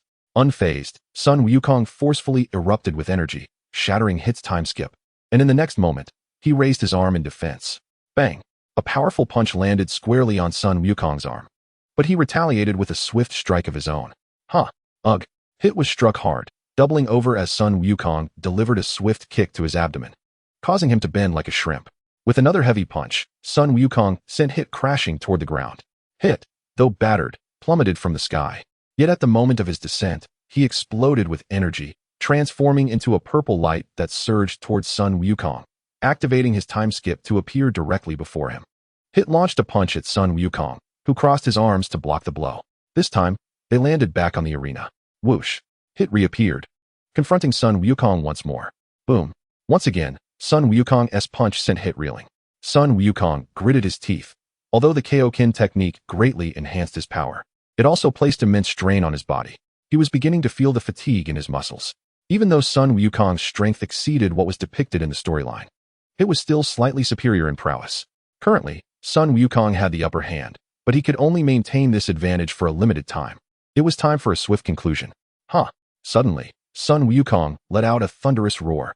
In the next moment, an overwhelmingly terrifying power erupted forth, 11-fold Kaioken. With his roar, his battle power surged to its zenith in an instant, propelling him straight toward Hit. What? Hit's expression shifted dramatically. He hadn't anticipated that Sun Wukong could amplify his strength so suddenly. His time skip technique began to falter, and Sun Wukong unleashed several consecutive punches, sending Hit flying, embedding him beneath the arena, mere inches from the edge. Suddenly, Hit let out a fierce shout, narrowly evading Sun Wukong's strike, and launched an energy blast that struck Sun Wukong. Although it caused no real harm, Sun Wukong, caught in the momentum of his rapid flight, failed to halt in time and crashed outside the arena. The atmosphere fell into a stunned silence as the crowd took a moment to comprehend what had transpired. Sun Wukong had been defeated. Beerus, do you now recognize the prowess of my sixth universe? Kampa boasted triumphantly, relishing the victory of Hit, who had triumphed against 3 opponents. This delighted Kampa immensely. What? Beerus's face turned a shade of purple with fury. Sun Wukong, how could you be so careless? He scolded, filled with exasperation. My apologies, Lord Beerus. I couldn't halt in time. It was too close. Besides, there's still Lycan, isn't there? Sun Wukong replied with a foolish grin. Your words have certainly incensed Beerus. Although he is not apprehensive about losing with Raijin by his side, departing the match after a decisive victory is far preferable to idly waiting here. At that moment, Goku's subsequent remark further ignited Beerus's fury. Raijin, do you possess any senzu beans? Goku inquired of Raijin. Upon hearing this, the expressions of Krillin and the others shifted drastically. Goku, what are you planning? Piccolo's face paled in shock. He wondered if Goku intended to offer a senzu bean to Hit. Simultaneously, Piccolo cast a glance at the nearby Hit, recalling how he had faced him in the past, only to see Goku inadvertently lead him to defeat. It seemed that these Saiyans were all driven mad by their desire for battle. Hit, too, reminisced about when Goku had once given him a senzu bean, causing a slight smile to curl at the corner of his mouth. However, before Raijin could respond, Beerus delivered a punch to Goku's head, exclaiming, "Fool, what are you thinking? Are you not afraid of genuinely losing? How can you jest at a time like this?" The others also twitched their lips in disbelief, although they recognized Raijin's formidable prowess. Only Goku would dare to treat Earth as a mere joke. Goku, nursing his head in pain, protested, "Lord Beerus, why did you hit me?" Fuming, Beerus clenched his fist. "I ask you, do you truly wish for Hit to regain his strength? Are you not concerned that Raijin could lose?" "Not at all, Lord Beerus. I am well aware of Hit's power. I merely wish to see how much of Raijin's strength he can provoke. Otherwise, Raijin will eliminate Hit the moment he steps onto the stage, which hardly seems fair to him." "Is that so?" Goku pondered, only to realize that Raijin had already soared onto the arena. At that moment, Raijin regarded Hit with a calm demeanor. Although Hit was undeniably powerful, he paled in comparison to Goku in Raijin's eyes. After all, Raijin was also adept in instant transmission, and while he might not have mastered it to the extent Hit had, Hit's technique would prove ineffective against Raijin. Moreover, Hit's energy had been significantly depleted. Hit observed Raijin with a grave expression, feeling a pressure that surpassed even that of Goku. Suddenly, Raijin produced a senzu bean and tossed it to Hit. The crowd gasped in astonishment, and Beerus's face contorted in shock. "These Saiyans," he exclaimed, gazing helplessly at Raijin. What could he possibly be thinking? Krillin and the others exchanged puzzled glances. "Humph," Vegeta snorted, remaining silent.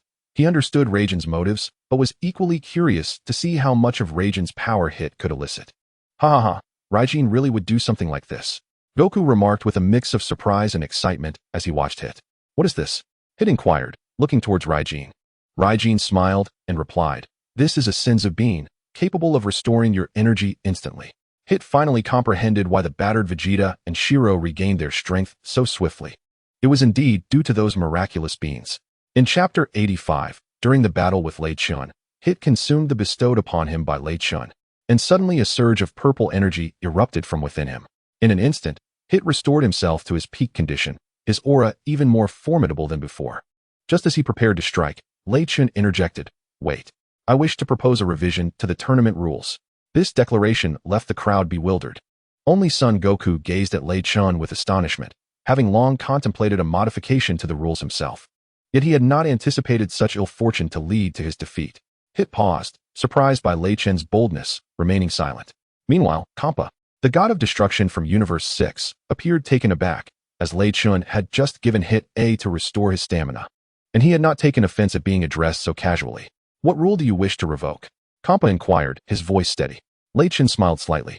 I wish to abolish the rule against killing. Otherwise, even if I were to defeat this fellow Hit, he would not accept it willingly, as he is a killer. If a killer faces off against an opponent, can it truly be called a fair fight?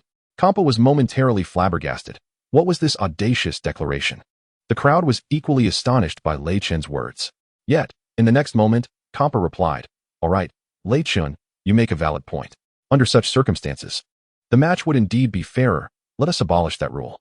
Naturally, Kampa welcomed any request that favored his side and readily agreed to Lei Chentian's proposal. Hey, I do not consent. Beerus suddenly appeared before Kampa, gritting his teeth. Given the opportunity to easily triumph over his opponent, Beerus was naturally opposed to Lei Chentian's proposition. That was not my request. It was your 7th universe's own declaration. Kampa glared at Beerus in irritation. Humph, I care not. I am the god of destruction. If I say it cannot be, then it shall not be, Beerus retorted coldly. As the two deities quarreled over the tournament regulations, Hit mused. In the presence of these two gods of destruction, perhaps we are but mere ants in their eyes. Not necessarily, Lei Chentian responded thoughtfully. In my view, gods of destruction are merely slightly stronger than humans. Humanity is not inherently inferior. No one is born an ant. Even gods have evolved from ants. Perhaps their starting point is higher than that of humans, but that does not mean they will perpetually stay ahead. Hit was taken aback, and suddenly, he unleashed an aura even more potent than before. While his power may not have increased, his presence multiplied several times over. Well said. Though gods may start from a higher point, it does not imply they will always outpace humanity, Hit asserted confidently, gradually suppressing his smile. His gaze sharpened, and in the next moment, a white domain began to spread from his body. Time prison. On Lei Chentian's face, there was no sign of alteration. A golden flame enveloped him, his eyes transformed into crimson orbs, framed by a scarlet hue. His entire form was cloaked in red fur, while his hair, stiff and vivid red, cascaded long down to the tail of a demon, with strands brushing against his shoulders. The flowing red locks glimmered with an incandescent glow, surrounding him with an aura that was both sacred and radiant, scattered with star-like specks, the outer layer gently undulating, interspersed with bubbles of energy that swirled intermittently. Upon his arrival, Lei Chentian immediately ascended to the Super Saiyan God form, his combat power surging to an astounding 17 trillion. Hit's strength was not significantly inferior to that of Super Saiyan Blue Goku wielding the Kaioken tenfold.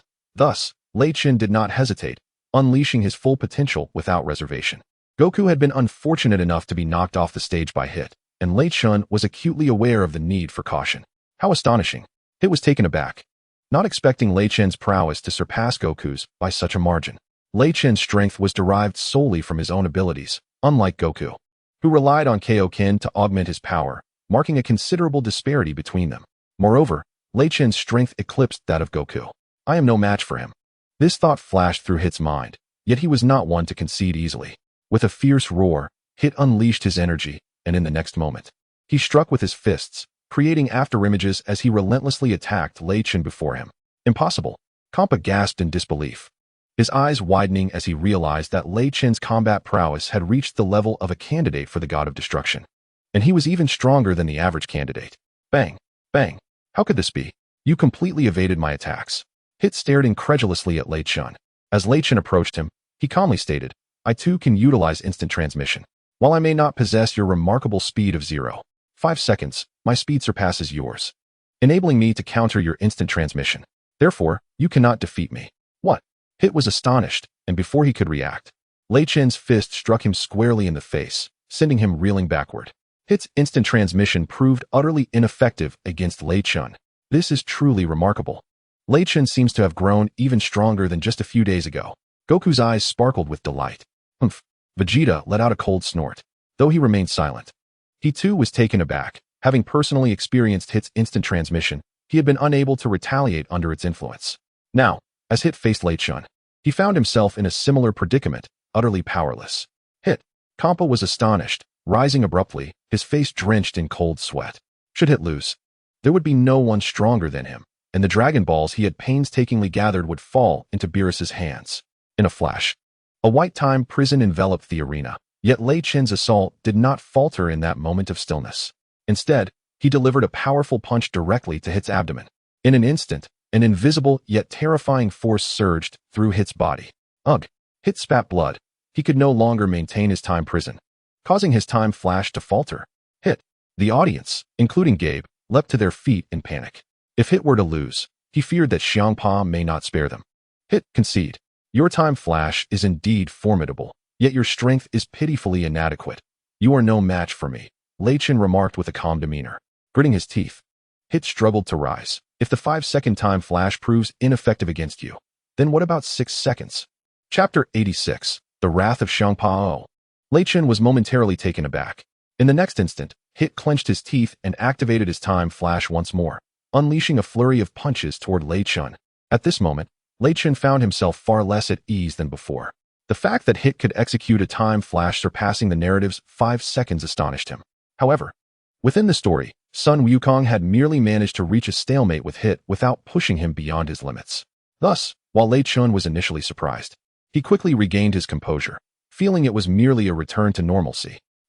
With a furious shout, Hit summoned a white, intangible force of temporal energy that abruptly halted time in the surrounding area, launching a fierce punch. I told you, your time flash is ineffective against me. Lei Chen shouted in anger, following up with a horizontal kick that sent a red flash hurtling toward Hit. Suddenly, a glint of ferocity flashed in Hit's eyes. He did not evade Lei Chen's incoming kick. Instead, his fists tightened, and a surge of purple energy erupted from him.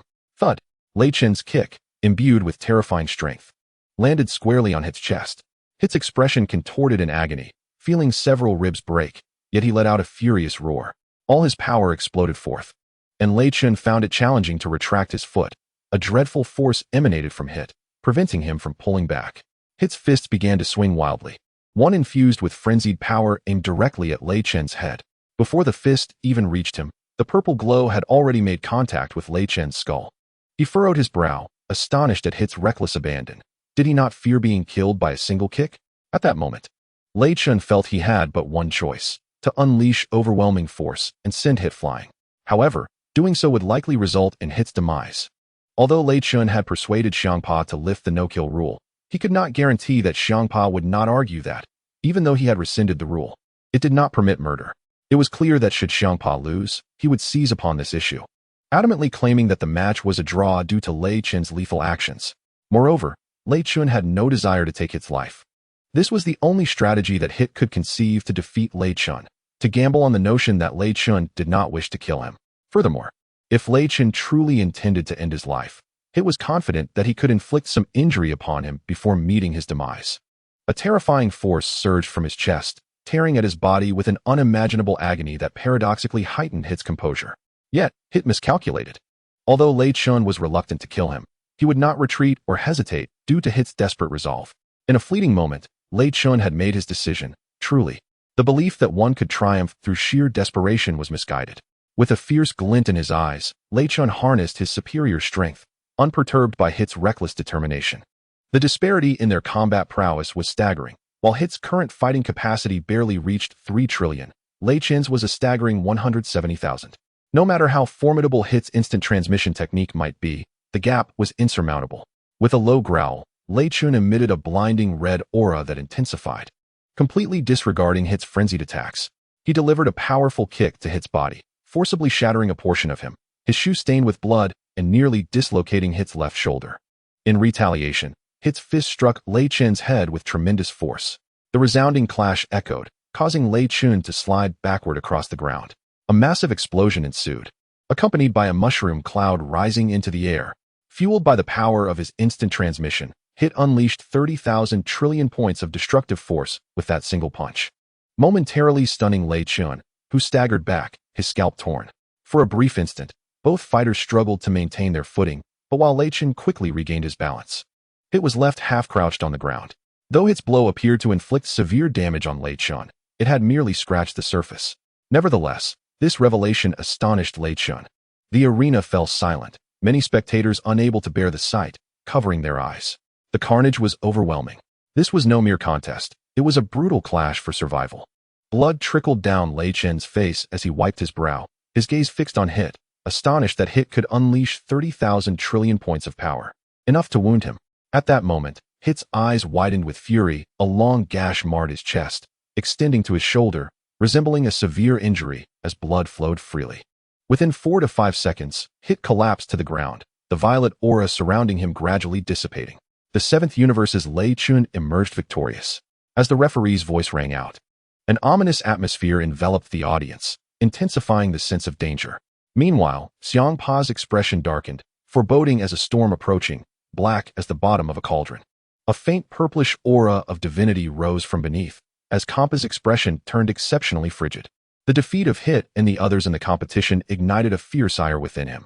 The mere thought of having scoured a full 12 universes to procure 6 Super Dragon Balls, only to hand them over to Beerus, filled Kampa with a seething rage. You worthless fools! How could you possibly lose to the 7th universe? This is utterly disappointing, Kampa declared darkly. At that moment, Hit, having consumed a Senzu bean provided by Goku, rose to his feet and gazed at Kampa. I no longer desire the cube. Allow me to return at once. Huh? You wish to leave after losing? It is not so simple. You have brought me nothing but disgrace. Thus, your existence has become redundant. As he spoke, Kampa suddenly concentrated a sphere of destructive purple energy in his hand, emanating a terrifying aura, and raised it toward Hit. When his gaze fell upon Caulifla and the others, their expressions shifted drastically, and they hurriedly stood up, acutely aware that they might face annihilation together. Hit remained expressionless, his eyes fixed on Kampa. Yet his demeanor chilled. Is that truly the case? However, I will not await my demise passively. On the other side, Goku could no longer bear to watch. Sensing the dreadful energy radiating from Kampa, he clenched his fists, yearning to assist Hit. Chapter 87. The appearance of the Omni King. Not only Goku, but even Vegeta felt compelled to intervene, unwilling to witness his recently acquired disciple, Caulifla, perish at the hands of Kampa, the god of destruction of the 6th universe. Just then, Beerus materialized before Goku and Vegeta. His back turned to them as he coldly remarked, "That is a matter of the 6th universe. It does not concern us. Moreover, it is unwise for mortals to interfere in the affairs of gods of destruction. Otherwise, they must bear the consequences. Hey, Lightning, do you think if I fused with you, we could defeat Lord Kampa?" Goku suddenly turned and inquired of Lightning. Lightning was taken aback, never having anticipated Goku would pose such a question, let alone express a desire to fuse with him. He pondered for a moment before replying. In theory, it should be possible to defeat him, but we have yet to test it, so I cannot be certain. Is that so? That's wonderful. Lightning, let us fuse. Goku exclaimed joyfully upon hearing Lightning's words. Beerus's expression shifted. He was fully aware that the fusion of the two would result in a tremendous surge of power, amplifying their combined strength exponentially. Along with Goku's Kaioken times 10, Beerus could hardly fathom the magnitude of their fused strength. Even if Kampa's destructive capabilities were formidable, he would likely not stand a chance against the combined might of the two. Just as Beerus was about to say something, his eyes widened in shock, and his body trembled as if electrified. In that moment, Lightning noticed 3 figures standing not far away, 2 of which bore striking resemblance to one another. Their expressions cold and indifferent, resembling shrunken Teletubbies. There was also a remarkably diminutive child adorned in a purplish-red robe, with 2 inverted characters emblazoned upon the front of his garment. His head resembled that of an egg, marked by 3 vertical lines that divided it into 2 colors, purple on either side and blue in the center. The Omni King had made his appearance. Just as Lei Chun pondered the immense power he would possess should he merge with Sun Wukong, he found himself unable to maintain his composure. The Omni King's demeanor mirrored that of a 2 or 3-year-old child. Despite wielding terrifying power, he approached every task purely according to his whims. Should he be provoked, the consequences would be utterly dreadful. Unlike Sun Wukong, who could easily endear himself to the Omni King, Lei Chentian felt no such assurance. In the presence of the Omni King, Lei Chentian sensed no aura, yet a tumult of anxiety surged within him, as if foreboding an impending event. This stirring sensation was reminiscent of the time he first arrived on the Azure Star and encountered a monstrous being with formidable combat prowess exceeding 1,000, evoking a near-death experience. However, the gravity of his current feelings was even more profound, as if death loomed closely. What in the world is happening? Lei Chentian suddenly became aware that his clothing was drenched, as if the divine Saiyan power within him was being suppressed by some unseen force. In a moment of clarity, he realized that this overwhelming sensation dissipated the instant the Omni King's gaze shifted towards Sun Wukong. This is utterly terrifying. Just a glance renders me incapable of exerting my full strength. Perhaps I could scarcely muster even a fraction of my power, Lei Chentian mused in astonishment. Yet, when he cast his gaze upon others, he discerned that he alone experienced such a feeling. To everyone else, the Omni King appeared merely as an ordinary child, which left Lei Chentian perplexed, though it seemed to align with the unfolding narrative. Thus, with the arrival of the Omni King, Kampa relinquished his intentions to wreak havoc upon Hit and his companions, and all that transpired mirrored the script. Sun Wukong, in his interaction with the Omni King, managed to frighten both Beerus and Kampa. The Omni King looked at Sun Wukong and remarked, "You are quite amusing." To which Wukong replied, "You are amusing as well. All right, I shall take my leave now." The Omni King nodded. "Ah, then farewell." Sun Wukong waved. "Indeed.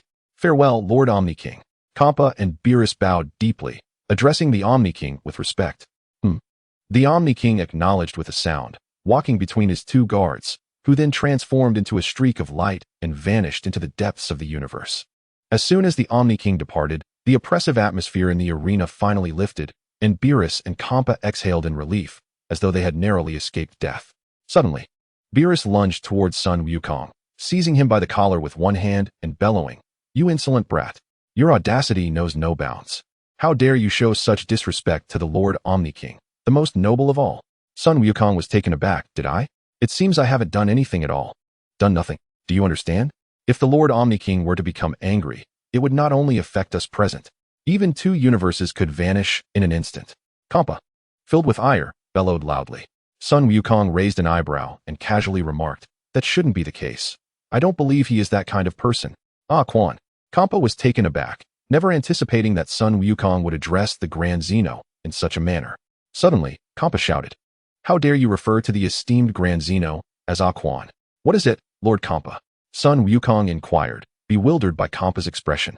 "I won't deal with this any longer. I refuse to be associated with you madmen. Vados, we are leaving." Kampa exclaimed once more, calling out to Vados. Meanwhile, Beerus approached and gave Sun Wukong a sharp slap on the head. "Ouch! Lord Beerus, why did you hit me?" Sun Wukong said, rubbing his head and looking at Beerus in confusion. Ah Quan, Sun Wukong, you are remarkably audacious," Beerus remarked, a hint of exasperation in his gaze. "What? I don't see why Quan seems so terrifying. Why are you all so afraid of him?" Sun Wukong questioned, genuinely perplexed. Wukong. Although the Grand Zeno may not appear formidable, do you know that there were once 18 universes, 6 of which were eradicated by him? Hence, can you comprehend why the Grand Zeno is regarded as the most esteemed deity among all gods? Whis chuckled lightly. As an angel, Whis did not share the same fear of the Grand Zeno as the destroyers like Beerus did, as long as angels did not commit significant errors. The Grand Zeno would not hold them accountable. In contrast, destroyers could be replaced even after death, but for angels, each one lost was irreplaceable and exceedingly rare. We must ensure that Sun Wukong does not encounter the Grand Zeno. Otherwise, unimaginable calamities may ensue, Beerus thought frantically. Chapter 88. The Super Dragon Balls. Let us skip directly to this part. There is no need to elaborate on the preceding events. In the cosmic expanse, 7 Super Dragon Balls spun harmoniously, their translucent orange-yellow hues gleaming, each adorned with a bright red pentagram ranging from 1 to 7 stars. These colossal Super Dragon Balls scattered across the vast emptiness of the cosmos presented a breathtaking spectacle. Even Lycan was filled with awe. He had seen the Dragon Balls on Earth, yet these Super Dragon Balls, colossal as planets, appeared minuscule against the backdrop of the universe's grandeur. As Lycan gazed at the Super Dragon Balls, a yearning stirred within him. These Super Dragon Balls were far more powerful than those on Earth, capable of granting any wish. They could even resurrect vanished universes. If Lycan had the opportunity to make a wish, he would wish for enhanced wish-granting abilities. Although he had absorbed the Dragon Balls from parallel universes, most of them merely augmented his strength, and his wish-granting prowess was not particularly remarkable. He could not resurrect those who had perished twice or those of overwhelming power. Contemplating his desires, Lycan's gaze fixated on the 7 Dragon Balls. After a brief moment of contemplation, Beerus turned to Whis and said, "Summon them, Whis." Whis nodded gently, and then he swung his staff. Suddenly, a divine aura erupted from within him. His expression turned grave as he proclaimed in the language of the gods, "Arise, divine dragon." In the next moment, the 7 colossal Dragon Balls emitted 7 brilliant beams of golden light. Under this immense golden radiance, the Dragon Balls gleamed with a dazzling brilliance. A low hum resonated through the air as all the Dragon Balls became enveloped in golden light, which continued to expand, growing ever more blinding. In that instant, the space around them trembled violently, and a powerful force surged forth, engulfing the 7 wishing orbs. Then, akin to the sun itself, a massive silhouette took shape within the golden glow, revealing a blurred dragon figure, the magnificent divine dragon. A thunderous roar echoed throughout the starry sky, and at that moment, everyone heard the resounding dragon's cry, a spectacle to behold. A golden dragon gracefully soared through the cosmos, with the planets appearing no larger than mere ants in its presence. This was a sacred dragon with wings, long and robust, reminiscent of the legendary Yinglong from Chinese mythology. As it opened its gargantuan mouth, it consumed countless celestial bodies in one gulp, including Sun Wukong and his companions, who were swallowed whole. "What is happening?" Sun Wukong and the others exclaimed, their expressions shifting in alarm, believing they had been devoured by the colossal divine dragon. Only Lycan remained unfazed. His astonishment stemmed from the sheer size of the dragon. Although he had been mentally prepared, the sight still left him in awe. "Do not panic. We are entering the internal realm of the divine dragon, where we shall truly meet it." Vis suddenly interjected. Upon hearing this, the group felt a slight sense of reassurance. Time passed, and they soon beheld a gigantic golden dragon suspended in the darkness, radiating a sacred luminescence that seemed destined to illuminate the entire universe, though it was merely an illusion. For the divine dragon, despite its size, was dwarfed by the vastness of the cosmos. Is this the divine dragon summoned by the colossal Dragon Balls? It is astonishingly large. Piccolo, as a Namekian, had some understanding of the Dragon Balls, but he had never imagined a dragon of such immense proportions. "State your wish," the colossal divine dragon commanded. Beerus nodded and took a step forward, articulating his desire in the divine tongue. The dragon's enormous eyes glimmered with golden light, and in the next moment, it transformed into 7 radiant beams, scattering across the universe. While everyone's attention was fixed on the divine dragon, Lycan had already prepared 7 clones, using instant transmission to reach the colossal Dragon Balls that had disintegrated. "Is this it? Is it over?" Sun Wukong's voice rang out in confusion under the silent starry sky. "It should be finished, right?" Krillin replied uncertainly. "What? It feels like nothing happened. By the way, Lord Beerus, what wish did you actually make?" Bulma glanced at Beerus with curiosity and asked, "What is the secret?" Beerus replied with a faint smile, "It's a secret." "What kind of secret could it be? After all, we won the Super Dragon Balls. Shouldn't we at least know?" Bulma retorted indignantly. Hearing her voice, a bead of cold sweat trickled down Beerus's forehead. If Bulma were to discover that his wish was to restore the Earth of Universe 6, she would surely pester him incessantly. Vegeta, noticing something amiss on Beerus's face, sensed that he was on the verge of losing his temper. He quickly interjected, "All right, Bulma, perhaps you should say a little less." Humph. Realizing that her husband Vegeta had spoken, Bulma relented and turned away with a huff, no longer bothering Beerus. Women are so troublesome, Beerus thought helplessly. If it were an ordinary woman daring to be so unreasonable to a being as powerful as the god of destruction, he would have made her vanish long ago.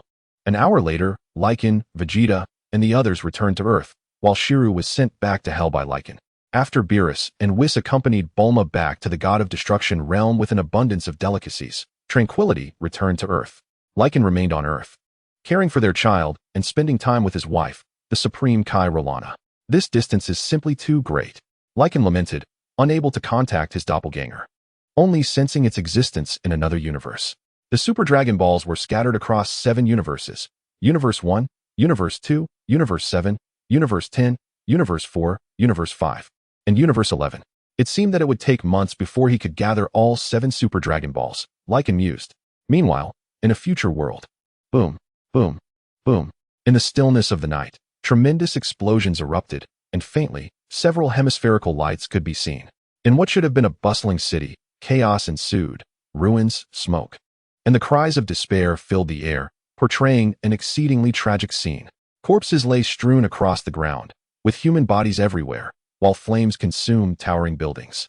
Engulfed in fire, what was once a bright world was now shrouded in smoke, and the clouds above were a mix of black, white, and gray. Amidst the ruins, a young man wielding a sword moved stealthily, careful not to make a sound, fearing the wrath of some terrifying entity. The boy had short blue hair and an attractive visage, somewhat resembling Vegeta. If Lycan, Sun Wukong, and the others were present, they would recognize him as Trunks. Chapter 89. The Emergence of Black Goku, the Great Visitor from the Future. At this moment, Trunks was in tattered clothing, covered in numerous wounds, desperately running forward, driven by an urgent sense of something profoundly important that compelled him to reach his destination. A month had passed since the God of Destruction tournament. At Bulma's home on Earth, one day, the sky unexpectedly darkened as if struck by thunder. The previously clear and sunny sky was suddenly enveloped in ominous clouds and rolling thunder. In the lofty heights, eerie arcs of lightning continuously converged in a singular direction, culminating in the sudden emergence of a black hole, measuring several meters across. This ominous presence was unmistakably Trunks. Vegeta stared in disbelief at Trunks, who stood beside him, grappling with the familiarity and strangeness of the aura he sensed. Suddenly, a glimmer of understanding dawned upon Vegeta, prompting him to take flight into the sky. Meanwhile, Lei Chentian, having already sensed the anomaly, discovered Trunks first. At that moment, Trunks was being supported by Lei Chentian. "Father!" Trunks exclaimed, catching sight of Vegeta soaring toward him. "Trunks, what on earth has happened to you? Has a formidable enemy emerged in the future world? Is it Majin Buu?" Vegeta inquired. His arms crossed over his chest as he descended slowly from the heavens, addressing Trunks with a cold demeanor. However, upon noticing Trunks's grievous injuries, Vegeta's brow furrowed, a flicker of fury igniting in his eyes. Just as Trunks attempted to articulate his thoughts, a terrifying aura descended from above. Once again, the sky was filled with bizarre arcs of lightning, converging to form another 10-meter-wide black hole. Suddenly, a blinding light pierced the scene, followed by the solidification of a figure in midair. A man, strikingly similar in appearance to Son Goku but adorned in the attire of the Kaioken, with white boots, a time ring on his right forefinger, slightly darker skin than Goku, and a patera earring on his left ear, materialized before Lei Chentian, Vegeta, and the others. Is this Earth?" A voice, familiar yet imbued with an air of superiority and arrogance, resonated through the atmosphere, distinct from Son Goku's. A terrifying aura emanated from Black Goku, enveloping the Earth in an overwhelming intent to kill. "Kakarot!" Vegeta exclaimed in shock, his voice trembling. "No, he is not Kakarot, merely a Kaioken who bears his likeness." "Oh no, his body may be Kakarot's, but his soul is not," Lei Chentian remarked while fiddling with his fingers. "What?" Vegeta gasped, though he was not wholly surprised by Lei Chentian's insight, aware of his extraordinary abilities. "What do you mean? How do you know?" Black Goku interjected, quickly regaining his composure, his gaze toward Lei Chentian growing heavy upon noticing his tale. "You are a Saiyan? How curious. In my world, I have never encountered a Saiyan of your kind." Black Goku muttered to himself. "Lei Chentian, is this not Son Goku? Why is he clad in the attire of the Kaioken?" Rolana, cradling Ret, approached Lei Chentian. Yet, this revelation infuriated Black Goku, who recognized Rolana as a Kaioken. The sight of a deity in the company of a human, and having borne a child, was utterly unacceptable to him. This deeply disdainful and somewhat psychologically fractured Black Goku was consumed by rage. As a god, associating with humans was utterly repulsive to him. His voice echoed ominously across the sky. "Are you out of your mind? Is Son Goku mentally unstable?" Upon hearing Black Goku's unwarranted insults directed at her, Lorana felt a surge of indignation. Hey, Lord West Kai, he is he, and I am I. Please do not lump me in with him." At that moment, Son Goku suddenly teleported in front of Lei Chentian and the others, catching Lorana's words just in time, prompting him to hastily clarify the situation. "Two Uncle Gokus?" queried the innocent little Lei Te cradled in Lorana's arms, his wide eyes darting curiously between Black Goku and Son Goku. "Nana, the one in the sky is not Kakarot. This one is," Lei Chentian explained. "Who I am is of little importance. What truly matters." Black Goku's words were abruptly interrupted by an energy blast from Lei Chentian. His expression shifted from determination to alarm as he instinctively reached out to counter the oncoming attack. As he felt the overwhelming force coursing through his hands, Black Goku's countenance changed dramatically. Boom! A thunderous explosion resonated in the distance. "You really do love to talk," Lei Chentian remarked nonchalantly. His sudden intervention left Son Goku, Vegeta, and Trunks in a state of shock. Moments later, a disheveled black Goku appeared before them, clearly overwhelmed. "This guy is incredibly strong," he thought, casting a grim glance at Lei Chentian. Had it not been for Son Goku's latent power surging forth, Black Goku might have met his demise at Lei Chentian's hands. That energy blast had been mercilessly unleashed, exceeding 50 megajoules, while Black Goku's own power barely reached 12 megajoules, insufficient to withstand such a formidable attack. If not for the last-minute awakening of Son Goku's strength within him, he would have been vanquished in an instant. Despite this, Black Goku now bore severe injuries. The activation of his body's power had pushed him to 30 megajoules, yet he remained cautious. Lei Chentian's gaze fixed on Black Goku as another energy blast materialized in his hand. His hair suddenly shimmered, transforming into a golden hue as he ascended to Super Saiyan status. In quick succession, a layer of crackling lightning danced around him, resembling golden serpents. As he further evolved into Super Saiyan 2, the brilliance emanating from Lei Chentian intensified, dazzlingly bright, as streams of electric energy surged upward from his feet. Within mere seconds, he ascended to Super Saiyan 3, his battle power soaring beyond 200 megajoules. A terrifying aura radiated from Lei Chentian's being. How is this even possible? Black Goku was taken aback. His Super Saiyan form's power was merely 13 trillion, while Super Saiyan Red stood at 250 trillion. In contrast, Black Goku's battle power was 1 trillion for Super Saiyan Blue, 250 trillion for Super Saiyan Red, 125 trillion for Super Saiyan 3, 325 trillion for Super Saiyan 2, and 68 billion for Super Saiyan 1, with a base form of 5 billion. In Chapter 90, regarding the fusion of earrings and dance, Black Goku did not transform into a Super Saiyan, but rather converted the power of a Super Saiyan into his base state entirely. "Wait a moment, Lycan. This fellow looks exactly like me. Let me handle it," he declared. Sun Wukong sensed a formidable force within Black Goku that had yet to be unleashed. Fearing that Lycan might quickly dispatch Black Goku, he hastily interjected, still unaware of what exactly had transpired. However, the prospect of facing an unfamiliar adversary excited him. "Ridiculous, Kakarot. If anyone is to take him on, it should be me. After all, it's my turn to deal with the one who has reduced Trunks to this state." With that, Vegeta transformed into a radiant beam and charged at Black Goku, his golden aura flashing as he ascended to Super Saiyan 2. Vegeta's intentions were clear, and Sun Wukong's expression darkened. He understood that Vegeta simply wished to confront Black Goku, who bore his likeness. It felt as though he were being attacked by a doppelganger. "This Vegeta," Lycan observed, somewhat exasperated, as Vegeta soared into the sky. Although the narrative initially had Sun Wukong facing Black Goku, to Lycan, it made little difference. He wished to eliminate Black Goku swiftly, unwilling to wait for him to unleash the full power of another timeline's Sun Wukong. If Black Goku were to merge with Zamasu through the Patera earrings, combined with Zamasu's immortality, it would present a significant challenge, even for Lycan. Their powers combined would escalate by an additional 40 times, without even considering Zamasu's battle power. Black Goku's strength alone was already at 1 trillion. Multiplying that yields a staggering 40 trillion, which is a conservative estimate. The dance fusion would further amplify their combined strength by 20 times. This is precisely why Lycan sought to act swiftly against Zamasu. Allowing the fusion with Black Goku would complicate matters greatly.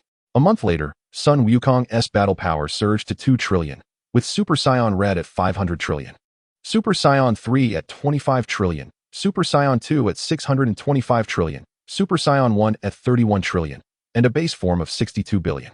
Vegeta's Super Saiyan Blue power was comparable to Sun Wukong's, standing at 2 trillion, with Super Saiyan Red at 500 trillion.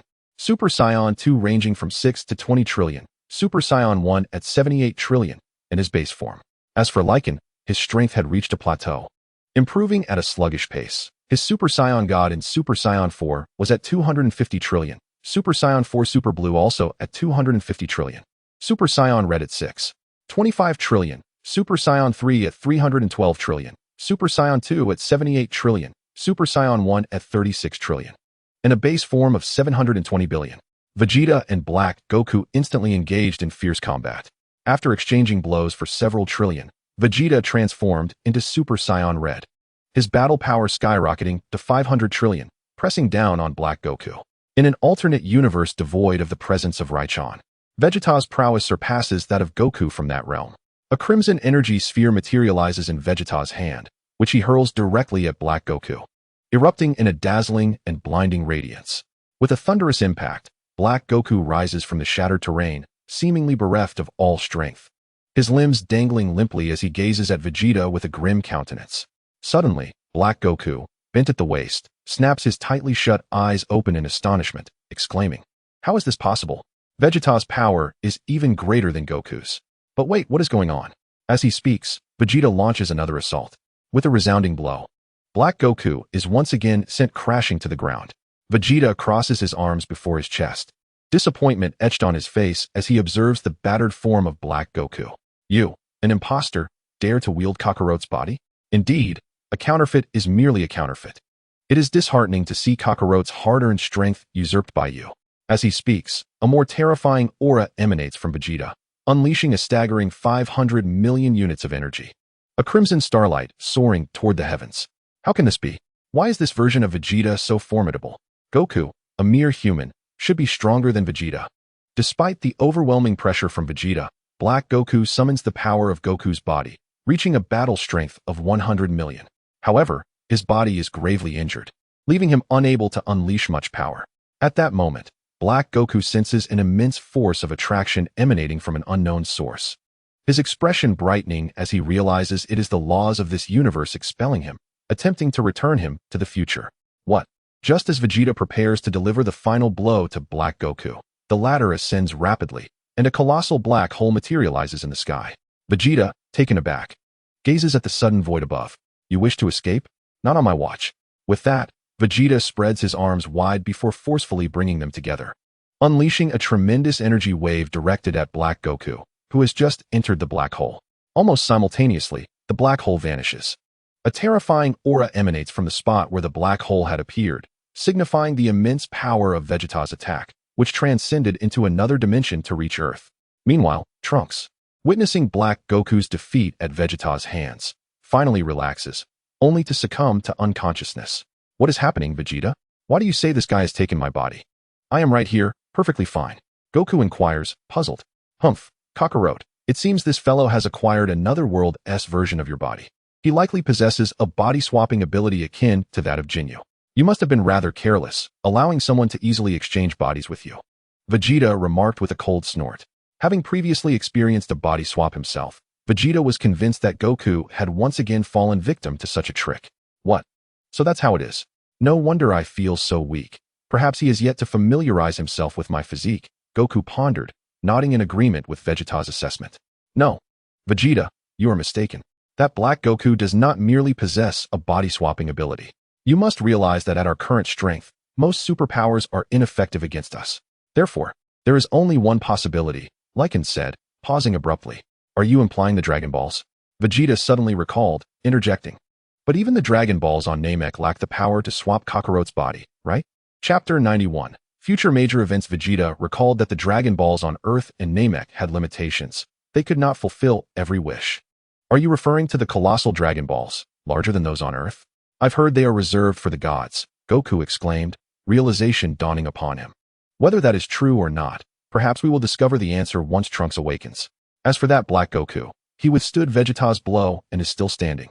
He must be quite resilient," Lycan continued. "Black Goku? How do you know his name?" "It's only one letter different from mine," Goku inquired with curiosity. "Fool. He looks exactly like you, aside from being a bit darker. If I don't call him Black Goku, what should I refer to him as?" Lycan explained. "Oh, I see." Goku nodded, finding Lycan's reasoning quite sound.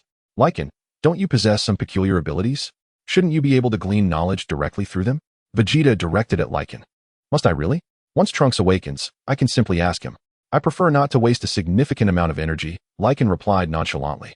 His statement rang true. If he were to utilize his wish-granting powers, it would indeed require a considerable expenditure of energy. Besides, inquiring with Trunks would yield the same result. Such a hassle. Vegeta glanced at Trunks, expressing his frustration. After approximately 2 to 3 hours, Trunks finally regained consciousness. "Oh, Trunks is awake?" Goku's expression brightened momentarily, but it quickly shifted as Trunks launched an attack against him. "Trunks, what is wrong with you?" Goku dodged Trunks' blows while attempting to reason with him. "Trunks, stop! What are you doing?" Bulma shouted. Upon hearing Bulma's voice, Trunks finally seemed to regain awareness of his surroundings, realizing he was back in the timeline of the past. I apologize, Mr. Sun Wukong. I mistook you for someone else. Trunks said apologetically to Sun Wukong. Ahaha. No worries, no worries. You haven't hurt me at all. Sun Wukong replied with a silly grin while scratching the back of his head. Mama. Upon seeing Bulma, Trunks' eyes turned red in his world. His mother had been slain by Black Wukong. Overwhelmed with emotion, Trunks rushed forward, embracing Bulma, tears streaming down his cheeks. What's wrong, Trunks, my child? Seeing Trunks in tears, Bulma set aside her earlier confusion regarding his sudden confrontation with Sun Wukong and focused her attention on him. How can you, a grown boy, be crying like this? Did someone wrong you? Tell Mama, and I'll have Vegeta deal with him. Bulma gently patted Trunks' head, which was taller than her own. It's nothing, Mama, I just missed you. Trunks wiped his tears and forced a smile, though it resembled a grimace more than a grin. Humph, Trunks, as a Saiyan, how could you cry like a child? This truly disappoints me, Vegeta remarked, his expression stern. He disliked seeing anyone cry in his presence, especially his own child. Hey, Vegeta, could you refrain from speaking so harshly? Trunks has come all the way from the future, and you can't utter a single kind word? Bulma retorted, displeased. Humph. At Bulma's words, Vegeta scoffed, but chose not to criticize Trunks further. Instead, he turned to Trunks with a questioning gaze. Speak up, Trunks, who exactly is that person? And why did he swap bodies with Kakarot? Father, to be honest, I don't know much about that mysterious individual. Trunks replied to Vegeta, his expression grave, and proceeded to recount his encounters with Black Wukong in the future. Based on what you've said, if that guy was able to withstand my blow, then he's certainly one to be easy to defeat. Vegeta contemplated. I don't know, but one thing is certain, if he is still alive, he will undoubtedly become stronger than he is now. Trunks asserted confidently. In that case, it becomes intriguing. Letting Black Wukong perish so easily would be too lenient. Vegeta chuckled coldly. If that is the case, we should venture to the future world together. Sun Wukong declared, his eyes gleaming with combativeness. That might not be feasible. My time machine is currently out of energy. Trunks said, his expression grim, as he looked at Sun Wukong, wishing to return sooner. That is easily remedied. Leave it to me, Bulma said with a carefree smile. In that case, Trunks, let me see how much you've progressed over the years. Just as Sun Wukong finished speaking, Gohan's voice echoed from a distance. Long time no see, Trunks. Clad in a tailored suit, Son Gohan slowly descended from the heavens, landing gracefully before Trunks with a warm smile. Brother Gohan, Trunks exclaimed, his eyes reddening as he beheld the adult Son Gohan, who had perished 7 or 8 years prior. Tremors coursed through Trunks' body. Having grown up alongside Gohan, he had felt profound sorrow, especially after Gohan's untimely demise. In the future world, while many could afford to be reckless, Trunks felt the weight of the world upon his shoulders, burdened by responsibilities that no one else bore. Oh, Trunks, what troubles you? You appear as though you might weep. Son Gohan inquired, his expression tinged with concern. And no, I'm fine. Trunks hastily wiped away his tears, finally managing to present a semblance of a genuine smile. Father, may I have a moment to speak with Trunks? Gohan addressed Goku, recalling that Lycan had once shared with him the harrowing plight of future Trunks, who struggled immensely, even needing to train tirelessly to attain Super Saiyan form, with his mentor's death serving as the pivotal catalyst for his success. Aside from his mother, Trunks had few trustworthy allies left, as the formidable warriors, including Goku and Vegeta, had all been vanquished. To save humanity, Trunks had to rely solely on his own strength. Originally, Lycan had shared this information with Gohan merely to bolster his fighting spirit. However, with the arrival of future Trunks, Gohan felt a deep sympathy and curiosity towards him. Had it not been for the work-related matters that had consumed much of his time, Gohan would have arrived sooner. Chapter 92. Future Trunks becomes Lycan's disciple very well. Seeing his eldest son, Gohan sought to converse with Trunks, prompting Goku to relinquish his intention to engage Trunks in battle. Goku, too, recognized that Trunks was not his equal, and he merely wished to savor the joy of combat. This could become troublesome, Lycan mused inwardly. Although Black Goku's combat prowess had surged rapidly, Zamasu presented an even greater challenge. The god of destruction of Universe 10 from the future, Zamasu had wished for immortality using the Super Dragon Balls, rendering him nearly invulnerable to even the Omni King's eradication powers. Despite the assistance of others, Zamasu's immortality was nearly devoid of weaknesses. If all else fails, I shall resort to sealing him away, Lycan contemplated.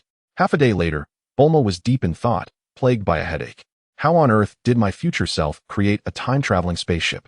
For Bulma, Other problems paled in comparison to the energy requirements for the time machine, leaving her at a loss as to where to procure the necessary energy sources.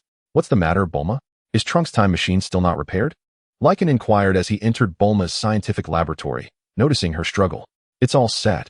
It's just the energy for the time machine that I can't seem to locate, Bulma replied, her expression somewhat grim. What energy are you referring to? Is it this white stone? As Lei Chentian spoke, he pointed to the somewhat dim stone displayed on the screen. Yes, this one. How surprising, you've seen it. Bulma exclaimed with palpable excitement. Please wait a moment. Lei Chentian nodded in acknowledgement, and, in the next instant, vanished from Bulma's sight. When he reappeared, he held 2 stones identical to the one on the screen. Although Lei Chentian did not possess many of these energy stones, he had accumulated a fair number, as Bulma had utilized them to unleash the super blue wave during their time in the world. Thus, upon encountering the stones, he instinctively collected a few, believing they might prove useful in the future. However, he never anticipated that he would need them at this moment. The energy for Trunks' time machine also originated from him. At this juncture, the narrative diverged somewhat from that of Dragon Ball Super. Bulma had not created this energy stone, whimsically named the Shisai energy stone by her, using the Dragon Balls. Beerus and Whis were absent, and Black Goku had appeared prematurely, which caught Lei Chentian off guard as the plot unfolded in unexpected ways. Yet, he remained unconcerned, knowing that with his presence, the trajectory of events would inevitably differ from the original storyline. The protagonist's power levels had escalated significantly due to his involvement. It would be peculiar if the adversaries remained unchanged. It was akin to 2 individuals starting a race, one taking a vehicle midway while the other walked. Though both would reach the finish line, their journeys would differ vastly in pace and experience. Remember, Saiyans must never harbor any illusions or fears, nor should they place their hopes in others. As he spoke, Vegeta cast a glance at Trunks before turning away. At that moment, a beleaguered Trunks had just received a scolding from Vegeta and was questioning his life choices. Suddenly, Lei Chentian's voice echoed from a distance. While Vegeta's words hold some truth, Saiyans indeed should not entertain any hopes or fears, nor rely on others. Self-reliance is paramount. Trunks paused, then turned to see his mentor's mentor, Mr. Lei Chentian, approaching. Lei Chentian smiled and remarked, perhaps they cannot fathom your predicament, but I can. Here, Kakarot and Vegeta are alive, and the Dragon Balls are still in play. In your timeline, aside from yourself, there are no other warriors left. Though Black Goku's power may be lacking, he is not alone, and even I find this situation somewhat troublesome. Mr. Lei Chentian seems quite familiar with Black Goku. Trunks inquired, puzzled. He felt a sense of resignation regarding Lei Chentian's assertion about Black Goku's strength. After all, even Gohan could defeat Black Goku now. It was only Trunks who regarded him as an insurmountable foe. Lei Chentian smiled faintly. It's not too bad. I possess certain abilities that you might have heard about from Gohan. Although I don't fully comprehend this Black Goku, I have a general understanding. Currently, Kakarot, accompanied by Beerus, should have resolved the issue with Zamasu from Universe 10. Zamasu? Trunks was momentarily taken aback, struggling to grasp the meaning behind Lei Chentian's words. Suddenly, a realization dawned upon him, and he exclaimed, could it be that Black Goku is Zamasu? Indeed, Zamasu is the apprentice Supreme Kai from Universe 10 in our timeline. While that Black Goku is your timeline's Zamasu, Lei Chentian replied calmly. Now I understand. Trunks nodded, then hesitantly addressed Lei Chentian, Mr. Lei Chentian. May I take you as my master? Lei Chentian was taken aback, not expecting Trunks to seek him out for mentorship rather than asking Vegeta. Curiously, he inquired, why not ask your father, Vegeta? With his current strength, training you would pose no challenge. Although my father is formidable, my time is limited. Gohan has informed me that only you, Mr. Lei Chentian, can help me grow stronger in a short span, Trunks stated resolutely. So it was Gohan, Lei Chentian mused. Very well, I accept your request. Trunks' face lit up with joy as he knelt before Lei Chentian. Bowing his head, Trunks pays his respects to his teacher. Rise, Trunks. Bulma should have your time machine ready in less than an hour. If you wish to enhance your combat abilities within this brief interval, we must proceed accordingly. Lei Chentian instructed. The hyperbolic time chamber? Trunks queried.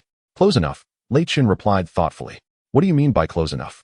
Trunks was somewhat perplexed by Lei Chentian's words. In the next moment, Trunks quickly comprehended as he felt a white light envelop him. The scene before him shifted, and he found himself in a place that was both familiar and foreign. It was the hyperbolic time chamber. However, the gravity here seems to be intensified, at least 100 times. Trunks exclaimed. While 100 times gravity was not particularly daunting for him, it was still remarkable for the hyperbolic time chamber. You are correct. The gravity here is indeed 100 times that of the outside world. Additionally, I must inform you that this is not the hyperbolic time chamber, but my Saiyan space. Although it does not match the vastness of the chamber. Time flows here at twice the speed. 1 day outside equates to 2 years here. Spending a month in this space translates to just 1 hour in the outside world. Lei Chun elaborated. Then, recalling something, tossed a senzu bean to Trunks. First, restore your energy. Trunks nodded and promptly consumed the senzu bean, instantly revitalizing himself. The two ascended into the air, positioning themselves at a distance from one another. Although the Saiyan space created by Lei Chun is not as vast as the hyperbolic time chamber, it stretches over an impressive area of more than 80,000 square meters, equivalent to 10 football fields. In midair, Lei Chun addressed Trunks, urging him to demonstrate his full power. Show me your strength. Unleash everything you have. All right, Trunks. Though unfamiliar with Lei Chun's capabilities, held no doubts about his prowess.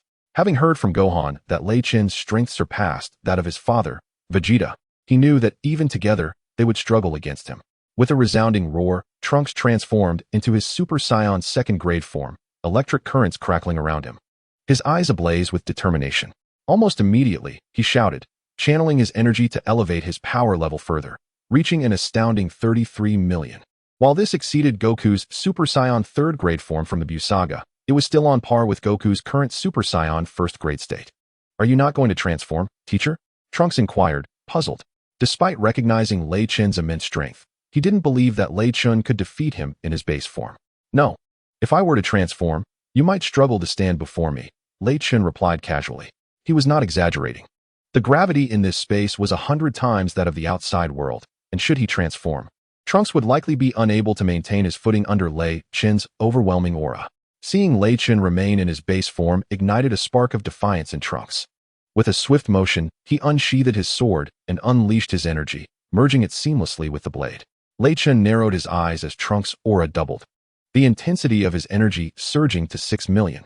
Is this the embodiment of man and sword? Quite intriguing. With a roar, Trunks launched himself towards Lei Chun like a rocket. However, in an instant, he was sent hurtling backward, his sword slipping from his grasp. What? How is this possible? I didn't even see him move, and his power level is clearly inferior to mine. Trunks exclaimed in disbelief. It's quite normal that you didn't perceive my movement. I just executed a jump of 0.1 seconds. This technique is known as flash time, Lei Chun explained. Come now, Trunks, let us see if you can unravel my flash time. I won't hold back from here on out.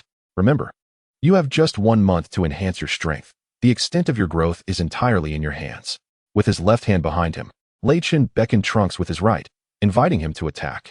All right, Trunks nodded, fueled by the fierce determination ignited within him. He possessed pride of his own. Had Lei Chun transformed, he might have felt less challenged. However, the notion that he could not surpass Lei Chun in his base form was a bitter pill to swallow. Clang, clang, clang. Trunks was repeatedly sent flying, yet gradually, he began to decipher Lei Chun's techniques and attempted to counterattack. Unfortunately, the cost of this endeavor was that Trunks found himself on the ground, bested once more. After regaining his strength through Raken's healing abilities, Trunks launched another attack. A month later, Raichin trained Trunks daily, and the latter's strength grew increasingly formidable. Following yet another blow from Raichin, Trunks struggled to his feet, his inner powers surging wildly. With a fierce roar, an astonishing force erupted from him, soaring into the sky. Raichin, observing this spectacle, noted that after 10 days of training, he could no longer suppress Trunks' power. However, once Raichin transformed, the tide of battle shifted once more. Now, on the 30th day, Trunks' combat power had reached 36 trillion.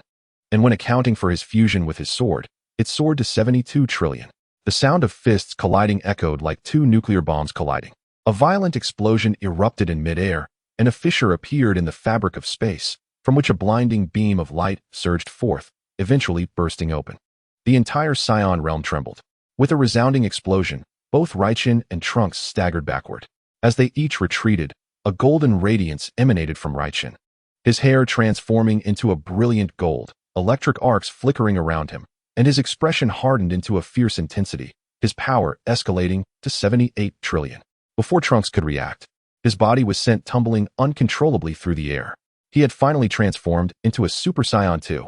Trunks, astonished and exhilarated, exclaimed, but just then, the golden aura surrounding Raichin dissipated, reverting him to his normal state.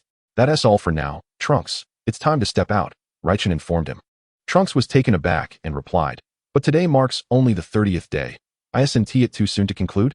This final day serves as a reprieve. Training longer does not equate to faster power enhancement. Without a solid foundation, even the mightiest strength is futile, Richen explained calmly.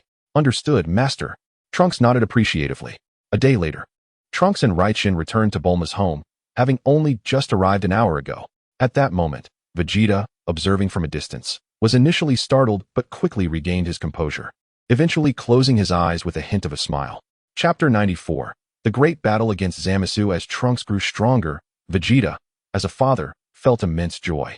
He surmised that Trunks had most likely trained in the hyperbolic time chamber with Richen, the only place capable of rapidly enhancing Trunks' combat prowess. Now, Trunks' Super Saiyan 2 power stood at 36 trillion, with Super Saiyan 1 at 5 trillion, and his base form at 620 billion, his combat strength now nearly on par with Vegeta's. Meanwhile, Goku and Vegeta had been waiting for Trunks for quite some time. Ah, Trunks, it seems that in just a few hours of absence, your aura has intensified several-fold, exclaimed Goku, his eyes gleaming with admiration as he scrutinized Trunks. Slightly bashful, Trunks replied, Indeed. Master Richen took me to a training facility akin to the hyperbolic time chamber, where 2 years pass inside while only a single day elapses outside. I have been training there for a month, which accounts for my remarkable increase in power. Oh, that explains your rapid enhancement, Goku remarked, though initially taken aback. He quickly regained his composure. Although the internal duration was longer than that of the hyperbolic time chamber, it did not necessarily imply that prolonged training within would yield superior strength. Otherwise, he and Vegeta would have long since remained there, training until their prowess surpassed Reiken's before emerging. Vegeta's expression mirrored a mix of surprise and intrigue at Reiken's knowledge of such an exceptional training ground. Yet he soon dismissed the thought. While training in such an environment proved beneficial for swift power augmentation, overstaying could diminish the effectiveness, which elucidated why he and Goku opted for the God of Destruction's realm instead of the hyperbolic time chamber. Seated within the time machine, Trunks remarked, It feels a bit cramped for 4 of us. No worries, I shall not be needing this. I have my own means of accompanying you, Richen assured casually. Oh, could it be instant transmission? Richen, your instant transmission can traverse time? That's incredible, Goku exclaimed, astonished. Not quite. My mastery over space has not yet reached such heights. Enough idle chatter. You should board quickly, and I will follow, Richen urged. Very well, Goku nodded, recognizing Reiken's confidence and curiosity piqued about how he would keep pace with them. Humph, Vegeta scoffed, taking his seat in the time machine, calmly observing Reiken's method of keeping up. Suddenly, a black hole materialized in the void. Trunks guided the time machine into it, with Richen trailing closely behind. Is that even possible? Vegeta began to regret his decision to join Goku in the time machine, as what was intended for 1 had now become a squeeze for 3. Richen, clutching the underside of the time machine with one hand, enveloped himself in his energy, finding this position far more comfortable than sitting inside. In the future world, a resounding boom echoed above the ruins of a city as a white light flared, heralding the arrival of the time machine. It descended gently, and Goku and the others leaped out, while Richen had already landed gracefully on the ground. Trunks, secure the time machine. If it breaks down, we shall be in quite the predicament, Vegeta commanded. Trunks nodded in acknowledgement. So this is the future world? How did it come to be like this? Goku stepped forward, surveying the desolation around him, clearly taken aback. All of this devastation was wrought by that dark Goku, Trunks lamented. Upon mention of the ominous black Goku, Trunks was engulfed by a surge of fury, an overwhelming aura emanating from his being. Zamasu, come forth, Trunks bellowed in wrath. After a brief interlude of mere seconds, an unexpected turn of events transpired. The heavens above abruptly tore asunder, accompanied by a chilling voice echoing through the void. Hee, I knew you would come. The mocking tone of Black Goku resonated in the air. Before the onlookers stood Black Goku alongside a peculiar figure with green skin and adorned with pendants, both observing Vegeta and Goku with an unsettling calmness. Zamasu, I thought Lord Beerus had obliterated you. How is it that you still exist? Goku fixed his gaze intently upon Zamasu. Oh, I see you were referring to my counterpart from your timeline. I never anticipated he would meet his demise so soon. It appears to be the fault of that human. Trunks, Zamasu retorted, his eyes glinting with a hint of malice as they fell upon Trunks. With a fierce cry, Trunks transformed into Super Saiyan 2, his power skyrocketing to 36 trillion, transforming into a golden beam aimed directly at Black Goku. While Zamasu harbored intentions of retribution against Trunks, it was Trunks who yearned to eliminate both of them. Why, in such a short span, has this human's power increased so dramatically? Black Goku mused, momentarily taken aback, though his demeanor quickly reverted to a mocking smirk. The stronger Trunks became, the more exhilarated he felt. This is bad, Trunks. That imposter has grown even more formidable. Vegeta sensed that Black Goku's strength had multiplied exponentially since their last encounter, rendering Trunks ill-equipped to confront him. As Vegeta prepared to charge in to assist Trunks, Zamasu blocked his path, declaring, Before Zamasu could finish his words, Vegeta swiftly dispatched him with a single blow. Easily vanquished. Vegeta scoffed after obliterating Zamasu's upper half with an energy blast. Just as Vegeta was about to depart, a sudden change washed over his expression. What? He exclaimed, eyes widening in disbelief as he witnessed Zamasu's upper body regenerating. Impossible. Goku gasped in shock. There is nothing impossible. I am a god with an immortal form. You cannot hope to slay me. Zamasu cackled wickedly, though he too was astonished by Vegeta's prowess. Immortal or not, Vegeta retorted. Let me reduce you to mere ashes, and see if you can resurrect. As he spoke, a crimson starlight surged upward, transforming his hair and brows to a striking red, his pupils glowing with a haunting crimson hue. With a fierce roar, Vegeta concentrated his energy. Final flash. Boom, boom, boom. A terrifying wave of energy erupted forth, hurtling toward Zamasu. Yet, Zamasu merely grinned, standing resolutely as he braced for the impending strike. Boom. A tremendous explosion reverberated through the air, followed by the sudden disappearance of Zamasu's essence. I wonder how you will resurrect now. Chapter 95, Son Goku vs. Black Goku. Vegeta scoffed, having thoroughly vanquished Zamasu to mere remnants. However, he quickly sensed an anomaly. Zamasu had not perished. His form materialized, appearing completely unscathed. Astonished, Vegeta gazed at Zamasu. Although Zamasu's strength was inferior, far below that of Trunks, his battle power still stood at a staggering 20 million.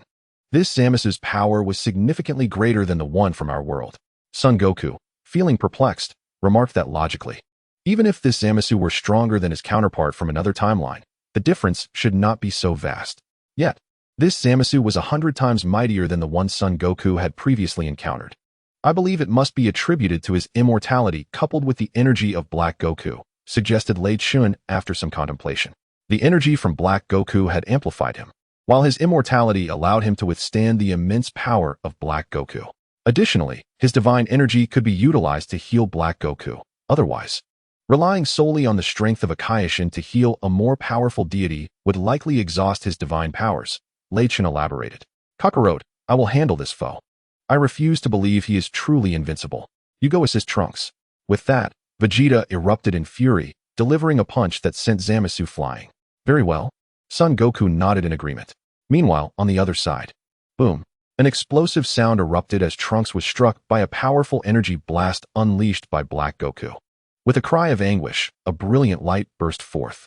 As the white smoke began to dissipate underground, Trunks was seen kneeling on one knee, his golden flames extinguished, erupting into violent coughs. Black Goku had grown exponentially stronger, rendering Trunks nearly defenseless against him. Trunks, I shall not allow your escape any longer. Black Goku declared coldly, extending his hand towards Trunks, gathering a massive energy sphere, poised to eliminate him in one swift motion. Whoosh. Suddenly, Son Goku unleashed an energy blast that dispersed the one in Black Goku's grasp. Who do we have here? It's you, Son Goku. Black Goku exclaimed with a wicked grin. Goku regarded Black Goku with seriousness. You have grown even stronger. Black Goku, grinning widely, replied, with another version of your body. My power now surpasses your own. I have become the strongest in the universe. The strongest? Even Lei Chentian, who is mightier than I, would not dare claim such a title. Your boastfulness is quite irksome, Son Goku retorted. Ignorant human, how could you comprehend the greatness of a god?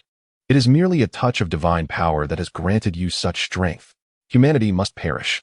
With a deep loathing evident in his eyes, Black Goku exclaimed, has this fellow completely lost his mind? As he spoke, a brilliant azure light spread across the sky, a divine aura swirling around him, and in an instant, a magnificent ocean of luminous starlight erupted behind him. Goku underwent a transformation. His hair and brows turned blue, and his pupils glimmered with a faint cerulean glow, surrounded by a sacred and radiant ambience, dotted with star-like fragments. Faced with Black Goku's battle power now soaring to a staggering 1 trillion. Goku dared not underestimate him and immediately transformed into Super Saiyan Blue, his power escalating to an astounding 2 trillion. His previous form, Super Saiyan God Red, was no longer a match for Black Goku. Chapter 96. The Great Battle Against Zamasu. Accompanied by a shriek, a dark figure shattered several dilapidated buildings. Shortly thereafter, the crumbling structure that Black Goku had fallen into suddenly erupted in an explosion, sending shockwaves through the air. A furious roar reverberated, and a crimson light burst forth from the ruins. With a hissing sound, mist-like flames spilled out, transforming Black Goku's hair to a fiery crimson hue. His hair, brows, and pupils shimmered with a haunting crimson glow, surrounded by a divine and bright aura, scattered with star-like fragments. The energy was incredibly dynamic, undulating in waves, with bubbles of energy swirling, nearly identical to Super Saiyan Blue, yet entirely crimson.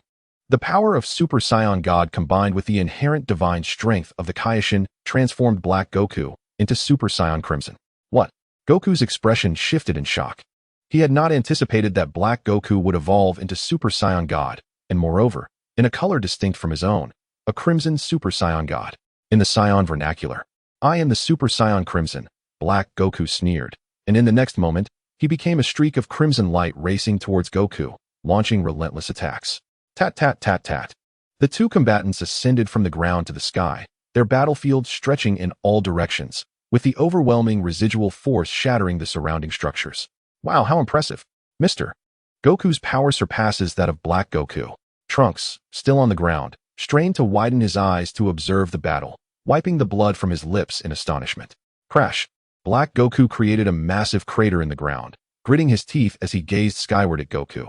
How can Goku possess such immense power? But wait. My strength should have surpassed his. Goku landed gracefully on a high perch, his expression grave as he regarded Black Goku. Although he had been dominating the fight, he realized that his opponent was growing increasingly powerful, able to evolve rapidly in combat. A terrifying talent indeed. Slowly rising from the ground, Black Goku looked at Goku and chuckled. Pain only makes me stronger.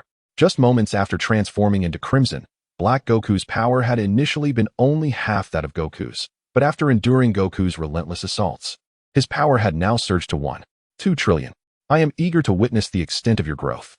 As Sun Wukong uttered these words, he suddenly descended from the heights, materializing behind Black Wukong, with a powerful swing of his fist. Although Black Wukong sensed the imminent danger, evasion was futile. Bang! Black Wukong was sent flying, crashing through several dilapidated buildings. Boom! Following this, a tremendous explosion erupted, with thick smoke billowing forth. From within the smoke, a thunderous roar emerged, and an immense gust of wind swept away the haze, revealing a fierce crimson aura surging forth as Black Wukong roared, gathering his strength. His combat power surged once more, escalating from 1,200 trillion to 1,400 trillion. The intensity of his aura heightened. I wonder how much more you can augment. As he spoke, Sun Wukong transformed into a streak of blue light, soaring toward Black Wukong. In the next instant, he appeared directly above Black Wukong, delivering another heavy blow. Black Wukong, struck hard, plummeted downward. At the moment of his descent, he suddenly coalesced a crimson energy sword in his hand and retaliated with a swift strike towards Sun Wukong. What? Sun Wukong was taken aback. He swiftly dodged. Although Black Wukong's strength paled in comparison to his, a single cut from that sword would surely inflict harm. Thus, he could only continue to evade. So you can wield that technique as well. As Sun Wukong dodged Black Wukong's onslaught, his gaze sharpened, and an azure radiance coalesced in his palm, forming a sword of energy.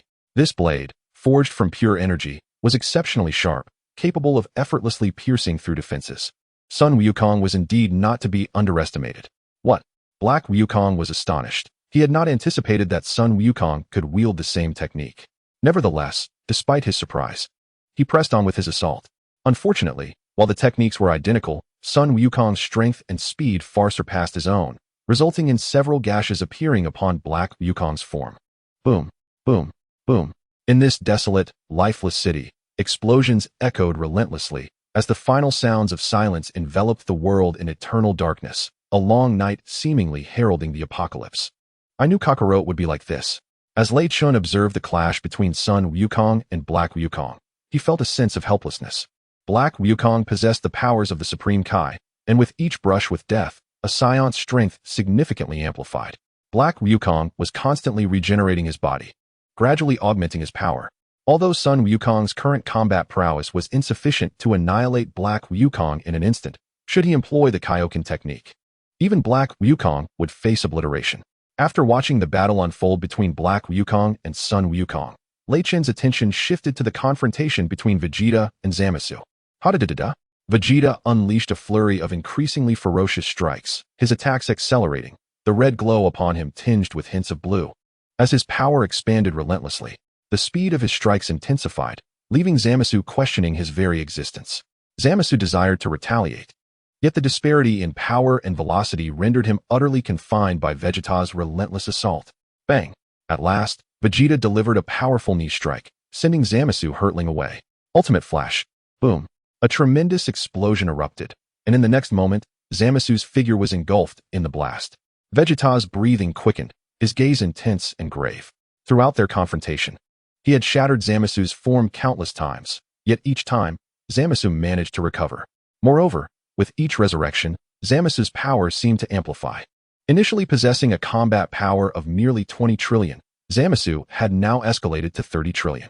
Though this increase was modest, if it continued, it would not be long before Zamasu's combat prowess could surpass a staggering 100 trillion. Damn it, is this immortal body truly unsolvable? Vegeta felt an urge to curse. If this were a battle of equals, he could accept it, but Zamasu's incessant resilience was exasperating. Vegeta was losing the will to fight. Boom! With a deafening roar, debris scattered everywhere. Zamasu reappeared in the arena, his body marred by numerous abrasions, yet a smile adorned his face. Ha! What's the matter, you mere mortal? I am immortal. He then charged directly at Vegeta. Humph! Vegeta scoffed, and in an instant, he kicked Zamasu away. At that moment, Vegeta's eyes narrowed as he beheld Trunks, who had just consumed a Senzu bean and revived from the brink of death. Chapter 97. The great battle against Zamasu II. Vegeta's expression brightened, and he called out, Trunks, come assist him, I shall aid Kakarot. With that, Vegeta transformed into a streak of red light, soaring towards the battlefield of Goku and Black Goku. Trunks' combat power already surpassed Zamasu's, and after his near-death revival, it had exceeded 100 trillion, making him a formidable opponent for Zamasu. Vegeta harbored no concerns about Trunks being defeated in the short term, though he acknowledged that over time, Trunks might falter due to exhaustion. Humph, that Kakarot. Vegeta observed Goku, who had not unleashed his full Super Saiyan Blue power against Black Goku, but was instead relishing the thrill of battle. Treating Black Goku merely as a rival rather than a relentless foe, a surge of anger welled within Vegeta. He was already infuriated by Zamasu, and now he transformed into a beam of light, dashing towards Black Goku. Kakarot, what on earth are you doing? With that, Vegeta's form suddenly appeared before Black Goku, promptly delivering a kick that sent the red-haired Black Goku flying. Although Vegeta pondered the implications of Black Goku's unexpectedly heightened power and his transformation into a red-haired Super Saiyan God, he found it unsurprising that Black Goku, possessing Goku's body, wielded such strength. In Vegeta's eyes, however, Black Goku was still significantly weaker than the true Goku. Vegeta, what are you doing? This is my opponent. Upon witnessing Vegeta effortlessly send Zamasu flying, Goku expressed his discontent, exclaiming, Humph, I cannot simply overlook your method of combat. Vegeta, with an air of cold indifference, replied. At that moment, a voice echoed from afar. I never anticipated that Vegeta possessed such formidable power, capable of inflicting me with such intense pain. Vegeta, you are indeed impressive. Black Goku soared into the air, clutching his chest, his expression revealing a hint of agony. In Black Goku's perspective, while Goku was undeniably strong, Vegeta was far more ruthless, delivering lethal blows with every strike, whereas Goku had consistently held back. Imposter, I am no Kakarot. This time, I will not allow you to escape my grasp. Vegeta's countenance darkened as he witnessed Black Goku ascend once more. But I am not the Zamasu you faced before. Black Goku cackled maniacally, followed by a sudden, thunderous roar. In an instant, a rosy aura surged dramatically. At that moment, Black Goku's power escalated abruptly. If his combat power was previously 1 trillion, it now skyrocketed to 9 trillion. How is this possible? This must be a jest. Both Vegeta and Goku's expressions shifted dramatically. Although Black Goku's energy was still inferior to theirs, that mere 100 trillion difference meant Vegeta could not easily dominate Black Goku. If Vegeta were to become careless, he risked being defeated by Black Goku. What immense power! I must extend my gratitude to you, Black Goku remarked with a sardonic grin. Damn it. Vegeta's expression grew grim.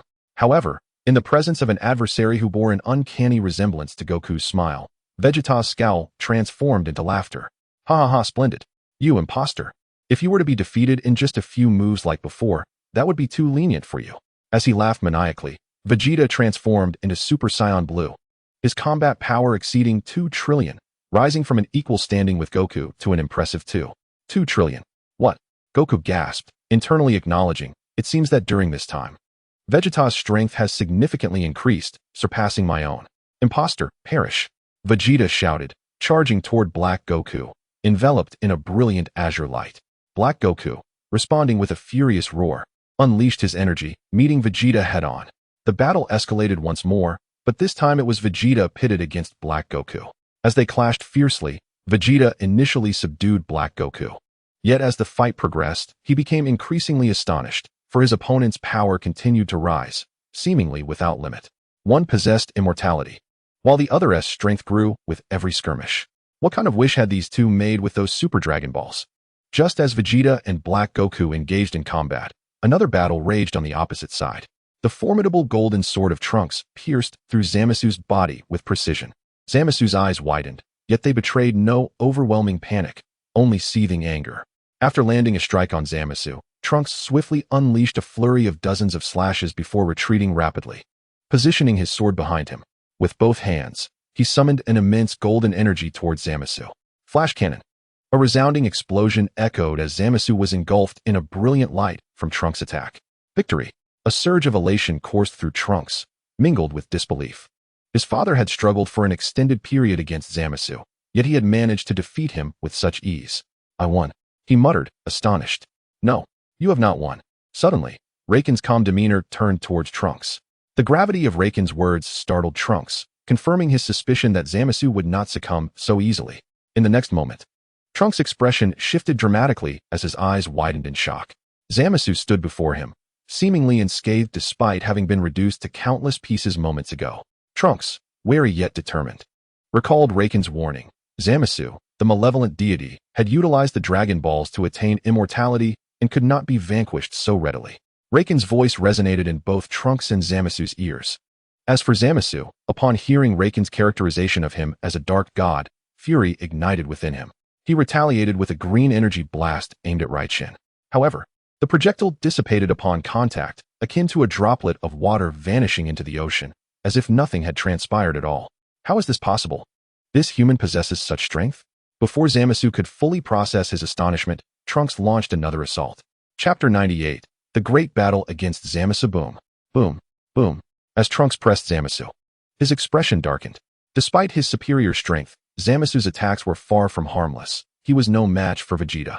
Zamasu's immortality was exceedingly formidable, rendering him virtually indestructible. Mortal, you shall pay for your insolence. Zamasu's face twisted with rage, and in an instant, he vanished from sight. Trunks was taken aback as an immense force struck him from behind, sending him hurtling away. Whoosh! Black Goku reappeared behind Trunks, delivering a thunderous punch. Ugh! Trunks crashed to the ground, creating a massive crater upon impact. Gasping for breath, his energy began to wane. As the smoke cleared, a figure slowly rose. This mortal. Zamasu's expression shifted in disbelief. He had not anticipated that Trunks could withstand his full force attack. Rising, Trunks let out a cold snort, gathering his energy to transform into a golden figure, and in an instant, he charged towards Zamasu. With a powerful punch, he struck. Bang! Though Zamasu had grasped Trunks' fist this time, he warned, Mortal, do not be so arrogant. Begone!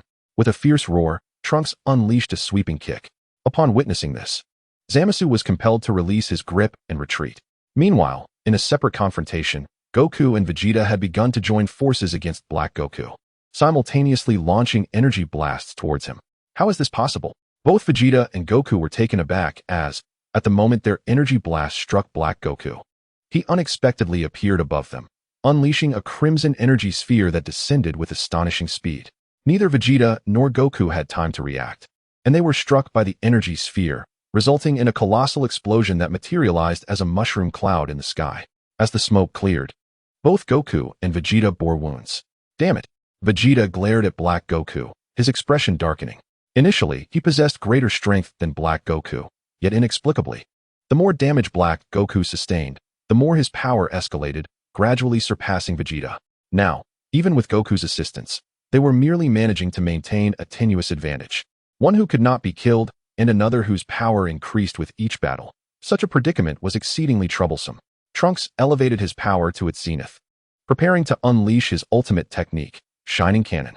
A tremendous roar echoed from afar as a massive wave of energy surged forth, striking Zamasu's upper body, which disintegrated into ash. A vast circular energy field expanded outward, leveling everything in its path and creating a 1,000-meter-wide plain. In the aftermath of Trunks' ultimate attack, Zamasu's lower body reformed amidst a wisp of white smoke, his upper half materializing anew. Damn it! Trunks' expression darkened, realizing that the energy expended had severely diminished his combat prowess, leaving him nearly equal to Zamasu. I am immortal. How can a mere mortal hope to kill me? Zamasu descended before Trunks, observing him with an untroubled demeanor. Suddenly, his gaze shifted to Black Goku and his companions, who had just passed nearby. Zamasu's expression changed, for the divine aura emanating from Goku was overwhelmingly potent. The sky-blue luminescence surrounding Goku gradually faded, returning to a normal state, yet the energy within him surged forth with a terrifying intensity. Suddenly, a red glow enveloped him. As boundless energy surged through his being, the crimson light roaring and radiating in all directions. Red flames ignited around him. Super Saiyan God Fist. With this exclamation, Goku unleashed a renewed burst of sky-blue light, as the red flames danced around the blue aura. How can the King Fist be employed in such a manner? Black Goku exclaimed in astonishment. Ah! Goku continued to roar, his momentum escalating dramatically, akin to a rocket soaring into the sky. Crackling sounds echoed around him. Suddenly, Sun Wukong transformed into a streak of red and blue light, hurtling towards Black Wukong with a fist imbued with terrifying power. Startled, Black Wukong realized that Sun Wukong's speed was astonishingly swift. In a desperate attempt to fend him off, he launched a massive crimson energy sphere towards Sun Wukong. At the moment the energy ball, resembling a blazing red sun, was thrown, it expanded dramatically. Sun Wukong's expression remained serene as he effortlessly struck down the energy sphere unleashed by Black Wukong. What? Black Wukong gasped in astonishment. Sun Wukong had effortlessly neutralized his energy attack, which contained 80% of his own strength, exceeding an energy intensity of 2,500 megajoules. Impossible. My power surpasses Sun Wukong's. Before Black Wukong could finish his proclamation, he was swiftly assaulted by Sun Wukong utilizing the Kaioken technique. With a flurry of blows, Sun Wukong's speed had multiplied several times, mercilessly pummeling Black Wukong in midair. Witnessing the relentless onslaught on Black Wukong, Vegeta gritted his teeth and declared, "Humph! What of the Kaioken? Kakarot, watch how I, Vegeta, will vanquish this impostor." With that, a resounding explosion erupted as Super Saiyan Blue Vegeta unleashed his full power. Unlike Sun Wukong, who enhanced his combat prowess using the Kaioken, Vegeta forcibly augmented his own strength, shattering the limits of his physical capacity. His combat power surged to 3,000 megajoules, though it paled in comparison to Sun Wukong's. It was still a significant advancement over Black Wukong. The reason Vegeta chose to confront Black Wukong despite Sun Wukong's superior power was due to his belief that Black Wukong was exceedingly treacherous. Although he lacked Zamasu's immortality, he could still sustain injuries, yet his recovery rate was astonishingly rapid. Unless he was defeated in a single blow, he would gradually regain strength. Meanwhile, Trunks observed Zamasu directing his attention towards Black Wukong and mistakenly assumed he intended to assist him. Trunks shouted at Zamasu, "Zamasu, your opponent is me." Upon hearing Trunks' declaration, Zamasu erupted into laughter, exclaiming, "Ha, I was initially inclined to toy with you, but now, this farce must come to an end. The Zero Plan is now officially underway." With that, he removed his earring and transferred it to the opposite ear. From a distance, Lei Chentian's expression shifted dramatically upon witnessing this. "This is bad. Trunks, stop him." Chapter 99. The Great Battle Against Zamasu. 4 high above, Black Wukong, Sun Wukong, and Vegeta moved with remarkable speed. Alarmed, Black Wukong realized that Super Saiyan Blue Vegeta, whose combat power had suddenly soared to 3,000, was quickly closing in on him. The pressure already mounting on Black Wukong intensified, as Sun Wukong in his Kaioken state had nearly brought him to his end. If Vegeta were to intervene, he would undoubtedly find himself unable to withstand their combined might. However, soon a wicked smile emerged on the face of Black Goku, as if he sensed something. He swiftly flicked his earring, creating a ripple of sound. What? Son Goku was taken aback. This is bad. Kakarot, stop him quickly. Vegeta, who had already flown behind Son Goku, shouted loudly. Yet, despite the distance separating them, Son Goku instantly closed in on Zamasu. Almost simultaneously, a figure suddenly appeared beside Black Goku. It was Zamasu. In the next moment, a mysterious radiance enveloped the two. Their bodies drew closer together, and a dazzling light erupted, prompting Son Goku and Vegeta to instinctively shield their eyes. At that moment, a colorful beam of light illuminated the scene, revealing a figure before Son Goku and Vegeta. With white hair, green skin, and adorned with green earrings. He exuded a divine aura, merged Zamasu. The fusion of Zamasu and Black Goku. Damn it, he managed to teleport here instantly. Just as the fusion of Zamasu and Black Goku was complete, Trunks finally arrived, gritting his teeth in frustration as he summoned the last remnants of his power, barely able to maintain his Super Saiyan form. At that moment, the suddenly appearing Raichin blocked Trunks, stating, "This battle is no longer one you can involve yourself in. You should hurry to check on your companions." As Raichin spoke, he tossed 2 senzu beans to Son Goku and Vegeta. Here. Son Goku and Vegeta caught the beans simultaneously and without hesitation consumed them. Raichin, how come you still have so many senzu beans? Didn't the cat god say they wouldn't be available until next month? Son Goku asked Raichin curiously. It's simple. I have quite a few senzu bean saplings. Raichin replied. So, that means you have plenty of senzu beans left, Raichin? Vegeta said, a hint of excitement in his voice. Yes, I still have around 20 or 30. Raichin casually responded. Wonderful, an immortal body, huh? I wonder how many times you can be revived. Vegeta gritted his teeth, his gaze fixed on the increasingly terrifying aura of Zamasu. Such frightening power. Trunks, sweating, watched the scene unfold.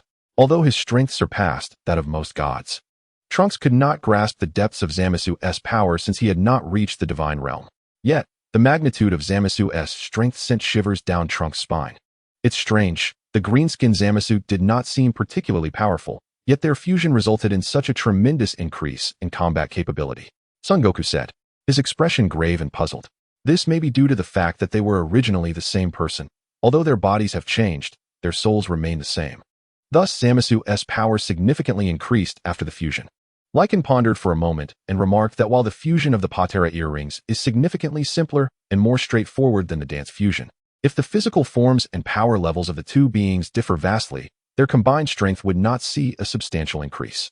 However, due to the nature of their souls, Zamasu and Black Goku present a stark contrast, with Black Goku being exponentially more powerful than Zamasu. Upon their fusion, their combat prowess was anchored to Black Goku's formidable might, resulting in a staggering 40-fold increase. At that moment, Zamasu's combat power surged to an astonishing 12 trillion. Suddenly, Zamasu's voice echoed across the entire earth. Huh, Son Goku Vegeta, behold the true power of a god. To witness my magnificent visage is indeed a privilege. As Zamasu reveled in his own splendor, a dazzling display of multicolored light enveloped him, and a white halo emerged behind him, further amplifying his power. A terrifying divine pressure swiftly descended upon Son Goku, Vegeta, and Lycan. This is bad. His power is overwhelming. Vegeta, perhaps we should fuse as well, Son Goku suggested to Vegeta. Humph, Kakarot. I have no intention of fusing with you. We still have Lycan. You should realize that while Zamasu's aura is formidable, he cannot contend with Lycan, Vegeta retorted with disdain, outright rejecting Son Goku's proposal.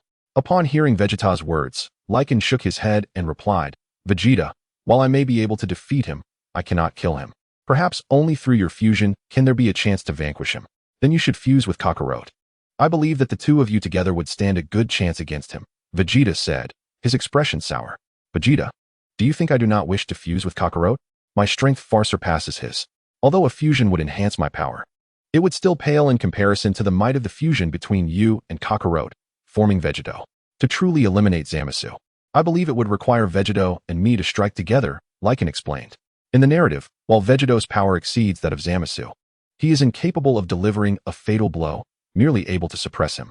Yet, logically, the combat prowess of Son Goku and Vegeta's fusion should far exceed that of Zamasu. But in reality, Vegeto merely holds the upper hand. What is this? I assumed you would remain motionless, human, no matter how great your strength, before a god. You are merely a slightly larger insect, Zamasu proclaimed arrogantly, his gaze toward Lycan dripping with scorn. If you truly disdain humanity, Why then do you rely on the strength of Son Goku, a mere human? Lycan retorted dismissively. At this, Zamasu's expression darkened, and he coldly glared at Lycan. I know what you are attempting to convey. You merely seek to disrupt my divine clarity. You, like those lowly humans, deserve to perish. As he spoke, Zamasu raised his hand slowly, and instantly, a halo of light illuminated behind him, followed by the appearance of countless red light points. In the next moment, Zamasu waved his hand, and those innumerable light points descended like beams of light. With a series of explosive sounds, the crimson radiance surged towards Lycan and his companions, unleashing a terrifying barrage of explosions. Chapter 100. Lycan takes action. Vegeta reappears. What? How is this possible? Zamasu, in his merged form, was taken aback as he beheld the position of Lycan and his allies. A cloud of white smoke drifted by, revealing a man with golden long hair standing before him. His golden eyes, rimmed in red, were complemented by a torso cloaked in golden fur, and his hair, stiff and golden, cascaded down to his tail, with strands framing his shoulders.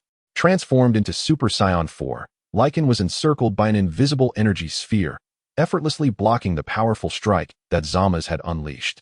Zamasu's expression darkened. How could his attack be so easily thwarted?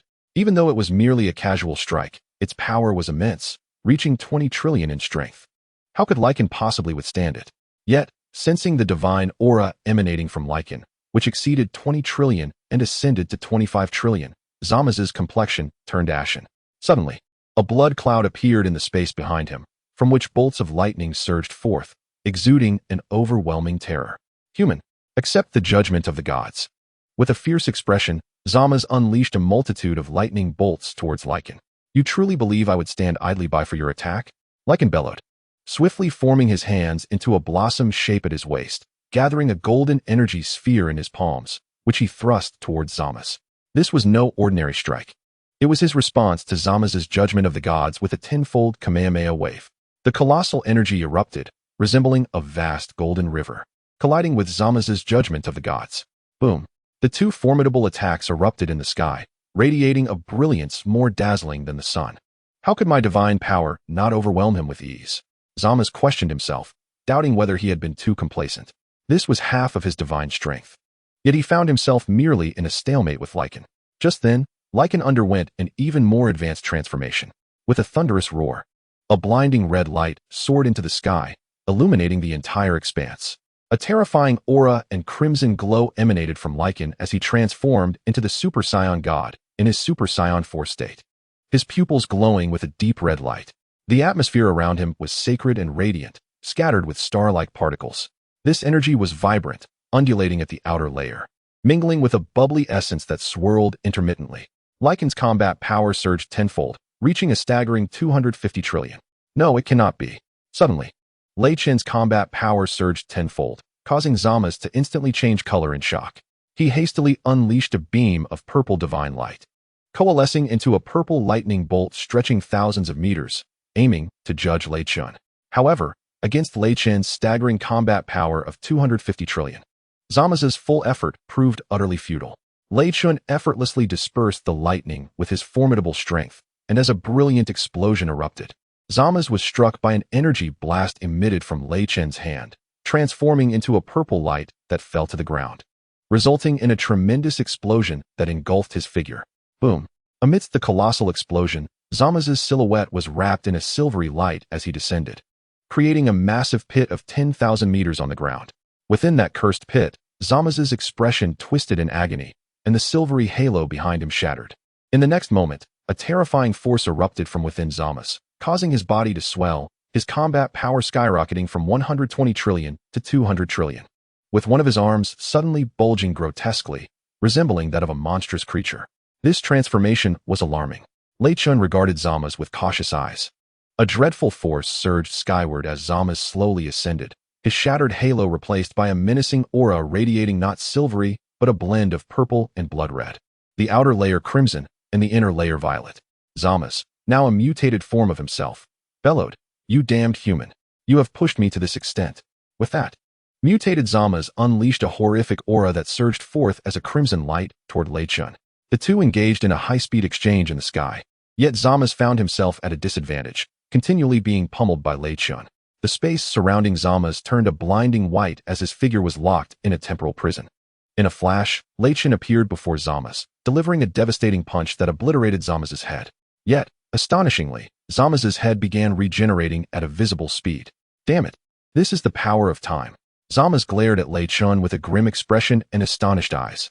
However, noticing that Lei Chentian's breathing had become labored, Zama's suddenly smirked and took the initiative to attack. Zama's unleashed a flurry of punches at Lei Chentian, although none landed on their target. Instead, he found himself receiving dozens of Lei Chentian's blows, yet he remained undeterred, continuing his frenzied assault. Meanwhile, the earth was far from fortunate. Under Zama's mad onslaught, mountains crumbled, volcanoes erupted, tsunamis surged, and the surface fractured, spewing magma, plunging the entire planet into a cataclysm. This destruction must not continue. Trunks, witnessing this calamity, felt his heart bleed, for this was his home. What terrifying power! Son Goku, observing the scene, broke into a cold sweat. Recognizing that Zama's current strength was so fearsome it instinctively filled him with dread. Trunks turned to Vegeta and urgently implored, "Father, please agree to Son Goku's request. If the world here is destroyed, it will be too late. That Zama's has not only slain my future self, but also everyone else, including my mother and father. Are you truly willing to let him continue his malevolent deeds?" Upon hearing Trunks mention Bulma, Vegeta finally wavered. He clenched his teeth and let out a cold snort, saying, "Kakarot, this will be the last time I fuse with you." At that moment, old Kaioshin Gaosu and the Kaioshin of Universe 7 had already arrived, attempting to persuade Vegeta to fuse with Goku, but none could sway him. Meanwhile, the Kaioshin had already removed his earrings and offered them to Goku. Upon hearing Vegeta's agreement, Goku joyfully turned to Vegeta and handed him a ring, saying, "Come on, Vegeta." Finally, Vegeta accepted the ring and adorned it on his ear. Simultaneously, Raichun, who had initially dominated Zama's, was now engaged in a back-and-forth battle, though he was beginning to show signs of injury. In Chapter 101, Vegito vs. Zama's, Raichun and Zama's clashed at high speeds in the air. Although Raichun possessed slightly greater fighting power than Zama's, the latter was no longer in his perfect immortal form. Yet he remained beyond Raichun's capacity to defeat. Suddenly, Raichun was struck down by Zama's, who then raised his hand to condense a terrifying blood-red energy blast, launching it forth in an instant. Boom! A tremendous explosion erupted, engulfing Raichun completely. Unfazed, Zama's gazed into the swirling smoke, gathering another blood-red energy ball, intent on eliminating Raichun with a single blow. Just then, a surge of terrifying power erupted into the sky. As the light dissipated, a figure emerged, suspended in midair. A warrior, embodying the fused appearance of Goku and Vegeta, appeared before Zama's, Vegito, with a hairstyle reminiscent of Vegeta, yet bearing similarities to Goku in his eyes. His bangs and features were somewhat akin to Goku, though his contours were slightly smaller than Vegeta's, adorned with patera earrings. He wore an orange short-sleeved shirt paired with a deep blue turtle school GI, the same style as Goku's attire but colored like Vegeta's, along with Vegeta's boots and gloves. With a confident smile, he radiated an extraordinary aura, surrounded by white streams of light, ethereal like mist. This divine presence exerted an overwhelming pressure throughout the universe, so formidable that even Raichun felt a sense of oppression. Goku's Super Saiyan Blue state stood at 3.5 trillion, Vegeta's at 3.5 trillion as well, totaling 7 trillion. Multiplied by 40, that amounted to an astounding 280 trillion. "What? Who are you?" Zama's exclaimed in shock, fixating on the newcomer. "Hee." Vegito chuckled, lightly flicking his earring with his left hand, and declared, "I am neither Goku nor Vegeta. I am their fusion, Vegito," suspended a dozen meters above the ground. Raichun crossed his arms in front of him as a cloud of white smoke gradually dissipated around him. With a calm expression, he gazed up at Vegito in the sky. "Vegeta, I initially believed that you truly lacked the ability to merge, yet upon reflection, if this battle continues, Zamasu may remain unscathed while the Earth faces annihilation," Raichun mused. "Vegito." Zamasu's gaze fell upon Vegito's earrings, his expression darkening instantly. "Humans, how dare you wield divine artifacts? You are unworthy." With that, he suddenly extended his hand, unleashing a crimson energy blast towards Vegito. However, this attack proved utterly ineffective against Vegito, who effortlessly intercepted the projectile with a single hand and promptly shattered it with a fierce shout. "How can you utter such words, Zamasu? You too have utilized the body of the human son Goku." Vegito ascended slowly into the air, a serene smile gracing his lips. Zamasu's countenance darkened further, his voice laced with fury, All humans must perish. In an instant, Zamasu roared, enveloped in a crimson radiance, his power surging dramatically. Huh! Vegeto clenched his fists tightly, unleashing an explosive surge of energy. In that moment, a magnificent blue pillar of light shot into the heavens, casting a brilliant azure glow across the sky. As a divine aura billowed forth. Behind Vegeto, a resplendent ocean of starlit brilliance erupted. Vegeto underwent a transformation, his hair and brows turning blue, his pupils shimmering with a soft blue luminescence. The aura surrounding him radiated sanctity and brilliance, as his battle power soared to an astonishing 28 trillion, surpassing Reichen and even Zamasu. Upon sensing Vegeto's newfound strength, which eclipsed Reichen's, Zamasu's expression twisted into a snarl as he charged at Vegeto. Bang! Zamasu was sent reeling by Vegeto's punch, clutching the area where he had been struck in pain. Transforming once more into a crimson flash, Zamasu lunged at Vegeto, launching a series of strikes, all of which were deftly evaded by Vegeto. The sheer force of their clashes sent tremors through the surrounding structures, causing buildings to tremble under their might. Meanwhile, Reichen had returned to his normal state, observing the fierce battle above. Vegeto had finally made his appearance. Unlike Gotenks, Vegeto did not exhibit arrogance. Rather, he maintained a calm demeanor. One could say that Vegeto embodied a perfect amalgamation of Goku's enthusiastic spirit and Vegeta's analytical mindset, compensating for each other's shortcomings. With his formidable strength and admirable character, Vegeto stood as the most flawless fusion warrior in the history of Dragon Ball. While Zamasu might have had a fighting chance against Reichen due to his immortality, he was utterly overwhelmed by Vegeto. Had it not been for his indestructible nature, he would have perished countless times over. How surprising it is that a human from the 7th universe possesses such extraordinary power. Perhaps even the god of destruction is not beyond this level. Truly a rare sight to behold. Guavas remarked with a hint of admiration. The Supreme Kai, Asen, displayed a sense of pride, stating, "Thus, we gods should never underestimate humanity. Within them lies infinite potential." Indeed, you speak the truth. Gavas gazed at the sky, where Zamasu was being mercilessly beaten by Vegeta, his expression a tapestry of complicated emotions. Zamasu possessed an immortal body. Could Vegeta truly defeat him? Trunks, observing the aerial battle, voiced his concern. "Teacher, have you devised a strategy to confront Zamasu?" At that moment, Trunks noticed Reichen standing immobile in the sky, seemingly lost in thought, and murmured to himself, "The ultimate Kamehameha." Vegeta swiftly positioned his hands in a flower bud formation, resting them at his waist. He concentrated a brilliant blue energy sphere in his palms and thrust it toward Zamasu. A magnificent torrent of energy surged forth, resembling a vast azure river, rushing toward Zamasu. Boom, boom, boom. Zamasu bellowed defiantly, "I am invincible." Before he could finish his sentence, he was engulfed by the ultimate Kamehameha.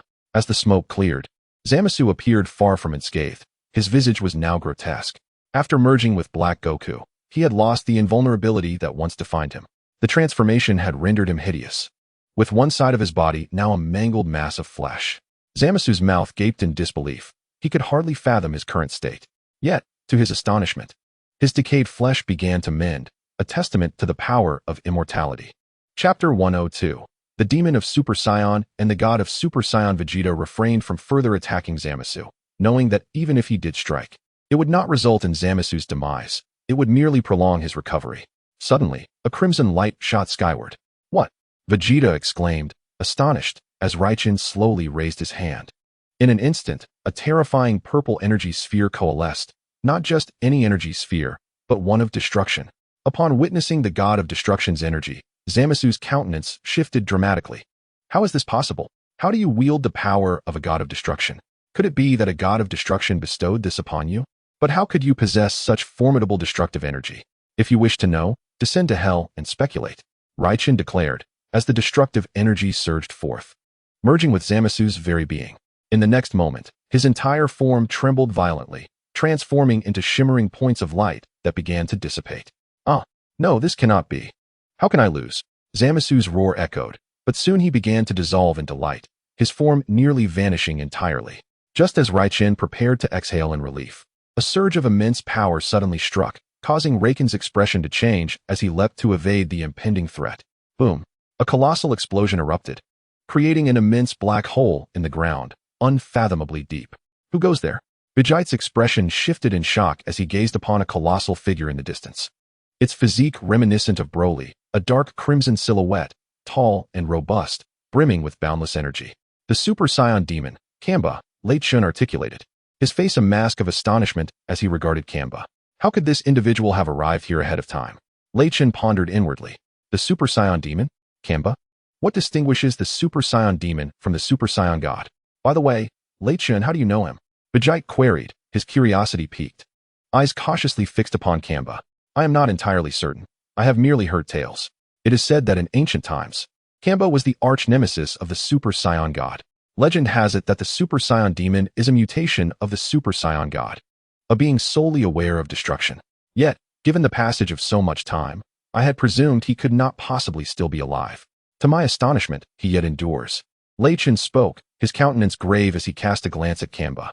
The malevolent Saiyan, Kamba, possesses the ability to contend with Vegeta in his Ultra Blue Kaioken form in a state of normalcy, gaining a slight advantage in combat.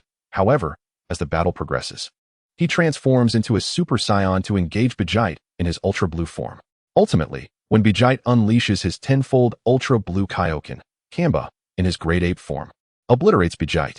Lei Chentian's eyes widened, revealing a pair of obsidian and silver pupils, adorned with countless golden patterns. In that instant, his body erupted with crackling energy. His gaze fell upon another figure clad in black. After considerable effort, he had finally amassed enough destructive energy, patiently awaiting the moment when Zamasu's energy would be excessively depleted by Vegeta. He intended to eliminate Zamasu directly, but alas, he was thwarted by this enigmatic figure in black. Stop him! Vegeta shouted, witnessing the mysterious figure attempting to whisk away the barely conscious Zamasu. Just as he prepared to intervene, a deep, resonant voice echoed forth, and a dark crimson light surged towards Vegeta. This individual. Vegeta abandoned his pursuit of the mysterious figure, redirecting his focus onto Kamba. With his long black hair, a mask adorning his face, clad in armor, and a Saiyan tail trailing behind him, Kamba had yet to transform. Yet his fighting prowess was already on par with that of the ordinary Super Saiyan 4 Lei Chentian, boasting a staggering battle power of 250 trillion. Neither party uttered a word, their gazes locked, signaling the onset of combat. Vegeta launched the first strike, azure light erupting from his being as he delivered a powerful punch. With a resounding impact, Kamba staggered backward, while Vegeta surged forward, transforming into a streak of blue light, unleashing a rapid flurry of punches that sent Kamba hurtling through the air. Boom! Kamba crashed heavily to the ground, creating a vast crater. And as he rose from the depths of the pit, he finally transformed. Kamba clenched his fists, his body slightly bent, and began to shout fervently. An overwhelming aura enveloped him, layer upon layer, as golden lightning crackled around him. The very sky shifted in hue, thunder rumbled above, and the ground beneath him began to sink. Kamba's hair became more resolute, golden lightning surging forth, causing his armor and mask to shatter, his aura transforming into a dark crimson hue. His combat power skyrocketed to an astonishing 250 trillion. What? Vegeta gasped in astonishment. Merely transforming into an ordinary Super Saiyan rendered him so formidable. If he could ascend further, it would be an unprecedented phenomenon. Evil Wave. Kamba directed a single hand towards Vegeta, a red energy sphere materializing in his palm. The moment he hurled it, it expanded into a colossal red orb, exceeding 100 meters in size. Vegeta, with his right hand raised, summoned a golden energy sphere at each of his 5 fingertips, launching them forward. 5-finger energy bullet. The two attacks collided, resulting in a cataclysmic explosion. The forces were evenly matched. As the smoke dissipated, the forms of Vegeta and Kamba emerged. Vegeta observed as the ground around him began to crack, followed by countless geysers of lava erupting, signaling the devastation of the land. As if the very earth were on the verge of disintegration. This could not continue. The planet could no longer withstand such a level of combat. As he spoke, his gaze towards Kamba solidified, seemingly resolved. In the next instant, he suddenly clenched his hands tightly and erupted with energy. The roar resonated as Vegeta's power surged forth with terrifying might. The celestial blue starry light surrounding him was enveloped in a crimson glow, an endless tide of energy coursing through him. The red light surged with ferocity, flames igniting around the blue radiance. The sky for thousands of kilometers lit up with red energy, an inferno of terrifying power. The energy blades sliced through the air. Super Kaioken times 10. Vegeta bellowed, his combat power soaring tenfold to an astounding 2.8 million trillion. Kamba's expression shifted, He had not anticipated Vegeta's power could amplify so drastically. After facing Zamasu, Vegeta had kept this ace up his sleeve. Before Kamba could react, Vegeta's fist connected with his chin, sending him hurtling like a cannonball into a mountain, collapsing a peak hundreds of meters high. Boom! The mountain Kamba struck erupted in a violent explosion. Kamba's combat power surged again, quadrupling as over 100 bolts of lightning illuminated the sky, casting a black-red glow across the expanse. His brow furrowed, his golden hair standing more defiantly, now longer and surrounded by denser golden lightning. His armor and mask shattered completely, his aura igniting into a fiery red. Super Saiyan 3 Kamba achieved a staggering combat power of 1 million trillion. To think that there could be such a formidable Saiyan. Trunks gritted his teeth, his body trembling as he spoke. Damn it, if only I were stronger, no one would have to die. Trunks felt a pang of self-loathing for his own weakness. Trunks. Xiaowu rushed over from a distance. Xiaowu. Upon seeing his girlfriend, Trunks' expression softened, finally revealing a hint of a smile. The two embraced tightly, their faces reflecting a complex array of emotions. The future world had been thrown into chaos by Zamasu, and nearly the entire human population of Earth faced near extinction. Even their closest loved ones had perished. The weight of grief and pressure they bore was immense. Zamasu was on the brink of defeat at the hands of Vegito. Yet another Super Saiyan demon emerged. As one calamity subsided, another surged forth. This future world was indeed rife with tribulations. If you do not leave soon, the god of destruction will suffer the consequences. Lei Chentian warned the god of destruction from Universe 10, Gaosu, and the god of destruction from Universe 7, Asin. How do you know this? Gaosu looked at Lei Chentian in astonishment, surprised that he was aware of the secret between the gods of destruction and the Kais. Is this still a secret in your Universe 10? Lei Chentian remarked casually. Gaosu glanced at Asin, who innocently replied, "Don't look at me. I only learned of it not long ago." Well, the variables of this timeline are too numerous.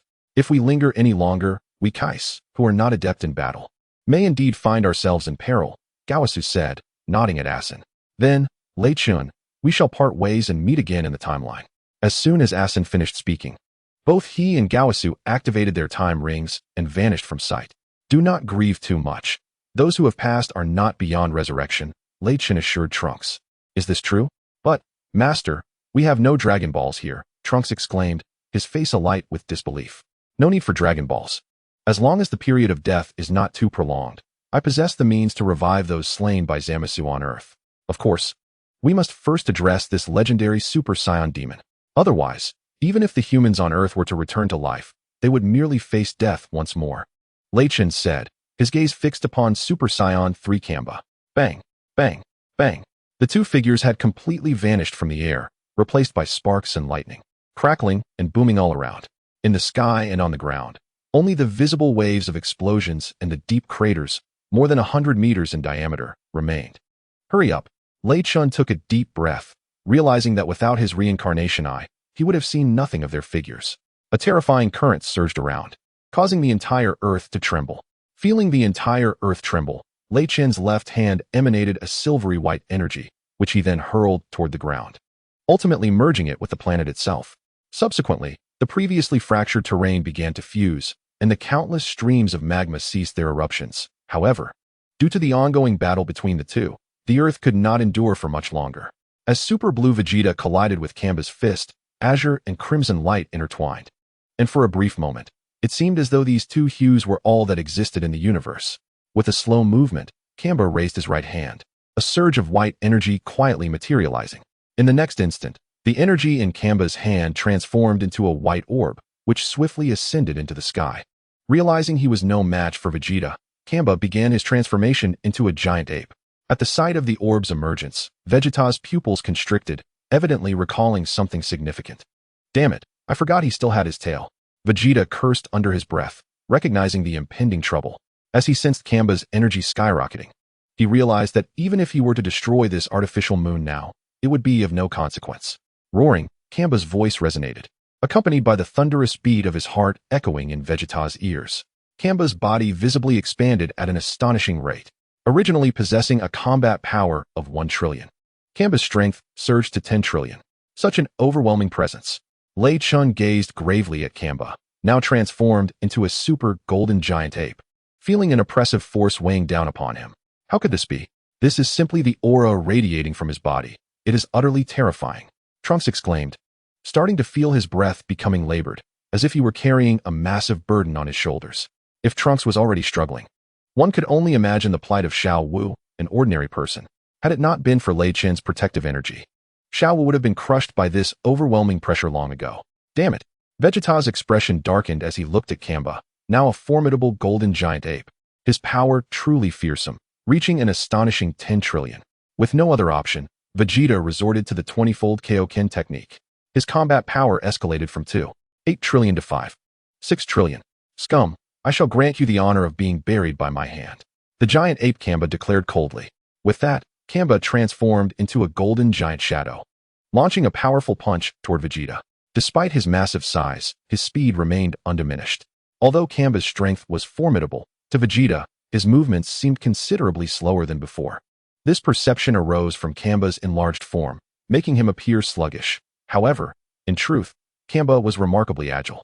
Yet, his gigantic physique allowed Vegeta to perceive his movements with greater clarity.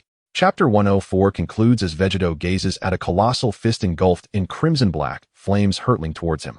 He swiftly ascends, landing atop the massive hand of Kamba, exerting force with his feet against Kamba's arm before delivering a kick to Kamba's right cheek. A resounding smack echoes. What? Vegeta is taken aback. His strike has inflicted minimal damage upon Kamba. Kamba's gaze fixates intensely on Vegeta, and suddenly, a torrent of crimson-black energy erupts from his mouth. Vegeta narrowly evades the onslaught. Observing Vegeta's successful dodge, Kamba charges once more, delivering a punch that creates a thunderous impact upon collision with Vegeta's body. Vegeta braces himself with his hands, radiant red and blue light surging upwards, successfully blocking Kamba's assault. Kamba is momentarily stunned, astonished that Vegeta possesses the strength to counter his blow. Just as Kamba is taken aback, a flash of golden light envelopes Vegeta, who suddenly transforms into the combined forms of Goku and Vegeta. Impressive strength, but your speed is lacking, they both declare simultaneously, faint smiles adorning their faces, though their expressions quickly shift to concern. How can we separate so soon? There is still over 20 minutes left. Vegeta exclaims, his countenance darkening. It seems our power is insufficient to maintain the fusion, Goku replies with a serious tone. This is troublesome, Vegeta remarks, his eyes wary as they fixate on Kamba. I cannot allow you to wreak havoc any further. At that moment, a furious roar emanates from behind the colossal ape Kamba, as Trunks bursts forth, radiating a dazzling white light.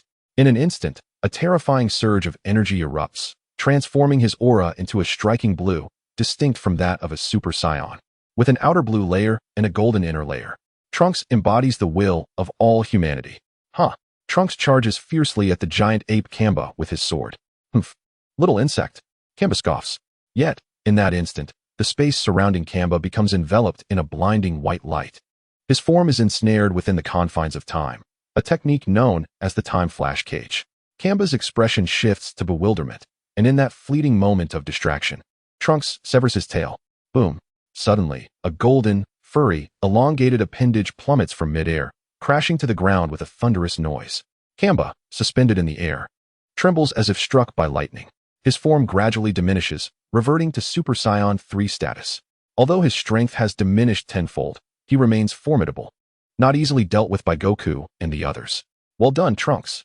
Goku exclaims, his face lighting up with joy. Kakarot, do not rejoice too soon. Even with his power significantly reduced, he is still a formidable opponent. Vegeta warns gravely.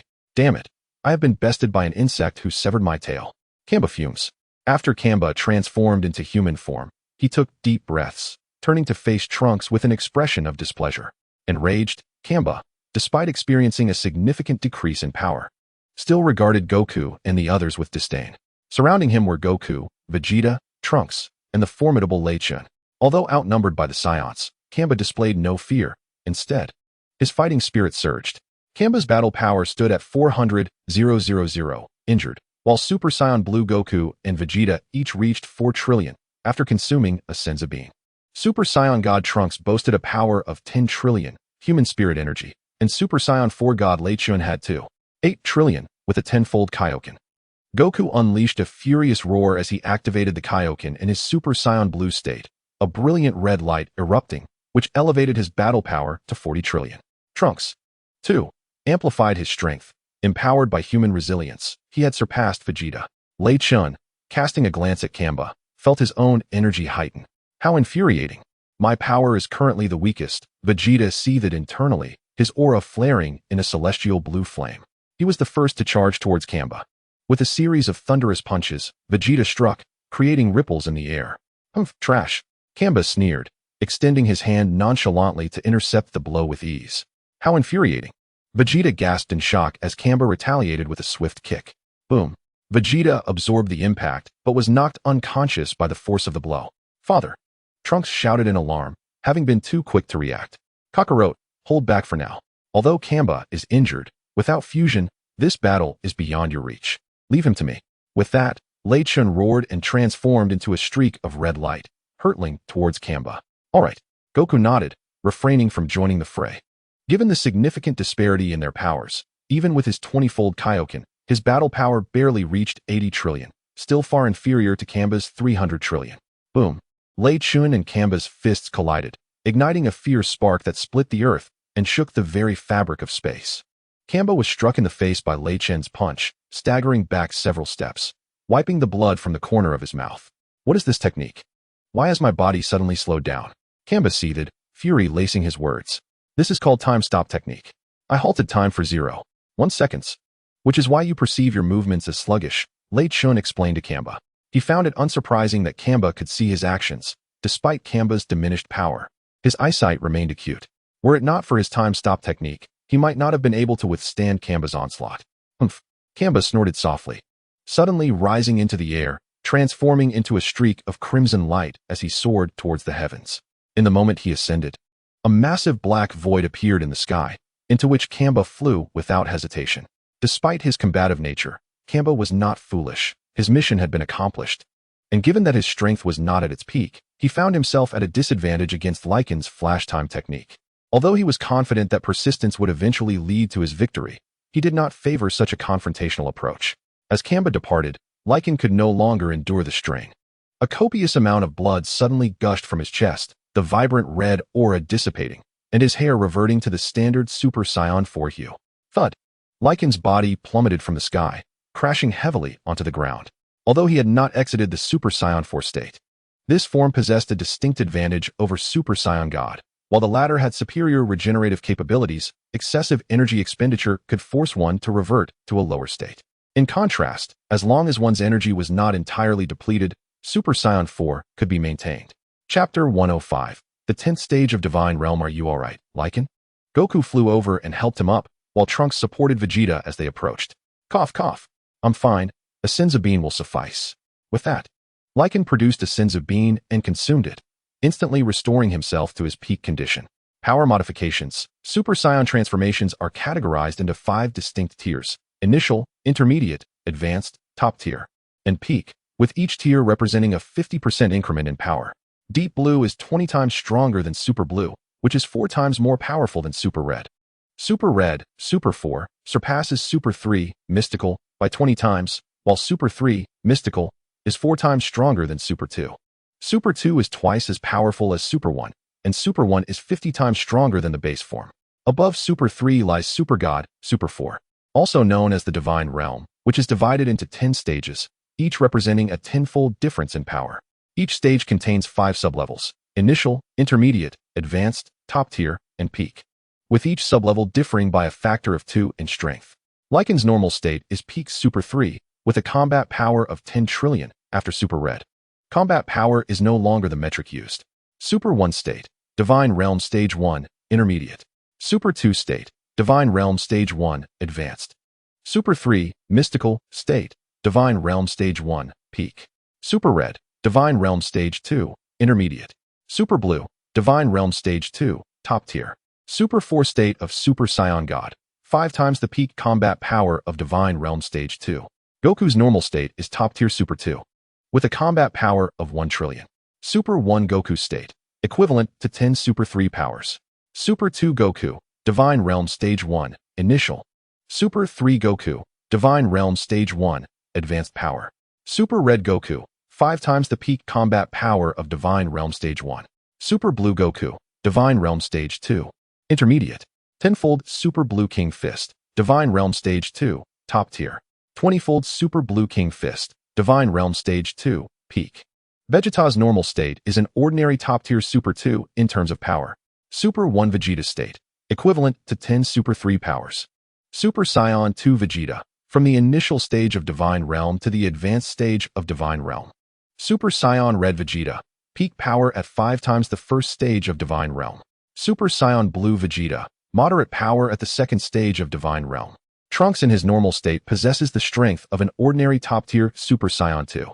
In his Super Saiyan 1 form, Trunks exhibits power equivalent to 10 Super Saiyan 3s. Super Saiyan 2 Trunks, moderate power at the first stage of Divine Realm. The state of Trunks, referred to as Super Saiyan Blue Gold, has a power level at the high end of the second stage of Divine Realm. However, after Kamba's retreat, Trunks' Super Saiyan 2 state now stands at moderate power within the first stage of Divine Realm. Super Saiyan 3 Kamba is at moderate power in the third stage of Divine Realm. Lei Chentian, I am eager to witness the veracity of your claims. What methods have you employed to resurrect so many deceased individuals? Vegeta inquired with a curious expression. Surely, you cannot conjure the dragon Shinran. Goku echoed his curiosity, recalling the dragon that the Supreme Kai had once summoned. Lei Chentian remained silent to the inquiries posed by both Goku and Vegeta.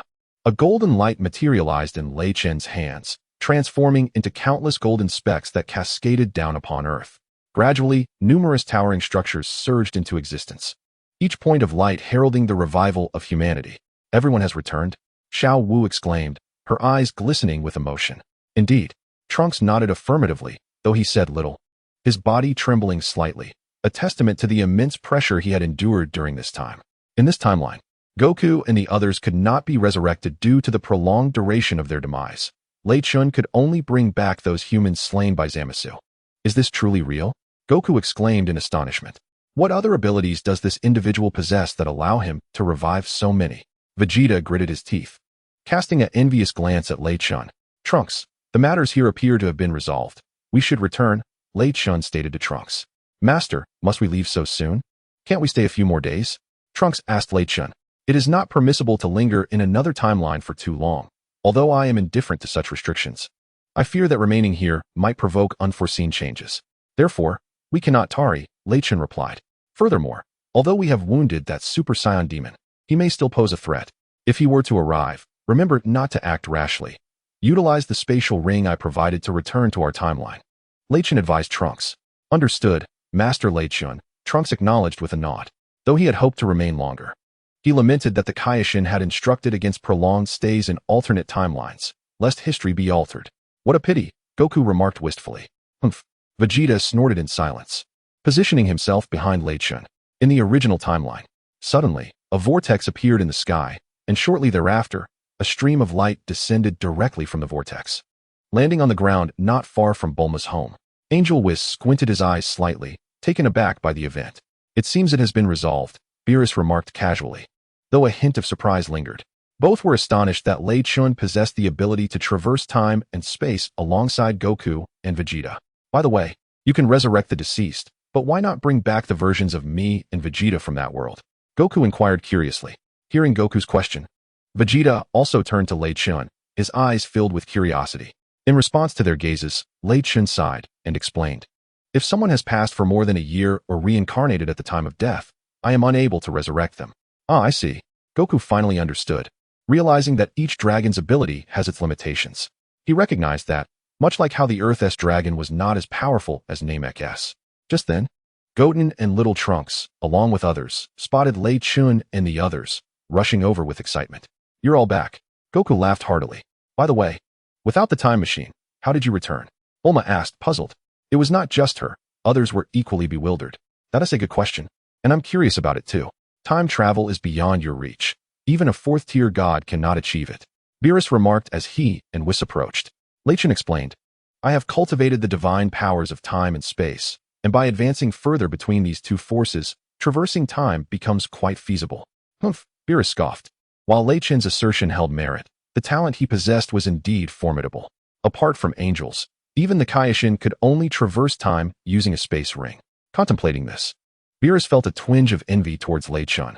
Realizing Beerus's expression, Lei Chentian sensed the potential for trouble. If Beerus became jealous and sought to provoke a fight, it would pose a significant issue as he had no desire to engage in battle. With that thought, Lei Chentian left a clone behind, while his original self instantaneously moved back to Blue Star. Whis smiled slightly, recognizing that the Lei Chentian before him was merely a clone. At that moment, only Beerus and Goku remained unaware that Lei Chentian had already departed. Chapter 106, Super Saiyan 4, Purple Blue Star. Saiyan Space. Lei Chentian sat quietly on the ground, his eyes closed. He found himself immersed in an extraordinary state known as enlightenment, where his spirit and thoughts were still active, reminiscing about Kamba's power. The power of each Saiyan varies significantly. Although their transformations bear some resemblance, their combat skills and energy are entirely distinct. Take Vegeta, for instance. Although he has long emulated Goku, transforming into Super Saiyan Red when Goku did, and then into Super Saiyan Blue, upon Goku's ascension to Ultra Instinct. Vegeta finally carved a path of his own, emerging as Deep Blue Vegeta. The enigmatic Gohan, Ultra Instinct Goku, Deep Blue Vegeta, Majin Buu, and the legendary Super Saiyan Broly, along with the formidable Ultra Instinct, all represent unique legacies. Now, one might ponder the most suitable path for Lycan.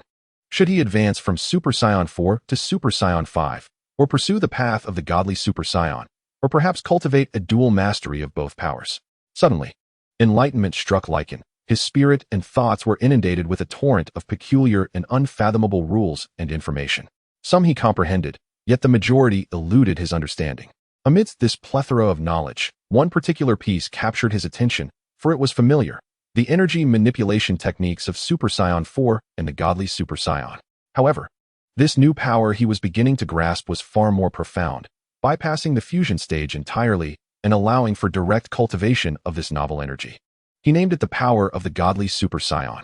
Super Saiyan 4 amplifies mortal strength to a level comparable to that of a deity, whereas the godly Super Saiyan achieves divine status directly, albeit with slightly diminished power compared to Super Saiyan 4. With a sudden roar, Lycan leapt to his feet, unleashing an earth-shattering aura that radiated dazzling, blinding light. Waves of energy surged outward, scattering countless fragments in every direction.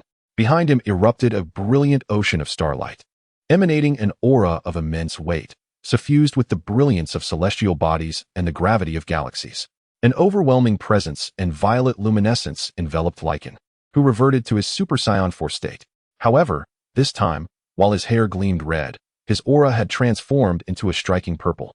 Upon completing the transformation into Super Saiyan Blue within the Super Saiyan 4 state, Lycan's combat power ascended to the third tier of divine status, amplifying his strength tenfold. His Super Saiyan 4 state of Super Blue is equivalent to the mid-tier of divine status's third tier, while Super 4 is akin to the pinnacle of the second tier. Super Red being the highest, Super 3 ranking as superior, Super 2 as average, and Super 1 as below average in the second tier.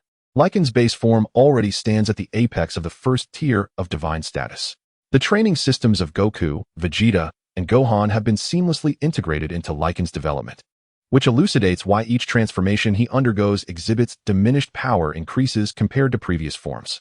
As he embraced the boundless energy coursing through his being, surrounded by a purple aura, Lycan floated serenely in midair.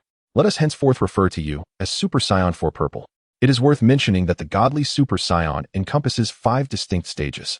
The first stage includes Super Saiyan 4 and the godly Super Saiyan, with Super Red, Super Blue, and Super Pink all belonging to the initial tier of the godly Super Saiyan. The second phase is Deep Blue. The third phase is the enchanted Deep Blue and semi-free white deity. The fourth phase is the free white deity, and the fifth phase is the perfectly free white deity. Deep Blue is comparable to a candidate for the Destroyer God, while the semi-free white deity is equivalent to the Destroyer God. Currently, Lei Chentian is in the second phase.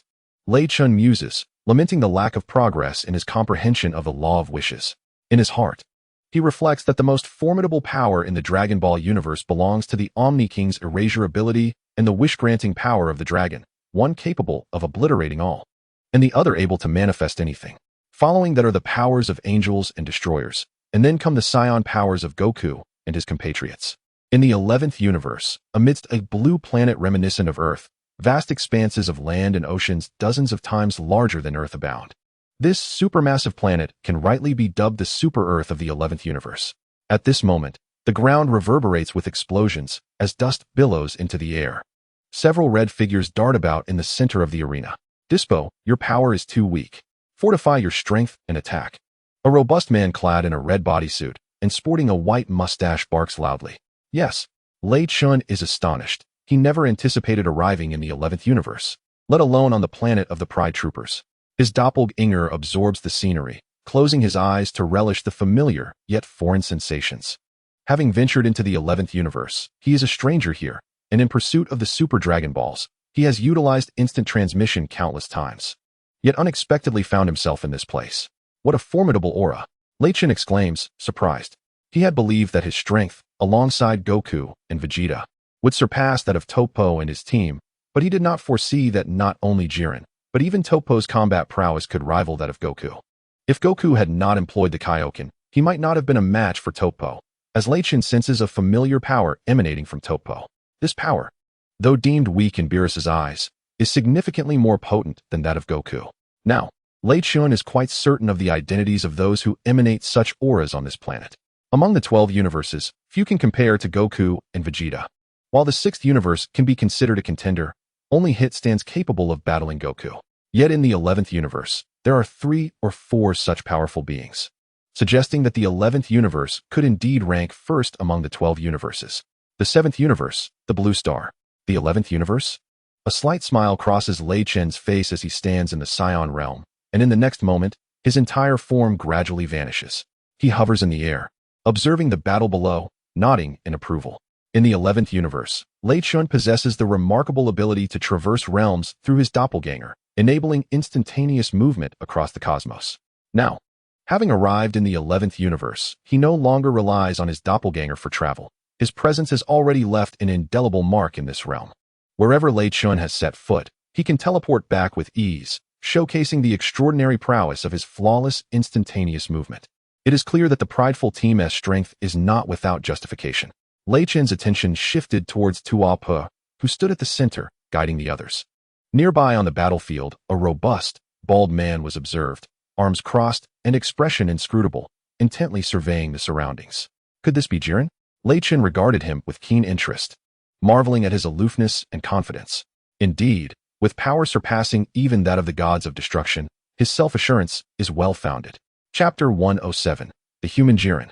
Stronger than the gods of destruction, however, had it not been for the combined efforts of Frieza and Son Goku forcibly removing him from the arena, Jiren might very well have triumphed. Although Son Goku's Ultra Instinct technique is formidable, it ultimately failed him when his body could not endure the strain, leading to his own defeat, thus allowing Jiren to emerge victorious in spirit. Lei Chun held a deep admiration for Jiren, who, when faced with the onslaught from Goku and his allies, stood his ground unwaveringly, even managing to send them flying. Had it not been for Son Goku's protagonist aura acting as a significant advantage, Jiren might have single-handedly claimed victory over the entire universe. The Pride Troopers. The minimum battle power of their members exceeds Super Saiyan 2. Tua Pe, second tier of Divine Realm, initial stage. Speed at a high level of Divine Realm. Lei Chun, peak of the third tier of Divine Realm. Upon reflecting on these details, Lei Chun inhaled deeply. This was merely the surface of Jiren's power. Should Jiren possess hidden abilities, he might be on the cusp of the fourth tier of the Divine Realm. Nonetheless, the notion that a being at the peak of the third tier could surpass a god of destruction from the 11th universe is one Lei Chun finds implausible. It is essential to note that a candidate for the role of god of destruction must possess a minimum battle power at the third tier of the Divine Realm. While actual gods of destruction start at the fourth tier, their combat abilities exponentially augmented by divine power.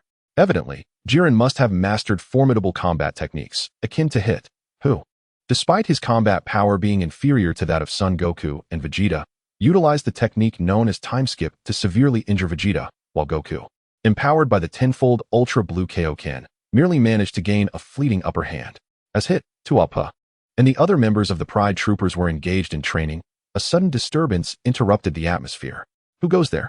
Jiren exclaimed, turning abruptly, his voice resonating with authority. Tua Pe and Tiz Pe, closest to him, swiftly turned to survey their surroundings. However, after scanning the vicinity, they found no trace of any intruder. The air was devoid of any presence. Jiren, there's no one here, Tiz Pe remarked, curiously glancing back at him. Torpo's gaze lingered intently as he conducted another thorough search. Jiren remained silent in response to Tiz Pe's words. Instead, he cautiously surveyed his surroundings. Given their differing strengths, their positions varied, leading to disparate perceptions of their environment. Although Torpo had not discerned anything unusual, his greater prowess compared to Tispo instilled a primal sense of unease within him. Unable to articulate the cause, he inferred from Jiren's vigilant demeanor that their visitor likely possessed superior strength, which could account for his own failure to detect his presence. Upon hearing Jiren's voice, Lycan discreetly nodded in admiration. Truly, he was facing one of the most formidable opponents of the late stage. Just moments ago, he had merely dispatched his avatar from this location, yet Jiren had instantly detected the slightest fluctuation in the space around them. Indeed, he was the first human to surpass even the god of destruction. Lycan's calm voice resonated as he descended gracefully from the heavens. Before Jiren stood a man towering at 185 centimeters, his hair styled akin to Broly's normal form, complete with a swaying tail. Upon hearing the voice, Jiren abruptly turned, his large eyes fixated on Lycan's position. Torpo and Tispo quickly followed suit, while the others turned with equal vigilance, their gazes trained on Lycan. "Who are you? I have never encountered you before," Torpo remarked gravely, his expression heavy as he regarded Lycan. This marked his first encounter with a human of such formidable strength, aside from Jiren and the gods. "It is not surprising you have not seen me. It would indeed be strange if you had. I am Lycan, a Saiyan from Universe 7, he replied with a smile, though his gaze remained firmly on Jiren. "Isn't that rather redundant?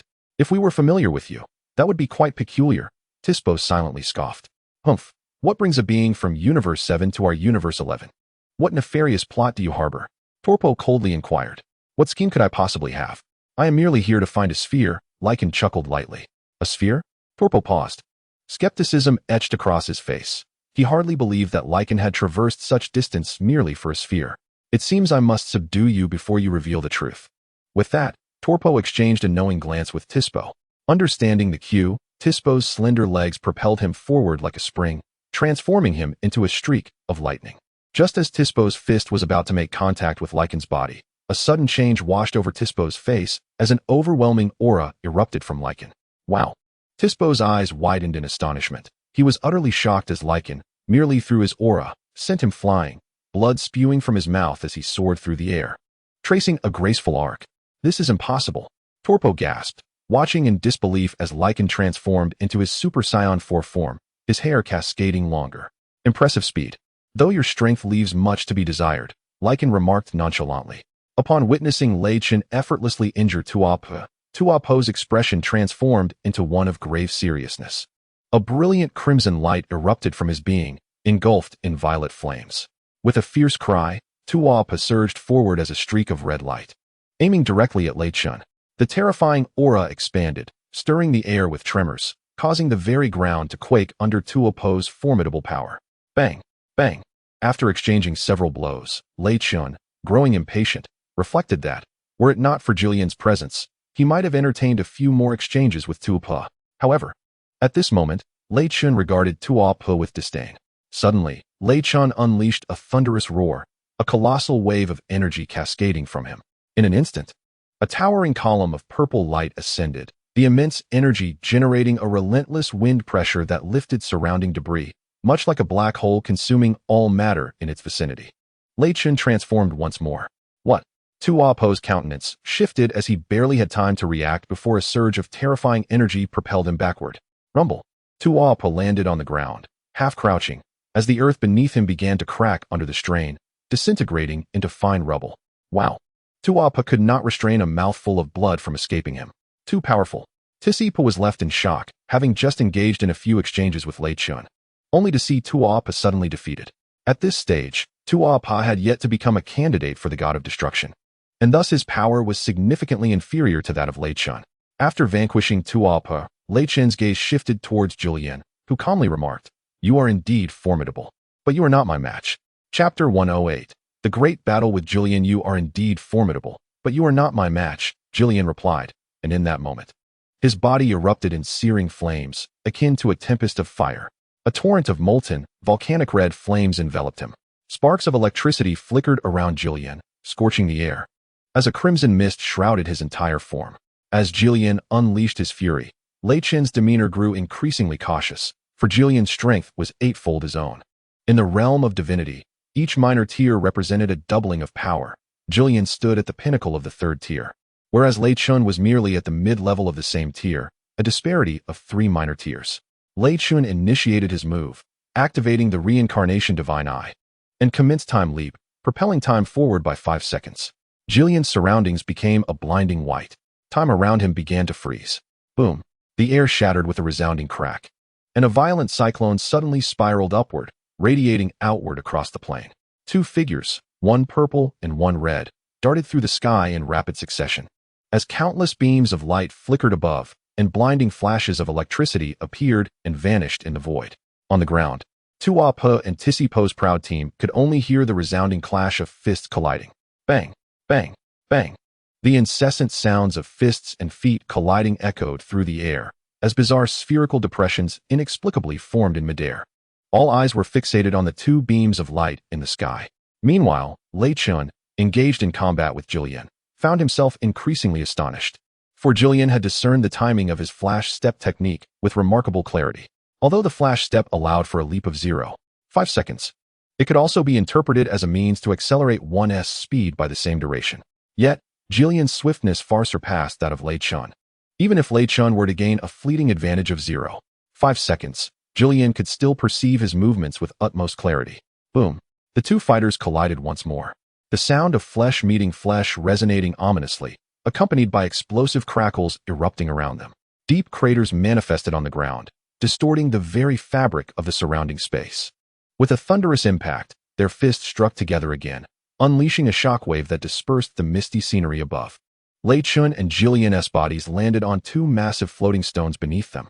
Jiren bore several deep indentations on his body, evidence of his significant injuries.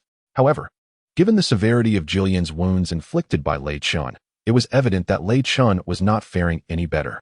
Suddenly, Lei Chentian spat out a mouthful of fresh blood, the once vibrant purple flames of his spiritual energy dimming considerably. It has been a long time since anyone could contend with me like this. Aside from beer mode, you are the first. Yet, regrettably, you shall still face defeat. Jiren remarked with a cold gaze fixed on Lei Chentian. Although Lei Chentian's strength exceeded that of Tuapa, he remained inferior to Jiren. Nonetheless, Lei Chentian managed to hold his ground with some peculiar techniques, a testament to his resilience against an adversary whose power dwarfed his own. Truly deserving of the title of Dragon Ball as Saitama, Lei Chentian mused. Despite acknowledging his inability to surpass Jiren, he recognized that defeating him would not come easily either. When strength is lacking, one must resort to the use of healing beans, he murmured softly, a smirk curling at the corner of his lips. Without hesitation, Lei Chentian consumed a healing bean before Jiren, and in the blink of an eye, his strength surged back to its peak.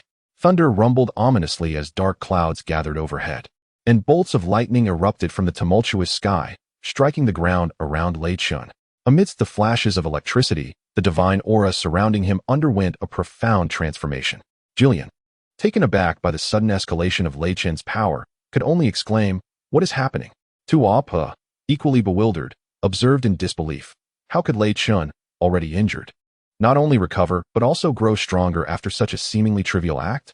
If Lei Chentian's previous strength was categorized as mid-tier in the 3rd stage of Divine Realm, his current state was now at the pinnacle of mid-tier, nearing the high tier of the 3rd stage. Jiren, our battle has only just begun. Defeating me will not be an easy feat, Lei Chentian declared, and with that, his figure vanished in an instant, only to reappear behind Jiren moments later. As Lei Chentian's fist was about to strike Jiren, the latter, who had been gazing elsewhere, seemed to possess an uncanny awareness. He swiftly turned around, and in the blink of an eye, landed a punch on Lei Chentian's chest first. A tremendous force propelled Lei Chentian backward, causing him to soar through the air. Crack! His entire body was embedded into the ground, creating a substantial crater beneath him. What? Although Jiren had managed to push Lei Chentian back, he did not feel elated. Instead, his expression morphed into one of astonishment, for the body of Lei Chentian, which should have lain motionless on the ground, was gradually vanishing. Is this an afterimage? No. I distinctly struck him, Jiren pondered. Smack! In the next moment, Lei Chentian's large hand firmly pressed down on Jiren's head, forcefully driving him into the earth. Boom. The ground beneath them shattered instantly, and Jiren's upper body was almost entirely forced into the soil. After Jiren was thrust into the ground by Lei Chentian, he suddenly raised his fist and delivered a heavy blow to Lei Chentian's body. Boom. Following Jiren's punch, Lei Chentian was sent tumbling through the air before landing on the ground, where he touched his chest, feeling a faint throb of pain. His strength is immense. If he lands a few more punches, I fear I may not endure it. Lei Chentian observed Jiren, while wiping the blood from the corner of his mouth. This fellow has an astonishing array of peculiar techniques. Jiren gazed at Lei Chun with curious eyes, contemplating inwardly. I wonder what other formidable techniques you possess. As this thought crossed his mind, he transformed into a blur, a figure barely perceptible even to Lei Chun's reincarnation divine eyes, swiftly advancing towards him. Here he comes. Lei Chun's divine eyes fixated intently on Jiren, and in the next moment, the two engaged in close combat. Whoosh, whoosh, whoosh. They became two streaks of light, one red and one purple, colliding repeatedly in the void before separating and colliding again, ultimately soaring into the cosmos. In the cosmic expanse, Lei Chun's form resembled a comet radiating a purple glow, surrounded by a sacred and luminous aura, scattered with star-like specks, the outer layer gently undulating, interspersed with bubbles of energy that swirled intermittently. Opposite him, a towering inferno centered around Jiren erupted, an immense flame reaching millions of meters high, enveloping him in a molten red blaze akin to that found in a volcano. From a distance, Jiren appeared as a fiery sun. Chapter 109. The destructive goddess' delicious descent. After Lei Chun maximized his power, he freed one hand, where purple mist coalesced, forming a luminous sphere the size of a soccer ball. Countless smaller streams of light circled around the sphere, akin to satellites orbiting a planet. A sound like the tearing of space echoed as Lei Chun hurled the energy orb towards Jiren. Upon witnessing the sudden launch of a purple energy projectile directed at him, Jiren regarded Lei Chun with an expression of indifferent composure. His dark, enigmatic eyes suddenly glimmered with a crimson light, as a formidable mental force radiated outward, enveloping his body in a transparent aura. Crackling thunder erupted around Jiren, distorting the vast expanse of the starry sky for thousands of kilometers. A resounding clash reverberated through the cosmos, heralding the onset of a cosmic storm, accompanied by the emergence of black holes. At the moment when the purple energy from Lei Chun collided with the mental energy emanating from Jiren's gaze, a look of astonishment crossed Jiren's face. His mental energy was swiftly devoured by this purple force, which simultaneously surged toward him. A sense of foreboding gripped Jiren's heart. His previously composed demeanor faltered, revealing a deep-seated wariness in his eyes. Initially, he regarded Lei Chun merely as a sparring partner to hone his skills. But now he recognized him as a genuine adversary capable of engaging him in battle. Whereas before, Lei Chun posed no threat, he had now evolved into a significant danger. With newfound seriousness, Jiren's aura intensified manifold, and he unleashed a powerful punch towards Lei Chun, a radiant red light emanating from his fist, striking the purple energy with precision. At that moment, the collision of these two formidable forces sent shockwaves throughout the entire 11th universe, causing it to tremble. A brilliant flash of light illuminated the void as it suddenly collapsed inward, shattering violently. In an instant, all surrounding stars were violently tugged outward, leading to the dramatic rupture of a spiral fissure in the depths of the cosmos. Is this destructive energy? Are you a candidate for the god of destruction? Jiren said to Lei Chun in a grave tone. Although a candidate for the god of destruction may not possess the full strength of a true god of destruction, they are by no means weak. Typically, they rank among the strongest beings in the universe, second only to the gods of destruction themselves. Who says only candidates for the god of destruction can wield destructive energy? Though I am not one, it does not imply that I cannot learn to harness such power. After all, some gods of destruction have also been humans who attained their status, Lei Chun replied, smiling at Jiren. In their brief exchange, he had already discerned Jiren's strength. Although he fell short compared to Beerus, he was nonetheless significantly more powerful than Lei Chun, having reached the pinnacle of god of destruction levels. In the realm of manga, Beerus is heralded as the mightiest god of destruction in the 12th universe, while Belmod, the god of destruction from the 11th universe, is considered merely average among the 12. Lei Chun had engaged in numerous battles with Beerus, while he had never compelled Beerus to unleash his full potential. He had garnered a fundamental understanding of a god of destruction's inherent power, which resided in the 4th tier of divine realms, with Beerus at least at the peak of that stage. However, due to the unique powers of gods of destruction, their strength is often more intricate than it appears. Upon hearing Lei Chun's words, a hint of a smile appeared on Jiren's astonished face. You are indeed correct. The universe is replete with formidable beings, and it is not solely the gods of destruction who can command destructive energy. As Jiren spoke, the aura emanating from him grew increasingly terrifying. His entire being was enveloped in crimson flames, blossoming like a flower bud, releasing waves of searing heat that surged forth, expanding until they permeated the vastness of the universe. The super Earth beneath Jiren trembled under the weight of his immense power. Reiken's expression shifted, for Jiren was now at least tenfold stronger than before. A formidable divine presence bearing down upon him. Raichin began to struggle for breath, the purple aura of divinity surrounding him dimming in response to Jiren's overwhelming might. Just as Jiren prepared to strike, a voice, infused with fury, suddenly echoed in the ears of both Jiren and Raichin. I must see who dares to wreak havoc in my universe. As the words fell, the fabric of space began to distort. The attention of both Raichin and Jiren was drawn to this voice, compelled by the immense pressure it exuded. Before them appeared the god of destruction, WARMUP, alongside the angel. Margarita, WARMUP, the god of destruction from the 11th universe, had made an unexpected return. Raichin stared in astonishment at the jester-like figure of WARMUP and the angel Margarita, realizing he had not anticipated WARMUP being stirred by the battle between himself and Jiren. Jiren recognized the familiar voice, momentarily taken aback before swiftly regaining his usual indifference. I knew it was you, Jiren, WARMUP exclaimed, though he was puzzled by Jiren's unchanging demeanor. Upon noticing Raichin, his expression shifted slightly. Initially, he had assumed it was another god of destruction encountering Jiren in his universe, perhaps resulting in a confrontation for some reason. Only Jiren possessed the strength to emit such a formidable energy that could resonate across the boundless universe to reach the realm of the gods of destruction. Furthermore, there was another familiar presence that WARMUP recognized, the energy unique to the gods of destruction. Initially, he had thought another god of destruction from a different universe was causing chaos in his realm, but upon arriving with Margarita, he discovered that it was Raichin and Jiren engaging in combat. Which universe do you hail from, candidate god of destruction? Did your master not inform you that you are not to stir trouble in other universes?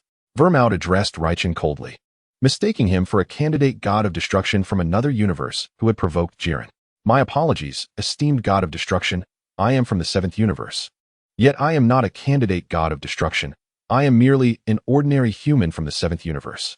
As for my conflict with Jiren, it was simply my desire to engage with a more formidable opponent to strengthen myself, Raichin replied with measured composure. Not a candidate god of destruction, yet possessing the power of a god of destruction and hailing from the 7th universe? Beerus, how audacious of you to instruct one who is not a candidate for the role of destroyer in the ways of destruction. What remarkable boldness you possess. Wei Mei smirked as he recalled a distant memory of the 12 destroyers accompanying the Omni King in a game of hide-and-seek. However, this Beerus, in his usual fashion, opted to take a nap, leaving the other 11 destroyers to suffer the wrath of the irate Omni King, who nearly obliterated them all.